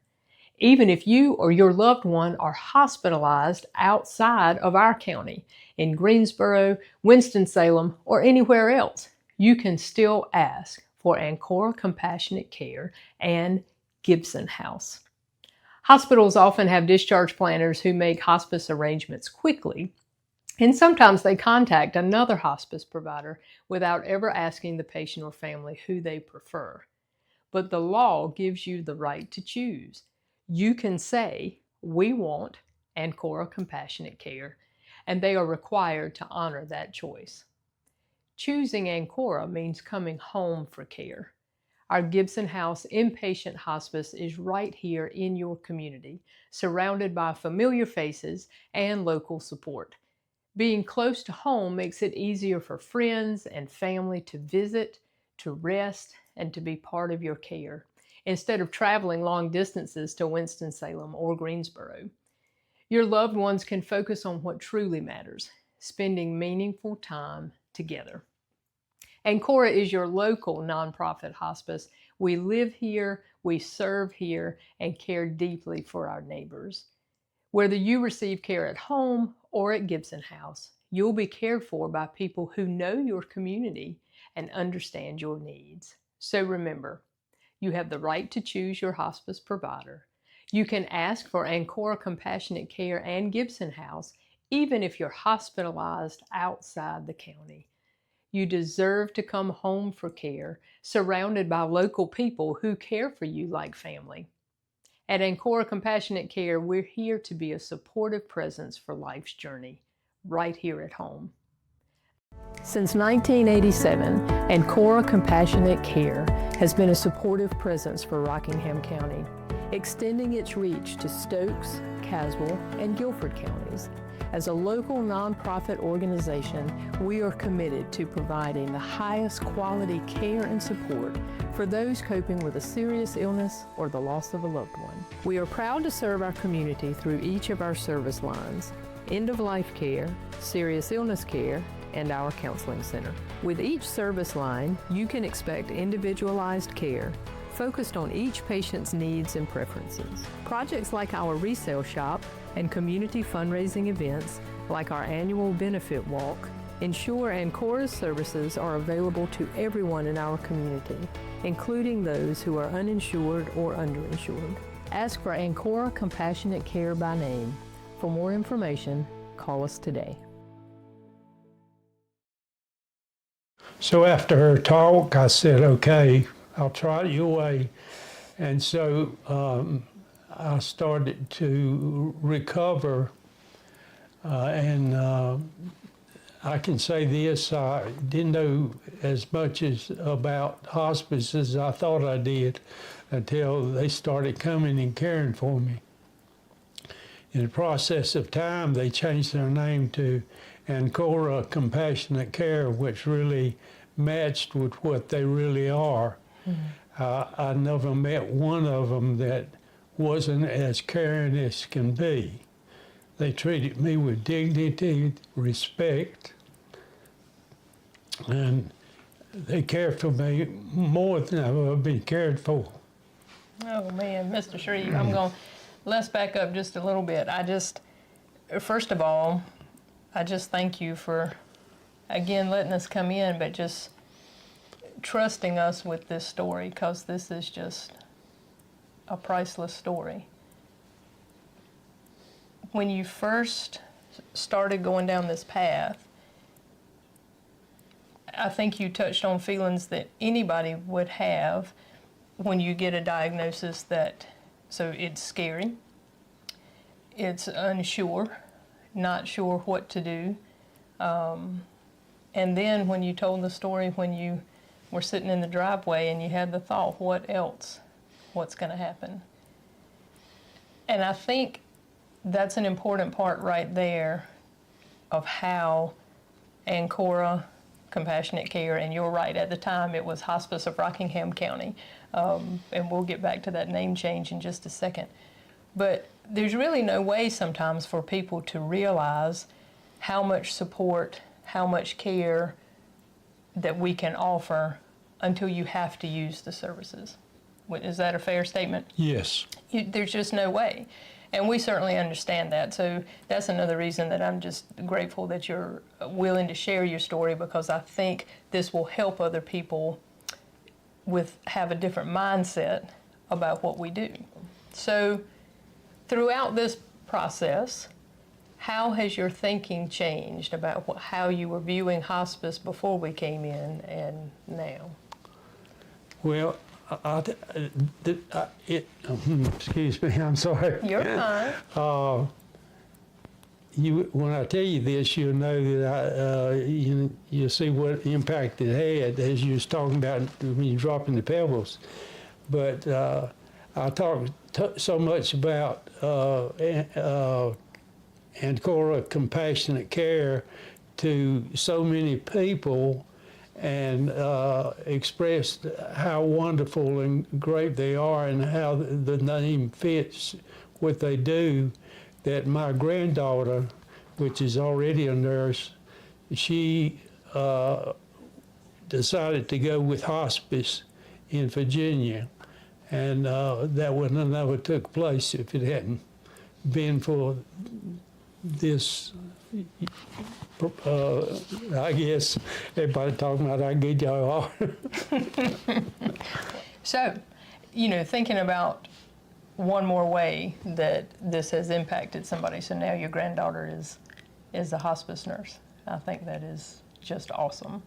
But I had asked you earlier when I first met you when I came in, how your thinking would have changed about hospice. It sounded to me that before you met Carol, before you met Kathy and Elantra and anybody else on our team, that your thinking about hospice might have been a little on the negative side. Right.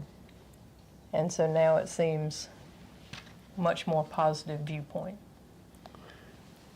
Yes, even when I was younger, I'm not old yet. Even when I was younger, anytime anybody mentioned the word hospice, I said, they may have 3 or 4 weeks left, that's it. And that's the impression I had of hospice. I had no idea that I had visited nursing homes and been to hospitals and everything else, and saw how people are treated.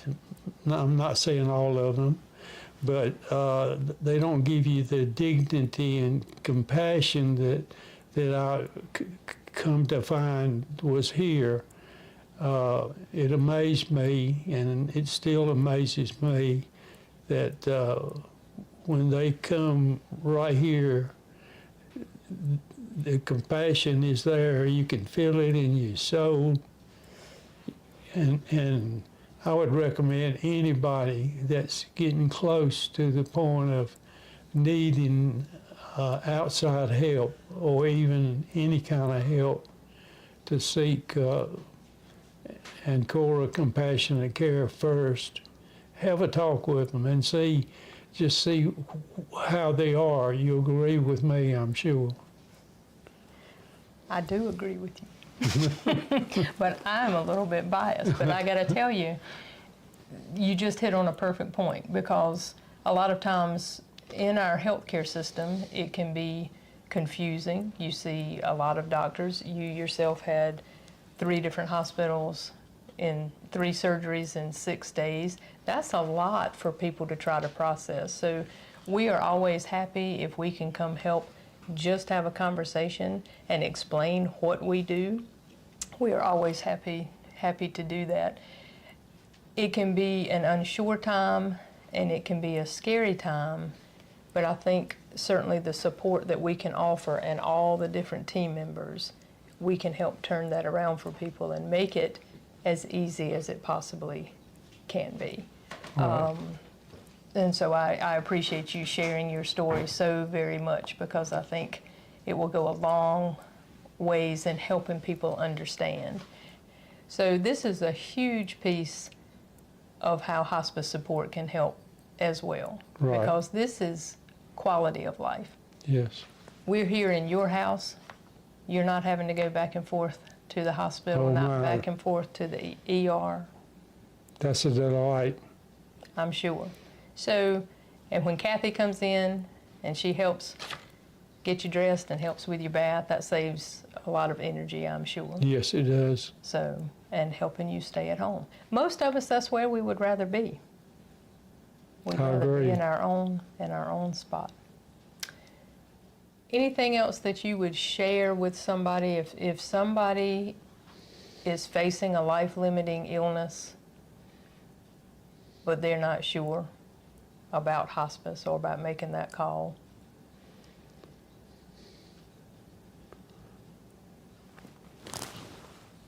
Well, they need to talk to you. I don't know what else I can say. Okay, we'll just... You've got all the answers. I would be interested in finding out how you got all of these people that are so compassionate. I mean, that's a rarity in itself. You know it is, and I'm going to tell you something that I believe down in my soul. I think no matter what we do in this organization, whether it's people on the administrative side, like the business side of things, medical records or billing, whatever, right from our receptionists to the nurses, the aides, the chaplains, the social workers, I think you have to be called in your heart to do this kind of work. We are very mission-minded, and our whole mission statement is to be a supportive presence for life's journey, which I think you have definitely experienced that. Since 1987, Ancora Compassionate Care has been a supportive presence for Rockingham County, extending its reach to Stokes, Caswell, and Guilford counties.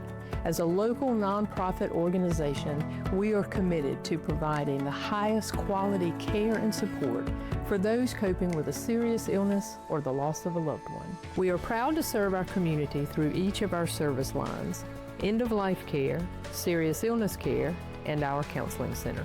With each service line, you can expect individualized care focused on each patient's needs and preferences. Projects like our resale shop and community fundraising events, like our annual benefit walk, ensure Ancora's services are available to everyone in our community, including those who are uninsured or underinsured. Ask for Ancora Compassionate Care by name. For more information, call us today.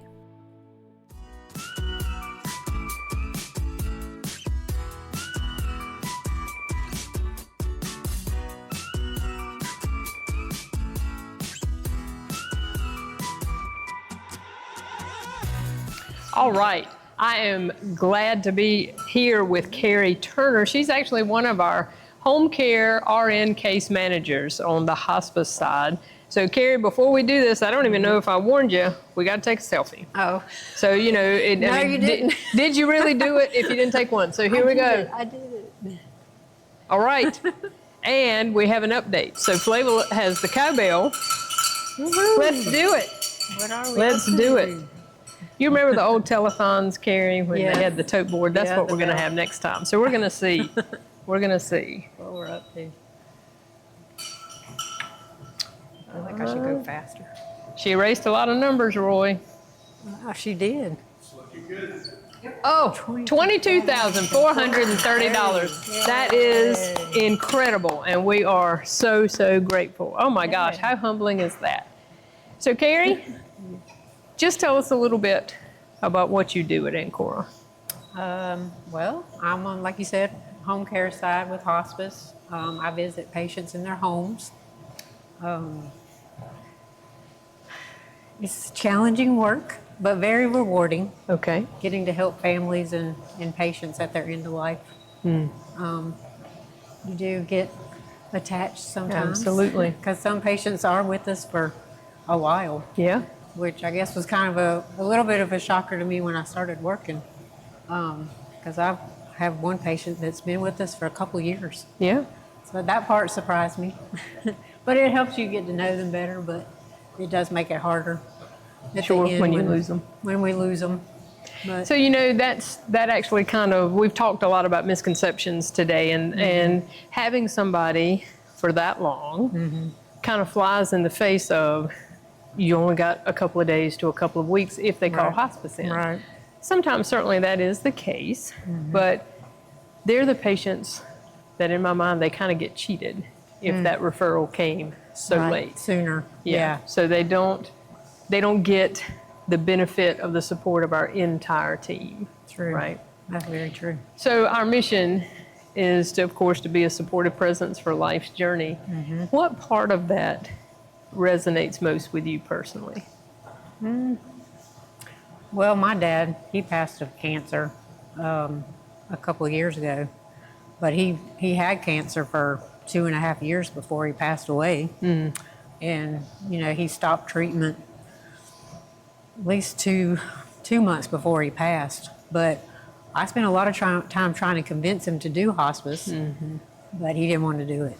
He was just stubborn. I guess in his mind that meant the It end. meant the end, right. And if somebody's coming in, I'm not going to be here much longer. And that's not the case, obviously. Right. But like I was telling you earlier, I think for a lot of older people, they're scared to let people come in their houses. Right. I think that's one barrier sometimes. Because they're like, what are they going to be doing? I don't trust people. And, right. You know, he was definitely that way. I wish he would have listened to me.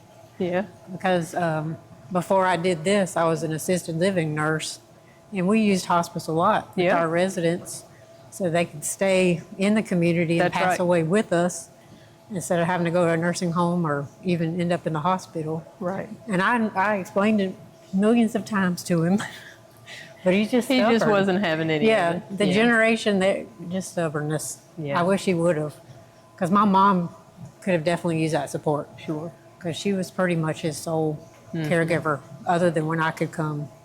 So how to do you help. think it would have been different for your mom, thinking about the Oh. emotional support and our teammates that Oh, yeah. provide that? She could have used everyone. Yep. I mean, definitely, if he would have just let her. Mm-hmm. Just for her benefit, especially like chaplain and, you know, they didn't go to church. Right. You know, but people still have spirituality and Sure. how they feel about things, and especially about death. I think she could have definitely benefited from that aspect of it. And then social work, like trying to help us find some other caregivers, so Right. she wouldn't have been just the sole one, and me coming in. And people don't realize what a hard job that is, to be a It is, caregiver 24/7. 24/7. Yep. 24/7. There is no downtime, is it? No. Yeah. No, definitely. She could have used every aspect, hospice aides, and all the services. All of it. And then the bereavement after. Because my mom's really, I don't know, she hasn't really talk to anybody about him dying or like let the emotions get out for her. Sure. Other than to me. Right. But it's different when you could talk to somebody else and just kind of let go of all that. And sure. I wish she had that. So now that you've had your hospice experience with Ancora and working in this day in and day out, how do you think having hospice with your dad would have benefited you? I think it would have helped me all in the same ways as my mom. Really. Especially the bereavement and the counseling. Sure. Which I'm not ashamed to say I do go to our counseling center. Yeah. And it's very beneficial. And that's one thing I've tried to talk to my mom about too. Yeah. You could go there, you know, because it is open to everyone. That's right. Not just people that have been with Ancora or patients with us, but yeah. Maybe I can get her to do it eventually. Maybe. And, you know, like Megan and I were talking earlier today, that truly seeking help is, I commend you because that is actually a sign of strength. Yeah. But you've got to take care of yourself. You're not going to be able to take care of anybody else. Right. I agree with that. Especially with what we do day in and day out. Yeah. It can get heavy, certainly, because you go from home to home, and every situation's different. Every diagnosis is different. Exactly. What you're going to be teaching or what everybody's going through. Not everybody has cancer. That's right. It's on hospice. I mean, all the other diagnoses, and having to educate and teach people from different backgrounds. And that's right. You know, different. I mean, I've seen all walks of life doing this. This is for sure. Well, and that's one of the things that I think our team, the nurses in particular, are so skilled because you have to know what the end of every diagnosis looks like, right? Because so much of what you do is education, trying to prepare patient and family for what's coming next, right? Yeah. So with seeing patients in their home, what is some of what has happened with other teammates? I'm thinking specifically hospice aide, social worker, chaplain, that really makes this work meaningful to you. I mean, our hospice aides are wonderful. I run into them quite a bit. Like I come in to see somebody and they're there. We just recently lost a patient, one of me, and the hospice aide and I were very devoted. And the family was very nice. It was very hard, but I don't know, it's good teamwork. It's nice to have someone to be on the same page and to talk to about it as your team member. And same thing with chaplain, and I mean, our chaplains are wonderful people. Their work is hard too. And our social workers, I think everybody's been very easy to work with, and I've enjoyed it, for sure. Well, we're grateful that you're here with us, for sure, absolutely. What if, thinking about your dad, and we know he was stubborn, that came from you, so that's okay. But if you ran into anybody else and you hear some of these misconceptions of, I don't want somebody in my house, or whatever the case may be, what would you say to them now that you've been on this side of hospice care? How would you help them see the benefits? It's going to be someone coming in that's going to care about your situation, what's going on, and want to help you. It's not anybody that's going to do anything bad or take anything from you or that sort of thing. But it still might be tough. Absolutely. For some in this age group, I mean, I think it's getting a little better. Because my dad was a baby boomer. So a lot of those folks are dying off now. So I don't know. I mean, it may be different. More people now are more internet and reading things and getting more information than like my dad's generation. I mean, I think that might help people understand it more, and doing things like this, and people talking about it openly more so than they used to. I think that'd help. And that's one of the ways we try to use a lot of social media as education, and quick blips, and even how you get referred to hospice, and that you can actually call and refer yourself, or refer your family member. That was something I didn't know, because if I'd known that about my dad, I probably... Yeah, you could have made a referral. Because I think, even in assisted living, we always had to have the doctor okay everything before we could do anything. Of course, the resident and their family would have to be okay with it, but you always had to have the doctor. Yeah. But now, I mean, like you said, a person can just call themselves. And, that's right. And we can do the work on the back end of getting the doctor's order and all of that kind of stuff. That was definitely something I didn't know about till I started. Yeah. Which I think is very helpful to people out there that think they have to go through hurdles just to get in hospice or onto the services. So we can respond very quickly, usually admitting people same day or next day. Because, when you're in that situation, even if the referral's coming earlier or if it's later, you need help right then. Right away. So our speed to care is something that we take very seriously. And our intake department is awesome in getting things set up, whether you need equipment in the home, and then we got people in the home, so we can get that support to you as fast as possible. That's for sure. Yeah.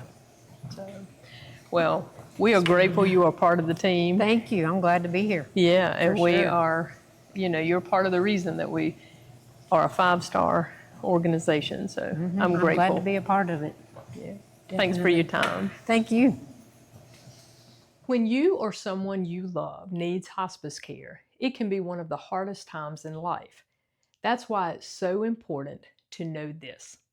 You have the right to choose who provides your hospice care. Even if you or your loved one are hospitalized outside of our county, in Greensboro, Winston-Salem, or anywhere else, you can still ask for Ancora Compassionate Care and Gibson House. Hospitals often have discharge planners who make hospice arrangements quickly, and sometimes they contact another hospice provider without ever asking the patient or family who they prefer. But the law gives you the right to choose.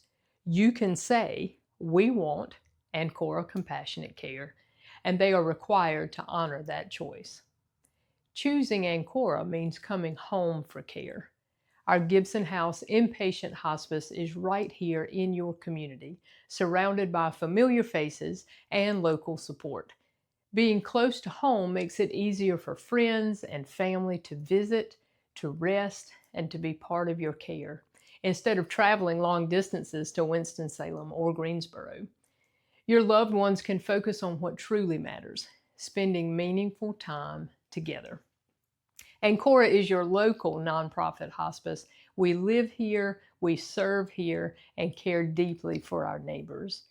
Whether you receive care at home or at Gibson House, you'll be cared for by people who know your community and understand your needs. So remember, you have the right to choose your hospice provider.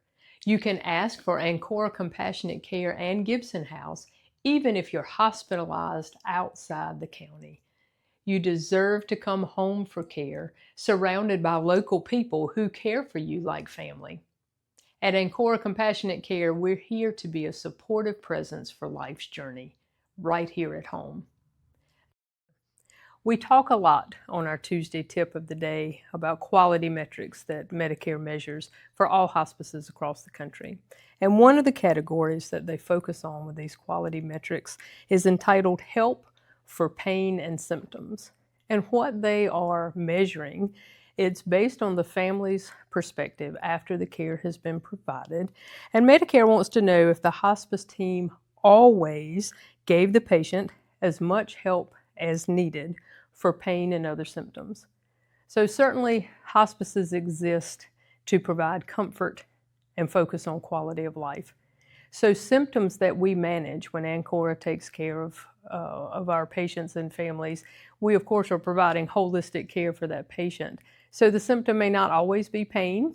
We may be focused on improving shortness of breath, nausea, vomiting, constipation, and maybe symptoms that may be emotional symptoms, so sadness, anxiety, even focusing on depression.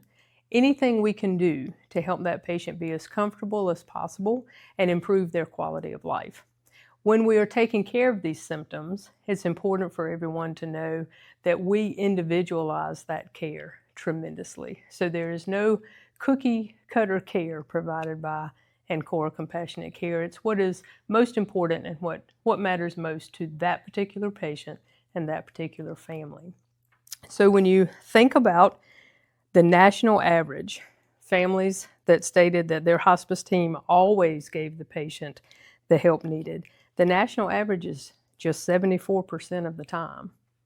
The state of North Carolina average is a little bit better at 78% of the time. But I'm proud to tell you that the percentage of families that felt that Ancora's hospice team always gave the patient as much help as needed is at 82%. So much higher than the national average, much higher than the state of North Carolina average. Our two competitors here in Rockingham County did not meet the state of North Carolina average, so they are both underneath 78%. When you need greater support and greater symptom management, please make sure you're asking for Ancora Compassionate Care by name.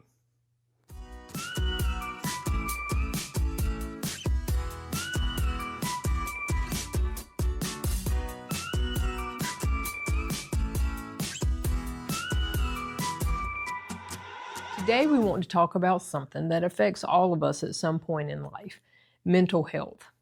Whether you are grieving a loss, navigating a life transition, or just feeling overwhelmed, it's okay to ask for help. In fact, it's a sign of strength. At Ancora's Counseling Center, we're here to walk alongside you. Our licensed therapists, Megan Cole and Christy Rakes, are deeply rooted in Rockingham County and passionate about supporting our community. We offer in-person and virtual counseling sessions for children, families, and adults of all ages. We accept most major insurance plans, including Medicare and managed Medicare, and most new clients can be seen within just 1 to 2 weeks. Getting started is simple. Just call our intake team at 336-427-9022 or ask your doctor for a referral. We'll walk you through everything from insurance to scheduling, so there are no surprises. Taking care of your mental health is just as important as taking care of your physical health. You are not alone, and we are here to help. Since 1987, Ancora Compassionate Care has been a supportive presence for Rockingham County, extending its reach to Stokes, Caswell, and Guilford counties. As a local nonprofit organization, we are committed to providing the highest quality care and support for those coping with a serious illness or the loss of a loved one. We are proud to serve our community through each of our service lines: end-of-life care, serious illness care, and our counseling center. With each service line, you can expect individualized care focused on each patient's needs and preferences. Projects like our resale shop and community fundraising events, like our annual benefit walk, ensure Ancora's services are available to everyone in our community, including those who are uninsured or underinsured. Ask for Ancora Compassionate Care by name. For more information, call us today. Hey everybody, I am grateful to have Dennis Bunker here walking and talking with me for a few minutes. Dennis is one of our invaluable hospice volunteers, so we're gonna hear things from one of our volunteers' perspective. But we've got an update from Flavel, but we got a selfie first. So here we go. All right. Thanks. Cowbell, Flavel, cowbell. What do we got? What have we got?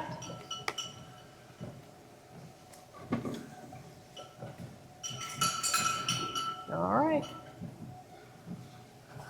Holy cow. Yeah. $22,530 raised for sole purpose. Dennis, what do you think? Great. Sounds every bit helps. Every bit helps. Every bit helps. You know, we're so proud. We've talked about it so much today, but so proud to be an independent nonprofit organization offering hospice care, serious illness care, and now our counseling center. Yes. But as far as volunteers go, our huge resale shop that is almost a year old, the Yes. Robin's Nest. Great going. It's great going. Great. Enjoy working there, seeing the different stuff that comes in that people donate that helps the raising of the money to this worthy cause. Yeah. So Kim was here earlier and we were talking about even that part, having a place where people to donate, because we all are in that situation from time to time, but that is even a service to our community. Yes. And a support. Yes. We have a lady that brought some stuff in that is in the auction, the basket, that people need to bid on. Absolutely. And we donated some winter clothes for her that their church helps the needy. Uh-huh. And we donated some toys for the youth that Awesome. really, really gonna come into play. So one more way, giving back again. One more way. You know, it is all about community. We've had so many great people walking with me today, but talking about all of the community partnerships we have and the way that we all work together to take care of our community. And now with this, what we're raising with Soul Purpose, what we're raising at the Robin's Nest or with the auction is how the community turns around and takes care of us. Correct. Yeah. And just helping people at the time they need it. Exactly. So talk to us about your volunteer experience. How'd you get started with this?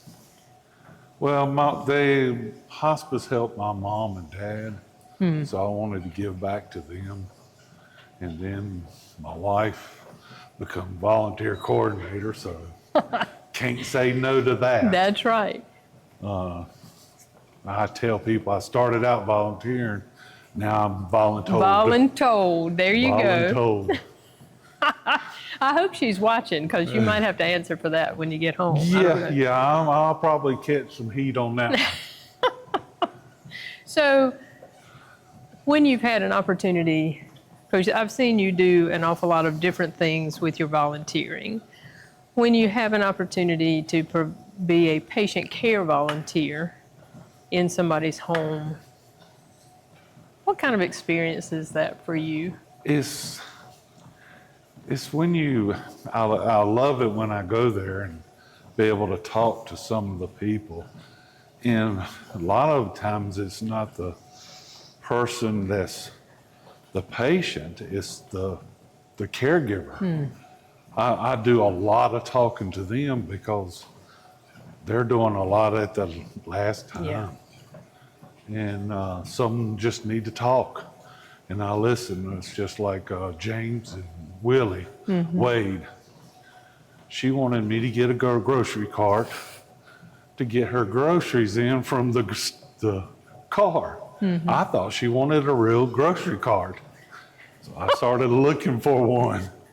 I'm like, well, hospice don't like us to grab one, but I was planning on grabbing one and taking it to her. And then I looked it up and it was the small one. So we got her one and she was just overly blessed for it and help her take an air conditioner out of her window. She just loved the idea that you just help people like that and you just see the relief on their face. Right. Well, we've got certainly a lot of elderly, taking care of elderly in our service area, so I know they're grateful for any service that you can provide. But when you're talking about listening, that is truly living our mission, which is to be a supportive presence for life's journey, right? So the emotional support that you can provide, whether it's the patient or the caregiver, a little bit of a break, but then someone else to listen. That's priceless. I stay there while they go to the grocery store or something like that, and they just love to get away for 5 minutes. Right. They still worrying, but they still can get away for 5 minutes. So what would you tell somebody that wasn't sure if volunteering at Ancora Compassionate Care would be a good thing or not? It's a satisfaction, makes your heart feel good, to help others, because you never know, one day you might need that help. That's right. And you better hope somebody's there to help you. That's right. So help everybody that you can help. Yeah. So you can, it'll come back on you. Yep. It comes right back around. Well, I love your heart. That is a beautiful way to think about life in general and giving and serving other people. You mentioned your mom and your dad had hospice. Share that hospice story. Yes, they were in, my dad was dementia, and my mom had cancer. Started out with ovary cancer, and then she got it taken care of, and then didn't do nothing about it. And then one day she went to the doctor, and he said, "You're fourth cancer of 4%. And she was in the last stage. So she went to the nursing home with my dad, and hospice came in and helped. So, and they made sure she was comfortable. Yeah. People would go see her all day. It affected her bad. They gave her medicine, and she came in there, and nurse came in there and said, "Miss Bunker, you need some medicine?" And she said, "Yeah." She went to go get the medicine and come back, and my mom done rolled over and passed away. Oh. And she died comfortably. Yep. And if she wouldn't have been with hospice, she would have never died comfortably. Right. And it's just, they took care of my mom. Well, And it means a lot. we always appreciate so much people trusting us to take care of their moms and their dads and everybody that they love. That's no small thing. So I'm always grateful that we've got the opportunity to step in and to serve along those lines. But so what about support after the death? They reached out to my brother and sister. They never did reach out to me.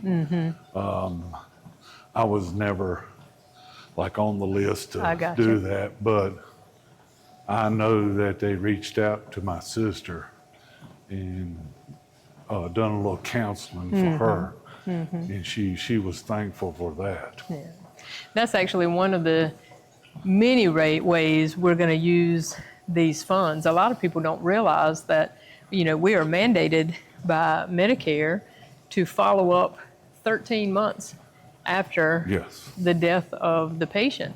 And of course, that is a tremendous amount of emotional and spiritual support, grief and bereavement support at no charge to the family and at no funding from Medicare for Ancora. So we try to be, there is no try, but we are so smart with the way we handle our finances so we can make sure everybody gets all of the care and the support that they need. And it makes a difference because it's after the death, it's a grieving stage, and it's good to have somebody to be able to talk to. Yes. Because some people just don't have family to talk to. Right.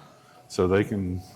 And sometimes you need somebody outside of your family to talk to. Somebody that is not that emotionally connected to actually help you work through some of your thoughts and feelings. Yeah. So as we wrap up our time together, what is your favorite? Is it Robin's Nest? Is it patient care? What's your favorite volunteer opportunity? My favorite is Robin's Nest. Yeah. Because I get to see the stuff that comes in and then goes back out. Yeah. And the people that come in there working out, when I worked the store, people coming in there going, wow, these prices are this, and they don't know about it. They hear it on social media and everything, and it's just great to hear that social media is working. Right. Well, I have to sing Kim's praises. I have to sing all the volunteers' praises because you all you do the store. Yes. It is beautiful. It is so clean. It's always different. You never walk in and you see the same thing twice. It's not positioned the same way twice. So it's such an inviting space. She moves stuff around so much it kind of gets nerve-wracking sometimes. She's like, oh, I don't look good. Oh, we need to move it over here. We need to move it over here. I'm like, you just pick a spot. Pick a spot, woman. We're going to cut you off because you're going to get in trouble and I got to send you home. So I appreciate the time that you give our organization, the time that you give our patients and their families. And, I just appreciate your heart for the work that we do. I love doing it. I love the people here. Especially one of the CEOs that told me a story last year. Well, I'm going to cut you off for real now. I ain't going to get into that one, but how do you like me now? How do you like it? That's right. Oh, gosh. Thanks so much for being here, Dennis. I needed a little laugh at the end of this. I appreciate you. No problem. When you or someone you love needs hospice care, it can be one of the hardest times in life. That's why it's so important to know this. You have the right to choose who provides your hospice care. Even if you or your loved one are hospitalized outside of our county, in Greensboro, Winston-Salem, or anywhere else, you can still ask for Ancora Compassionate Care and Gibson House. Hospitals often have discharge planners who make hospice arrangements quickly, and sometimes they contact another hospice provider without ever asking the patient or family who they prefer. But the law gives you the right to choose. You can say, we want Ancora Compassionate Care, and they are required to honor that choice. Choosing Ancora means coming home for care. Our Gibson House inpatient hospice is right here in your community, surrounded by familiar faces and local support. Being close to home makes it easier for friends and family to visit, to rest, and to be part of your care, instead of traveling long distances to Winston-Salem or Greensboro. Your loved ones can focus on what truly matters, spending meaningful time together. Ancora is your local nonprofit hospice. We live here, we serve here, and care deeply for our neighbors. Whether you receive care at home or at Gibson House, you'll be cared for by people who know your community and understand your needs. So remember, you have the right to choose your hospice provider. You can ask for Ancora Compassionate Care and Gibson House, even if you're hospitalized outside the county. You deserve to come home for care, surrounded by local people who care for you like family. At Ancora Compassionate Care, we're here to be a supportive presence for life's journey, right here at home.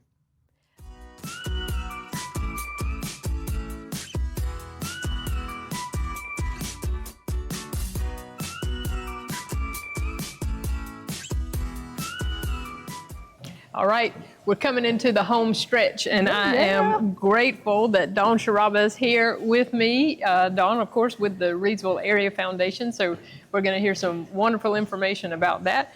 But we've got an update from Flavel. But before we do that, with her cowbell, we have to have more cowbell. I love that cowbell. So, but we've got to take a selfie because, again, here we go. All right, talk about skills. Now, I have said all day they're either going to be great or walking and with my left hand they're going to all be completely blurry. We will find out. All right, Flavel, let's hear the cowbell. They have been great all day online as I have been following, so you're doing good. You're doing good. Let's see what Flavel's doing. And after she updates, I got some gifts for you. Oh, nice. I love a gift. To get you through the next I love a prize. little bit. I love it.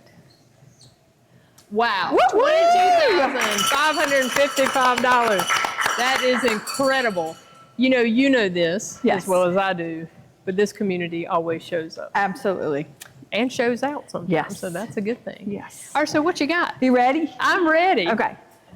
You have 3 hours left. You're going to have a disco for those 3. I love it. I got me a little disco ball. Flavor, I got backup batteries. I brought these for us if you want to wear them. All right, hold on. Let me put my disco ball You got to in. get the disco going. I know it. I don't want it to. Oh. But it could be all disco. Yes, no panic. All the discos. Okay, thank you. I will wear them. If it makes us sick, we'll take them off. Yeah, we sure will. How we look, Flavor? I think we look. Oh gosh, I can't do this. Is that good enough? Okay, that's done. We're going to put those back. Yep. But we still did. Energy chews if you need a little. I love it. And then, girl, your feet are going to hurt. So I got you the foot soak pack. I love it. For when you were done with this amazing adventure. Yeah, you See are if I can do this. awesome. Okay, don't be hurting yourself. Oh my gosh. Made it. Thank you so much. You are welcome. That is crazy. Oh my goodness. We have had the best time today. Beautiful people from the community hearing all about the community partnerships. And of course, our main reason for doing this is raising awareness about what we do. And of course, raising the funds so we can continue to further this mission. But let's talk about the Reedsville Area Foundation's mission. Okay. And how that impacts our community. So, boil down to very simple terms. Yeah. Because our website has a lot of language, but we want everyone in our community to have the opportunities and the ability to participate in community and be successful. So that means a lot of different things to a lot of different people. Right. So where we focus is making sure people have access to education, and that is from birth to post high school, so secondary. People have access to health care, something that is in your realm, and that we are really focused on, especially creating the safety net for folks who don't have insurance, but also building sort of a unified network. Right.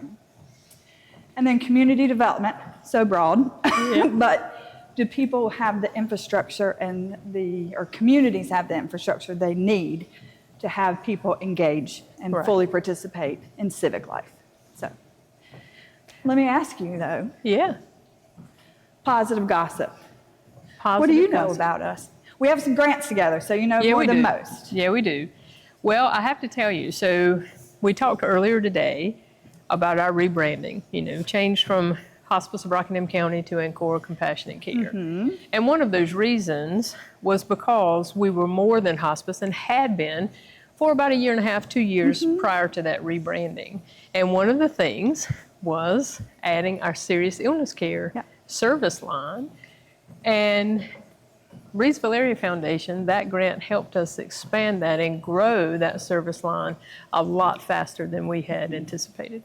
So again, access to that health care for everyone, but also some pretty neat innovation that we were able to do with that grant money with virtual social work support, chaplaincy support, reaching all the people. So yeah. So that was really awesome. engaging community in a different way, not just folks who, and that helped you launch the counseling. Counseling. It absolutely so engaging did. community in a very different way. One just led right to the other. Yeah. And you all are very community centered and community focused and help community help shape your work, which I think is very important. Yeah, agreed. So have you got a specific story that shows the foundation's work? I knew this was really coming, making a difference. And I'm glad you didn't say a specific grant. No, because, specific story. Okay.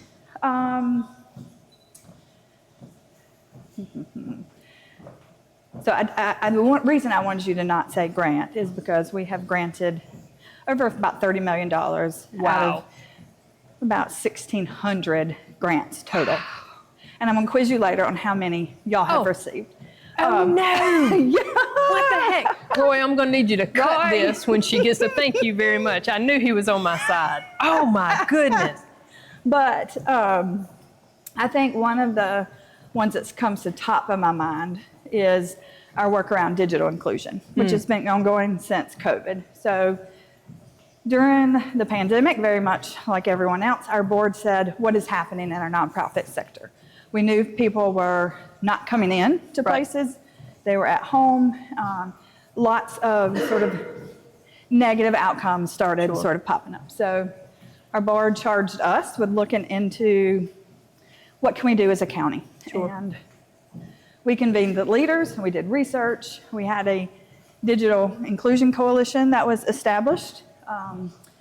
The county and Reedsville Area Foundation, the school system, and community college and Spectrum invested to create the infrastructure. So 99.9, and I have to say that because you can't say 100%, of people in our community have the infrastructure for broadband access. Gotcha. So the actual wiring, fiber, whatever.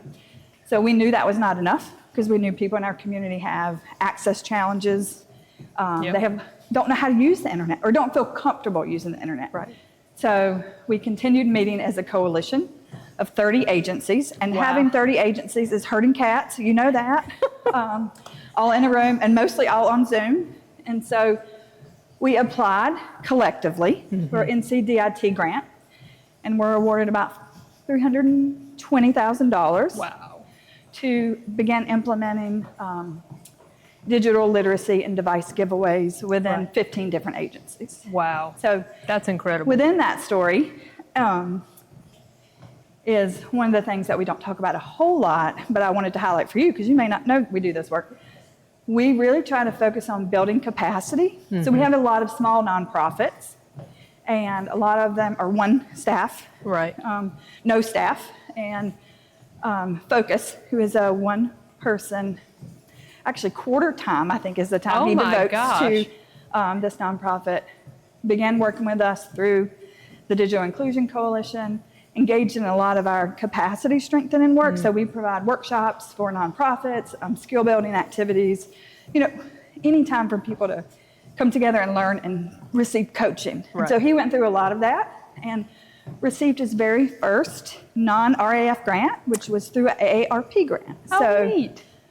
Just seeing that development of nonprofits and building our sector and community. So. You think about, and digital inclusion, I have to say that's a term I've never, I don't know that I've ever thought about it like that. But you're doing it because you're having digital counseling. And, Absolutely. So one of the ways that we are able to get people on service as fast as possible is that we are able to send electronic consents, our intake department, but you got to have internet to be able to do that. And they do such a good job of, if there's somebody who's not sure, they have internet, but they walk them through step by step, of course, explaining everything.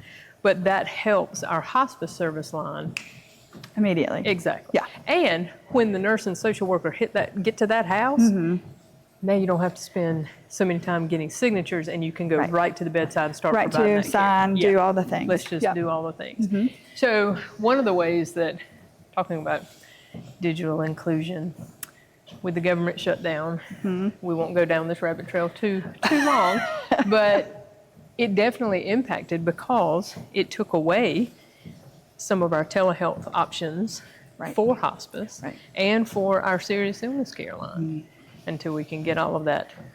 So having to regroup and figure out how to make that work. And so you think about, well, gosh, if serious illness care can't do a telehealth visit when it's appropriate, that doesn't sound like a big deal, but Dawn, it's actually, it's huge because now you've got to look at productivity. You know how big this county is. So when you could see people, maybe you could do 3 visits in a row.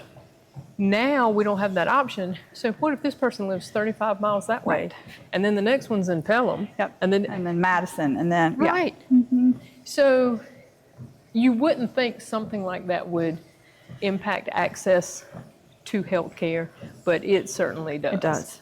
It certainly does. Now for our counseling center, telehealth is still good, and so I'm grateful.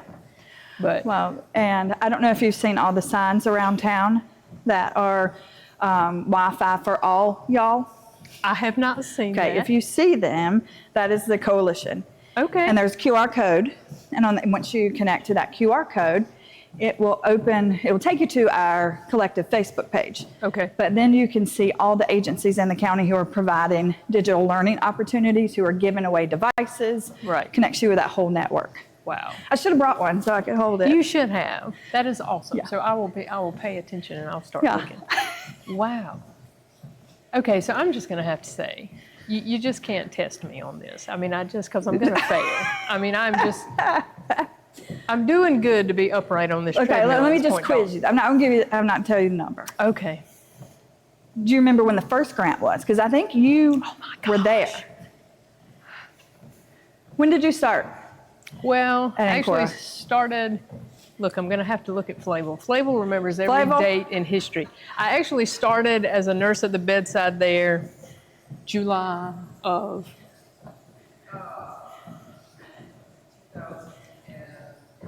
2. Okay. Yes. Okay. CEO for the last 14. Okay. So this happened, our first grant to you all happened in the year that you started work there. Well, I don't know why in the world I don't remember that. And it was talking about, it was a feasibility study. Okay. For the Gibson House. Flavel should have known that. Flavel might have known that. She probably did know that. Flavel, do you have a guess how many times we have partnered with funding support, including like board designated grants? Oh my gosh. We're going to quiz you off camera. I would say 6 to 8. 17. Wow. Epic fail on our part. No, but it's hard because board designated grants are Yes. smaller. So Yes. four Wow, main areas where we 17. have partnered. So we partnered on that feasibility study on the building of Gibson House. And then we also partnered on the serious illness care. Yep. Those are sort of the main sort of big pockets. ones. The rest of them have been gifts from our board or Sure. committees. So you weren't that far off. I was half right. Yes. Yes. Close to the actual. That is incredible. Yeah. So, But talk about all a that to community say, partnership. We have been Holy smoke. partnering together for a long time because our missions do align. And They there's do. a lot of our work that intersects. Exactly. And we all know that. Exactly. If you don't have the health care you need, your education, your access to education, access to Yes. just everything in your life changes. Yes. And so they're all interconnected. So that's how we view our work, is how do we build that network of partners. I love that. And there's so much education that our staff does in the home, of course, surrounded around how to care for their loved one, what's coming next, trying to prepare people as best we can. And you're right, if you don't have, now, our folks are very skilled at meeting people where they are. We certainly have had a ton of people, obviously varying educational levels, and we can help you understand no matter where you fall on that spectrum. But And that's the role of the social workers and teams that goes Right. out. It's to meet people where they are, Exactly. help them make the best decisions possible. Yeah. And you all do that on an ongoing basis. For palliative all do care, too? yeah, yeah. But 17, I'm going to have to sit with that for a little while, Dawn, because that is just amazing. I know. We're doing That it. is amazing. We are doing it. We are doing it. What a value taking that straight to the bedside. And I did have to look that up. I did not know that. I'm so glad. Well, see, now I I was feel going to better. be prepared. I wanted to be prepared because I knew you were going to quiz me, and I didn't know about what. But see, there you go. All right. So I don't know this at all. Do you have a personal hospice story? Have you been impacted by hospice care at all? I do, both in our community and around the country. So, Okay. Are you comfortable sharing? I don't know. Do I have 2 minutes? Yeah. Come on. Well, my friend is next, so I didn't know. All of my grandparents went through hospice care. One of them in Rockingham County. Okay. I can't remember. It was 1996. Been a while. Been a while for our family member that lived here. I do have a cousin who was in hospice in Rockingham County at the house for a good amount of time. And then most recently, Eric's, my husband's grandmother and stepmom within the past years have had access to care. That greatly assisted the family and was amazing to help us navigate some directives that, we didn't know that came out of some of the sort of conversations and medical orders. And so just really having that person to be there and to like walk the family through, this is what's happening, this is what you need to do. Right. Kind of offering that support. I'm not going to cry, Lynn. I'm going to keep it together. Oh, well, I cry How all many the people time. have you made cry today? Because that's a hard question. That's a hard online. question. I would agree. Well, my folks that I work with are so used to me, I cry on the daily, so it's okay. Oh, me too. Anything Me that too. touches my heart, good, mad, bad, sad, Lynn's going to cry. Yep. But Same. Yeah. And it's not a weakness. No. It's a strength It that you is. care about people that much. And once I actually embraced that, I quit trying to fight it about myself. Life got so much easier. Yeah, same. Do you find yourself on Zooms and be like, let's just keep going? I'm a crier, but we're going to keep going. We're going to through keep this. on going. It's okay. I'm going to just wipe all my mascara off. Feel very deeply. Yes. But I'm grateful. Yes. I'm grateful absolutely. for every opportunity. I'm grateful for the ways we have partnered and how we have served this community together. Yes. And we'll continue to Yes, serve we this will. community together. Yes, we will. I appreciate your time. I am thrilled with my disco ball. Absolutely. Not to glasses. Well, I'll wear them when I get off of this. Yeah, don't try the mix. Thanks so much. Thank you.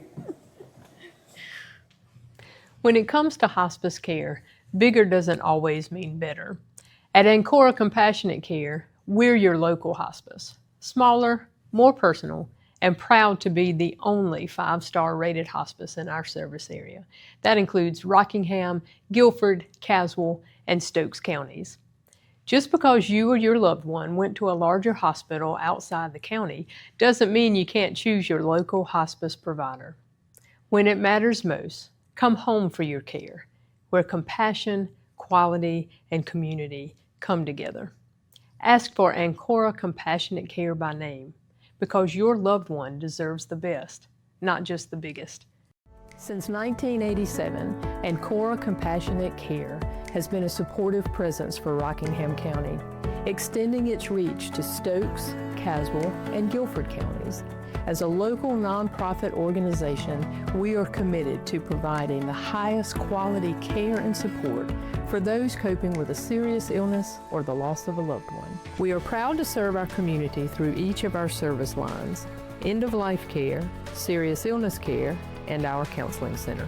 With each service line, you can expect individualized care focused on each patient's needs and preferences. Projects like our resale shop and community fundraising events, like our annual benefit walk, ensure Ancora's services are available to everyone in our community, including those who are uninsured or underinsured. Ask for Ancora Compassionate Care by name. For more information, call us today.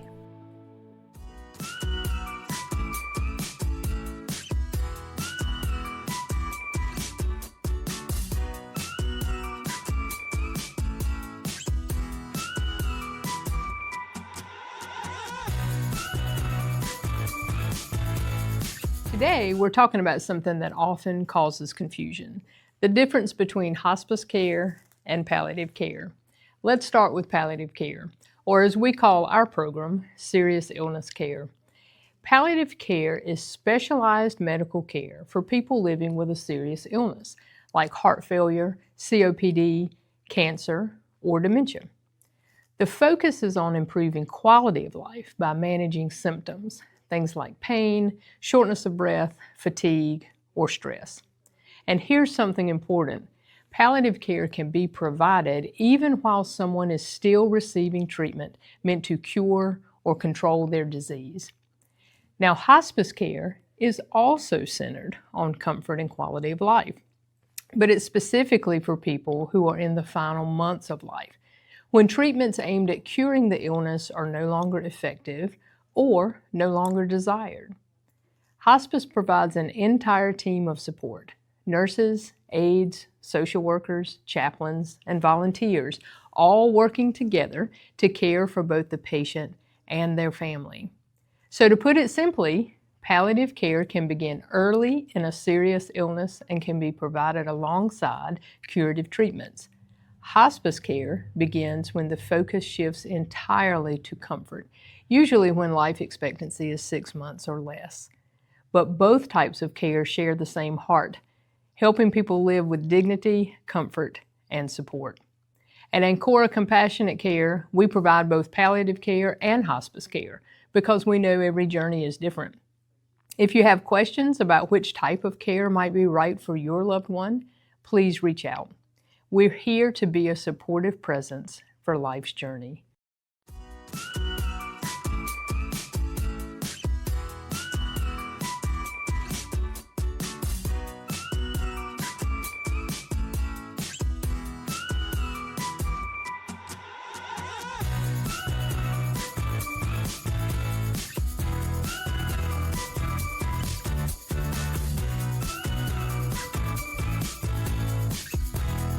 I want to share the benefits of having hospice care available in an assisted living community.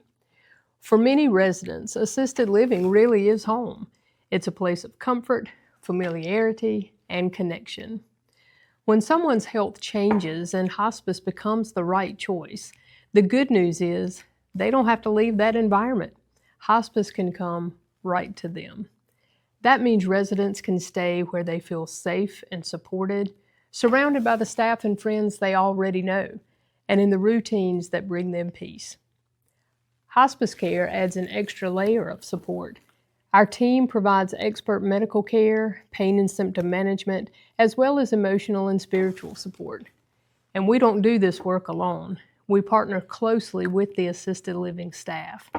Together, we can make sure every need is met with compassion and dignity. This partnership also creates continuity. The caregivers in assisted living already know the resident well, their preferences, their routines, and what matters most to them. By working together, we create a seamless circle of care that supports both the resident and their family. As we celebrate National Assisted Living Week, we honor the essential role these communities play, and we're grateful that Ancora Compassionate Care can be part of that journey, helping ensure comfort, dignity, and peace every step of the way. Since 1987, Ancora Compassionate Care has been a supportive presence for Rockingham County, extending its reach to Stokes, Caswell, and Guilford counties. As a local nonprofit organization, we are committed to providing the highest quality care and support for those coping with a serious illness or the loss of a loved one. We are proud to serve our community through each of our service lines: end-of-life care, serious illness care, and our counseling center. With each service line, you can expect individualized care focused on each patient's needs and preferences. Projects like our resale shop and community fundraising events, like our annual benefit walk, ensure Ancora's services are available to everyone in our community, including those who are uninsured or underinsured. Ask for Ancora Compassionate Care by name. For more information, call us today.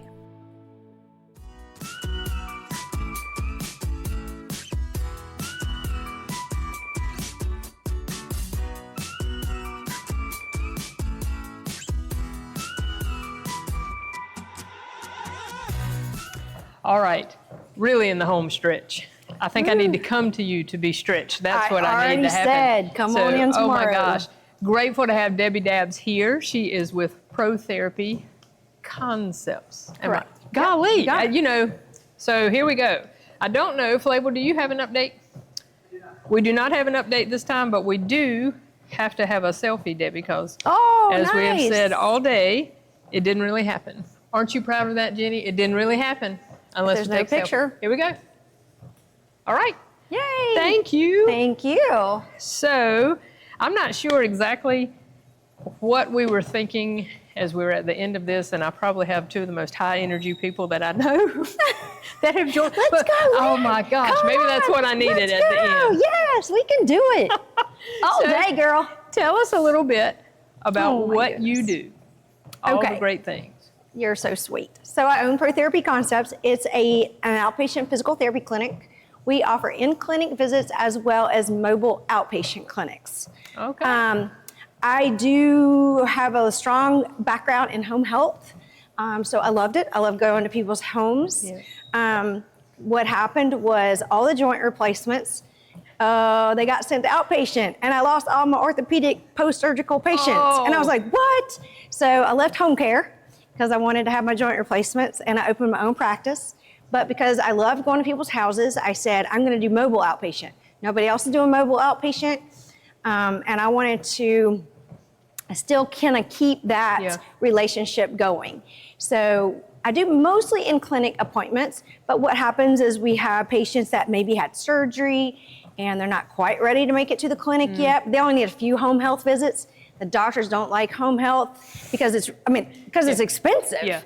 And rightly so, because they're getting all the services, but they just need the physical therapy. So I'm able to see them a few visits at home, and then they can come to the clinic once they're ready. And so then it's a good continuity of care. Patients have the same therapist. We know where they live. We know that their dog is there and is a hazard, or they got 47 steps to get into their house, and that might be a problem. So we kind of know what we're battling when we do that. But then sometimes we too have patients that we see for those mobile outpatient visits that have maybe exhausted their resources from home health. They've had all the home health that they can actually justify as a skilled service. They don't need the nurse anymore. They just need to continue with mobility training. And they're always, we don't have to justify that they're homebound. You can go wherever you want. I do the mobile visit as a courtesy and a convenience, because especially right after the epidemic, there was a lot of home visits. Nobody wanted to go anywhere. So I'm like, hey, I'll just mask up and I'll come to your house. We'll take care of business, and therefore everyone gets their therapy. So I love it. I love the mix-up. I love the variety. We're in a small town, so we don't really specialize in one major thing, but we treat kind of everything. Yes, we do joint replacements. We do all post-surgical, shoulders, hips, knees, elbows, fingers, toes. It doesn't matter. We do it all. I feel a song coming on. Yes, we do vestibular training. That's a big thing. And I treat dizziness sort of urgent care, because if you're all of a sudden really dizzy, it's bad.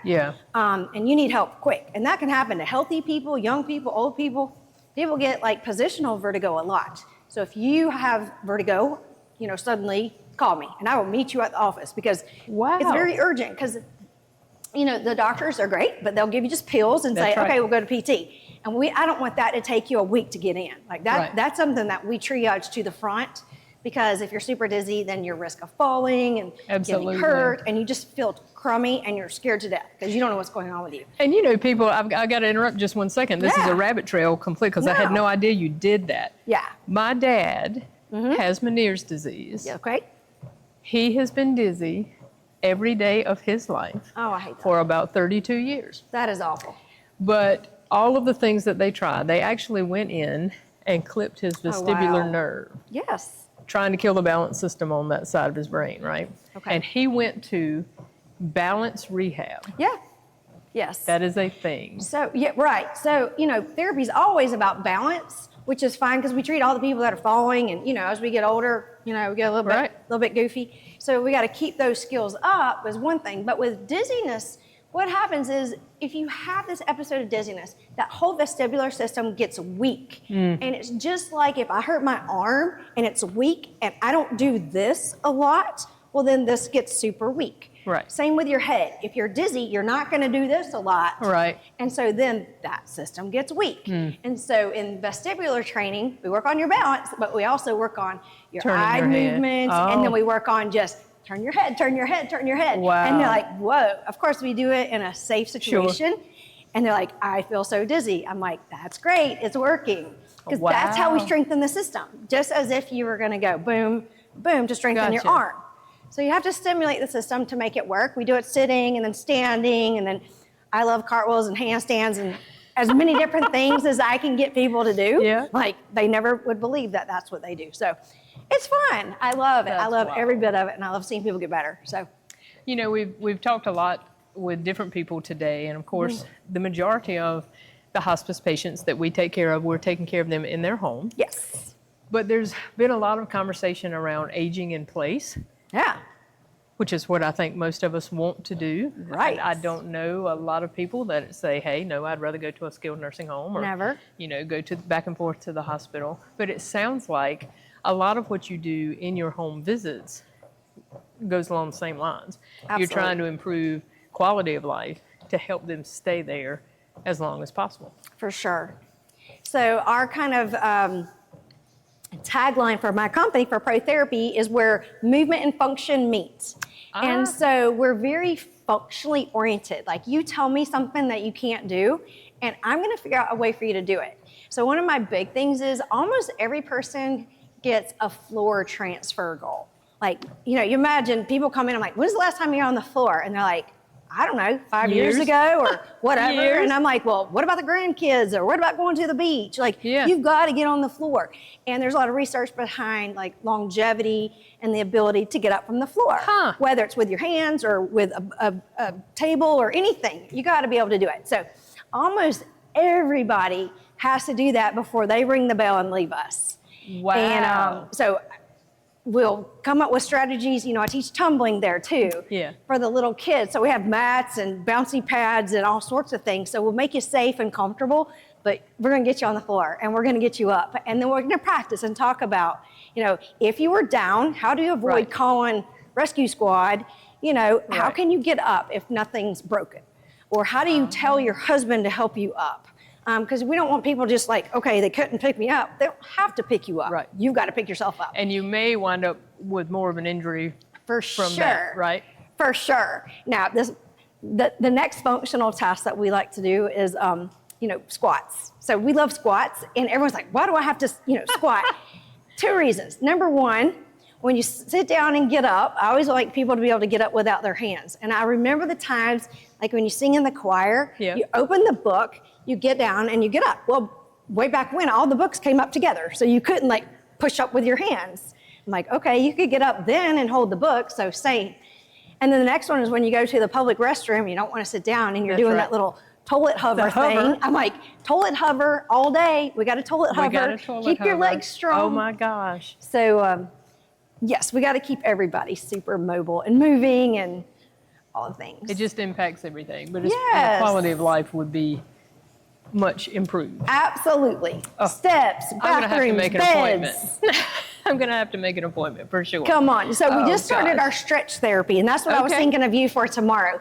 So also in our facility is that NC Reps, which is a personal training, sports performance, tumbling, nutrition, laser weight loss, and now stretch therapy. We have 11 providers now certified to give the most amazing stretches from head to toe. Wow. So it's not a massage, it's a stretch. And so you come in, you lay on a table, you just lay there, and we go through every joint. Ankles, hips, knees, the whole thing. And then you feel like super relieved after that. We'll find a lot of asymmetries in your posture, in your motion. And that was the kind of the gap where we picked up when, let's say insurance will quit paying for therapy, but you still need a little bit more. So we can do the stretch therapy for a good recovery, and also our personal training too. So loving the stretch, and we've started our pre-sales and consults right now. Pre-sales going to December 15th, where there's like no, you don't have to pay, if you buy a package, there's no cost for it until December 15th. Gotcha. So, and then consults. So do you need a referral for something like that? You Or don't. can you just pick up the phone and call yourself? Nope. So our whole NC Reps entity in our building is all just cash-based. It's not insurance-based at all, so you can come for training, nutrition, laser weight loss, stretch, tumbling. Do all the things. I'm probably not going to sign up for your tumbling class, but this stretch thing sounds pretty interesting. The stretch is amazing. So we had to bring in, when we got certified, we brought in like real patients, because we spent like 10 hours stretching each other. And we're like, okay, tired of y'all, but bring in some people that are actually, like patients, even though we're all falling apart too. But so they came in and we got to stretch them all and then kind of get their testimonials, and they were like, amazing. I mean, you just feel like $1 million, because you'll find like weaknesses or deficits somewhere that you never knew you had. Like if you lay your arms back, you're like, well, this arm like hikes up like this, and this one lays down, and you're like, so therefore I don't do it like anymore. Your hip will probably be like, my hip's like this instead of like that. And So it's a good, you can be really self-aware when you're doing stuff like that, because otherwise, when else do you go through all your range of motion?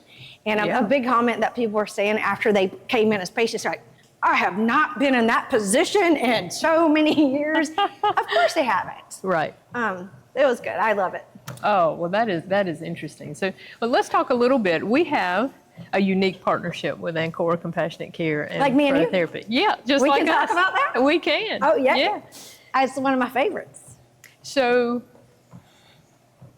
let's just talk about what you do, because people actually don't realize, and I guess they don't have a reason to realize it, but even under the hospice Medicare benefit, yes, we still offer short-term PT, OT, and speech. So most of the time, now you can certainly correct me with what you have seen, but most of the time it is, what are we doing for quality? You know, we're not looking for this to be a long-term situation, but this is more safety, maybe with safety with transfer, bed chair, bed to bedside commode, whatever. Mhm. So what sort of things do you do for I'm so our glad we get to patients? talk about this. Yeah.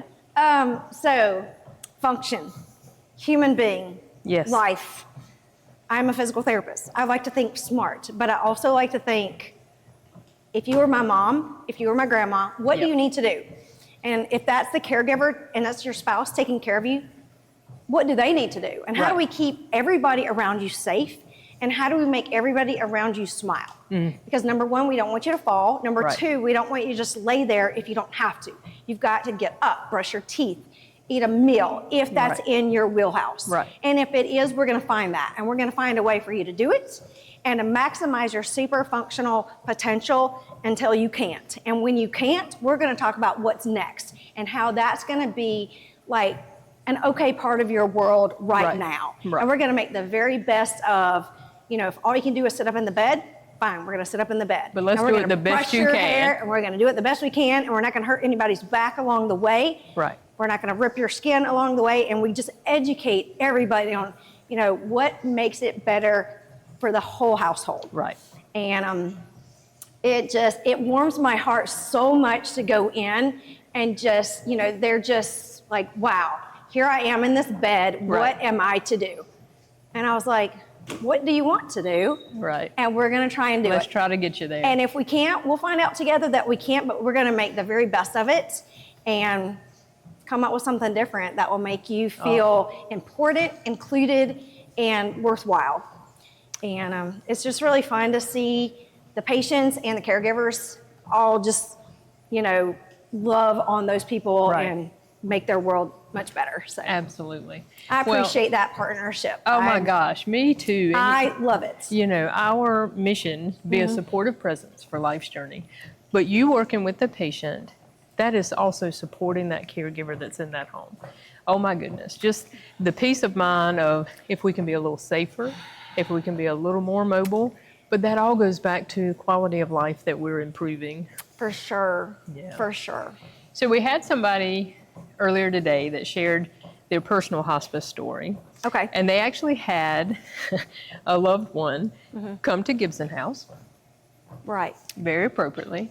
And then her words, she graduated from hospice, which is Sure. fantastic. So you do come to Gibson House Yes. and do assessments, and people graduate. They from graduate and they're like unbelievable. Like, hey, you're good. Let's go. Let's go. Let's And round that is- two. Exactly. Round two. And so that kind of flies in the face sometimes of the misconception that you call hospice in and it's always immediate death.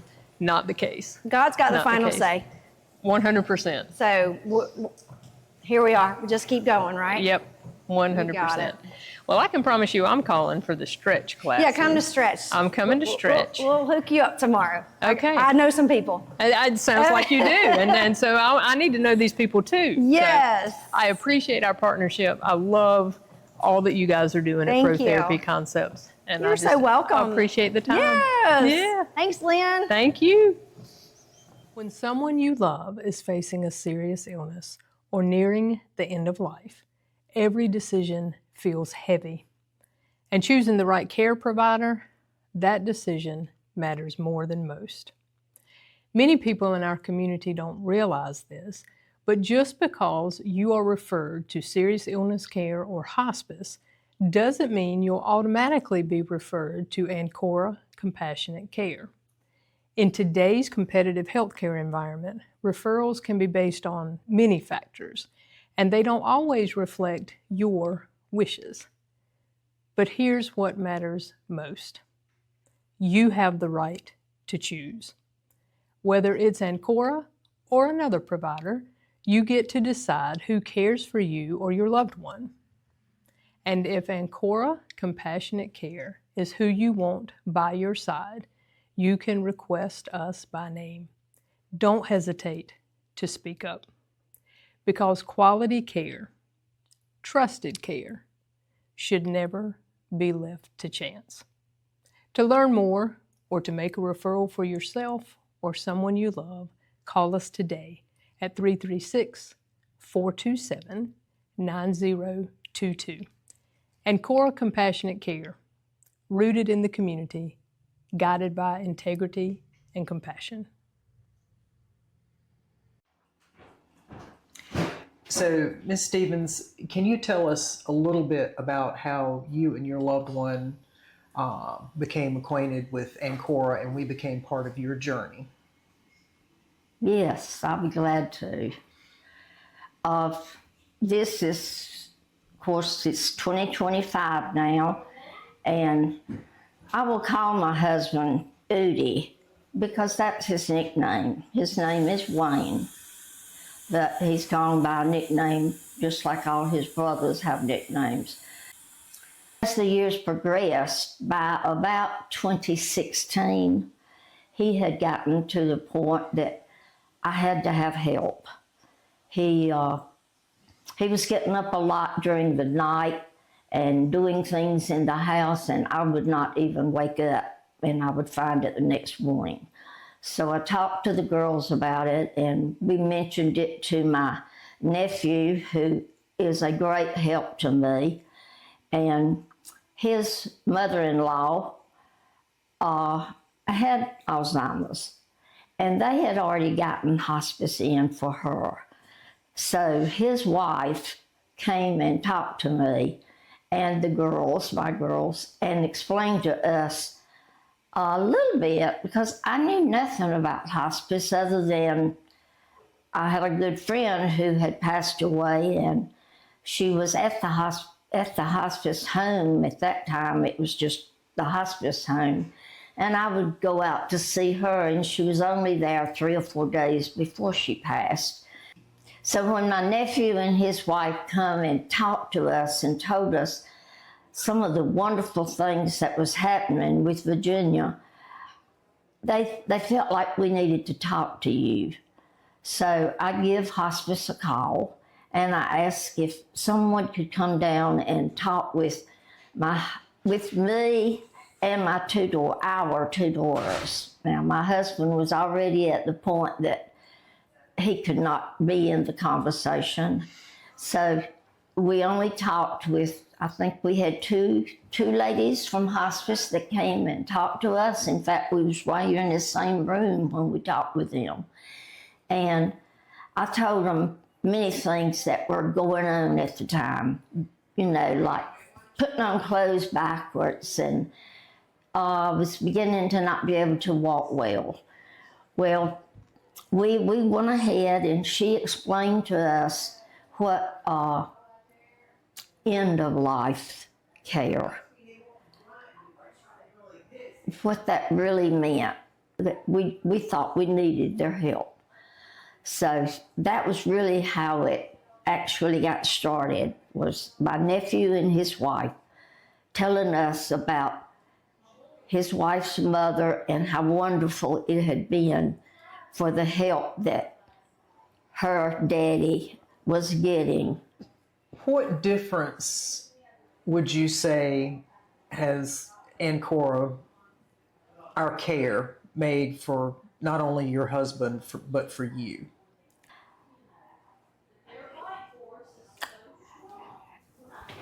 It's so many wonderful things that you have done for us.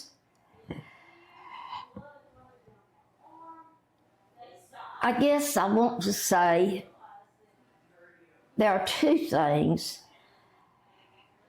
and I'm a person that does not know a lot about medicine and sicknesses, but having someone come here 3 times a week and giving a bath, and then it got to the place that we had to have more help, and of course hospice could see that. So you brought us in a hospital bed. I cannot begin to tell the things we have that is so helpful. We have a hospital bed for Daddy, and Kathy still comes 3 times a week. I also have Kim, who comes on Wednesdays of every week, and she is his nurse. And if for some reason she has to be out, then another nurse will come in her place. But I love that, in that we cannot take him out of the house. We can't take him to the doctor. So she comes on Wednesdays and she takes all his vitals. She checks him thoroughly, and she writes down what she has found when she was here.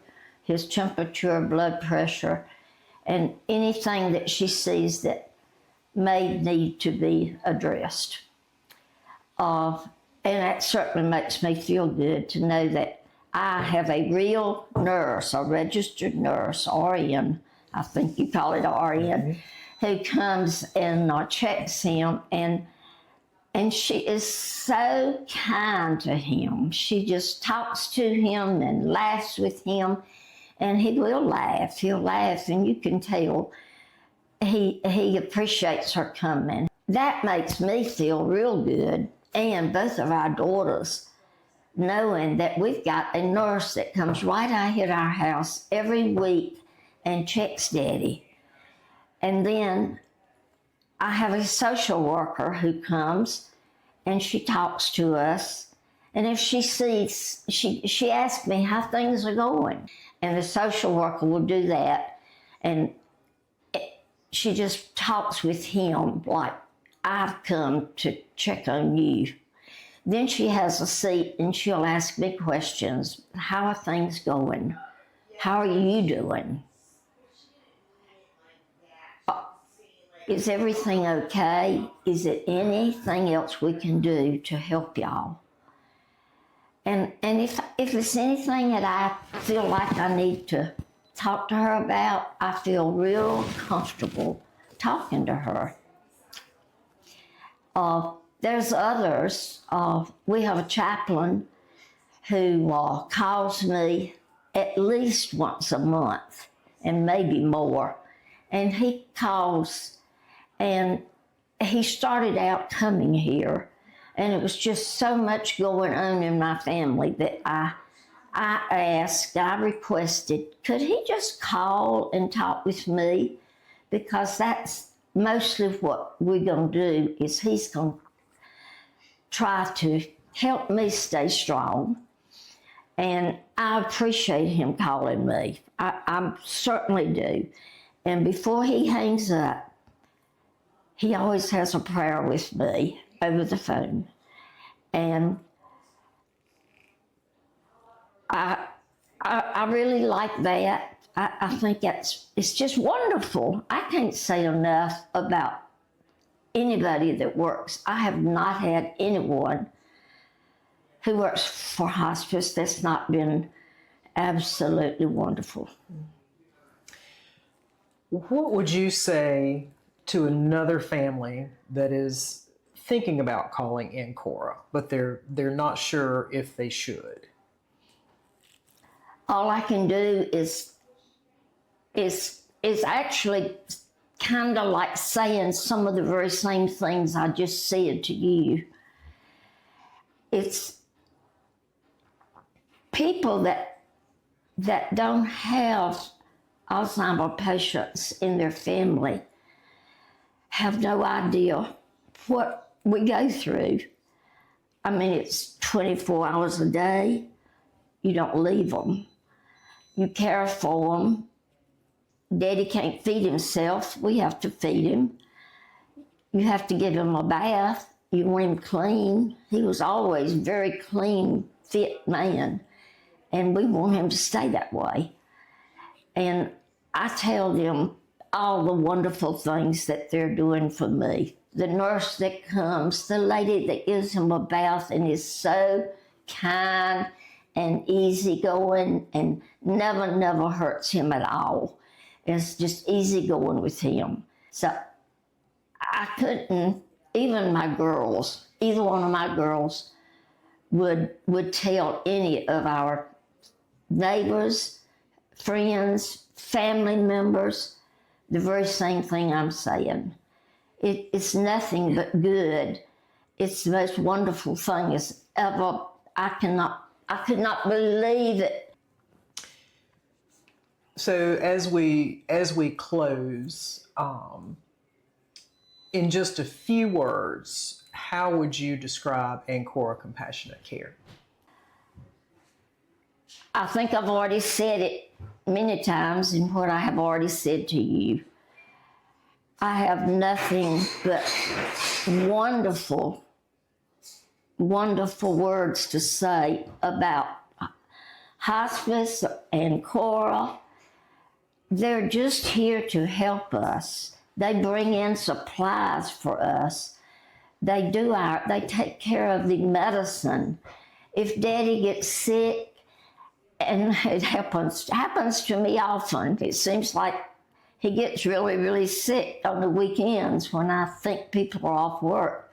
All I have to do is call hospice, and they send someone out here within an hour, and sometimes less. And it doesn't matter if it's 11 o'clock at night, on Saturday night, on Sunday night. It does not matter when. They're there 24 hours a day, 7 days a week.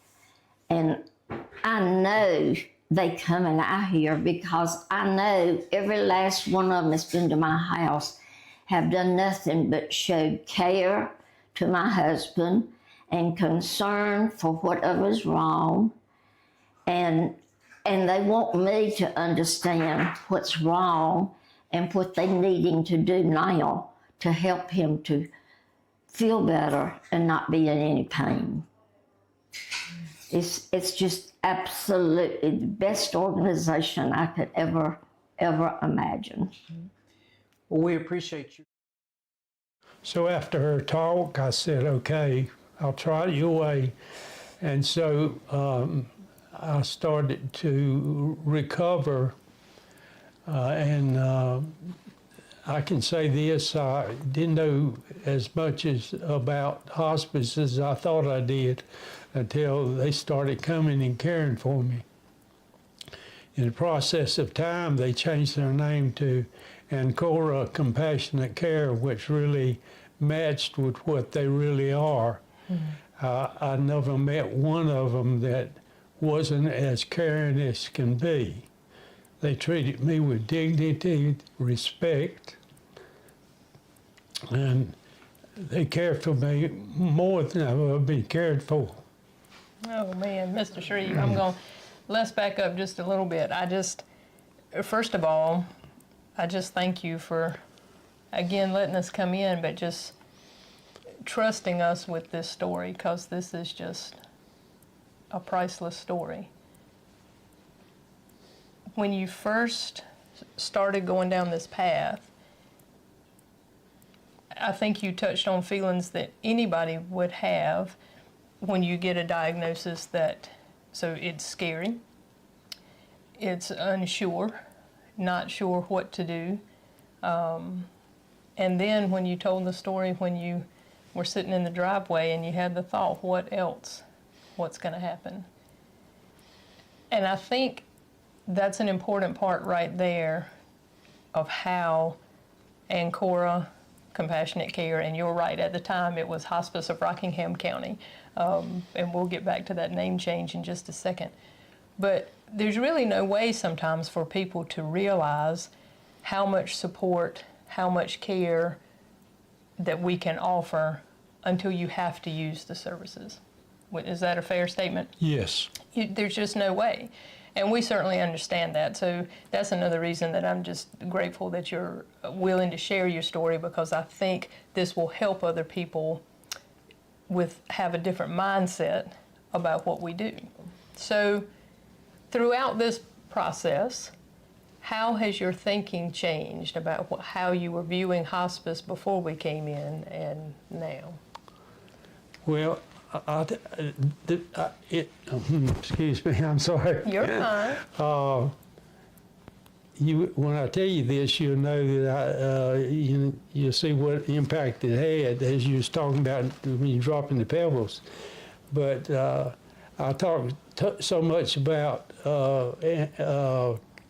Ancora Compassionate Care to so many people, and expressed how wonderful and great they are and how the name fits what they do, that my granddaughter, which is already a nurse, she decided to go with hospice in Virginia, and that would have never took place if it hadn't been for this.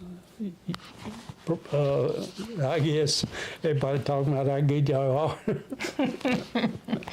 So, thinking about one more way that this has impacted somebody. So now your granddaughter is a hospice nurse. I think that is just awesome. But I had asked you earlier when I first met you, when I came in, how your thinking would have changed about hospice. It sounded to me that before you met Carol, before you met Kathy and Elantra and anybody else on our team, that your thinking about hospice might have been a little on the negative side. Right. And so now it seems much more positive viewpoint.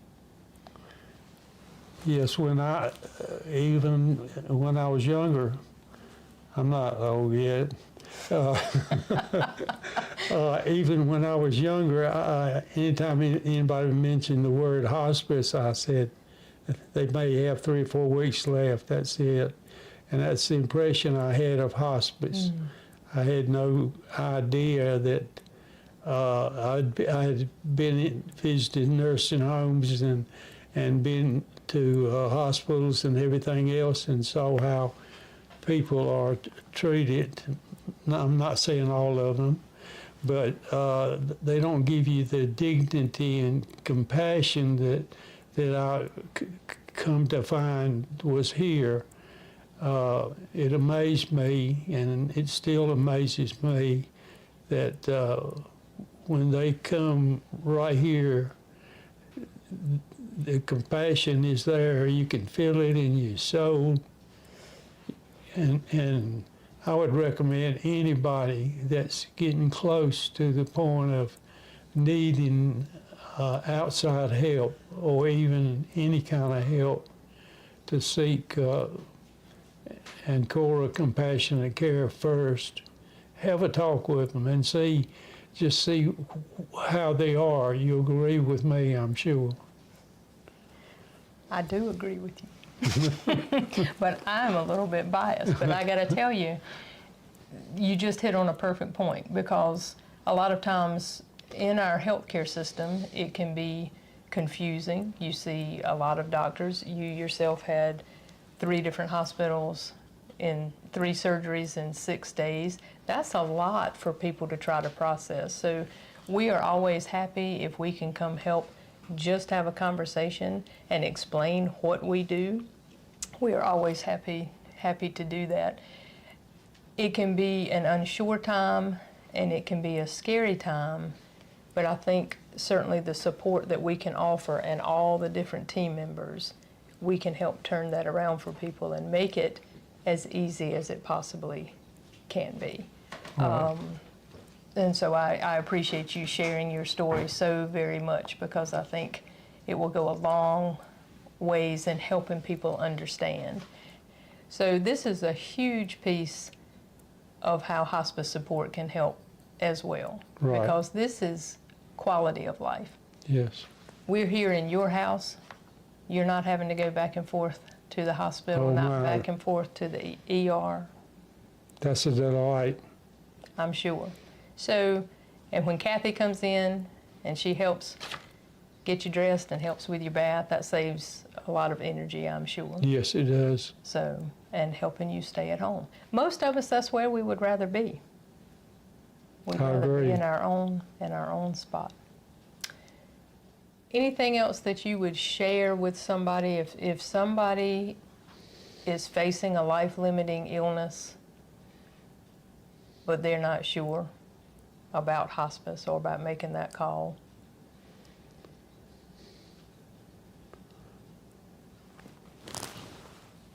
Well, they need to talk to you. I don't know what else I can say. Okay, we'll just... You've got all the answers. I would be interested in finding out how you got all of these people that are so compassionate. I mean, that's a rarity in itself. You know it is, and I'm going to tell you something that I believe down in my soul. I think no matter what we do in this organization, whether it's people on the administrative side, like the business side of things, medical records or billing, whatever, right from our receptionists to the nurses, the aides, the chaplains, the social workers, I think you have to be called in your heart to do this kind of work. We are very mission-minded, and our whole mission statement is to be a supportive presence for life's journey, which I think you have definitely experienced that. All right, here we are. I've had a wardrobe change, so I have gone from my Soul Purpose shirt to my Soul Survivor. I need a little cowbell for that flavor. Woo! Absolutely. And I am so honored and so grateful to have Jenny Cardwell here with us. Probably one of the highest energy people I know, which is a compliment. That is awesome. I came in dancing. She wasn't happy about it. No, She's it's like, all I've been right. here It's 12 all right. hours. Stop. Jenny is our board chair, but there's so many things that Jenny is involved in. But before we get started, we got to take a selfie. Okay, but I want to come off. Oh, do you? Yeah. Okay. Thanks. Now look. Okay. Now don't. Let's see how coordinated I am. Okay. Look at that. I feel like I I would already deserve an not award. have trusted myself with that. Okay, now we have to this look time. at Flavel because yes. Okay.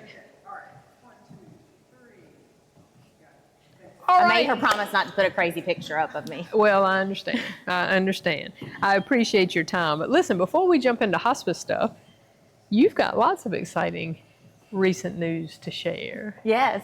Do it. Share it. Well, first I want to start by saying that I'm honored to be here as a member of Farm Bureau Rockingham. Yes. Yes, they were very excited to sponsor this event and be a part of this event. Yes. And I am an insurance agent in Rockingham County in the Madison office with Farm Bureau. So I work right in my backyard, but we love that we can contribute to the Yes. community in this manner. So great. Shout out to our board who made this decision Yes. to support such a great cause. So I'm appreciative of that. Absolutely. Yes. But Lynn mentioned I'm involved in a lot. One of my favorite hobbies, for better or worse, is sitting on nonprofit boards. Yep, there you go. I'm There a you little go. nosy, so I like to know what's going on. I want to be a part of things. I want to be deep in the community, and which I think is how I ended up here. That's right. I rooted myself in with Ancora and decided I'm going to stay.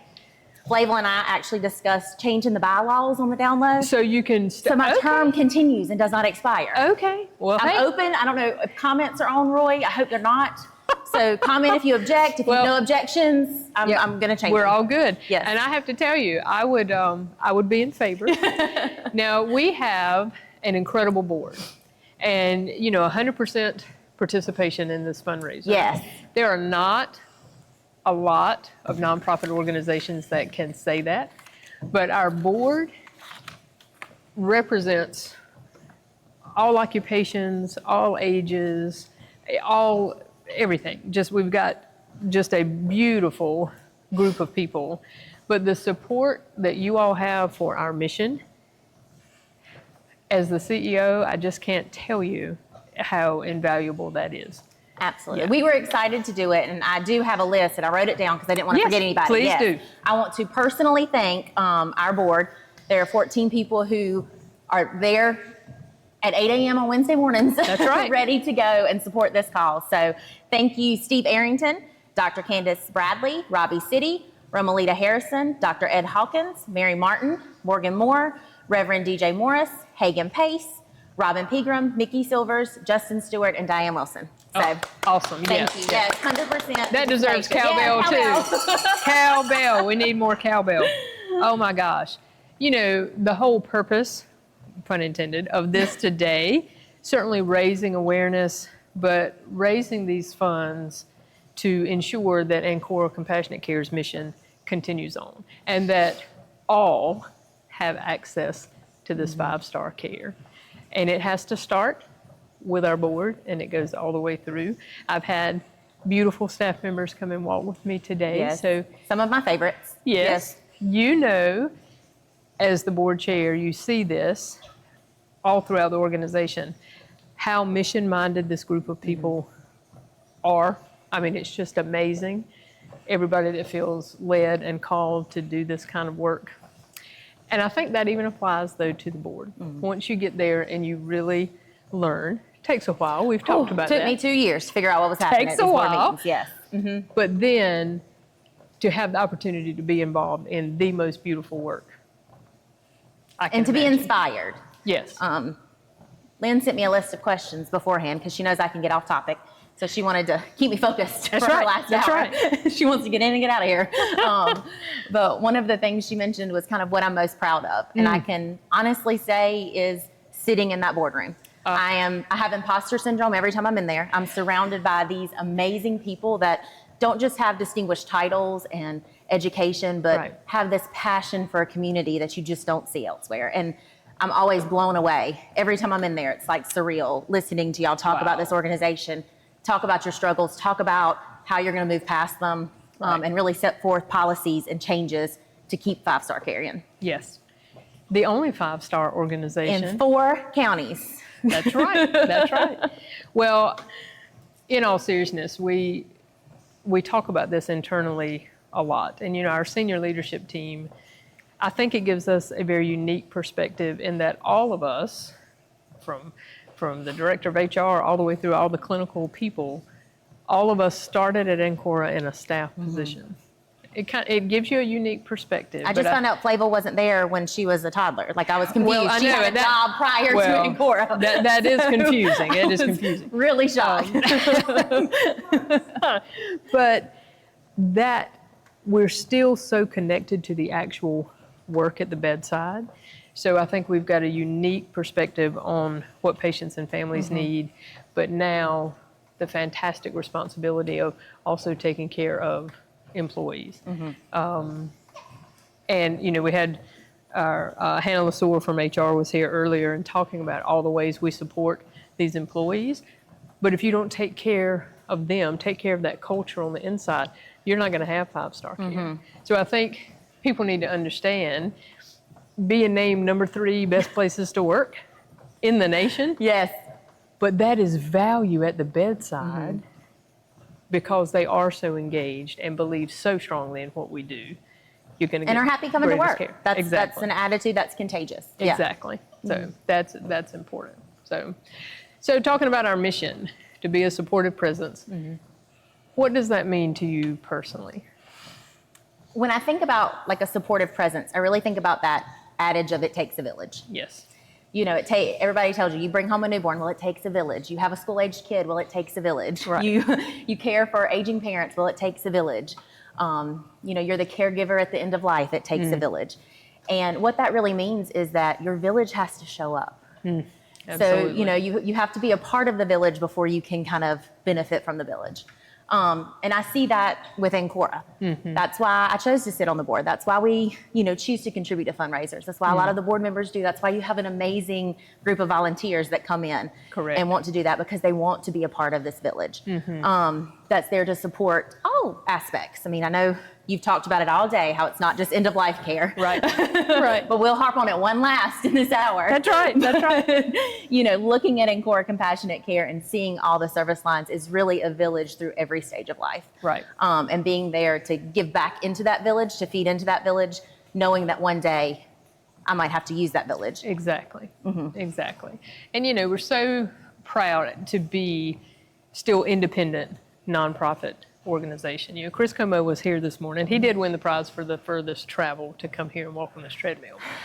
However, I'll get you a prize. I'll get you a prize. But belonging to this network of other nonprofit organizations, hospice organizations across the country, but that's what enables us to be independent. And when you're in this rural county and local, taking care of local is so important and so impactful. But all you got to do is pick up turn on your computer, healthcare for a while. All the mergers, acquisitions, all the things, it's constantly changing. So the fact that we can say, hey, we're still the same independent nonprofit organization responding to our community needs, that's just huge. Yeah. Doctor's offices are changing over. That's right. From your one appointment to the next with somebody, a new hospital, owning a new merger group. Yes, absolutely. So, and you mentioned TCN. I do want to, the innovation that you're able to get from that. I mean, that's another thing I'm amazed by at these board meetings is I love my hometown, but sometimes you think, oh, little old Rockingham County. Right. But the amount of growth and innovation and just outside the box thinking and the certificates that you've been able to do, the mentorships, all those things just kind of blows my mind, but wouldn't be possible without us being a part of that network. It absolutely would not. Which in turn impacts our care at the bedside. Correct. And, Chris and I talked about that earlier, the relationships that we now have with organizations across the country, because you got to know what's happening, because what's happening in California is eventually going to be happening over here, right? So, but the relationships that we're able to develop, sharing those best practices, sometimes it's sharing, don't do this. That's just as important as, hey, this worked for us. That it's just invaluable. You can't. I do not believe we would be where we are right now without that collaborative network, for sure. Yeah, you can definitely see it weaved throughout all policies and initiatives and things that have come forth. Yeah, I would agree. So I don't know this, Jenny, and I should. Do you have a personal hospice story?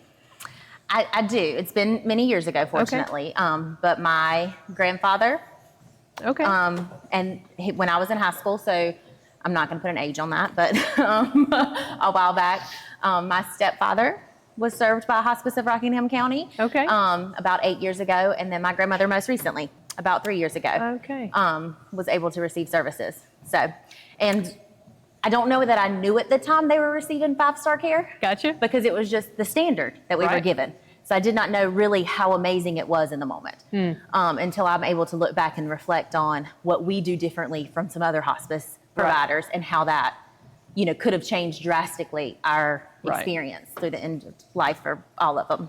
Well, and it's funny to talk about competition because a lot of people still think, oh, I didn't know that. I didn't, and which amazes me that it's like that. But there are so many things that set Ancora Compassionate Care apart from the competition. Of course, the 5 stars are quality scores, but just that mission-minded, that care at the bedside, you can't beat it. I will put this team up against anybody. Yeah. As you should. I think that's something I learned I didn't know was kind of that difference in for-profit versus nonprofit hospice and how that works and, why it's so important that we stay nonprofit and how that impacts, care at the bedside. Right. And it's the whole reason fundraisers like this are important, right? So I'll lean on Flavel because I know she can tell me down to the penny. So last fiscal year, what did we spend in un- and underinsured care? $265,000 that stayed right here directly at patient care, getting people what they need, whether they have insurance coverage or not. And that's amazing. Elaborate on this because my understanding is very limited, but it's not just, they're not covered. I mean, hospice care is underinsured.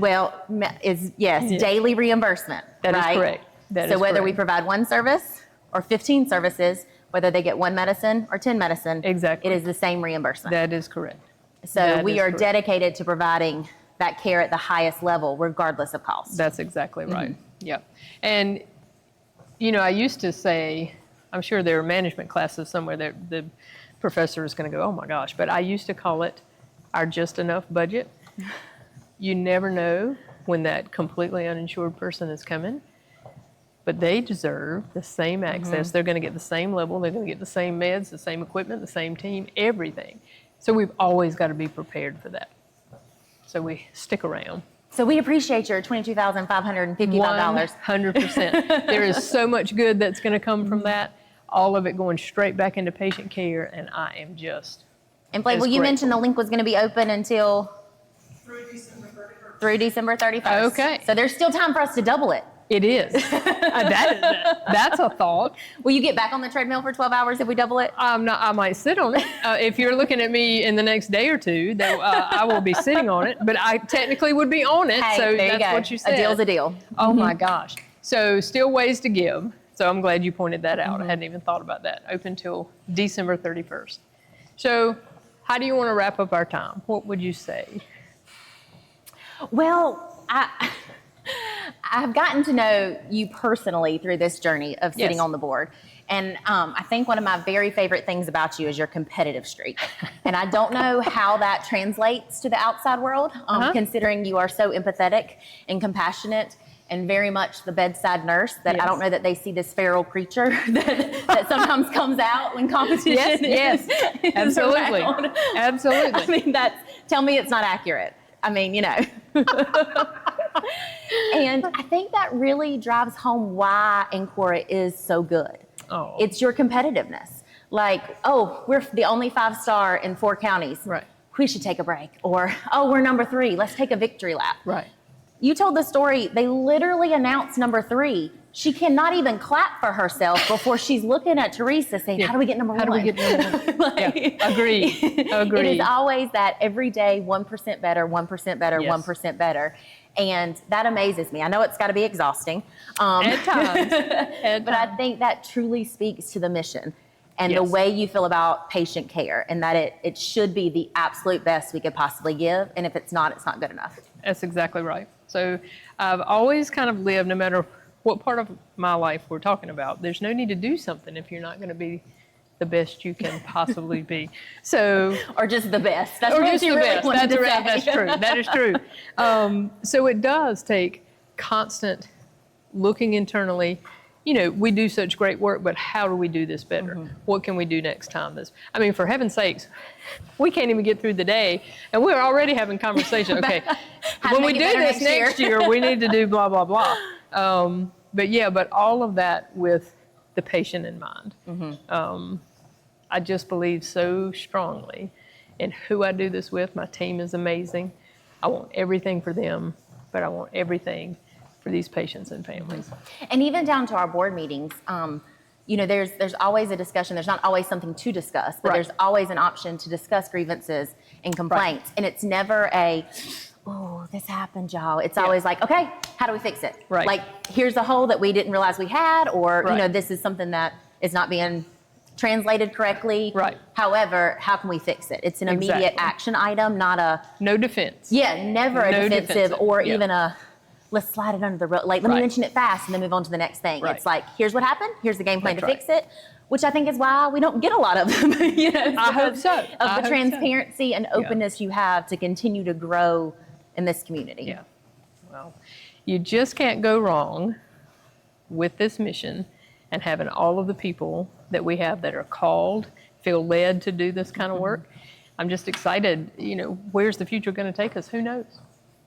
To number 1. That's where you want it. That's where you want it to go. But as long as we are listening to this community and responding, who knows what kind of service lines we'll have. And thinking about listening and responding, I remember when the counseling center was just like an idea floated through. Absolutely. That's been very recent. Yeah. And now here we are a year later. And it's blown up. Never did I think a rural community would attach themselves to this counseling center in the way they have. Growing like crazy. But you put the right people in place. You had the right mission behind it. Right. You have the right heart behind it. How could it not have taken off? Agreed. But again, it does go back to the board. I'm so appreciative. I'm appreciative of your leadership, the entire board's leadership, and all of their support. Because, you know, when we bring things to you guys, yep, we've done the research. Yep, we've got some innovation. Yep, but you all always step forward right with us. So you're helping us further this mission every day. We are happy to be along for the ride. And shameless plug, we are always looking for good board members. Absolutely. So if you have a passion for your community, if you have a passion for this, if we've inspired you at some point today to get involved with the mission, I'm on Facebook, DM me or call Lynn directly. She's available. Right. We would love to have you on our board. Absolutely. Love to have you be part of it for sure. So lots of learning for me today, Jenny, I have to tell you, but I just shared with you, I'm a little bit surprised how emotionally drained I am. And the only thing I know, there's just been so much beauty in all of this and so many good reminders of what an awesome community we have and all the ways to give back. So all things that make Rockingham County great. 100%. 100%. Yeah. Thank you for everything. Thank you for having me. And thanks for Dance the time. party, one. Come on, Lynn. Come on. Okay, that's all I got. That's all I got. Okay. Thanks so much. No, thank you. When families are facing one of life's most difficult journeys, the end-of-life care for someone that they love, they deserve to know that they have the right to choose who provides that care. Unfortunately, we've heard from a few in our community recently that didn't feel like their loved one was given a choice the last time they were discharged from the hospital.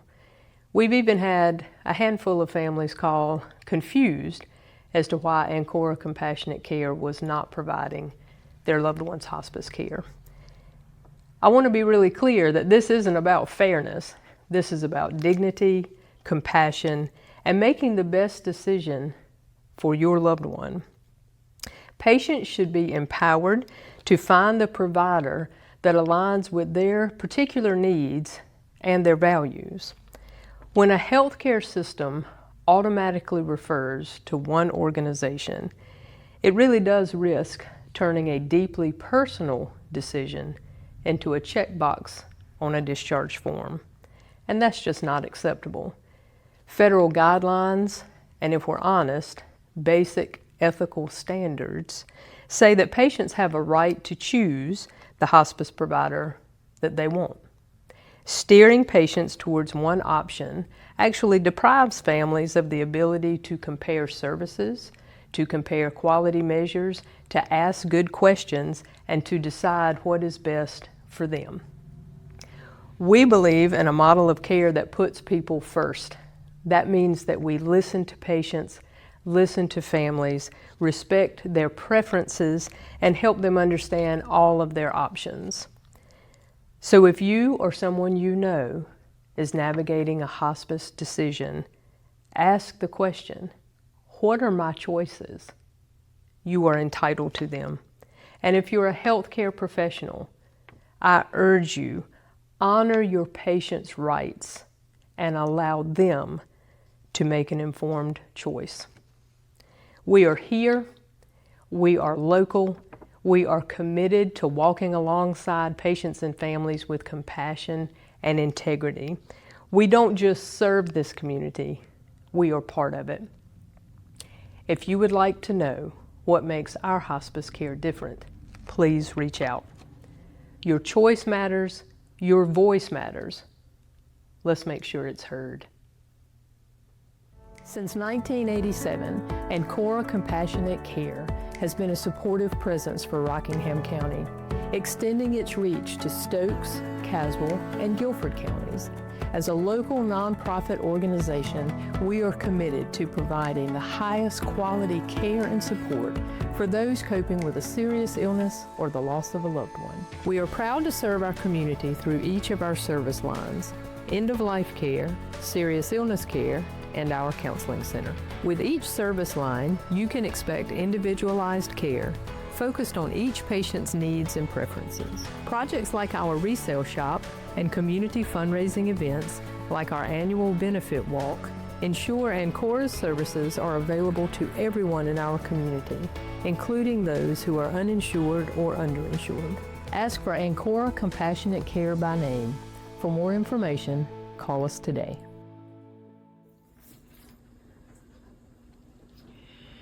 Can you tell us a little about your loved one and how Ancora became part of your journey? Well, actually, I have two loved ones that Ancora and palliative care actually assisted me with. It was my mother, who was 84, and my aunt, who was 85. My aunt, a little background, my aunt was on dialysis for over 20 years.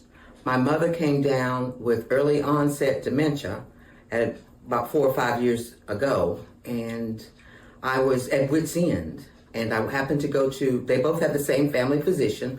I took them to their family care doctor, and it was referred from the doctor to try palliative care, which I'd never heard of before. So you guys came in, I made a phone call. You guys sent out a social worker, a nurse, to assess both of them. And we were lucky enough to have Rhonda Lucas being the nurse for both my mother and my aunt. And at the time, they did an assessment of what would be required and what was actually going on. They took the time to assess both of them.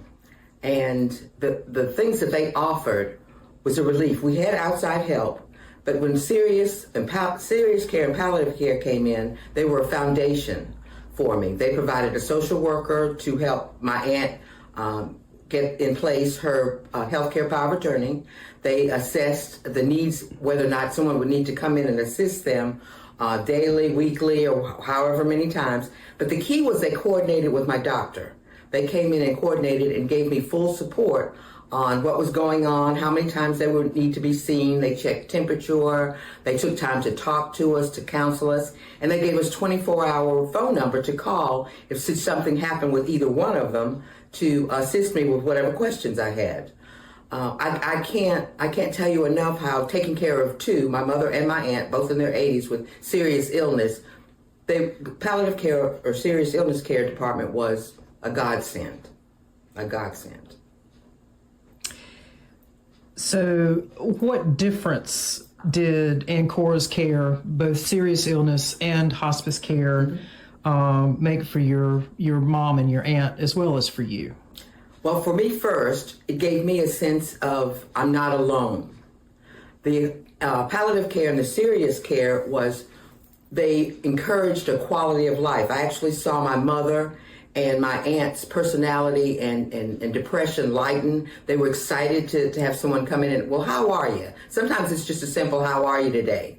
They enjoyed that. They enjoyed their interaction. They enjoyed the support. And I actually think that palliative care and serious health care probably prolonged both their lives, but they gave me a foundation, which I needed it badly because both of them were sick at the same time. But the support was amazing. At the point when both of their health started to decline, which, palliative care monitored daily and checked in with us weekly, we had to make some changes. I got with palliative care, and I still say they prolonged their life. But when the end, or we saw their condition worsen, hospice was there. Hospice was, what do you need? What can we do to help you? Rhonda guided me on that. And this transition from palliative care over to hospice was such a godsend. Because at that time, I was I'm losing my mother and my aunt. My aunt passed first, and then my mother passed 6 months later. But I felt palliative care was there for both of them, and hospice just carried the load on in for me.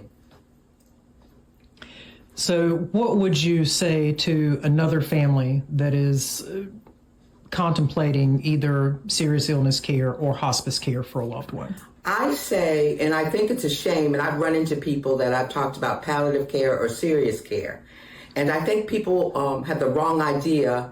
I had a lady ask me one time, she said, well, where are they located? And I told them the address, and she said, oh no, that's hospice, that's hospice.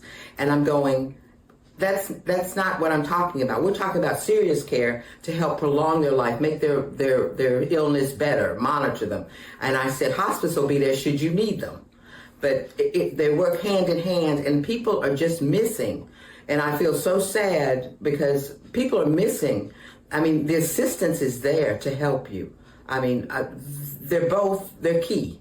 You may need one and you may not need the other, but you have a choice. And people are not getting it. And I advocate for this group, both groups, because they definitely helped the Bracken family. They definitely made it easier on us. And I thank God for them. So if you had to sum up in just a few words, how would you describe Ancora Compassionate Care to someone else? A much needed part of your life. Everybody, I think, regardless of your age or your illness or the level of your serious illness care or requirements, they are there for the people. They are there to make your mother, your father, the sick one comfortable. They're there to enhance their lives. If people could just wrap their minds around that, I think the whole outlook would be different. But I just want to let everybody know they were a godsend, and they are there for you. What an incredible day. I don't even have words for all of the things I am thinking and feeling. I am so grateful for everybody that came out today and walked and talked with me. I am so grateful for everyone that has donated or will plan to donate to Soul Purpose. There is going to be so much good that comes back to our community, goes right back into our patient care because of all of your donations. Flavor Collins is going to join me for one more segment, but before she does, I think I hear cowbell. And we've got to update one more time. Let's see what happens. More cowbell. More cowbell.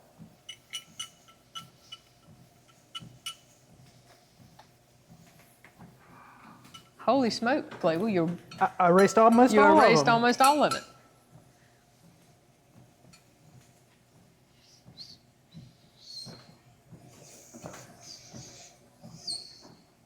Wow. $23,000.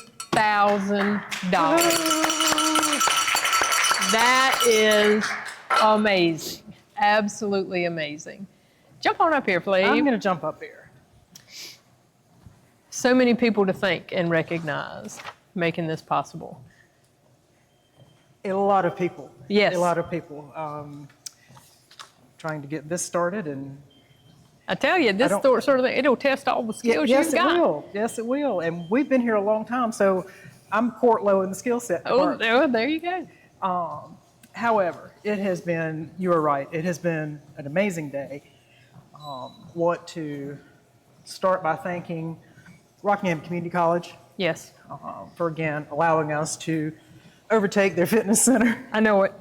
Today, they were kind enough to give us. What a perfect space, though. Yes. It absolutely was. So we're very grateful to them. I want to thank Rockingham Farm Bureau for being our presenting sponsor. Yes, that has been amazing. Thank you. Cowbell. Absolutely. Cowbell. Need a little cowbell. Okay. There you go. There you go. All right. Want to thank our champion sponsors, Cirrus Construction, Home Trust Bank, and Lopez Dorada Foods. Yes. Awesome. And our community friend, GCW Industrial Services. Very grateful to all of our sponsors for supporting this event. Could not have done all of this. It would not be, if you and I were left to do this, it would have been 2 tin cans and a string. It would have been a sad situation. So we're very thankful to Roy Sawyers for all of his help, all of his input. Yes. So take a guess as to how many folks have tuned in at some point today for our 12-hour marathon live stream. 3,000. Yes, more than 3,000. More than 3,000 views. Have tuned in today, which is amazing. Awesome. Amazing.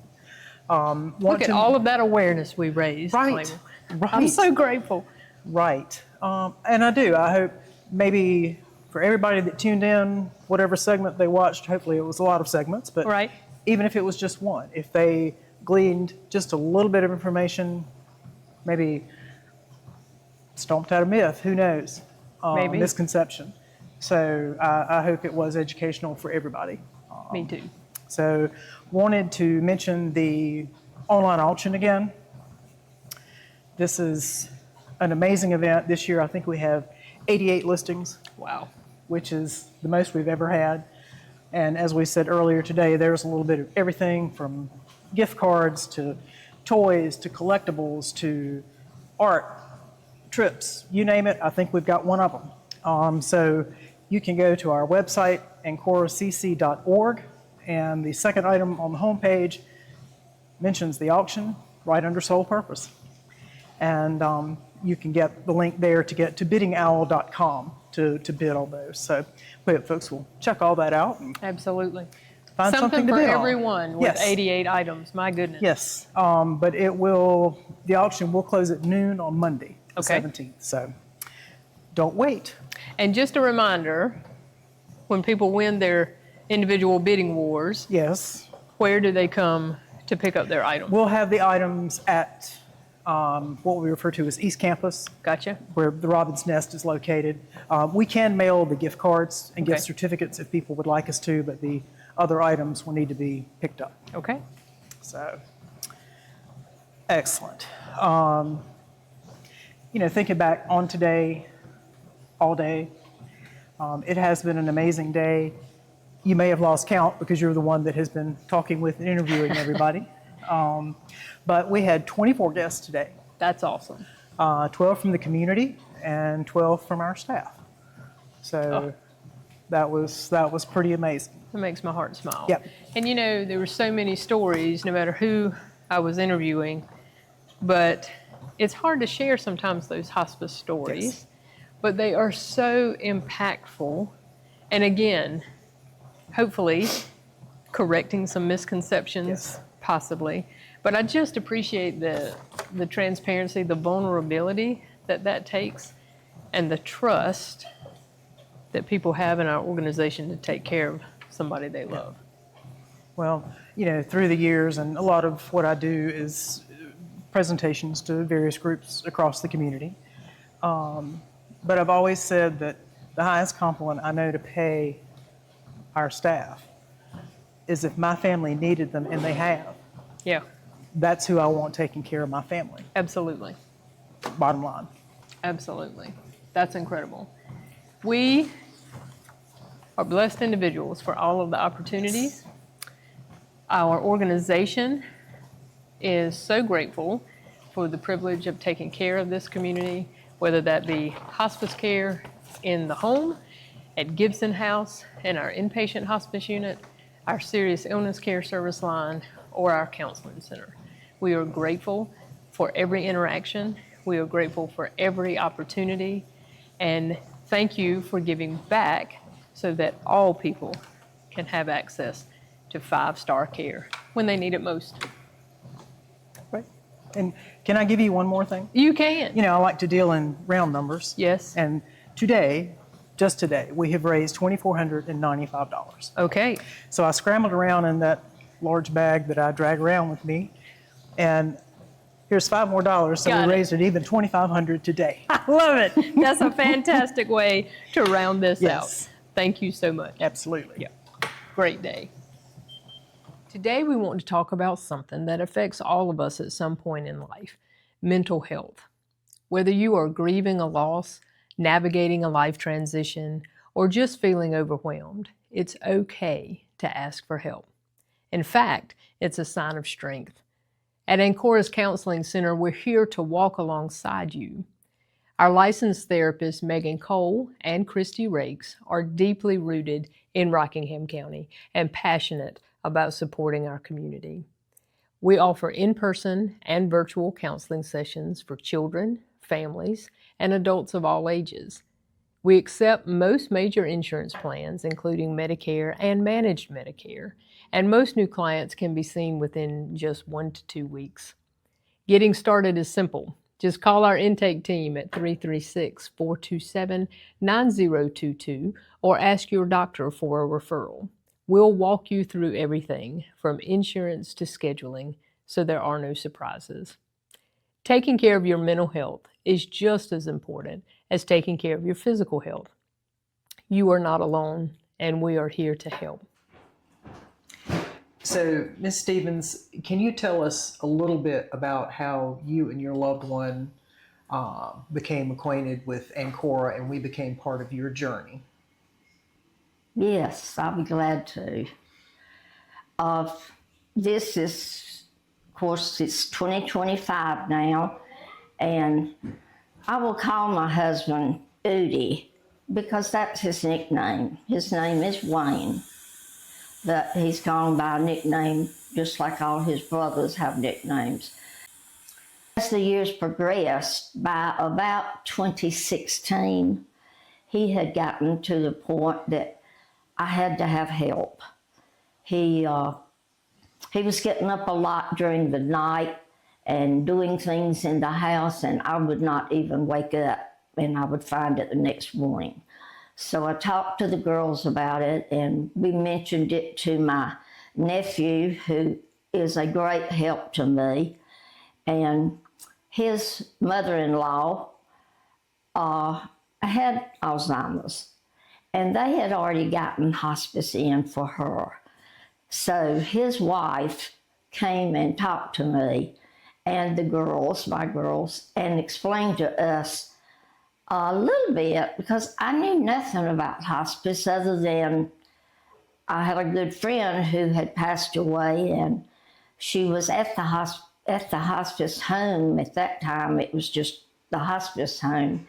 And I would go out to see her, and she was only there 3 or 4 days before she passed. So when my nephew and his wife come and talked to us and told us some of the wonderful things that was happening with Virginia, they felt like we needed to talk to you.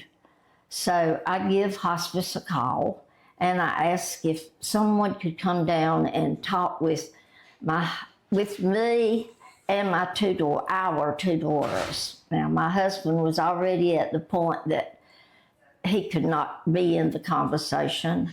So we only talked with, I think we had two ladies from hospice that came and talked to us. In fact, we was right here in the same room when we talked with them.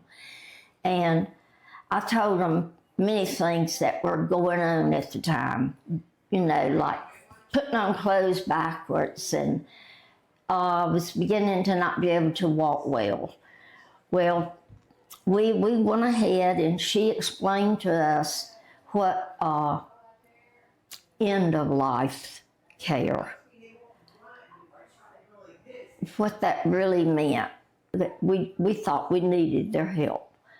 So that was really how it actually got started, was my nephew and his wife telling us about his wife's mother and how wonderful it had been for the help that her daddy was getting. What difference would you say has Ancora, our care, made for not only your husband, but for you?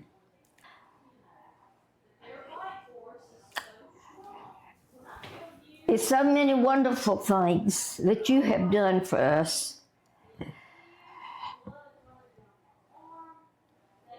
I guess I want to say there are 2 things, and I'm a person that does not know a lot about medicine and sicknesses, but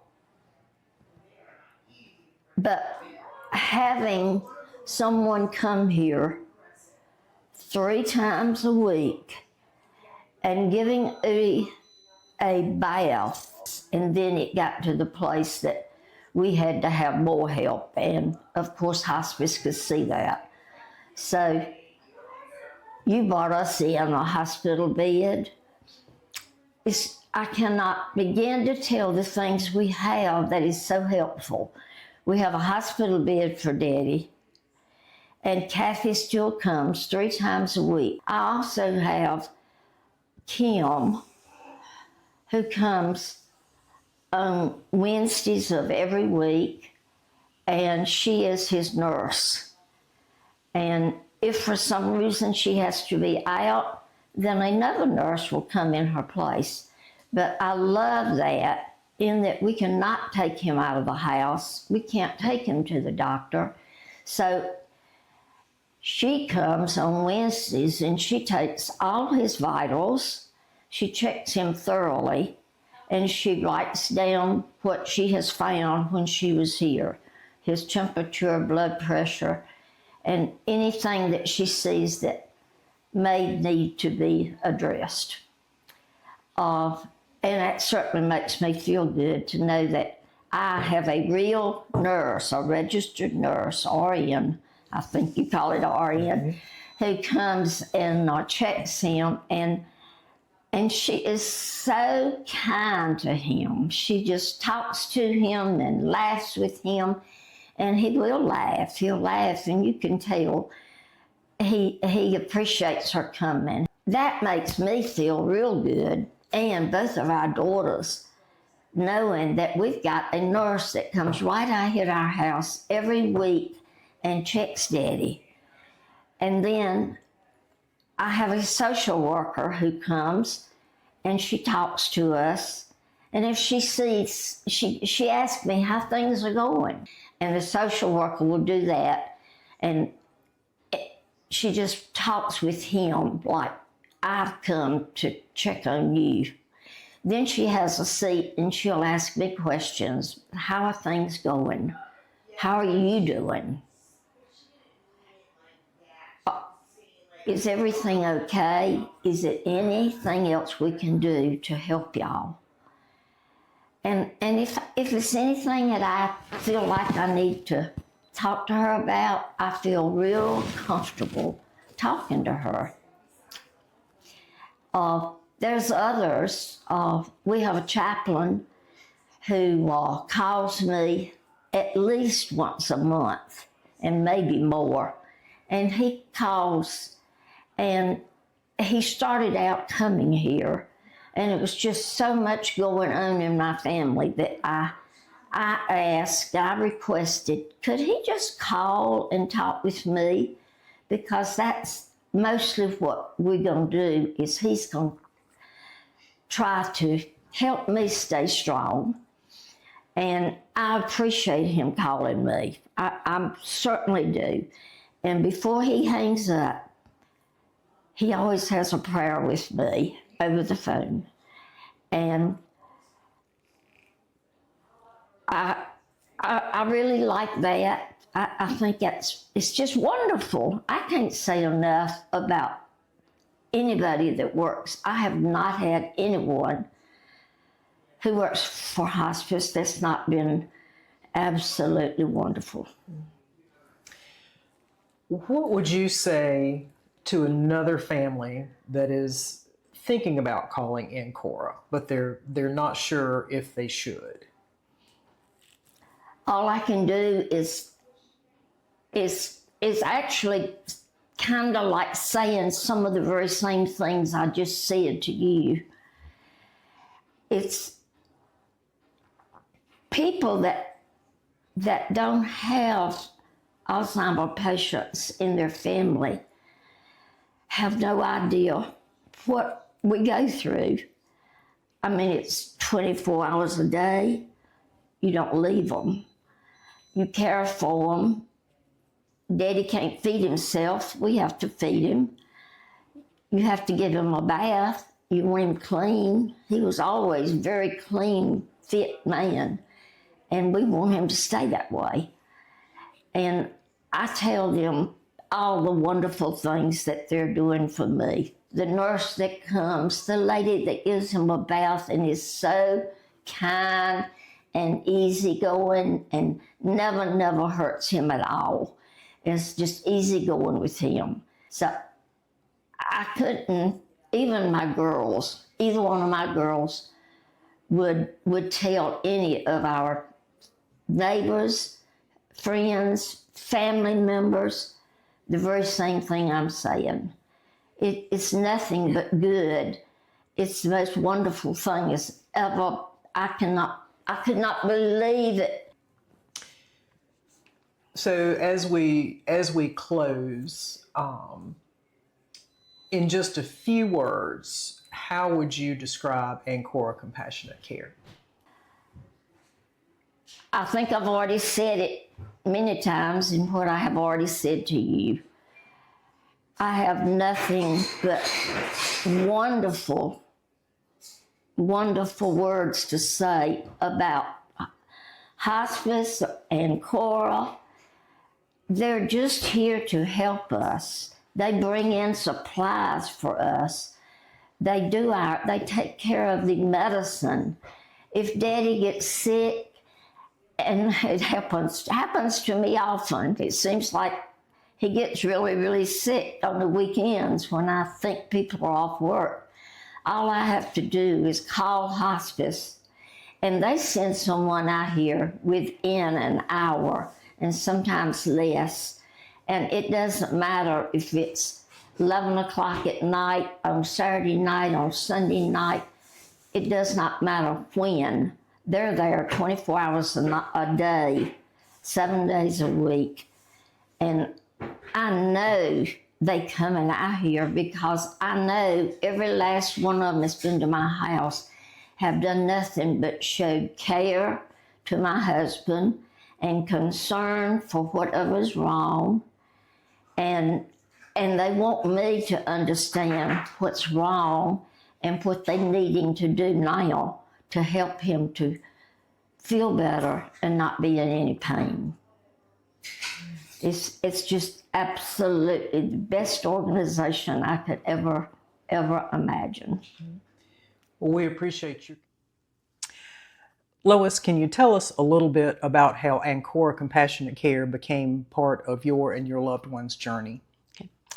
We were in the hospital with Bill, and he wanted to go home to spend his last days at home, make his preparations to be ready to go. And so they told him at the hospital that he could go home, but he would have to have Ancora go with us. We started our journey with Ancora in August of 2024, and that's how we became attached and became with Ancora. All right. What difference did Ancora's care make for your loved one and for you? For Bill, it was good to have somebody come in from outside. Everyone at Ancora was absolutely amazing, from the first person we had walk through our doors to meet him and to take care of him until the very last day. For me, it was a blessing to have somebody there that knew what I was going through and encouraged me and helped me walk through this journey. I don't know what I would have done had it not been for Ancora. They were absolutely wonderful. They talked to me. They explained things to me. They let me cry with them, or cry when I got upset, because I wanted to take care of Bill while he was here and to make sure that his last days were comfortable. And with Ancora walking beside of me, it was absolutely the best thing that ever happened to us. All right. What would you say to another family who's considering calling Ancora? I would like to tell any family members that is walking this journey, Ancora, I would absolutely recommend them 100%. They are very caring and loving. Not only do they love their patient and they show that love to their patient, they also show that love to the family and to the family members. From the time that we entered Ancora, before Bill passed away, we had nurses and doctors in with us and walked with us and held our hands and hugged us and loved us. And I would only say to you, if you're faced with this journey in your life, I would recommend you become attached and affiliated with Ancora. Not only do they see you through, but they're with you afterwards. And I would highly recommend them if you're thinking about it. 100%. In just a few words, how would you describe Ancora Compassionate Care? Loving, faithful, honest. There is so much more that I could say about Ancora. They are the most caring organization that I have ever had dealings with, and I can't thank them enough for what they done for me, especially my husband, and for our children when we were walking this journey.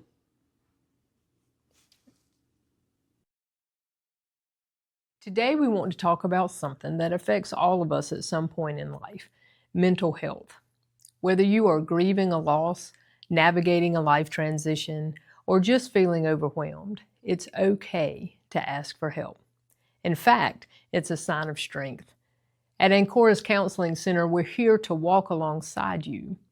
Our licensed therapists, Megan Cole and Christy Rakes, are deeply rooted in Rockingham County and passionate about supporting our community. We offer in-person and virtual counseling sessions for children, families, and adults of all ages. We accept most major insurance plans, including Medicare and managed Medicare, and most new clients can be seen within just 1 to 2 weeks. Getting started is simple. Just call our intake team at 336-427-9022 or ask your doctor for a referral. We'll walk you through everything from insurance to scheduling, so there are no surprises. Taking care of your mental health is just as important as taking care of your physical health. You are not alone, and we are here to help.